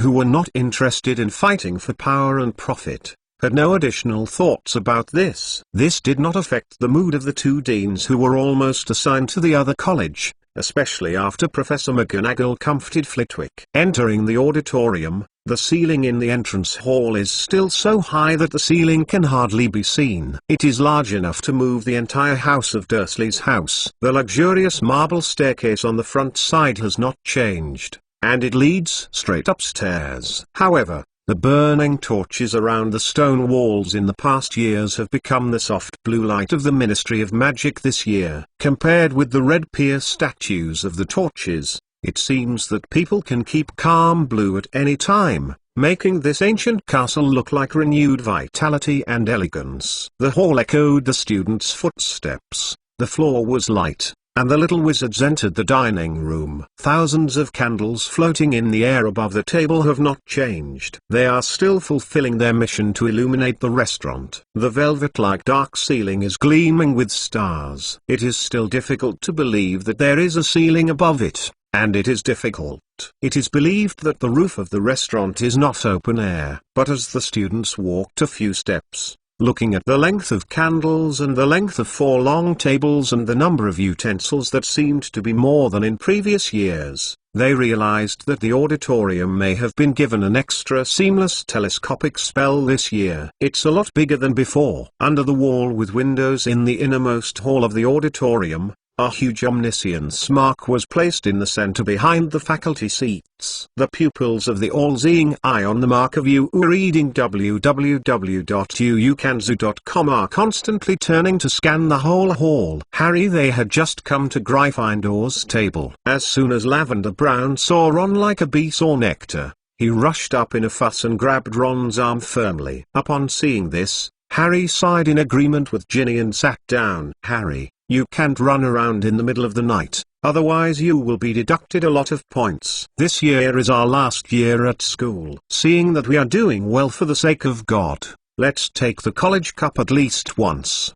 Hermione poked her head from the end of the long table and walked over the side of the little lion, chatting at Harry. The school is equipped with many such omniscience marks, and the eyes above are similar to the defensive means or mewling of Galing Pavilion. D's magic eye can make people have nothing to hide. In addition to places like dormitory, toilet, and bathroom, most of the school is equipped with the Ministry of Magic's monitoring and control room. Someone is always looking at it. The bad news made Harry's good mood disappear. He murmured and responded to Hermione with no intention of chatting, but the others in the auditorium seemed very lively. What happened during the summer vacation made these throughout the little wizards who did not meet during the holiday have too much to share and discuss, but now, they are talking more about the professors on the long staff table in front of the auditorium. Their number is much larger than usual. There was even a Mr. Kieoza who was sitting on the chair with a big swing. Chapter 1095 Branches and Transfers. Why is that skillful robot also in the teacher's seat? Pansy was a little embarrassed, looking subconsciously at Emily. Perhaps the housework classes they gave to Potter? I heard that he was very good at this at his aunt's house, which was better than the house elf. If he opened it, he would definitely get O. Draco looked at Potter, said with a smirk, and then glanced in the teacher's seat. Did not find that he was taking care of his slung eyes Vladimir Berglovsky at Dimstrom, which relieved him. Everyone was Miss Ramona Rosier and her men. They used to be the guards of Alan. At this time, the door of the restaurant was opened, and a long line of first-year freshmen who looked shocked was led by Professor Flivy into the auditorium. Because today's school uniform is a robe customized according to the shape of the college, these smaller wizard now looked similar to the previous years, so he wore a simple black cloak at random, but the hood on the cloak was now required to be carried on their heads, which revealed their chin under the shadow of the hat. It seems a little mysterious. But then this somewhat serious image broke the mark, and several children were directly startled and many screamed loudly. As a traditional reserved program, a large number of ghosts suddenly jumped from the wall. These pearly white, translucent ghosts glide across the hall, whispering in front of them, pretending to be little attention to these first-year freshmen, but announced at the end of the last semester that they no longer serve as Ravenclaw College. The ghost Miss Grey did not participate. A stool was led by Professor Flitwick to the front of the teacher's seat with a floating spell. A top wizard hat was placed on it, and the hat was patched with patches. But unlike in previous years, this branch hat was obviously cleaned up. Many times it was no longer dirty, and the old frayed hat was repaired. This quietness makes the freshmen and transfer students who have just entered seem more nervous. Then, the slit beside the brim of the branch hat placed on the stool opened like a mouth, and the branch hat sang loudly, looking to the sky high above. It's time for the stars to return. The old days have passed. The magic hat bowed to the 4 dining tables one by one. After singing, it remained motionless, and the atmosphere on the court became more calm. The hateful tone and weird lyrics of this hat sounded like a kind of unspeakable horror. At this time, Professor Flitwick stepped forward, took out a roll of parchment paper and unfolded it, and then looked at the parchment paper that was dragging on the ground, frowned, and cast another suspension spell to control a chair. After he went up, he started to say in a sharp voice, "Okay, boys, now you know you won't let you fight the fire dragon to the branch." He smiled before continuing, "Whose name am I calling now? Who just take off your hood, come over and put on the hat, sit on the stool, the branch hat will be just like its lyrics, and put you in the right place like a star, and your official school uniform and other equipment will be at the dinner appeared in your room after the end. Gomez Adams. Yes, Professor. A little wizard responded that he put down the cereal robe and hood from his head, revealing that he was headed with black oil, and quickly stepped forward. After leaving the crowd, his mouth was earlier than other peers. It began to develop small fluff, which looked like an 8-pointed husk. Slytherin. The snake house applauded sparse applause, and many people were not too friendly with his eyes. Well, the boy on the train and Sister Torrance found out that it was Amel. Daphne pointed to the twins whose father was the owner of Yuan Wang Hotel, frowned and murmured to his sister, "He is very fortunately, Astoria.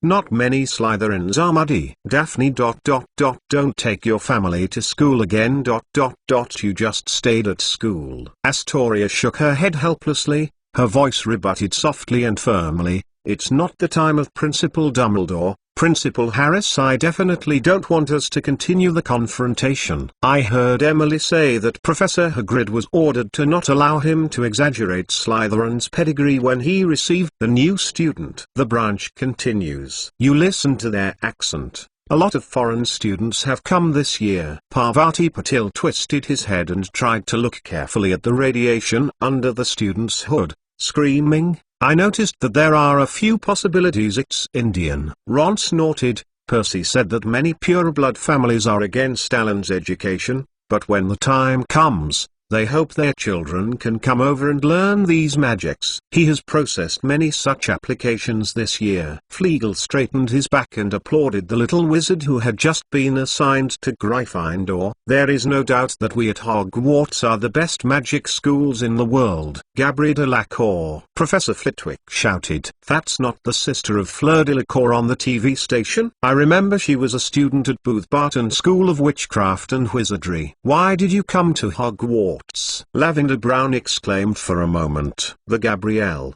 who is showing her waist-length solid hair in a robe, and the shiny silver, because of the advantages brought by her blood, has undoubtedly become the most dazzling presence in this group of newborns. Her eyelashes flash like an angel. Shines beautiful and cute. She has transferred school. Hermione didn't mean too much explanation. Fleur and Albert are already married, and naturally want to live in the UK for a long time, sending their favorite sister to Hogwarts, which is more and more powerful in teaching. It is also human nature. The wolf mother sitting in the teacher's seat, with a loving gaze, always followed the highest one among the group of students waiting for the branch. That is her daughter, who will also be studying at Hogwarts this year. Already accustomed to the high-profile Gabrielle, she walked out of the queue naturally and generously, her waist-length hair swaying behind her back, and she looked like a princess attending a dinner party. In the eyes of everyone, she sat on the stool lightly, put the hat on his head. The wide brim covered her forehead, making her cheeks appear smaller. The branch hat considered for a moment, and then the slit next to the brim opened again, announcing loudly, "Hufflepuff." The Hufflepuff long table gave a warm cheer. In the previous wizarding tournament, they were impressed by this beautiful girl. Now the girl with the maiden blood is Hufflepuff. The wizards of other colleges were like slaps, because their college failed to assign the most beautiful Gabrielle of Maewa descent, but this made the girlish wizards very happy. Gabrielle slid down the stool, politely put the hat back in place to salute it, and then walked to the long table of Hufflepuff. She took the initiative to join the enthusiastic wizards on the Hufflepuff table, say hello and thank you, but secretly concealed the disappointment that floated in my heart in the previous wizarding game. Furong took her to the long table in Ravenclaw. She and the Ravenclaws were very happy, plus Ravenclaw color scheme and Booth Button are blue. Ravenclaw actually wanted the youngest girl to go. The second choice was Slytherin where Emily was, but since the dust had settled, Gabrielle felt nothing unacceptable. Slowly, The 3 rows of first-year freshmen were reduced and shortened. Laura Rosier, the daughter of the Wolf Mother, lifted her hat, revealing a tall brown ponytail. Hogwarts' new school uniform was worn on her to match her capable temperament. She appeared very calm and frowned among the uneasy freshmen. The horns and lip corners are somewhat heroic. You reading www.uukanzu.com looks very capable and reliable. Hearing that her daughter's name was called, the Wolf Mother sat up straight. She very much hoped that Laura could be assigned to Slytherin, because the little princess of the Harris family, Emily, was in Slytherin. She hoped that Laura could get closer to Emily. But the Sorting Hat is obviously not difficult to choose. It shouted loudly when the hat was just put on Laura's head, "Gryffindor!" Gryffindor's long table immediately burst into warm cheers. The calm performance of Laura just now and the slightly fierce appearance let everyone see. This transfer student looks really heroic. Harry slaps vigorously. He can't help but say to Flegg, who is not very interested in Quidditch beside him, "I don't know if she will be the best." Ditch. She looks a bit like Angelina and should be a good hitter. Maybe we can fight Pansy this year. Ginny looked at her boyfriend's eyes with a bit of taste. Harry, maybe she won't want to fight Emily. Don't you recognize it? She's the flower girl who followed Emily at the wedding. Finally, a half-breed wizard from South America was divided into Hufflepuff, and Professor Flivy picked up his hat and stool, and announced that the banquet had begun, and walked away with short legs. Chapter 1096. In the second half of this year, I co-authored The Umbrella with Eating Death. Then came the most anticipated school banquet for the wizards. As Alan changed since last year, the delicacies did not fall from the sky and piled up on the long table. An exquisite menu appeared in front of each of them. Wizards can follow this menu to order something according to their own preferences. Compared with the long table filled with dazzling foods in the past, this is more targeted to meet the appetite of the wizards, and there will not be a large amount of residual food causing waste. This reform is very popular with Ravenclaw and Slytherin. Welcome. But for Gryffindor and Hufflepuff, it made them think there was less lively atmosphere. When the wizards were satisfied with their appetite, the plate on the long table was emptied, and on the faculty seat, Alan stood up to the front of the lecture platform, and the voice gradually stopped, and everyone turned their attention to them. Young Principal Alan opened his arms to the auditorium and pressed on the podium. As the sculpture above spread its wings, many people discovered that the Dumbledore's favorite owl sculpture had been replaced by a raven. Hogwarts welcomes you. Alan's tone was calm and powerful. Although I didn't like this kind of speech time when I was a student, I became a principal and only found out that I had to say something. With a light laughter, Alan paused. Our school rules this semester will be much changed compared to before. But between the amount of content, I will only pick a few explanations. Others please then just read the school manual carefully. After talking, Alan clapped his hands. Just like the menus and dishes that appeared out of nowhere, a delicately packed booklet appeared on the table in front of each wizard. The cover was the Hogwarts school badge. The wizards immediately picked it up, and as Alan explained it, they read it simultaneously. Aloud you will. Simone approached Frigga and Neville with a tone of excitement that turned to the new rule on the Alan stage. We still don't allow private fights, but we allow students to be witnessed by the professor. And on a duel without an assistant, allowing disputes to be resolved in this way. You have to use a magic wand to suppress damage, on the premise of not harming each other's lives. Hearing this, Harry couldn't help but look at the long table over Slytherin and said to Ron, if we had this one in the first grade, we wouldn't have to sneak a midnight duel. Malfoy, the coward, will not agree.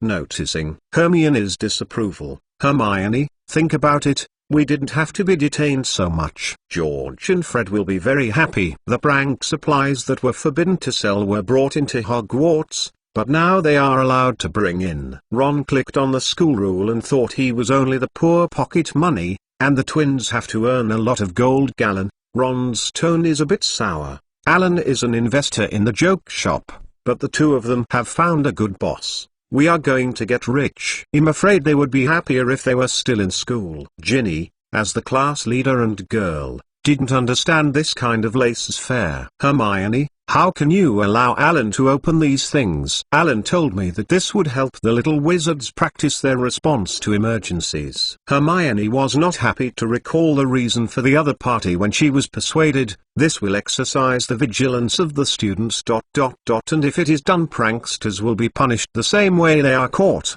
So those who do pranks will also construct more detailed plans instead of random use. I'm afraid Filch wouldn't be happy. Neville thought that he would definitely be targeted by others, so he glanced at Argus Filch, who was sitting on the faculty seat, and found that he also got with a brown robe as a worker uniform. Neville felt disappointed on the wrinkled old cheeks. I don't think he will care anymore. Frigg didn't care. He flipped the rules in his hand at random. I noticed from the school gate that Filch gave orders to several clever men, and then I just sat down here.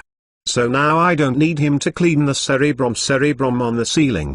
His life is very comfortable. There is nothing unsatisfactory. Emily flipped through the manual, then put it on the long table in front of her, and then used her finger to align it with the bottom line of the table. Hearing the things on the side, he glanced at the cherubic crab, and then turned his head to Pansy. Pansy noticed Emily's glance, and found that Crab hadn't listened to Alan's speech and read any manuals. He was burying his head and holding a piece of cake. He never ordered anything else. Crab, wipe your face clean. Gol you too. Pansy yelled in disgust. Give you 3 days to write down these deductions. Crab was taken aback by Pansy's sudden scolding.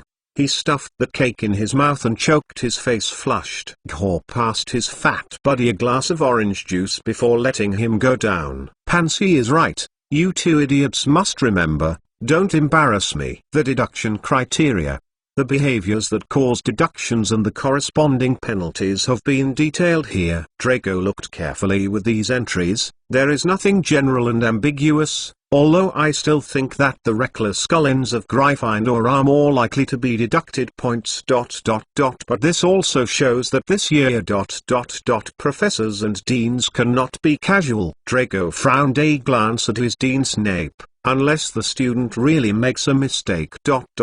Professors can't do things according to their own preferences. Hufflepuff long table. Gabrielle fluttered her eyelashes and chatted with the new classmates. Her English has a strong exotic tone. The most remarkable thing is that her H is not pronounced, but it sounds very cute. Well, is Hogwarts management so strict? Both Barton also has some deduction rules, but more of it is to maintain his dress. This is so finely divided. I'm worried that I can't do well. Don't worry, I certainly can do it well. Hufflepuff's chaser Zacharias Smith was beside him with a smiley face trying to please Gabrielle. Justin Finelli, with curly hair, looked at the dedicated Smith with some taste, and he sarcastically said, Zacharias, before your dizziness is cured, it seems that you can't do anything good now. Zacharias hurriedly retorted, that was crazy girl narration. There is no such disease in the world. But it's true that you didn't hold a ghost ball in your hands for more than a minute after the opening. Ernie Macmillan cooperated with her friend and fell to Zacharias. In the school staff seats, Professor Pomona Sprout, the Dean of Hufflepuff, has been paying attention to his students as usual, so this scene is also clear to the reason for this trend. She estimated to touch her college this year it wasn't so united as usual, so this year's college cup is probably no more drama. She sighed and put her mind on the stew in front of her. On the podium, Alan no longer explained the school manual, and he beckoned to the ceiling. Before introducing the new professor, we first have to welcome the return of an old friend. Just like I told you at the end of last semester, Miss Grey will no longer serve as the ghost of Ravenclaw's college this year and become representative of the entire Hogwarts, the ghost of its school, so her successor will be. Don't be shy, calm down. Mr. Lockhart. Alan continued to stretch out his hand, striking again at the Hogwarts ceiling, made a welcome gesture. The milky ghost sprang from the star-shaped ceiling. Jidero Lockhart slowly drifted to the podium in the crowd's exclamation. He showed his iconic charming smile to the wizards of Hogwarts on the left and right sides. But this set of actions was more than a little bit trusty years ago. "Oh, how are you? I am Jidero Lockhart, a former professor of black magic defense, and won the Witcher Weekly's Most Charming Smile Award 5 times. Lockhart shouted towards the students with Spring Breeze. "In the second half of this year, The Break with the Death Eaters, co-authored by the Umbrella, will be published soon." This caused a lot of noise in the auditorium. MTLnovel.com. He was already dead. But what qualifications does this crook have for Ravenclaw's Academy Ghost? What is now in the second half of the year? Last time I saw him at Albert's wedding, I thought I was looking at the flowers. I didn't expect that he was really dead and turned into a ghost. His books are stealing other people's experiences. In essence, he is an incompetent liar. Now that he doesn't know how to play, he can still be the ghost of Ravenclaw's college. This event is indeed based on my own personal experience. I will tell you the most real Death Eaters and mysterious people. I hope everyone pays more attention. Lockhart looked at the wizards with a look of distrust. Listening to the sarcasm, the smile on his face disappeared. "This is really my own story." He tried to justify a sentence and saw that even the students of Ravenclaw College did not welcome him very much. He no longer speech, floating there and sighing. End of this chapter. Chapter 1097? Curriculum changes. Mr. Jidero Lockhart's situation is different this time. He did bravely save the innocent muggles from Voldemort's base camp. And even sacrificed his precious life for it. Just like everyone else. As you know, he was sent to Azkaban by Harris before, but that was because of his deception. And now that he is a hero at a fair price, Harris will justify his name. Alan raised the volume cover after people's discussion. In fact, the Mole girl rescued by Mr. Lockhart is also a wizard. She is attending the entrance ceremony today in the elementary school. The actual situation will be reported by the TV station. I won't go into details here. Hearing Alan's words, the wizards no longer ridiculed and questioned Lockhart out of their trust in Alan, and Lockhart didn't talk much. He heard patriotic face full of tenderness, facing Alan, and others bowed to leave. "Mr. Lockhart, the Ministry of Magic is applying for a second Merlin medal for you because of your affairs. You are the pride of Ravenclaw." Alan added his head to the left Lockhart and added a sentence to the teacher's eye. "Professor Holer's Slughorn is only thinking of his own body this term. He will only be in their semester, which is the 6th and 7th grade potions professor, the 1st to 5th grade. The potions class is taught by Professor Severus Snape." Professor Snape looked up at Mr. Kieozu. His eyes were cold and empty, like two dark tunnels as Dumbledore, Voldemort, and Alan's triple spy. Everyone thought he should stay in school the most suitable. And Professor Slughorn's bare head shone in the candlelight. He smiled at the wizards as usual, and his fat double chins were squeezed together. At present, the Harris family is powerful, and there are many in the magic world. All aspects have occupied an advantageous position. Although he judged from his personal experience that he should not have too much communication with such parties at this time, if he left Hogwarts directly, he thought that he would also offend the family. The reason why Slughorn promised Dumbledore to teach at Hogwarts last year was that his main purpose was to avoid the safety issue after being targeted by mysterious people, and now Dumbledore was kicked out of Hogwarts, and Dumbledore is currently leading the Order of the Phoenix to fight against Death Eaters in Europe.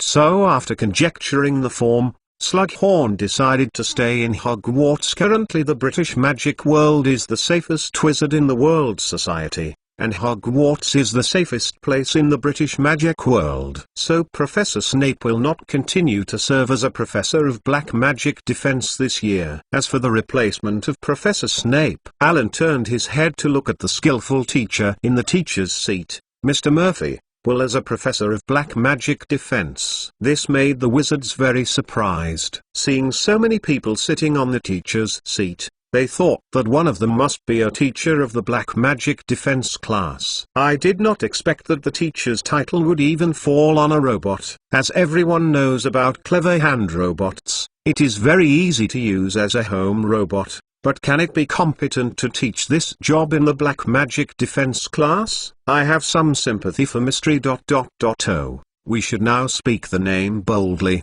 Voldemort. Pomona Sprout, Dean of Hufflepuff, put down the broth spoon and smiled and shook his head, letting her the grey hair was more elegant, but then he frowned, noticing that his robe sleeves were too clean, and there was no dirt adhering to it, which made the herbalist professor uncomfortable. The essence of the curse is actually similar to the devil's contract. As long as you grasp its essence and analyze its trigger conditions accurately, you can avoid it. Alan smiled at Sprout and continued to face the audience. So, all little wizards, please note that when you fill in the elective course, the Black Magic Defense course will be a mandatory course for Hogwarts this year. Curse is a type of black curse, and it is also the most evil kind of black magic. But curses come in many forms and have different magical powers, although most are very evil and powerful, and have a long duration and are difficult to eliminate. Most of them will cause serious injury or unbearable pain, mental control or directly cause death. Vice President Flitwick smiled and helped Ellen further explain. Although many curses can be directly eliminated by related anti-curses and curse-cracking curses, but Voldemort's powerful curse for the position is very difficult to get rid of directly. And now let Mr. Kiaosu be the professor of the Black Magic Defense class. The worst consequence is that it will be replaced by another Mr. Kiaosu. I remember that the method used by President Harris told us this when he was in the 5th grade. Professor McGonagall nodded, but then asked with open mouth, "So, President Harris, instead of the defense of black magic, what is the curriculum for the teaching function of the course?" Regarding the course arrangement, my ancient magic class is special in the previous situation. So now the lecture is split into two courses. They are the ancient magic class and the magic combat class. And the ancient magic class after it is too obscure. The difficulty problem will continue to be an elective course, and it will only teach what should be taught in its name. Alan raised his hand and looked at the time. He continued, the practice class will be officially expanded in this name. It will be a compulsory course for students from 1 to 7 years of age to participate in. It is a custom between our European wizarding community. In addition to the non-rule fighting courses in the past, this year will also open a duel club that was briefly opened before. The formal duel mode was added. Alan looked at Professor McGonagall and nodded to her. The joining of the duel class is actually the suggestion of Dean McGonagall. You are gradually controlled by your own power, and now you join this traditional duel with your own rules and etiquette, switching between this unconstrained and constrained battle,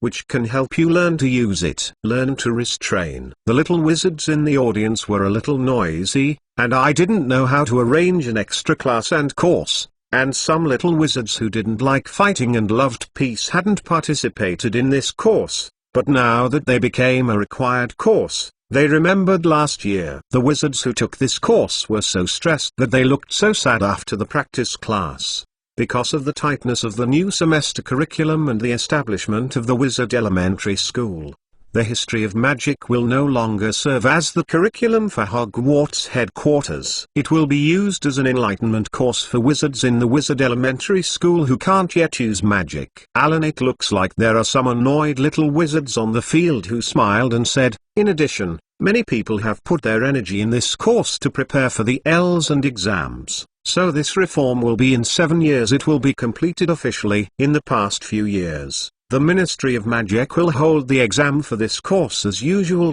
Of course, if you want to listen to the Ghost Cuthbert Bins, you can go to the primary school to listen. It is not easy to get him over. I several confusion spells.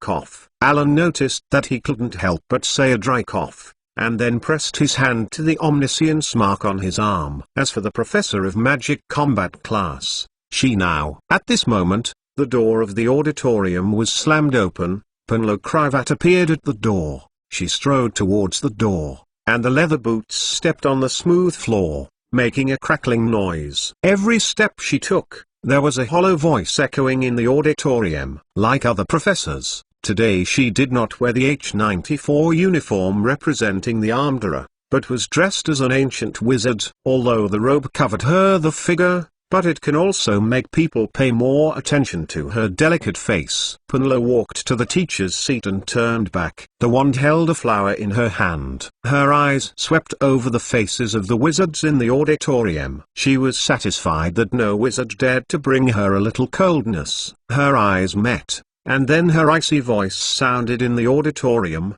"Sorry, Principal Harris, just checked whether the umbrella and the necromancer were negligent in security, so I came a little late." The wizard below flinches a little, and the womaner is no stranger to them. You reads the book www. In addition to some little wizards who knew her while she was still in school, more people feared her through the brutal methods and murderous acts of the new female professor when she was performing official duties in the Ministry of Magic. How did Alan bring this female demon head over? Ron only felt the pain in his calf, and the experience of being knocked down by Punlo on the motorcycle came to mind again. Although the other party was because of his own mess lost control of the lost wooden cup. What kind of witch? In addition to Albert Harris, the most famous one in Armada is Miss Cravat. Her fighting power is much stronger than most wizards. Ginny habitually stunned her brother's remarks, and seemed a bit indignant.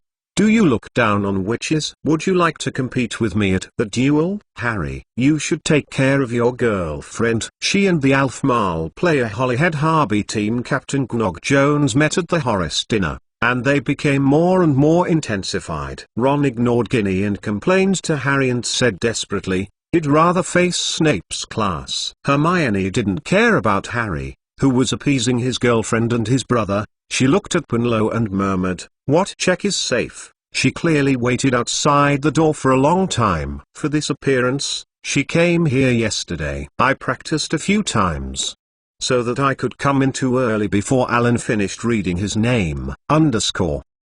Tweetbook, Hufflepuff Wizard Apprentice. This book is a new book written by Wang Yongxiao, of the author of Harry Potter and the Secret Treasure. The reason why I wrote this book is because he wrote it too slowly. I didn't expect me. Now the writing is also very slow. According to Wang, the author's cat star, he will continue the value of the treasure in this Hitchpuff's Wizard Apprentice, and I look forward to his new book on the magical world of Harry Potter. Show help. Everyone can support the new book of the author who ate one of the HP crabs at the earliest starting point. The Book of Harry Potter's Invincible, the Wizard Apprentice of Hufflepuff in hand. Please wait a moment. After the content is updated, please refresh the page again to get the latest update. The full text of Harry Potter's Invincible is updated, keeping in mind the URL, Chapter 1098. Call me Professor Cravat. In view of the fact that the actual combat class will be a compulsory course for all Hogwarts students in the future, but as an excellent Miss Cravat has other jobs. So I have allocated some for this important course. Assistant, Alan pointed to the Umbrella team. They are all wizards with rich combat experience and professional training. They will share the tasks of the 7-year-old students. The Wolf Mother took his squad members and stood up. Everyone except the Long Eye needed to protect the British Mole Prime Minister. These teaching assistants each have their own specialties. In addition to basic combat training, they will also teach you some unique skills. Alan slowly pointed at the Umbrella team. This is Miss Ramona Rosier. She is the captain of a combat team and has a lot of experience in team fighting. She will teach you the art of command. Otto Scholes. I think the Weasley twins will unfortunately not meet him in school. He will teach how to use magical combat props more reasonably and effectively. Fritz Barser. Teach physical training. And finally, Michelle Heinswerfen. She will teach you how to perform magical emergency medical treatment in combat. In addition, at the same time, she works part-time as a school doctor to relieve Madame Pomfrey's burden. But I don't recommend the wizards to deliberately hurt themselves because of her appearance. Otherwise her style should be more impressive than Madame Pomfrey. So many teaching assistants in actual combat class. The proportion of this semester course must be very large. Does President Harris want to train us into armed runners? Ernie Macmillan speculated in surprise. No. Unlike her, not a secret policeman. It kind of made me think I was in a military school in the Mull world. Justin finally touched his chin. This is what makes us soldiers. Professor McGonagall, sitting in the teacher's seat, pressed her lips together. She was very worried about these arrangements in the large and combat-related teaching preparation. This is why Dumbledore wanted her to stay in school. Then it's too late now. Alan pressed his hands down, noticing his movements, and the auditorium was quiet again. Although there are some other important things. After the preparation is completed, I will notify you separately. Well, the class leader. Wait, yes, 3 weeks later, each grade must select a new class leader based on the results of the theoretical class and the actual combat class. Now, every class leader, select the students, take the dormitory to rest.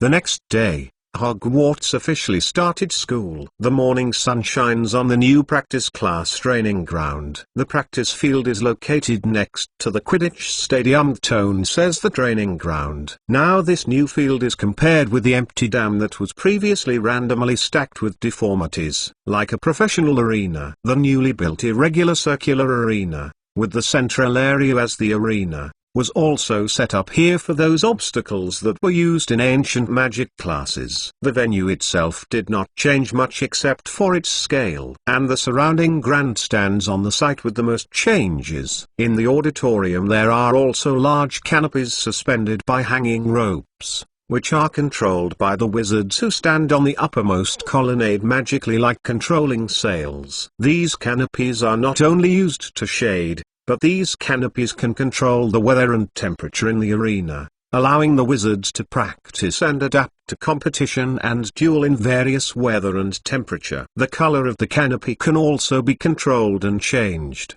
and even different characters can be combined by sliding on it. This behemoth building is a three-story structure.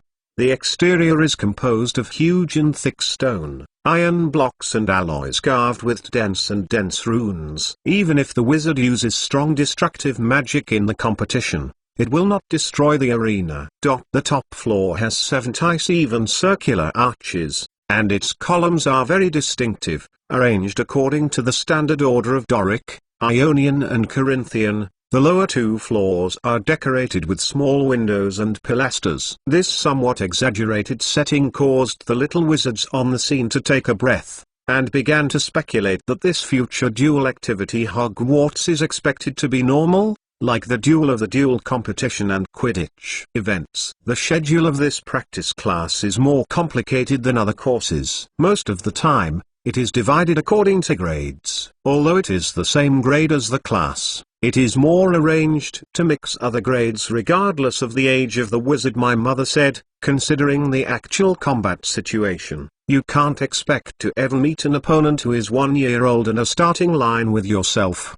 Laura saw Gabrielle, who was traveling with her, seeing so many senior wizards in the arena. With anxiety and fear, she slowed down her words and explained to Furong's sister. Although Laura's father is French, because of the Mother Wolf mother's instruction, her English is much more fluent than Gabrielle, who is also Booth Barton. Her voice is a little hoarse, and her personality is more independent and rigorous. When I got the timetable, I inquired the situation clearly. But Laura, at Booth Barton, we don't have no such courses at all.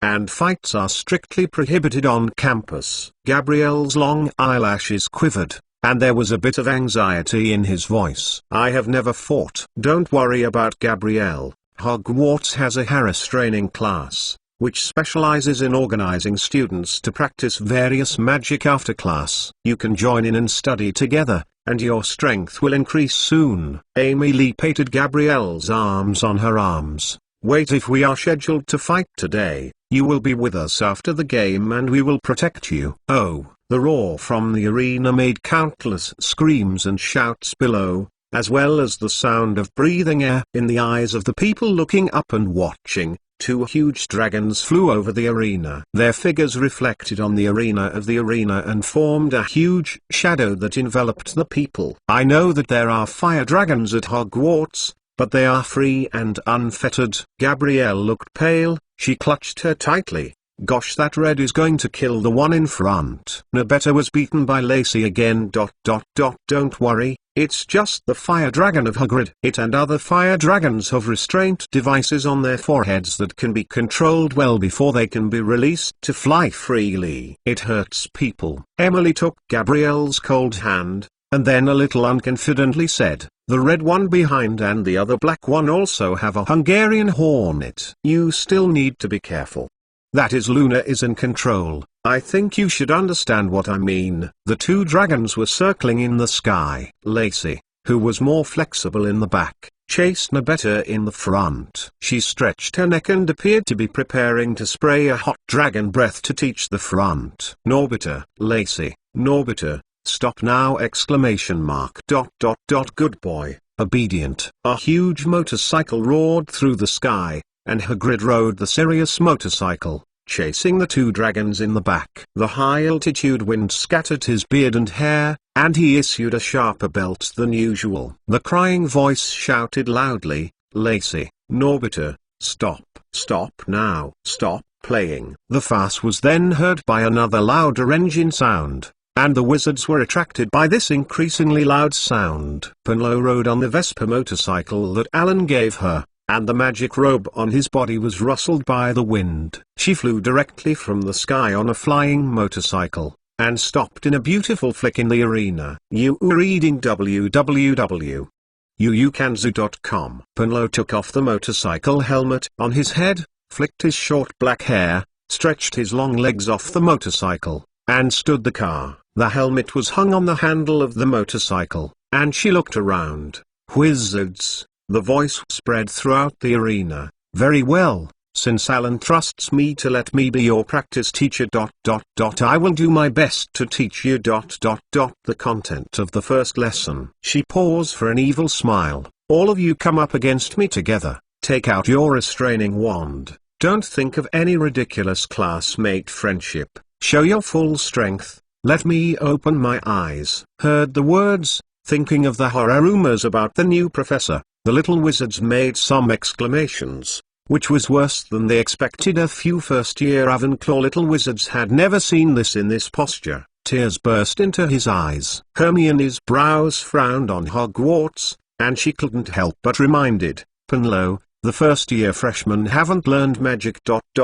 They. Miss Granger, it's class time now. Call me Professor Crivat. Penlo's eyes sternly glanced at Hermione. Then please tell me, the female chairman of the student union. According to this year's the school regulations stipulate that what happens to students who speak without the permission of the teacher, Chapter 1099. The two sisters of the green grass family. Penlo's questioning made Hermione a little irritated. She stabilized her emotions. 5 points for the college, Professor. But Professor, if you can't take care of so many people, someone who is injured too seriously will cause trouble to Alan. Gryffindor deducted 5 points for your actions. Penlo was somewhat smug, and then turned to look at the students. The future melee practice assistants will assist, and today. Do you think I will not know the weight? As for the first-year freshmen, you can learn how to avoid the curse first in actual combat. If you encounter enemies, they will not stop attacking you because you don't know the curse.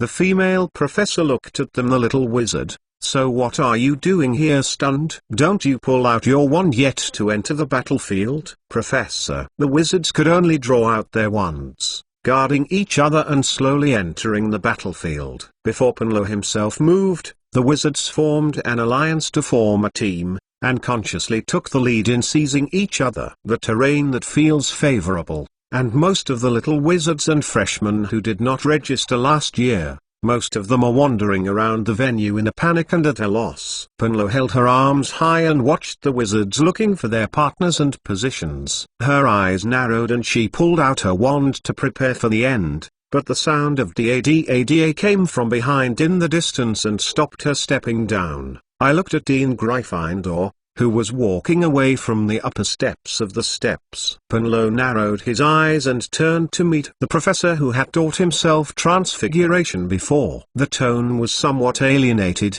"Professor McGonagall, if I remember correctly, it should be my course now.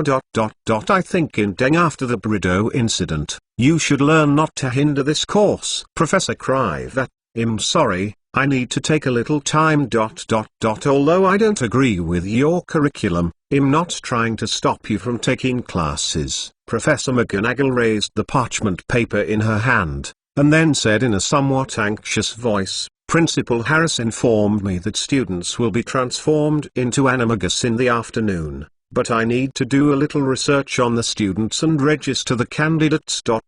So please forgive me, I have to rush over." "Just in the afternoon?" "Temporary decision." Punlo raised his brow with a cold face. "Professor McGonagall, since this is Alan's need this time, please complete the investigation as soon as possible." After she said, she turned to Hermione, said unpleasantly, "You better let the fat people get another box to cover it. I don't want to remind you, but if you hurt the umbrella, it will also make me embarrassed." Hermione, who knew the other person was talking about Thunderbird's body shape, nodded a little embarrassedly, and more little wizards were very excited after hearing that the school was really going to transform them collectively. Professor McGonagall had a hard time combining the image of the impatient, ruthless female era with the image of the excellent female student council president, although Alan knew that the female director Jean Lavin before entering the school. Crows McGonagall's male class leader who forgot his name was afraid of her, but the changes that happened to him in just a few years after graduation were too great. McGonagall dropped his head slightly, concealing the emotion in his heart,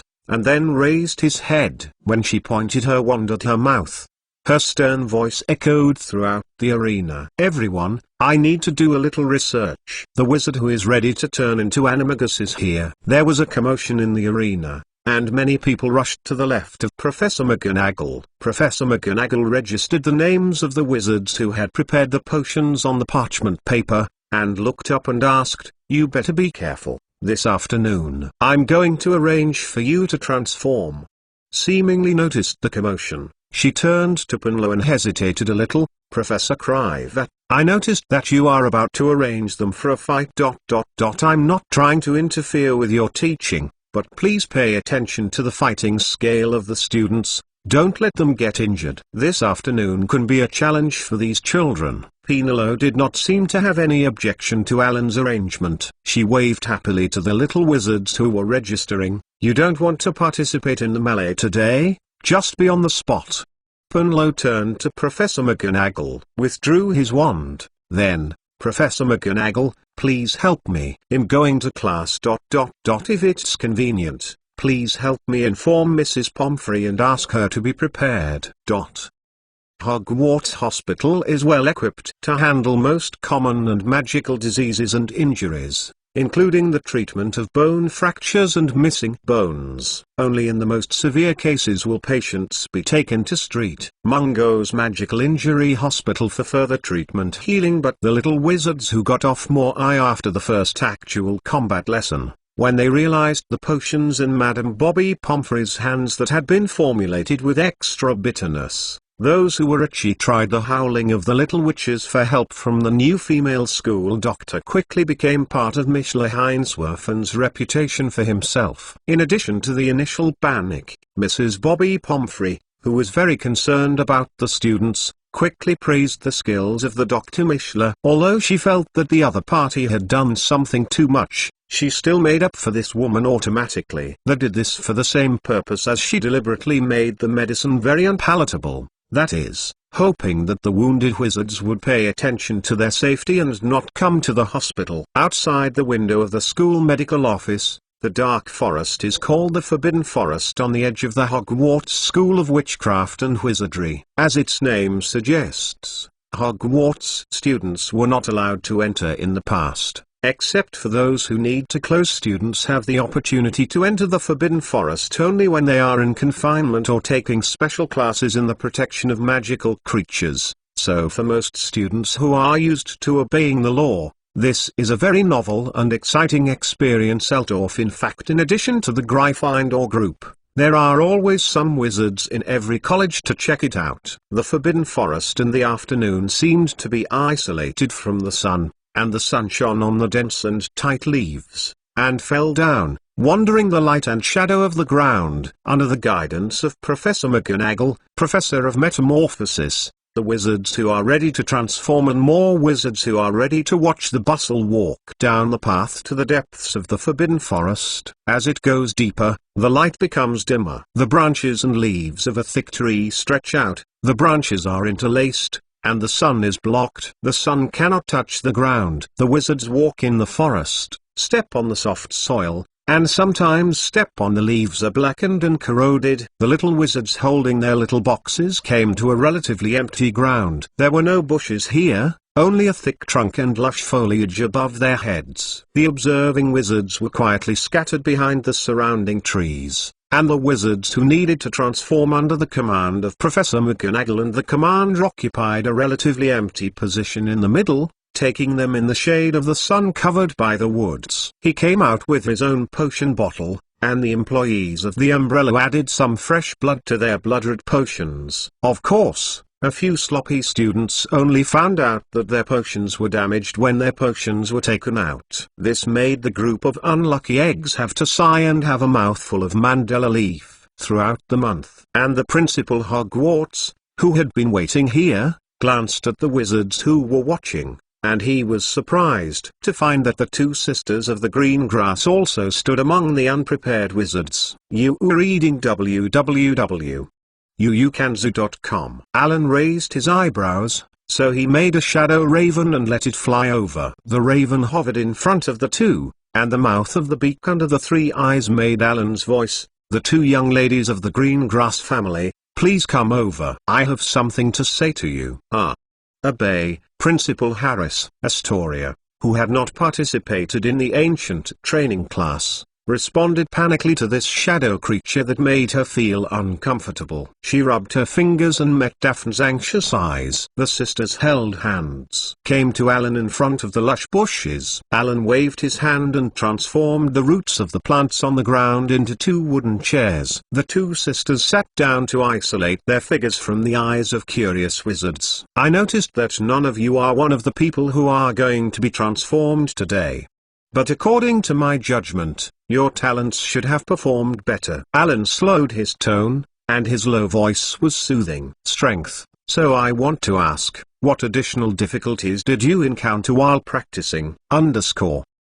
Chapter 1100 does not count as a curse of blood. Chapter 367, when asked by the principal, Astoria's fingers were twisted together, her long eyelashes flickered, her white teeth bit her lip, and she said nothing. "Principal Harris, you know the situation of our green grass family. Because of the blood curse, we are very resistant to the magic of this person's transformation into an animal. We are worried that this will speed up the blood curse and prevent her from recovering." Daphne explained to her sister's expression instead of Astoria, but she asked anxiously under the distress, "Principal Harris, you promised to help Astoria solve this blood curse problem. No, what is going on now? Not great." Alan shook his head and explained before the other party spoke. "I let you participate in one of the original purposes of transforming Animagus, for the blood curse of the great grass." Principal Harris: "What do you mean?" Daphne's hand holding Astoria's arm was tight, her voice trembling a little. "Turn Animagus and heal the blood curse on Astoria related." Astoria heard the words, opened her mouth in surprise, and didn't speak, but was saddened. She didn't prepare for the transformation according to the request of President Harris, but instead affected her healing. Seeing Alan nodded to her to confirm that Daphne couldn't bear leaning on the tree behind her, she said in a panic, "That is, we made our own claims to prevent Astoria from deforming. But waste. It was time. She was delayed. Wait. But after trying to understand the hidden meaning in Alan's lines, she made some unbelievable inquiries. "Principal Harris, you mean you have a cure lift the blood curse on my sister?" "There is indeed a treatment concept.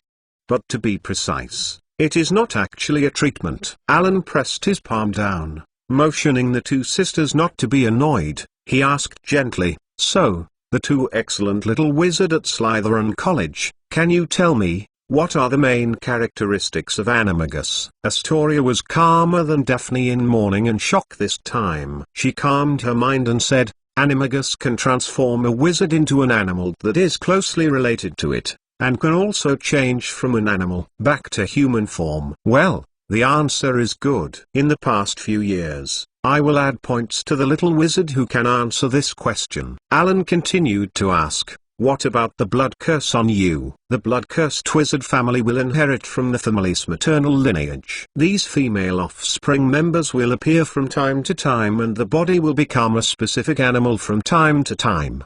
And as time passes, this transformation will become more and more the more frequent and uncontrolled. At the end, the last, permanently trapped in this animal form. Daphne clutched Astoria's arm tightly, staring at Alan and talking about the sister who made them the whole family. The characteristics of the blood curse that cannot be tranquilized in the eyes of many wizards. Becoming a blood orc is a kind of inferior creature. Alan nodded to Daphne, then turned to the younger sister of Greengrass, Astoria. "What animal did you become because of the blood curse?" "Principal, I don't know." Astoria shook her head in confusion, and her long curly hair shook behind her. I have been trying to fight the blood curse and never really turned into an animal." Daphne still couldn't understand Alan's intentions, and she anxiously began to interrupt their conversation. "Principal Harris, what do you need to tell me? I can make the decision for my father on my sister's problem." "Huh? I need—" "Oh, you misunderstood. And in fact, what can you do for me, eh?" Alan widened his eyes in surprise and shook his head with a smile. This made Daphne's face flush and realized that Alan in front of him was not a general pure-blood family, and Greengrass had no capital to make the other party tempted. "I don't help you for any benefit, but I am your principal. Out of a more open-minded support for your sister's treatment of bloodlines and the traditional pure-blood family." Alan Zengshi explained, asking so many questions is just to make sure you are in a good state to deal with the blood spell." Daphne bowed to Alan and apologized. "Sorry, Principal, we don't have the wisdom as you. I beg you to help my sister. Her character is different from my father's, and you are a wizard about pure blood and mixed moles. Very supportive. What I have to admit is that, as I said just now, according to my current research, I have no way to cure blood curse on your sister. I have also asked Miss Ravenclaw for this, and she can do nothing about it. Because this curse is not directed at your sister, but at the blood flowing in the female members of your family. Even if I have the ability to cast spells on your sister regularly, but the nature of the curse will allow it to reapply to the new blood in her body." Alan raised his eyebrows and first explained the difficulties, but in fact the couple of wizards and goddesses only found a lazy way to be lazy during gossip. They did not spend their energy to study what blood demon, even if they may indeed be able to do this method of cracking the mantra. Obviously they do not have this idle time. Hearing that even the goddess could do nothing about it, Daphne was a bit desperate. But Astoria clearly was sober in this situation than her sister, who seemed stronger than usual, and she was not affected by this and asked, "Principal Harris, but what does the method of healing that you said earlier have anything to do with Animagus?" "Smart. You know that I am a Ravenclaw, and I should be familiar with the style of doing things in our college." Alan admired. "You should be clear about my arrangement for the black magic defense class. I also have no way in undo his curse on this position before killing the mysterious man." "Yes, Principal, the wizards of your college are full of wisdom. You just set up a new course with a different name, and you avoid the conditions that trigger the curse." Astonishment said. Astoria suddenly opened up, eyes, long eyelashes trembling, suddenly bright. "Principal Harris, you mean? What do you mean? If I become Animagus, will I become a human again after becoming a blood curse creature?" Exclamation mark. "It's not. Okay, I won't appease your appetite, relax. I did find a way to avoid it, like the black magic defense class curse." Alan smiled. The blood curse may cause the bad situation is to permanently become a characteristic animal, but before this situation comes, let Astoria first learn to transform animagus. Although Daphne hadn't turned the corner, she heard her sister and Alan's words, looking at her headmaster expectantly, like looking at the only light in the world in the darkness of despair. The curse in the blood demon curse is to make people change from animals to people. The characteristics of the curse are just like making a wish with the devil. Although it is full of viciousness and evil, the setting of the trigger conditions and effects needs to be very accurate. Alan stood up and carried his hands. So my plan is, in fact, even if your sister can complete the transformation today, I will not ask her to perform animagus now, but deliberately make her blood curse after the attack. Let her be sure that her blood curse transformed into an animal, before learning that she could not return to human form. Learn animagus, and I teach you that animagus can choose to transform. In this way, the forms will not overlap to avoid the risk. So when you can't finally change from the blood curse creature to the person, you can change from the blood curse creature form to the animagus first, and then pass the animagus form. Creatures that bypass the blood curse cannot return to the trigger condition of the curse of humans, and thus become humanoid. After the two sisters froze for a moment, the two little girls screamed excitedly. Alan's method theoretically not only relieved her sister's troubles, but also relieved her and the Greengrass family of nightmares that had troubled them for many years. She didn't need to worry that one of her female offspring will be the victim of the blood curse. In fact, this might not be a curse in the future, Alan described in a relaxed tone, because Astoria, although the blood curse is not the same as animagus, it is not uncommon. Control ... but you will become a sorcerer that can transform into two animal forms ... I can't heal you and the curse that may happen to the female members of your family, but we don't need to heal now. Isn't it? This sentence directly made Greengrass' two sisters stand up and wanted to come over to give their headmaster and family benefactors a hug, but this made Alan frightened. He jumped back from his chair with a flick, and stretched out his palm to make a stop and issued a yell. Stop, I can understand your mood, but I am your principal. You are my students, please pay attention. Daphne, who still stretched out her hands, calmed down after hearing the words .novel.com, but it seemed that the rejection of Alan was slightly deflated. Astoria also seemed a little embarrassed. After calming down, she remembered the doubts and asked urgently, but the principal? But why has no one ever cured a blood curse like this before? Blood orcs will be discriminated against by many wizards, and few wizards will be able to study this disorder at will. Most wizards have not been educated in logic, and like the black magic defense class, they have more rigid thinking in dealing with these issues. One thought is only to delve into trying to crack the curse itself. And the most important thing is that before I went to register animagus, only 7 people in the world of magic had registered animagus, so naturally there is no the news that nemagus and the blood curse are connected. Alan made a confident voice, and now that Mole's technology is improving, but our magic is also improving. Animagus is no longer a minority from now on. Said, the original look of Alan turned into a ridicule. Punlo, are you here? Is the potion ready? ? Principal Harris, it's almost the same. Punlo said in a more formal tone. It's just that I came here just because I noticed that these 2 little witches have been in the woods for a long time, and I just heard these 2 little things sent out again. Scream, fearing what danger is encountered. Don't let Hogwarts make any scandal.